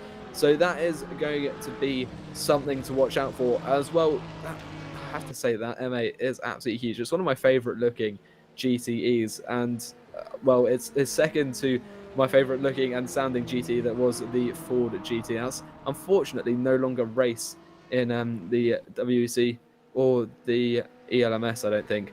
But definitely one of my favourite looking and sounding cars. We'll see what Adam Baldwin can do. He doesn't seem to be able to close up this gap too much to the Team Iris car in front of him. You can see he's having to balance the brake a lot of the time to get that rotation down. Yeah, he is indeed. It's not not bringing the gap down too sharpish at the moment. But let's have a look at some of the gaps up in front, because I feel like, yeah, they're very big. 56 seconds out in front and 1 minute 20 behind. So this is all they're going to get from this race by the looks of things for Team Iris and for Juicers Motorsport Club. So I guess it's worth taking their time over this one with, only an hour 12 to go. There's not much point in really going after a top 10 at this point when it's nearly a minute down the road. Yeah, definitely not. So 11th place looks the most likely for the time being. We've still got one more pit stop guaranteed for these GTs at the moment. So it might be just playing the waiting game, because of course there isn't anyone in front that they're going to have to really worry about if they take this position. And again, the gap behind, that's 1 minute 20. So this literally is just a battle for 11th, and that's it. So there's no consequence to staying behind for the moment. There's no chance of anyone behind catching up rapidly. So it could be advantageous for Adam Baldwin to stay behind, just preserve the position of the car. Oh, well, look at this. This is busy into the bus stop chicane, as we've got a couple of GTs over the place, and that's Dennis Zetak right now getting passed potentially by Dennis Duda. Yes, Dennis Duda gets passed into 6th position. Can he hold on to it? It's going to be side by side once again into La Source. You can see Orica behind. That's going to have to stay behind, try and keep a safe distance as they go again side by side on the exit. They're going to have to keep an eye out to the inside wall as that prototype does try to get past, but it's going to be 6th place for Team RGPL, whom we saw struggling earlier. They're looking to be back on form at the moment. Oh, that is quite a loose rear end though, over the top of the crest of the hill. It is so busy there. Any accident could have had major consequences, but I think everyone has just about got away with that. Can Dennis Duda, though, close up along the Kemmel Straight into Lake Om? He's going to pull to the inside. Can he do anything under brakes? No, he can't. He decides to get his car back in behind, and that was a very dramatic opening sector of this lap. It was very, very interesting indeed. Dennis Duda taking advantage of a bit of complication with Zetak there, and nearly got it done as well around the outside into La Source, but wasn't able to. This is really helping Yuha Bakayuki as well, who's really getting involved in this fight now, which is certainly a good thing for the Aston Martin. Let's see, 3-car battle going on right now as the leader of the overall race comes in for its final pit stop penultimate pit stop of the day. We'll look at DPR again a little bit later because this is fantastic racing in GT. You've seen all day long and it's not slowing up towards the end either. The thing for Zetek now is the final pit stops are coming up towards us, and because they've held on for so long during this stint, they're actually going to find themselves battling in the final hour with these guys as well. So it's actually very worth defending for him right now, because he might, if he can keep them close for the final hour, then he might be able to get them by the end of the race. So this is very worthwhile for RGPL. Yeah, definitely. We are seeing this GT battle getting very interesting. But here we go again. We could see another move by the Sim Racing for Holland car. Team RGPL are going to hold to that inside line. Will Dennis Duna allow room? Yes, he does. He just can't get his nose alongside. He goes for a late apex. There's contact there. I think he carried a bit more speed. I don't think he was expecting Zetak to be going the speed he was, of course. That's Team RGPL car leaving the room there. And just behind is the Vargason Racing car, who's going to really throw a spanner into the works, and it's going to be Dennis Duna.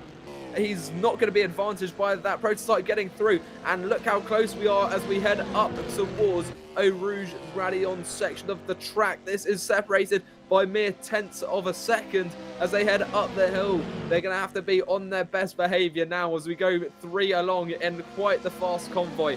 Through the Kemmel Straight, Dennis Duna's going to move to the left-hand side of Dennis Zetak. He's got the speed. He could take the position before Lecom, but that Varga car is getting a little bit interested in potentially taking that position of Team RGPL. We're back though with the Sim Racing for Holland car in 6th. Will it stay that way? It's highly unlikely because Maki Yupi is really applying some pressure as we head into Bruxelles. This could be quite risky. He takes a sniff at the inside line. Doesn't like the smell though. He's had to back off a little bit. He does like the smell of the rear of that 7th placed car though, as he is keeping that pressure up as we go down the hill towards Pouon. He's going to have to stay behind here. He surely won't go for a move. It's too dangerous on this section of the track. And I think what we're going to have to do here is wait until we return to the bus stop chicane, as that provides an excellent braking opportunity. Look at that. Look at that prototype though, forced off the track by the proximity of this battle. This could get very dramatic. Well, I said about 1 lap ago that this battle was very helpful for Maki UP because he was able to close in on Dennis Duna, but it's doing exactly the opposite right now. He was supposed to be able to follow Duna. Oh goodness! He was supposed to be able to follow Duna through on the RGPL car and stay with him, but he wasn't able to in the end. He couldn't follow through, and he couldn't get through on Duna either when the opportunity presented itself. So he's in a bit of trouble now, really. Well, I'll say that Dennis Duna could have been in a bit of trouble there. That was a bit of a close moment, and that, of course, was the LMP2 leader, let's not forget. So they wouldn't have wanted to have been involved in any incidents. Let's have a look at some replays, because this was a very close moment. Racing team trying to go around the outside. Well, hitting the back of Varga there, actually. That was not particularly nice, and there was not that much room really to do that there. But either way, they've all got away with it. I think the Corvette just seem very strong in a straight line, then I'd be very impressed if the RGPL car can get anywhere near it up the hill and towards Lecom here. I'm fairly certain the colour of Timotei Antonovsky's trousers changed for brown at some point during that. It's always very scary trying to get past 3 battling cars of a lower class, especially when you're commanding a lead of a race. Any major contact there would have been absolutely devastating for him. And right now we're looking on the onboard camera. I believe that's of one of the Aston Martins. I think that's the Team RGPL car there, getting quite close to there. You can see, the Riz steps out and he's lost lots of time there. Could Varga get past as a result of that? They were fairly far back because Andonovsky had split them up a bit. So I think that the RGPL car has just about gotten away with that slight oversteer. And you can see now just how close this battle is. None of them are able to pull away. When Zetak was in front, he can pull away from the Sim Racing for Holland car. Now that Holland car is in front, he can't pull away from Zetak, and now Maki Yupi is bringing up the rear just to make it so that if you are having a battle, you got to be careful, because otherwise someone from behind will sweep up not one but both of the positions available. So they're going to have to be very cautious, but also they're going to have to be pretty stiff in their battling, because you can see An hour and 5 minutes remaining. Time that is there, but it will run out, and it will run out quickly, especially after those final pit stops are completed. Yeah, I think it's not too long until RGPL are going to be in the pit lane. They're going to want to get those tyres off pretty quickly. And if the car doesn't behave much better after this next pit stop, then I'll be very fearful for whoever's going to be driving. I suspect it's going to be Zetak, but we'll wait and see. Because all Aston Martin battle heading through Blanchimont right now, and looks like it's going to stay that way for the next few moments. New Maki UP not close enough for a dive. But, he could have gone for a very long range, but it wouldn't have been sensible. Maybe there will be a better opportunity just around the corner here.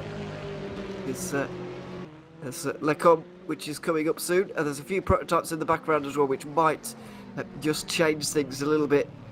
That LMP2 is definitely going to get through on them on this Camel Straight, which could change things just a little bit when they get into Lecom. Is it going to present an opportunity for Maki UP, or is he going to stay behind because he's been very patient in this first stint of his final two?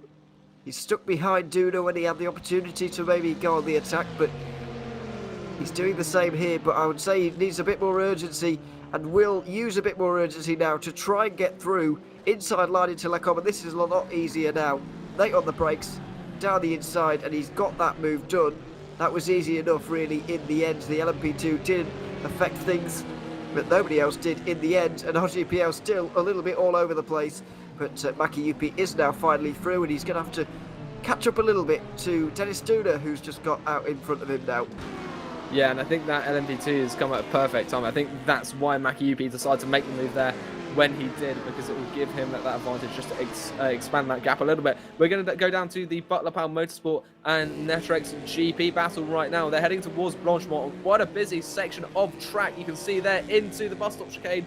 No way to get through parked nicely, but look at this, we've got about a 6-car train here, which means that making an overtake is going to be particularly difficult. But look how close he is on the exit. There's hardly a thimble between the front of the Netrex car and the rear of the Butler Power car. Is down the inside into La Source we go. Yes, under braking, he goes for it. Can he hold on to it though? It's going to be a later apex for the Butler Power car, but he's not able to get the traction down quickly enough.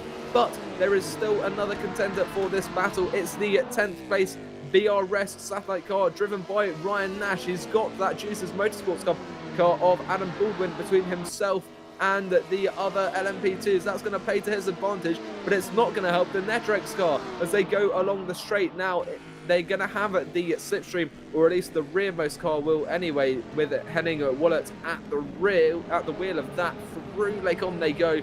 Just not quite close enough to make any move there, but this is turning into essentially the LMP2 version of what we've just seen with those GTs, except on a very busy portion of track. Into Bruxelles we go though. That's the Team Iris GTE car, the one that Adam Baldwin has been battling so far, and that's going to really close up the Butler Power car to the Netrex vehicle as they head towards Pouhon. Though they certainly won't go for a move here. It is far too dangerous, especially with the GT traffic that we can see in front of us as well. And I think there that the Butler Power car Henning Wallet has decided it's not worth going for a move as well past that Team Iris Aston Martin, and that's opened up the gap a little bit. However, I wouldn't be surprised if it closes down pretty quickly, because we've got nearly equally matched cars at the moment in terms of pace. Only less than a second difference on their previous lap, and that's likely due to the sheer amount of traffic they've been attempting to navigate. Yeah, it will change in the traffic as we see John Lacey Esports from GTE into the pit lane to kick us off for some final GTE pit stops here in this race. We've got an hour to go, and so it's time for them to come in for the final time. Netrex also into the pit lane. They'll have to do a splash and dash a little bit later on, but it's about half tank full of fuel, so it won't be too terrible. We'll wait and see where Go Team Racing can get to in terms of their fuel. Can they go another 15 minutes or not? I would be on the sceptical side, but you never know. There will be people who know a bit more than me and will know exactly when they're going to be failing out in terms of their fuel. But I don't think it's going to matter too much in terms of the battle for the lead. So, well, I say that Andonowski is in the pit lane right now, so we'll wait and see where he comes out. But still, it's probably not going to matter too much. Racing team certainly in the driving seat, as we now have 1 hour remaining in the 8 hours of Spa, the second round of the Virtual Endurance Championship here in Season 14. We'll be reaching a third distance in the whole championship after this race. It's a condensed 6-round calendar for this season, of which one of the races is unknown as of just yet. We'll be returning in 2 months' time for a race of similar distance, or maybe even a little bit longer than this one, in early January or mid-January. And yeah, we'll hopefully have a good race there as well. But yeah, it's a condensed season, but some very good tracks on the calendar for sure. We've had a good race here so far, certainly over the last hour. There's been a lot of different battles going on. I said at the start that the battles for the lead are pretty sewn up. I would maybe say that with hesitation with GTE now, but even so, there's still plenty of battles going on up and down. Yeah, and as we're saying, I think it's the next race that is the unknown as yet. And Jimmy did drop what he said was a hint in the driver briefing video, so that's rather cryptic, something for the drivers who have access to that video to figure out. But this battle here is very close. Now, can Danny van der Neet make a move on Ryan Nash at the moment? Not quite, though he is going to go for a later apex here. If he can get the traction down, he's going to have the speed to go next to him. In fact, perhaps even past him into La Source. That was well set up there. Can he capitalize on the speed he's currently carrying into the braking zone for La Source? It is going to be side by side. You can see really unstable. That rear brake bias that you have to run on these prototypes coming into effect. But it is enough to get past into 10th place in LMP2. That's 18th place overall.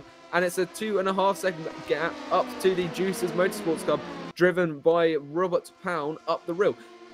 So that's definitely not an inconceivable position to take. And look at this squeeze. That is extremely close, and that could have ended very poorly. What it does mean, though, is that that Juicers Motorsports Club car has come out just behind, in fact, and that's going to elevate this car into 9th position. So now we've emerged with a four-way battle for 9th, as you can see in the bottom right there, separated across all of them by under 2 seconds, and that's not helped by the fact there's a GT in here. So keep peeled to the screen, because this is going to be some fantastic racing. That Netrates car is out in front for the time being, but is it going to be able to retain that position? You can see the ominous train of LMP2s behind that it's going to have to defend from for the next hour if it wishes to retain this 9th position. This is going to be an extremely dramatic battle, perhaps to the end of the race. Well, that could have been disastrous in so many ways, but in the end, it all worked out pretty okay. But yeah, this is the battle for 9th, four-way battle, and there's a couple of LMP2s up in front here as well. They're not related to this battle, and they're not really related to each other on the road either. However, if you're a GT right now, you don't want to see this in your rearview mirror, and if you're a DPI, you don't want to see this in the windscreen, because it would be a nightmare to get through. They're trying to unlap themselves, even here up into Blanchemont. Netrex, this is not putting a lap on a car. I think this is on-off racing, quite possibly. In 5th place, Nicolas Lemoine, maybe, in that kind of lighter blue livery, but different times in their stint, I believe, at this stage. Anyway, so that's why this is all changed around. But yeah, they've got to make sure that they pull away from those who they are unlapping themselves from, if you see what I mean. Just try not to cause any trouble. It's so many cars on tracker that just trying not to cause trouble is a bit of a mission in itself, and looks like Netrex and Juicers are just about managing to do that at the moment. Going up the hill through Eau Rouge and Radiant, we'll see if Juicers, since they're fresh out the pits, the tyres will be up to temperature now, but they'll be new, and so that will certainly help them. See if they can get through on Netrex into Les Combes. Up the hill they go, just a bit of a weave and a showing of the nose, but no real move made there.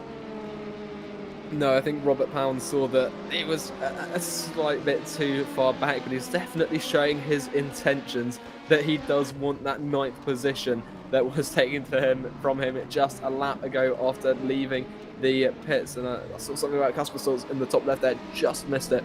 But this is very close, and look at this. That is one of the GTs that they're going to have to navigate past, as well as one of the P2s. And through Pouon, that's always a little bit sketchy when you're trying to go racing. In fact, I think they might be bumper to bumper as Robert Pound looks to the outside, still can't find a way through Danny van der Neet, who holds onto the 9th position for the time being. But as we head towards the latter part of the circuit now, it's all about the gap when they exit this next turn, whether he can carry enough speed. So yeah, Kasper Stolzer setting an absolutely blistering lap time actually in the GTs. That was, I think that's the fastest lap in GT, and that is showing his intentions to try and get up to the top at the moment. He's behind Dennis Jordan, but that's because they've had a pit stop and the other car hasn't. As we go past Adam Baldwin at the moment, he's going to close up these guys though as they go through the bus stop chicane.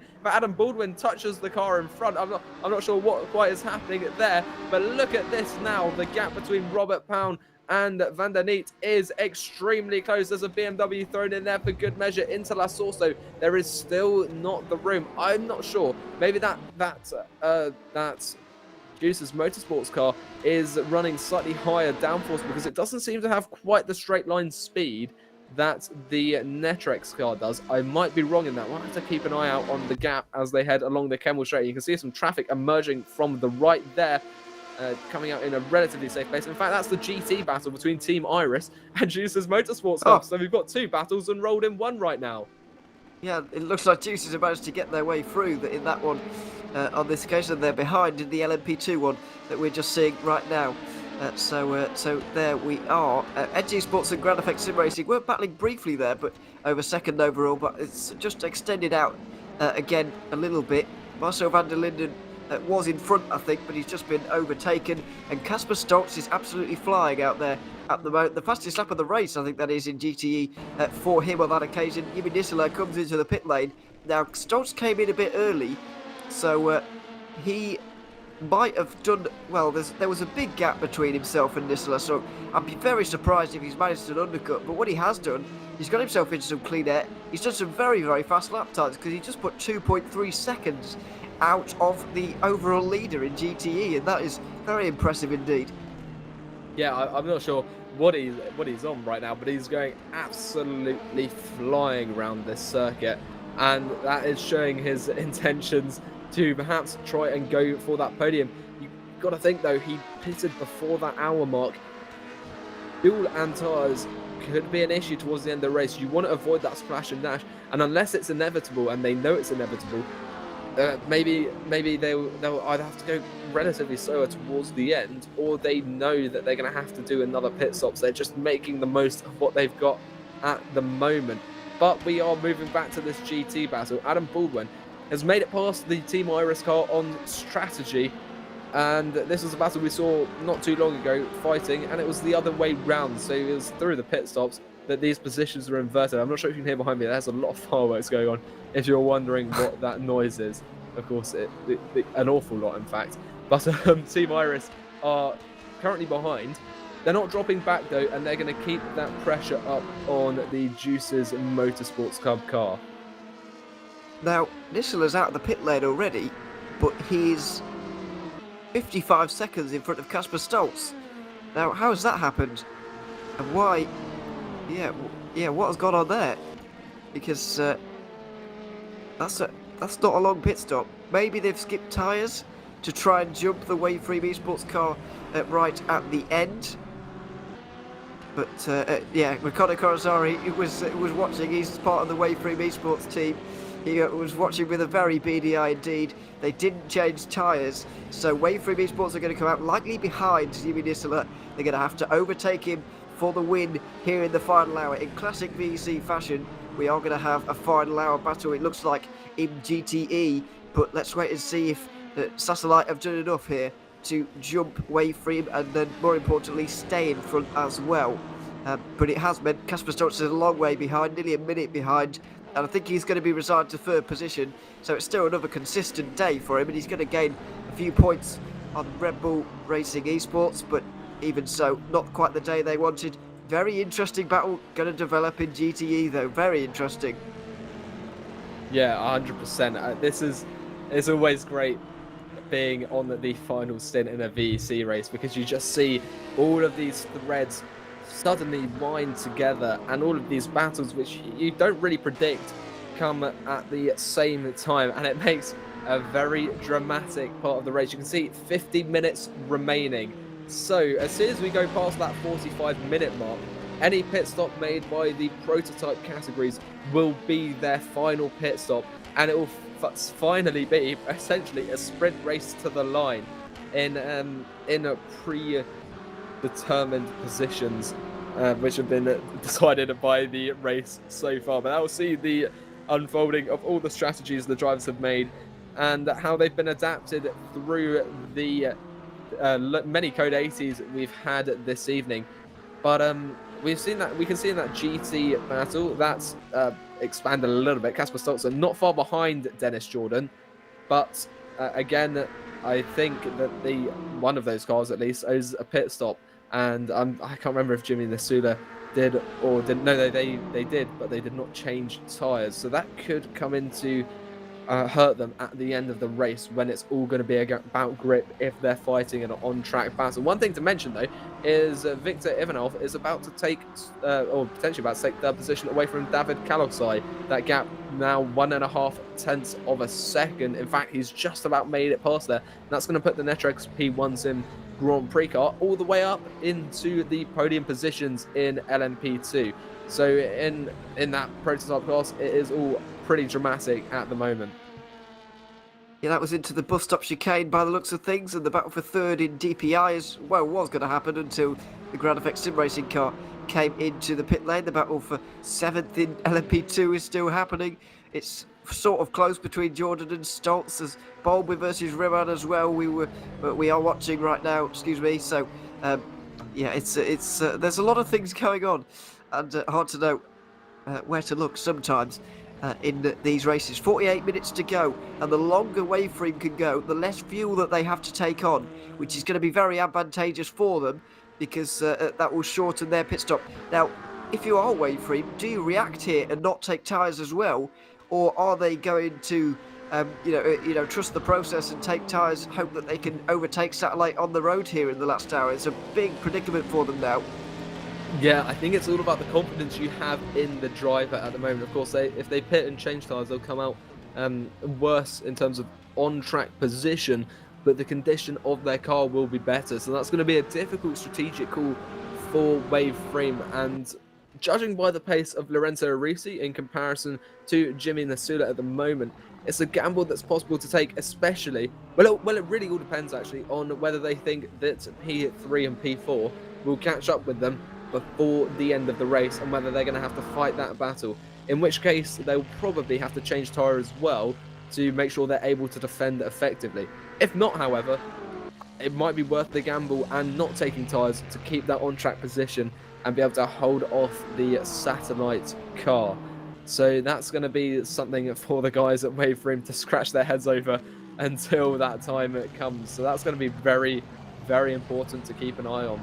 Jesus Motorsports though, Adam Baldwin, 55 seconds is the gap to Jeremy Talbot ahead. You can see now the track lighting, very limited, but it's there, is on, and we could be plunged into semi-darkness as we enter those very last stages of the race. It has become a bit more overcast, very changing weather conditions here at Spa. We haven't had any rain though, and that's always very typical of the Ardennes Forest. So for the time being at least, we're in the dry, and it's all about a fight to the end. Now, DX Droids have come into the pits for what is likely their final pit stop. They are going to be right on the edge, though, at 46 minutes to go. Mutant Sim Racing have also done that in LMP2. Their 4th place, David Kaloksai, having been overtaken quite recently by Victor Ivanov and losing the 3rd place they have been defending. So potentially an undercut coming through there. Sim Racing for Holland as well. Dennis Duna, they've entered the pit lane, and they'll be making their final stop as well. So this is really a critical stage in terms of strategy. We've got Robert Pound at the moment in 8th place for Juicers Motorsports Club, looking to take that 7th place off Danny van der Nit. That gap just half a second at the moment. And 7th place is the best realistic position that either of these drivers or teams can hope for, because it's another 1 minute 50 seconds up the road to Alexei Kutzak in 6th with Black Hawk Racing. So watch how this battle unfolds and when these guys decide to make their final pit stops. It looks like Go Team Racing for LMP2 as well going to make their strategy work, and I think the next pit stop is going to be their final one. If you are DPI pitting at this point, I'd say it is too long, but the other two categories can definitely make it from here, like Dennis Duna. He's going to get overtaken by Berenguer, but what about Yuho Makiyupi at this stage? He's going to grab Makiyupi as well fairly easily. He's going to get out in front of him there. I'm a little bit concerned about satellite racing here already, because Jimmy Nisler is losing. Obviously, he's got a fuel tank of fuel and not the new tyre to benefit, so he's not actually gaining any time. He's losing time to Arisi at the moment. So not only is Arisi shortening his final pit stop, but he's actually putting time into Nisler here. And so it might even see the situation where Waveframe get out in front of satellite racing on new tyres, and that would be very damaging for them. Yeah, most certainly. So I'm not entirely sure what the exact time for a stop with tyres is, but I'm sure Waveframe have been keeping an eye on that previously or so far in the race, and how much they'll be able to get away with at the moment. One thing to mention though is that Jimmy Suda, while he is losing a bit of time to Lorenzo Arisi, is not really dropping back towards Dennis Jordan. And for the time being, so long as that Red Bull car holds the Jean Alesi esports car behind, that's going to be to the advantage of Jimmy Suda as well as Lorenzo Arisi. And that Red Bull car will defend hard, because although it's not really got a chance of getting a better position, it knows the Jean Alesi car really does, and therefore will try and keep it behind to limit its position so that they can get more points overall, as they aren't going to be making any more points. They can't finish higher than third. It's all about limiting the damage of that disconnection, really. That really put them out of contention for the win earlier on in the race, whereas it's not the same story for Jean Alesi esports. So that's going to be a very hard fought battle, I believe. All of them will be at this stage in the race. There's not long left to go. Robert Pound will see if he can maybe get through here. He's too far back still. Here's Casper Stoltz. He has got some new tyres on that Ferrari he's been flying. Closing on Dennis Jordan. It's pretty academic at this stage with Jordan's disconnection, we believe, about an hour ago, which has set him back a long way. But John Lacey Esports, despite the fact they're not going to get in the top two today, I wouldn't expect, they're still going to be happy to have gained some points on the Red Bull Racing Esports Corvette that they can see in front of them right now. If it goes how I would predict it will, then they'll be 2 points behind as opposed to 5 as they came into today. So that is a significant gain for them as Jordan comes into the pit lane. So slightly spoiling that battle, but it's probably better for both of them that they don't fight at this point. As more importantly, Lorenzo Arisi is into the pit lane from the lead in GTE. He just enters the pit lane right now. And this is the big moment in the race. Is there going to be a fight in the final hour here in GTE? Even if there is, I can't see Nisler holding on, but he's going to give it a very good go if he's given the opportunity, and the next 90 seconds or so will decide whether he will. Yeah, and well, we'll have to see whether that car goes up onto the jacks in the pit lane. Also interesting will be whether Casper Sulzer comes out ahead of the Red Bull car, which you can see just putting into its box now. It went in quite a while ago, so you can see quite how long the pit lane is here. But once both of them have done their pit stop, who will get the drop? Of course, Red Bull will be slightly fresher. They'll have got their tyres up to temperature at that point, whereas Jean Alesi won't have. It's all about what Casper Stolzer can do. And we've seen earlier in the stint, or at the very start of the previous stint, he was throwing in some absolute blisterers, doing 2-minute 13.4s. Right now he's doing 2:15.4s, so he's 2 seconds slower than he was at the start of that stint. But we know he can be an extraordinarily quick driver, and with a mostly clear track, he can hopefully make up that position for him. Arisi didn't take tyres. Arisi did not take tyres because there's only 40 minutes to go, and so they weren't necessary. And so he's come out with a 20-second lead over Nisler, or it's going to be a little bit less than that when the time normalises. But Lorenzo Arisi is going to have the lead of this one. A very deserved one. Waveframe Esports haven't let it go for a very, very long time. And they pretty much took it from the pole to the end here. It looks like they're going to take it to the end anyway. 18 seconds. They're both on the same situation in terms of tyres. and so it's very, very, very difficult to see Satellite Racing closing that margin. We'll see when the first few lap times start to come in, but if he's not closing at a second a lap, then he probably hasn't got a chance, Dissolate. No, it's highly unlikely because it's over 2 minutes a lap. There's less than 14 minutes left.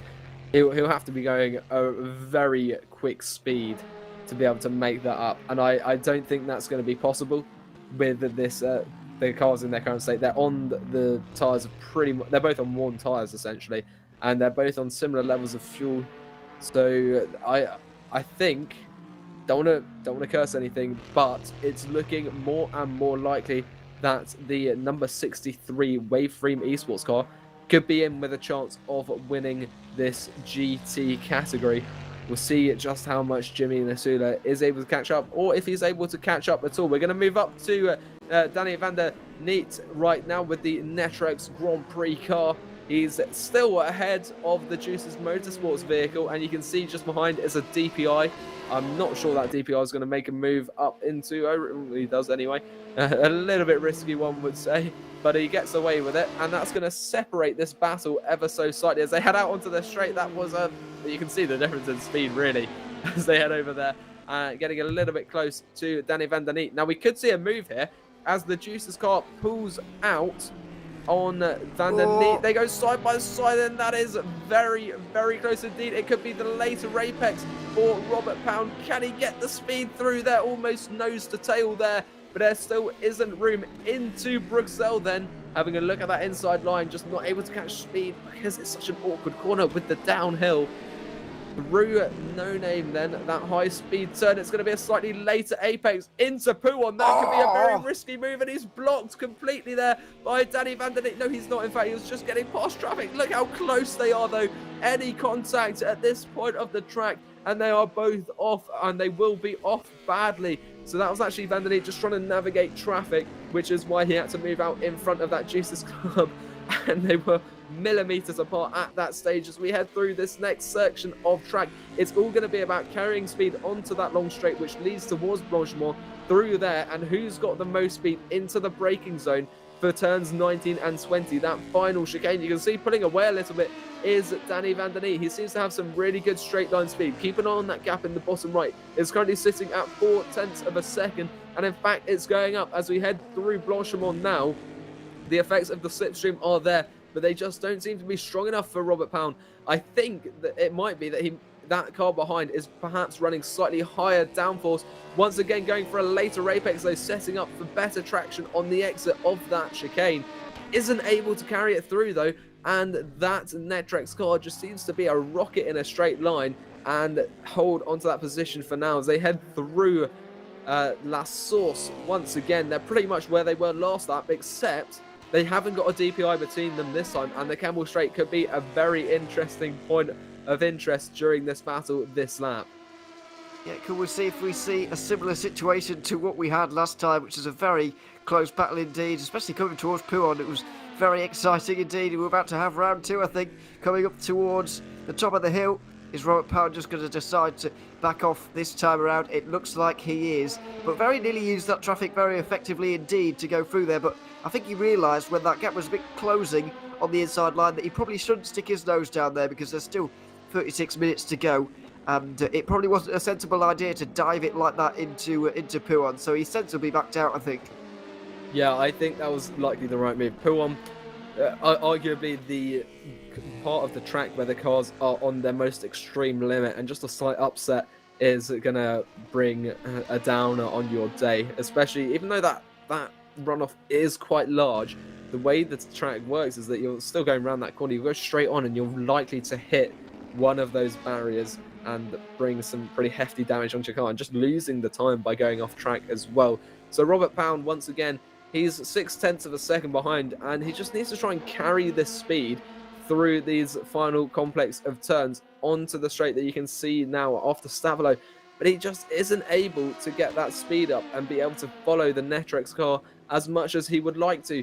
At the very top end, he has got the advantage with the help of the slipstream, but it simply isn't enough to try and make a move, as we shall see it once again now. That gap 0.7 of a second greater than last time, so there's not really any chance of a move being made this time round either.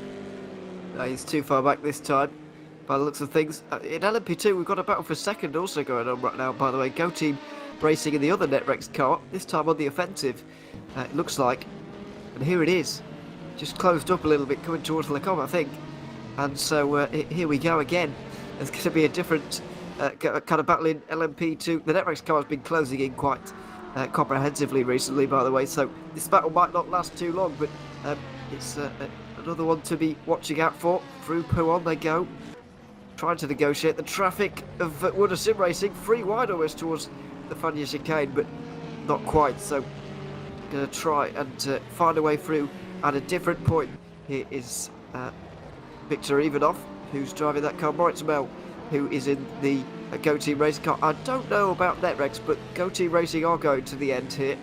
Not entirely sure about NetRex, but this fight may well last the remaining 34 minutes as well.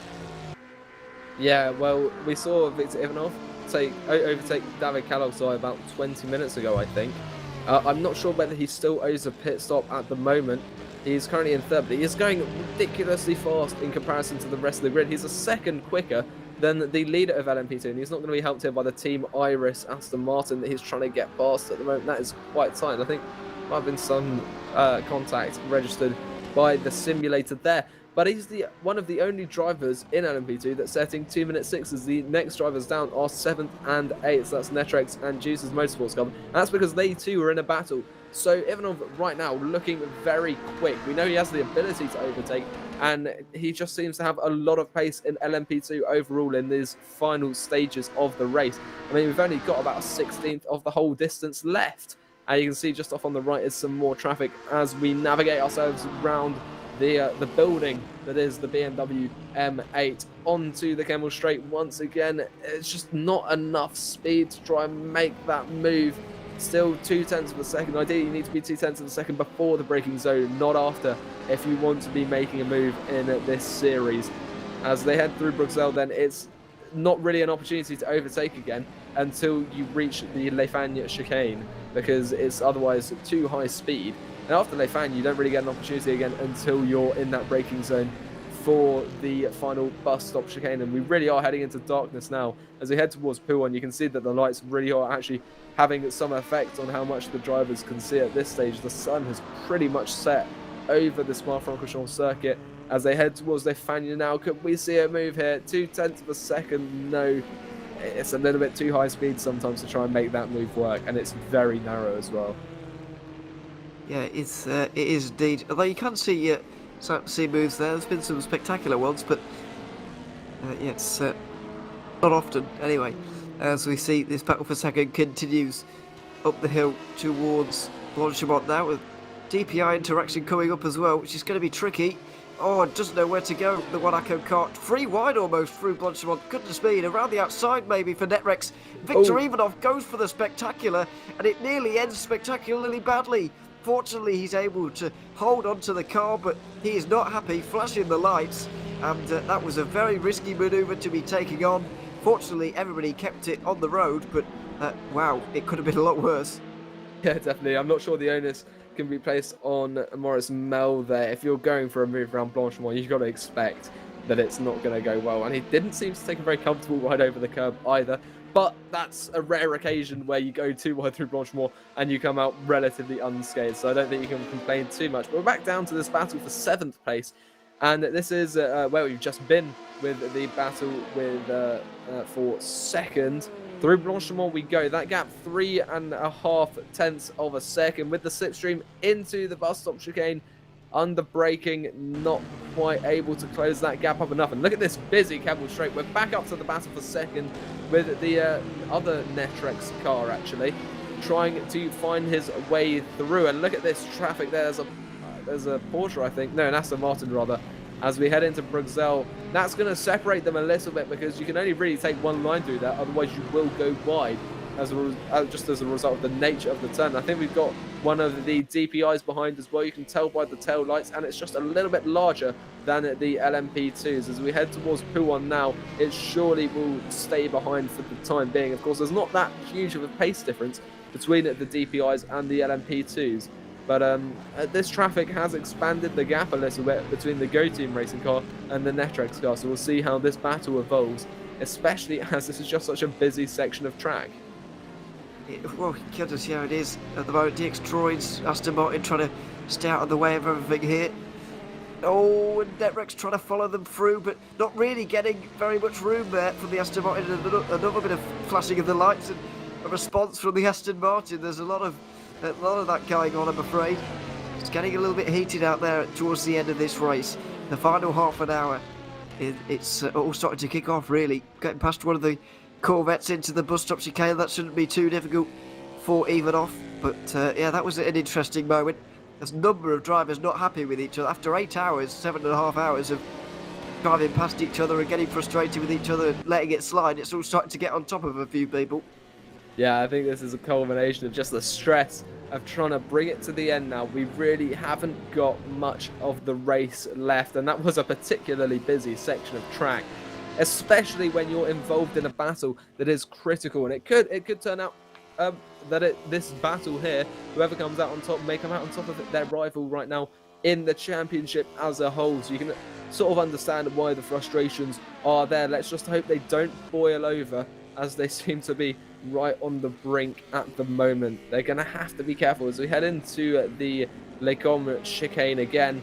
Still not close enough for Ivanov to try and make a move on Maurice Mel, but he is showing that he has a lot of speed and he is willing to try and get past. In fact, he was 2.5 seconds up on the previous lap, but I think you can put some of that down to the traffic that they had to navigate. It is hard to overtake, though, with these LMP2s, and I think we're seeing a demonstration of that right now, and we've seen it quite a few times with the battles, that it's usually only when traffic becomes involved in the battle that overtakes are possible. We've got yellows in Sector 2, and given the proximity of the battles we've been seeing so far, I thought that might be something worse, but it was gone pretty much as soon as it came out, so it can't have been too bad. Yeah, I'm not sure why Blynek has lost, maybe he's just coming out of the pit lane, actually. Or was, yeah, quite possibly. Oh no, he's in a lot of traffic, that'll be why. There was about to be a battle developing between Seawolf and Edge Esports for the second place that we were building up to a little bit earlier on, but it doesn't look like it's going to happen now, basically because of one piece of traffic, but this battle certainly will. The second place battle in LMP2. This time it's the inside line for Ivanov into Blanchimont, and that is going to be the moment he gets through into second position. That was a lot easier on this occasion. The battle was getting very, very tense indeed, and the inside at Blanchimont a lot more favourable, and so he manages to get through on the Go Team Racing car, and now is in second place. There wasn't too much of an argument over that one, but I wouldn't expect there to be, because I suspect Netrex might have to come in again. Go Team definitely won't, but let's wait and see. I'm not entirely sure if there will be, or if we will indeed see that or not. So there we are. But yeah, he's through now anyway, and it doesn't look like Go Team Racing are going to be able to come back at them, really. The columns are opening up very quickly. Yeah, definitely, and you can see he's just trying to break the toe a little bit there. But in other news, we've got Dennis Jordan. He has fallen behind the Jean Lacey Esports car as a result of the pit stops now. That's a 10-second or so gap. In fact, even more than that, it's about 15-18 seconds between Jean Lacey Esports, who are now in third place.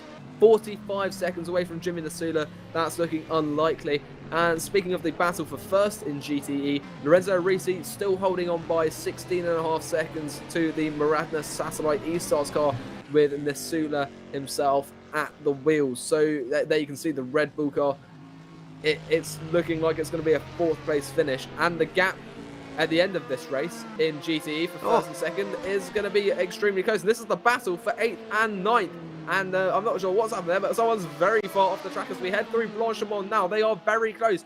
Keep your eyes peeled. Buckle up, because this is going to be extremely close. Heading towards the braking zone. There's a Corvette in the way as well. Can Burst Esport hold on to 8th place? As Cameron Roger at the wheel. He's got in 9th behind him Andrea Terzi, who's getting very close with the Wave Frame car. This is going to be absolutely dramatic, and look at that Corvette. That's going to throw a little something into the mix there, and ahead of them as well is an Aston Martin, which is going to change things up even more, and I fear that that Cameron Roger has basically extended his gap a little bit as a result of that brief moment of traffic. They're going to head up the hill now, climbing 12 stories as they head through Eau Rouge and Radion. Onto the Kemmel Straight once again. One of them, Cameron Roger, is going to get past this Aston Martin. I'm not sure that Andrea Terzi is going to be able to. It all depends about his speed into Les Combes. He's going to move to the inside then. He should have way. He's got right of way there. Through he goes. And they're going to continue down the hill. But that gap now up to a second. And we're still trying to work out what happened between Gilzinski and Mlynek. But that is the change for second in the DPR. We think that was the result of traffic. So we shall see what happened there. Just maybe a couple of laps ago. Yellow flags in Sector 1. That shouldn't be anything too major unless they stay out. Keep an eye out on the right for anyone dropping back. I think Henning Wallert actually has had something wrong. I'm not quite sure. The yellow flags are back out.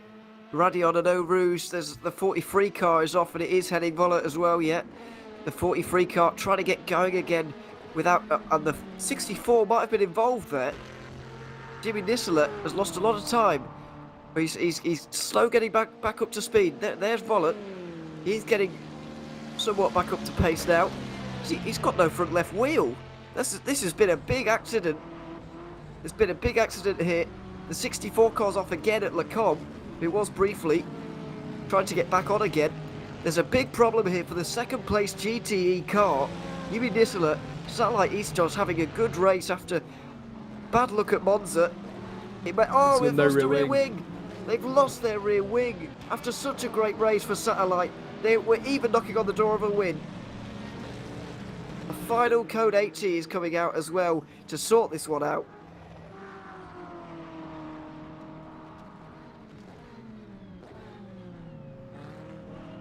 Well, that is very dramatic, and this could elevate John Alesi Esports into the second place they've been looking at, and that Red Bull car might as well, but there's a greater gap between second and third place than there is between third and fourth, which means that John Alesi will gain even more points and close up that gap to the Red Bull car in the championship even more as we head into round 3.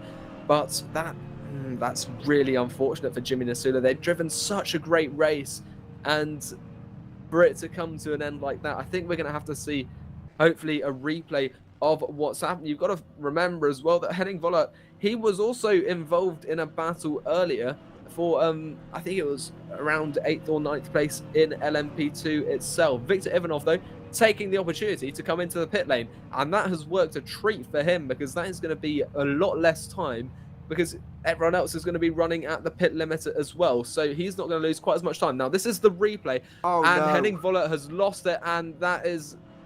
the first 4 do a very good job to avoid. He doesn't quite know where to go, really, here. Wallert is in the worst place in human history. Oh, no. And Nisseler just hits him, and he clips the barriers in exactly the wrong way that has clipped his rear wing off. It's so unlucky in so many ways. First of all, Wallert, I'm not entirely sure what he's supposed to do there, because he's in the worst pace in all of motorsport to be stood. It's easy to say in hindsight he should have pulled forward, but I don't think he would have known that in the split second at the time. And this will let you saw you noticed the first 4 or 5 cars that avoided him were prototypes. They've got more downforce and more scope to change direction at that kind of speed, but once you go down to the GTEs, you really can't do that. Nisseler couldn't quite, and he clips the barriers at exactly the wrong point, and it throws away the day's work. Hopefully this is not a long repair for Nisseler. He might be able to salvage a podium, because he's nearly got a lap on Dennis Jordan, but I'm fearing the worst for Satellite, and you do have to feel for them. Yeah, that is really devastating. They've done such a great job in fighting for that podium place, and the luck in that impact has to be the worst in this race. Like, the only way that would... it's just he hit it just the wrong angle at such a low speed, but it is going to have to be a repair job. You can see Henning Wallert, he's going to have to come into the pit lane there, and I'm afraid he's not going to be too happy about that. But we are going to be going green in a moment as well. The incident has been cleared. Everyone who's going so around the circuit is back up to speed, and some people have managed to be in the perfect place at the perfect time. made the most of that Code 80 and pitted. So we'll see how that's shaking things up. Once again, it's yet another Code 80 affecting the strategy. Now it's Kasper Stolzer we're going to keep an eye on. He will likely get past Jimmy Nasula, but how far past will he get? You can see Nasula at the bottom there, the rear wing yet to be attached. 20 seconds stationary, and there is yet to be repair done to his car. We're hoping this isn't too long. Hopefully it hasn't damaged any of the suspension or any of the suspension too badly, but it is going to be a position lost to Kasper Stolzer. As a result, we've got yellows in Sector 1 again. This could be bad news for Kasper Stolzer. He's coming up the hill. This is what we've just seen. I think it's cleared, though. Getting a little bit tense every time I see those yellows in Sector 1 after what we've just seen, though. And we'll see whether Nasula, where he comes out, really. This is quite a lengthy pit stop now. Yeah, we suspected it would be, because the rear wing to reattach is not going to be a short pit stop, I'm afraid. But where is Dennis Jordan? 50 seconds down the road still. They've got time. They do have time to... And he's rolling already, so he is going to get a podium. This is going to get a podium here by the looks of things. And that is a relief to Satellite. They are going to lose out on second and the outside chance of a win that they still had. If Wayne Freeman did hit problems in the final moments, then they would have been there to take it. But it's still going to be a podium, and they can console themselves with that after a late scare. So I think they can be pleased with that at least. But that was some stress that they really didn't want in the final half an hour of this race. Certainly not. This is bad news as well for Red Bull, because there's a car between themselves and John Lacey, and I think I'll have to get my calculator out and work out in a second, but this could mean that John Lacey take the lead in the GTE category. Now look at this traffic. It's Dennis Duna once again. He's going to try and overtake Jose Berenguer with the World of Sim Racing team, and you can see for these last 20 minutes we're going to be plunged into darkness. It's going to make it a little bit harder to work out which cars are coming up behind you, because you can't really identify them nearly as well in the mirrors. The good thing is, though, that the prototypes usually have much bigger square lights than these Grand Toros. You can see those front lights are a little bit smaller, so that'll help them. But it does just add a little bit more difficulty, especially anticipating hazards like we've seen with the cars just strewn across the road. Makes it a little bit harder because you can't see them as much in advance. So we'll see how this battle unfolds. You can see the speed difference right now into braking went all the way up to nearly 30 kilometers an hour. So it seems that Dennis Duna is a little bit more confident on the brakes, going for 5th position. It is going to be very close to watch this battle unfold in the last 17 minutes of the race this evening. Yeah, this is not the close battle involving sim racing for Holland I was expecting, I must be honest. I thought it was going to be between them and Varga, Juho Mäki-Upi, but he's really not been there. And Jose Berenguer has been reeled in. But I would say that Dennis Duna is the strongest driver on the sim racing for Holland team, so it's not a huge surprise, I suppose. He pulled them up to a victory in the opening round of season 13. And they were in championship contention basically because of their lightning quick start, but really, especially towards the middle of the season, they weren't picking up very many points at all. So they did struggle in the end, but either way, there's a bit of a problem for them there through Stavolo. A little bit of an adjustment had to be made, but yeah, Duna's certainly got his sights set now, and he's got 16 minutes to do so. There's going to be a fierce battle now towards the end between these two. There's, not long left in the race, and they're going to be fighting right until the end, really, with this. So it's going to be one to watch. Late on the brakes, trying to make it work here, June. Oh, and nearly too late on the brakes there. Nearly into the back of Berenguer. Yeah, that was very close. And as it stands currently, the Jean Lacey Esports number 66 car will overtake the Red Bull 77 in the championship standings by 2 points as we head into 2022. But this is the battle we're keeping an eye on right now. Very, very close indeed. You saw through the bus stop, Dennis Duna is much more confident on the brakes than Jose Berenguer. We've got to hope that one doesn't go into the rear of the other as a result of that. This is going to be very, very close indeed as we head through Radion right now. 0.7 of a second is the gap, going up a little bit, and it's much harder to get that big of a gap down during a straight, and it seems that the leading car has a slight advantage in straight line speed, and you can see that gap nearly up to a second. So this is going to ebb and flow. Time is going to run out quickly. There's only about 7 laps left for Dennis Duna to make this position up. And unless I'm mistaken, that's a code 80 in the top left. I think that might be an error. True. Yeah, that's not true. That's not quite true. They are going faster than that. So yeah, that isn't quite true. But yeah, we were briefly on board there with this old Corvette battle. The old Corvette has done very well today for itself. It's going to was on for a 1-2. There's going to be 2 cars on the podium, 3 in the top 5, and Dennis Tudor just outside of it, or indeed Barrigau. But either way, there's going to be one in the 5th position, you would imagine, by the end of it. 13 seconds out front of these guys, which is Dennis Jordan, and a good 13 seconds as well down to Varga, is Juha Mäki-Upi, of course. So yeah, I've been very impressed with Dennis Duna though.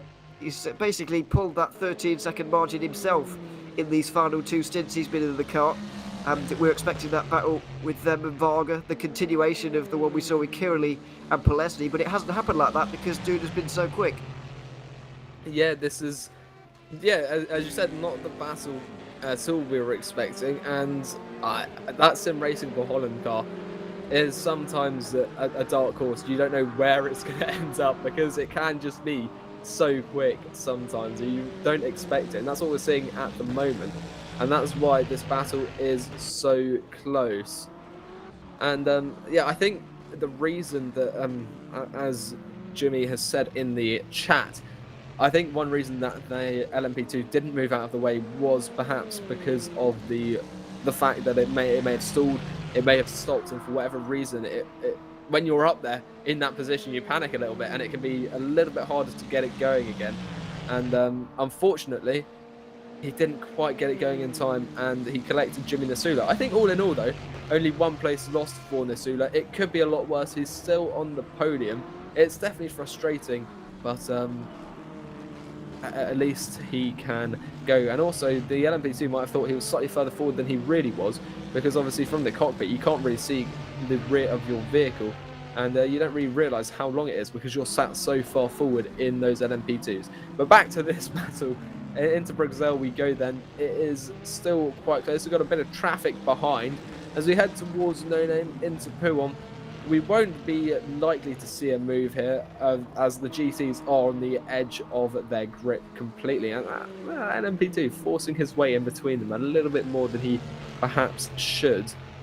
Through the rest of Pouhon, though, it might be a slight advantage in speed on the exit for Duna. He's able to carry speed for the second part of the turn. But that gap still staying roughly the same as it is. Time is running out though for Sim Racing for Holland if they want to take this position. So we certainly is. Sorry, yeah. sorry, Hugo. My mic muted, didn't I? Of course I did. It's fun to happen one time. Anyway, yeah, no, you're certainly right though. It's time's running out. What I was going to say is that the leader has just crossed onto what's going to be 6 laps to go for itself, but is the Burst G-Sport car going to get round to these two to lap them again? Because in which case it would mean 5 laps to go for them, but for these two anyway. But I doubt he's going to get round to them with only 6 laps and what, a 15-second difference. That's not going to be enough time, is it? So 6 laps to go for these two as well. They're going to be crossing the line quite possibly with no seconds remaining and have to do another one. Because obviously it's the overall leader who takes the flag. So there's still time for Dennis Duna here. 6 laps doesn't sound like a lot, but at Spa it kind of is. Even if you only count 2 overtaking opportunities every lap, that's still 12 for Dennis Duna to make his mark. And there's one coming up right now through Eau Rouge and over the top at Radion. Slipstream is full effect right now, and we'll see if he can get through. He's actually got a very good run here. Barrigau is going to have to go on the defensive, and he is outside line for Duna. But is he late enough on the brakes? He sweeps around very nicely, and that was a very good move indeed. Barrigau wasn't even able to hold it side by side on the inside line there. That's how good Dennis Duna was able to go around the outside there. Through he goes into 5th position, and if Barrigau was able to come back at him, then I'd be very, very impressed. I'm not sure how much grip Dennis Duna has, but his tyres seem to have double the grip almost compared to Jose Berrigo there. That's a solid 5th position then that I don't think is going to be challenged now. Duna is very, very speedy. His last lap being a 2:16.7, of course, that was behind the World of Sim Racing car. We'll see his true speed in a moment. Just keep an eye on that gap and you'll see it likely extend.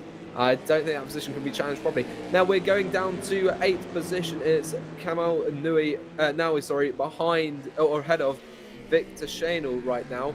That's the Team RGPE car, who's sort of been all over the place in terms of battles.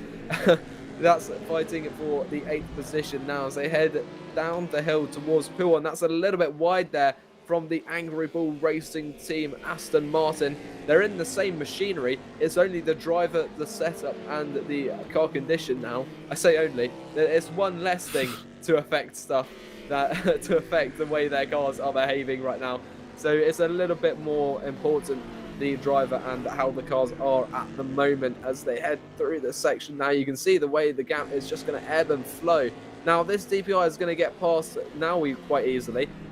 Oh, I say that, there's a bit of contact there as I think he was squeezed a little bit. I meant Shano as well. Onto the gravel a tiny bit. That's going to affect his straight line speed. Past now he goes. Now he doesn't really have to drop any speed at all. And that's going to give him the advantage. 8.5 minutes to go. And the gap is now up to 0.9 of a second, which is something Shano's going to have to close up again and then go for a move. Very, very difficult task indeed. We can see heading towards the final chicane right now, turns 19 into 20. It is far more difficult to overtake at this stage of the race. Their cars are going to be right coming to the end of their lifetime in terms of tyres. It's going to be hard work if Shano wants to take 8th position away from Angry Bull Racing Team. Oh, that's going to make it easier. Angry Bull Racing Team just off the road there briefly, but back onto it. What on earth was going on there? This is certainly tiredness starting to kick in, I guess, at some point, as no, he just went wide there, up the hill, through Radion again, and now towards Lecom for this battle for 8th position. But it's not quite as close as it was one lap ago because of what we saw at Stavolo that time. You have to keep your wits about you from those DPIs coming from behind. They can disrupt your day just a little bit. The number 4 car, the race leader, has just got on to 4 laps to go here. And it's not that far behind these guys. So I think these two are on 4 laps to go as well. But it's certainly starting to run out of time, whichever way you cut it. Yeah, definitely. And it is going to be very important at the time when Jano Simoncic crosses that line to take the checkered flag. It's going to affect races all across the grid right now. Every single car, where that lead car finishes, affects their own race. Whether they have to defend for another lap or whether they get another lap to attack, it's very different as well from the perspective of you. Of course, now he wants to do as few laps as possible, whereas Shano would like every opportunity he can lay his hands on to try and find his way past that 8th position Aston Martin. As they head again through Stavolo now, that's a LMP2 that's going to get past them. A little bit better positioning for Shano. He's not going to lose as much time. It's 5.5 of a second is the gap as they head towards Blanchimont now. Could be a little bit risky for this LMP2. He's going to go for it anyway. Down the inside, that's going to have to cause Naui to slow down perhaps a little bit. Give him a tiny bit of dirty air through Blanchimont as well. 0.4 of a second. Under braking, it can be possible if you're very confident, but it's not going to be enough for the time being. Shano, though, could try and set up to go into La Source from here. You can see just how close he is behind Naui, carrying loads of speed. A lot of sliding, though, almost 4 wheels going at the same time there in the direction that they're not entirely supposed to travel. Now into La Source they go, and look at that, bumper to bumper, and it's a little bit too much. Shano has had to drop back a little bit as a result of that contact. They've now got more prototype traffic trying to get past them as well. Up Eau Rouge then towards Radion. We'll see whether Shano can keep the speed up over here. onto the Camel Straight. This is where we could see a move. He's so close behind. It's less than 0.2 of a second, almost under 1/10 of a second. They go into the hundreds. Moving to the left goes Shanel. Can he carry the overspeed from the slipstream? That's the question. They're going to be side by side into Lecombe. Is it enough room that they're giving to each other? There's a bit of contact. They're still side by side for the third pass of the turn. And now he just about gets ahead into Bruxelles, though. I think Shanel might have another pop. He has a look at the inside line, but once again, it's so difficult to overtake there. And that opportunity that he had is gone. That's one fewer that he's going to have before that checkered flag. As they go towards Pouon now, it's going to be into at least Paul Frere before his next opportunity to overtake. There's no chance through Pouon, and he'll probably drop back a little bit through this turn as well, given its high speed. They've also got lots of traffic closing up behind them as well, which is going to throw even more seasoning into this meal. So we'll see how this all plays out as they go to the outside of Shanel. That's interesting from them, but this is going to be very, very close indeed. One of those prototypes, by the way, is the race leader, which is coming up on the back of them, and the RGPL car is just getting mauled at the moment by all of these prototypes, and there's been a contact, and around the outside again. Oh no, it's gone around! They both go around. The RGPL car in front of the race leader, which basically comes to a dead halt to try and avoid them both. This is going to allow the Angry Bull Racing team to carry on in 8th place, as they lost their rear wing. RGPL have lost their rear wing right at the very end because of the prototype trying to come through on them all at the same time. I think it was Black Hook Racing's. And they go off again into Blanchimont. Off again in a big way, and thankfully there's not many cars around at that particular point. Jeremy Tomo is going to get through here very, very easily, you would imagine. That is such a shame to see for RGPL, but you can see it happening. It was very, very busy, and there wasn't a lot of room. The two of them went spinning around. I thought they were actually going to avoid the wall, the both of them, but they didn't in the end. I'm a little bit concerned about whether Simoncic managed to avoid them. He definitely slowed down greatly to try to, but let's see if he did. Here's the first replay. Around the outside for the LMP2. They're just... You can't hold it that tight as a GTE. It's very difficult. And the two come back for some more contact. Simoncic didn't get involved, but...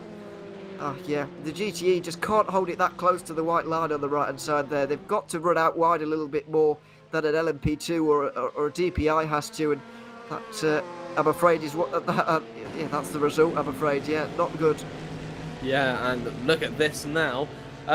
Just through Stavlo, where we saw so much action so recently, we've got the battle again for second place in the overall scheme of the race. It's Marcel Malinek right now behind Benjamin Gilzinski.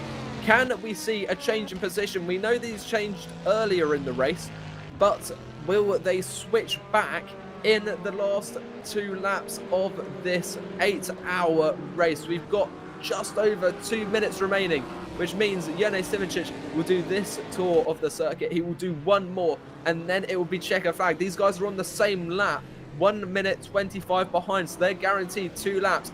Is Mlinek to try and get past Gilzinski. We've got lots of traffic though. That's the Juices Motorsports Club car, driven by Adam Baldwin. They both get past before Eau Rouge. That's always ideal. It's going to have to be a slightly more narrow line though for Mlinek in the Edge Esports car as they head onto the Camel Straight at the moment. We're now looking from the rear wing of Gilzinski in the Seawolf Net Race car. This is going to be very, very exciting indeed as they head through here. You can see the Camel Straight is pretty busy. Look how much he's closed up through Lecombe because of this traffic. Now this is going to be very close into Bruxelles. Can they both get past the Aston Martin? They both go for it. There's another car in front of them as well. And it looks like Mlinek tries to even go for a move and make it 3 wide into Bruxelles. He's had to back out of that though because there was no chance of that happening as they head through No Name. It's going to be into Pouon that they both try and get past. Could they go side by side here? Looking to the inside. Look how close is Mlinek to the back of Gilzinski on that rear view camera. This is absolutely dramatic. Heading through Pouon now. You can see the dirty air means he's going to drop back ever so slightly. It's still just over a quarter of a second between them. And there's the Red Bull car in front of them that they're both going to have to get past through the Paul Frere in towards Campus and Savalo. This is going to be extremely close. Let's hope we don't have a repeat of what we saw 2 laps ago as they go past the Red Bull both pretty easily onto the back straight then towards the final few turns towards Blanchimont. This is going to be very important. How close will they be when it comes time to break for turns 19? The gap is half a second. There is traffic ahead of them though, and that's going to slow down Gilzinski through Blanchimont. Can we see a move here? Yes, he's flashed his lights. He's not happy about that. Gilzinski takes a defensive inside line. It's going to swap to the outside for the second part of the turn. It's not looking very stable from Linek right now as they head onto the pit straight right now towards La Source. It's just the advantage to the Seawolf car, but can he hold it? Down the inside goes the edge into La Source. They're side by side once again. Is there a bit of contact? I'm not quite sure. They are so close. And in fact, the edge car, I think, has got through. Yes, he has. Can he hold on to it, though? Because look how close is Gilzinski to the back of him. As they head up the hill, there's yellows in Sector 2.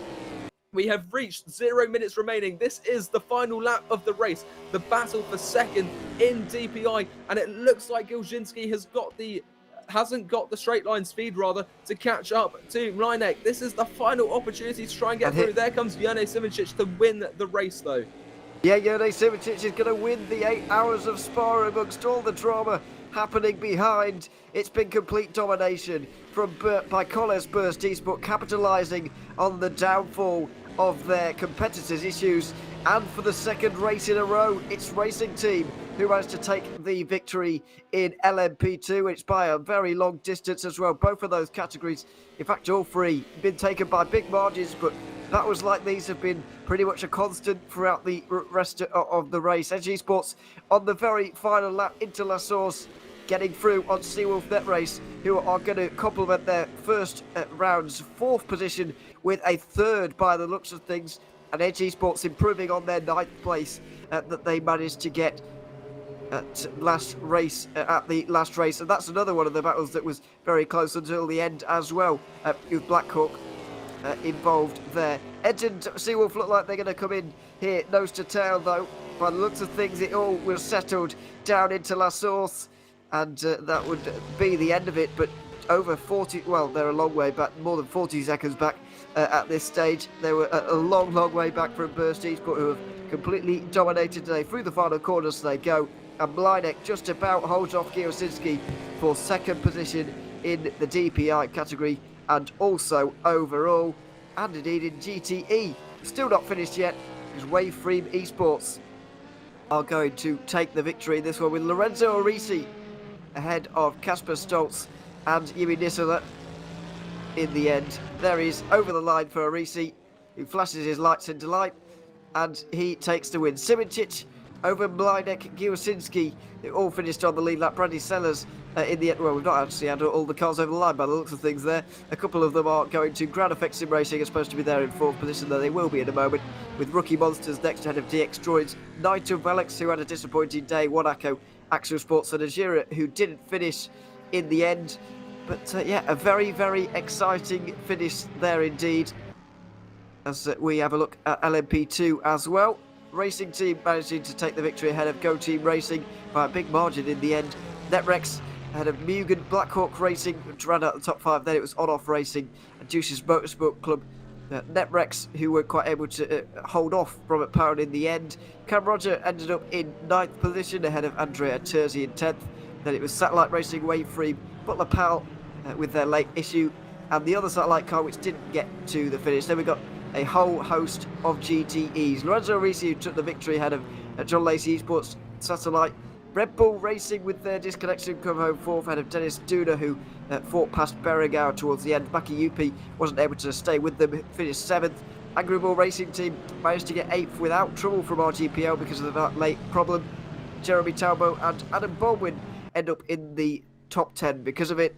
Team Iris and Romana Motorsport also gained positions ahead of Team RGPL, who would be very disappointed with their final half an hour. DX Droids 14th ahead of Your Name Here Racing, Blackhawk Racing 16th and 17th ahead of One Move Esports, who really wasn't their day, with Volante Racing and Go Team Racing rounding out all of the GTE runners. Well, that was a very exciting finish, Hugo. I've got to say, the battle for the overall 2nd place was very good in the final moments there. Yeah, I don't think anyone can be disappointed with that. You don't see much closer racing, and hopefully we can see similar standards, because although it was close, most of it was quite clean. And hopefully that carries on into next year, where we will be going on the 8th of January to a yet to be confirmed location for a race of unknown distance. So that's going to be very exciting as we wait for that to be announced. But overall, a fantastic race, I think we can all agree, and something that I think all of the drivers can be proud of. Some people lost out, some people won. A lot of Code 80s, lots came down to strategy, lots came down to luck, but overall, it's shaken up the championship a little bit, and it's going to mean that we're in for an absolutely fantastic rest of the season.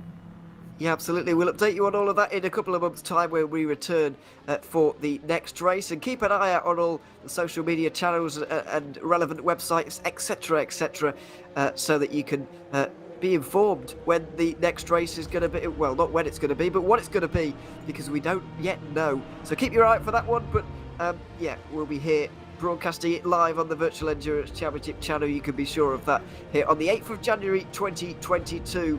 But yeah, that is it for the 8 Hours of Spa. Another fantastic edition of this race. It's been wonderful as always. Big thanks to Neil Heatley, Zach Sweeney, Cam Roger, who've been commentating throughout the day. Of course, Hugo Brown has been alongside me, Ewan O'Leary, for the last 2.5 hours as well. Jimmy Allison, who for doing all of the work behind the scenes once again as well. But until the next race in a couple of months' time, from all of us here at the VEC, it's goodbye for now.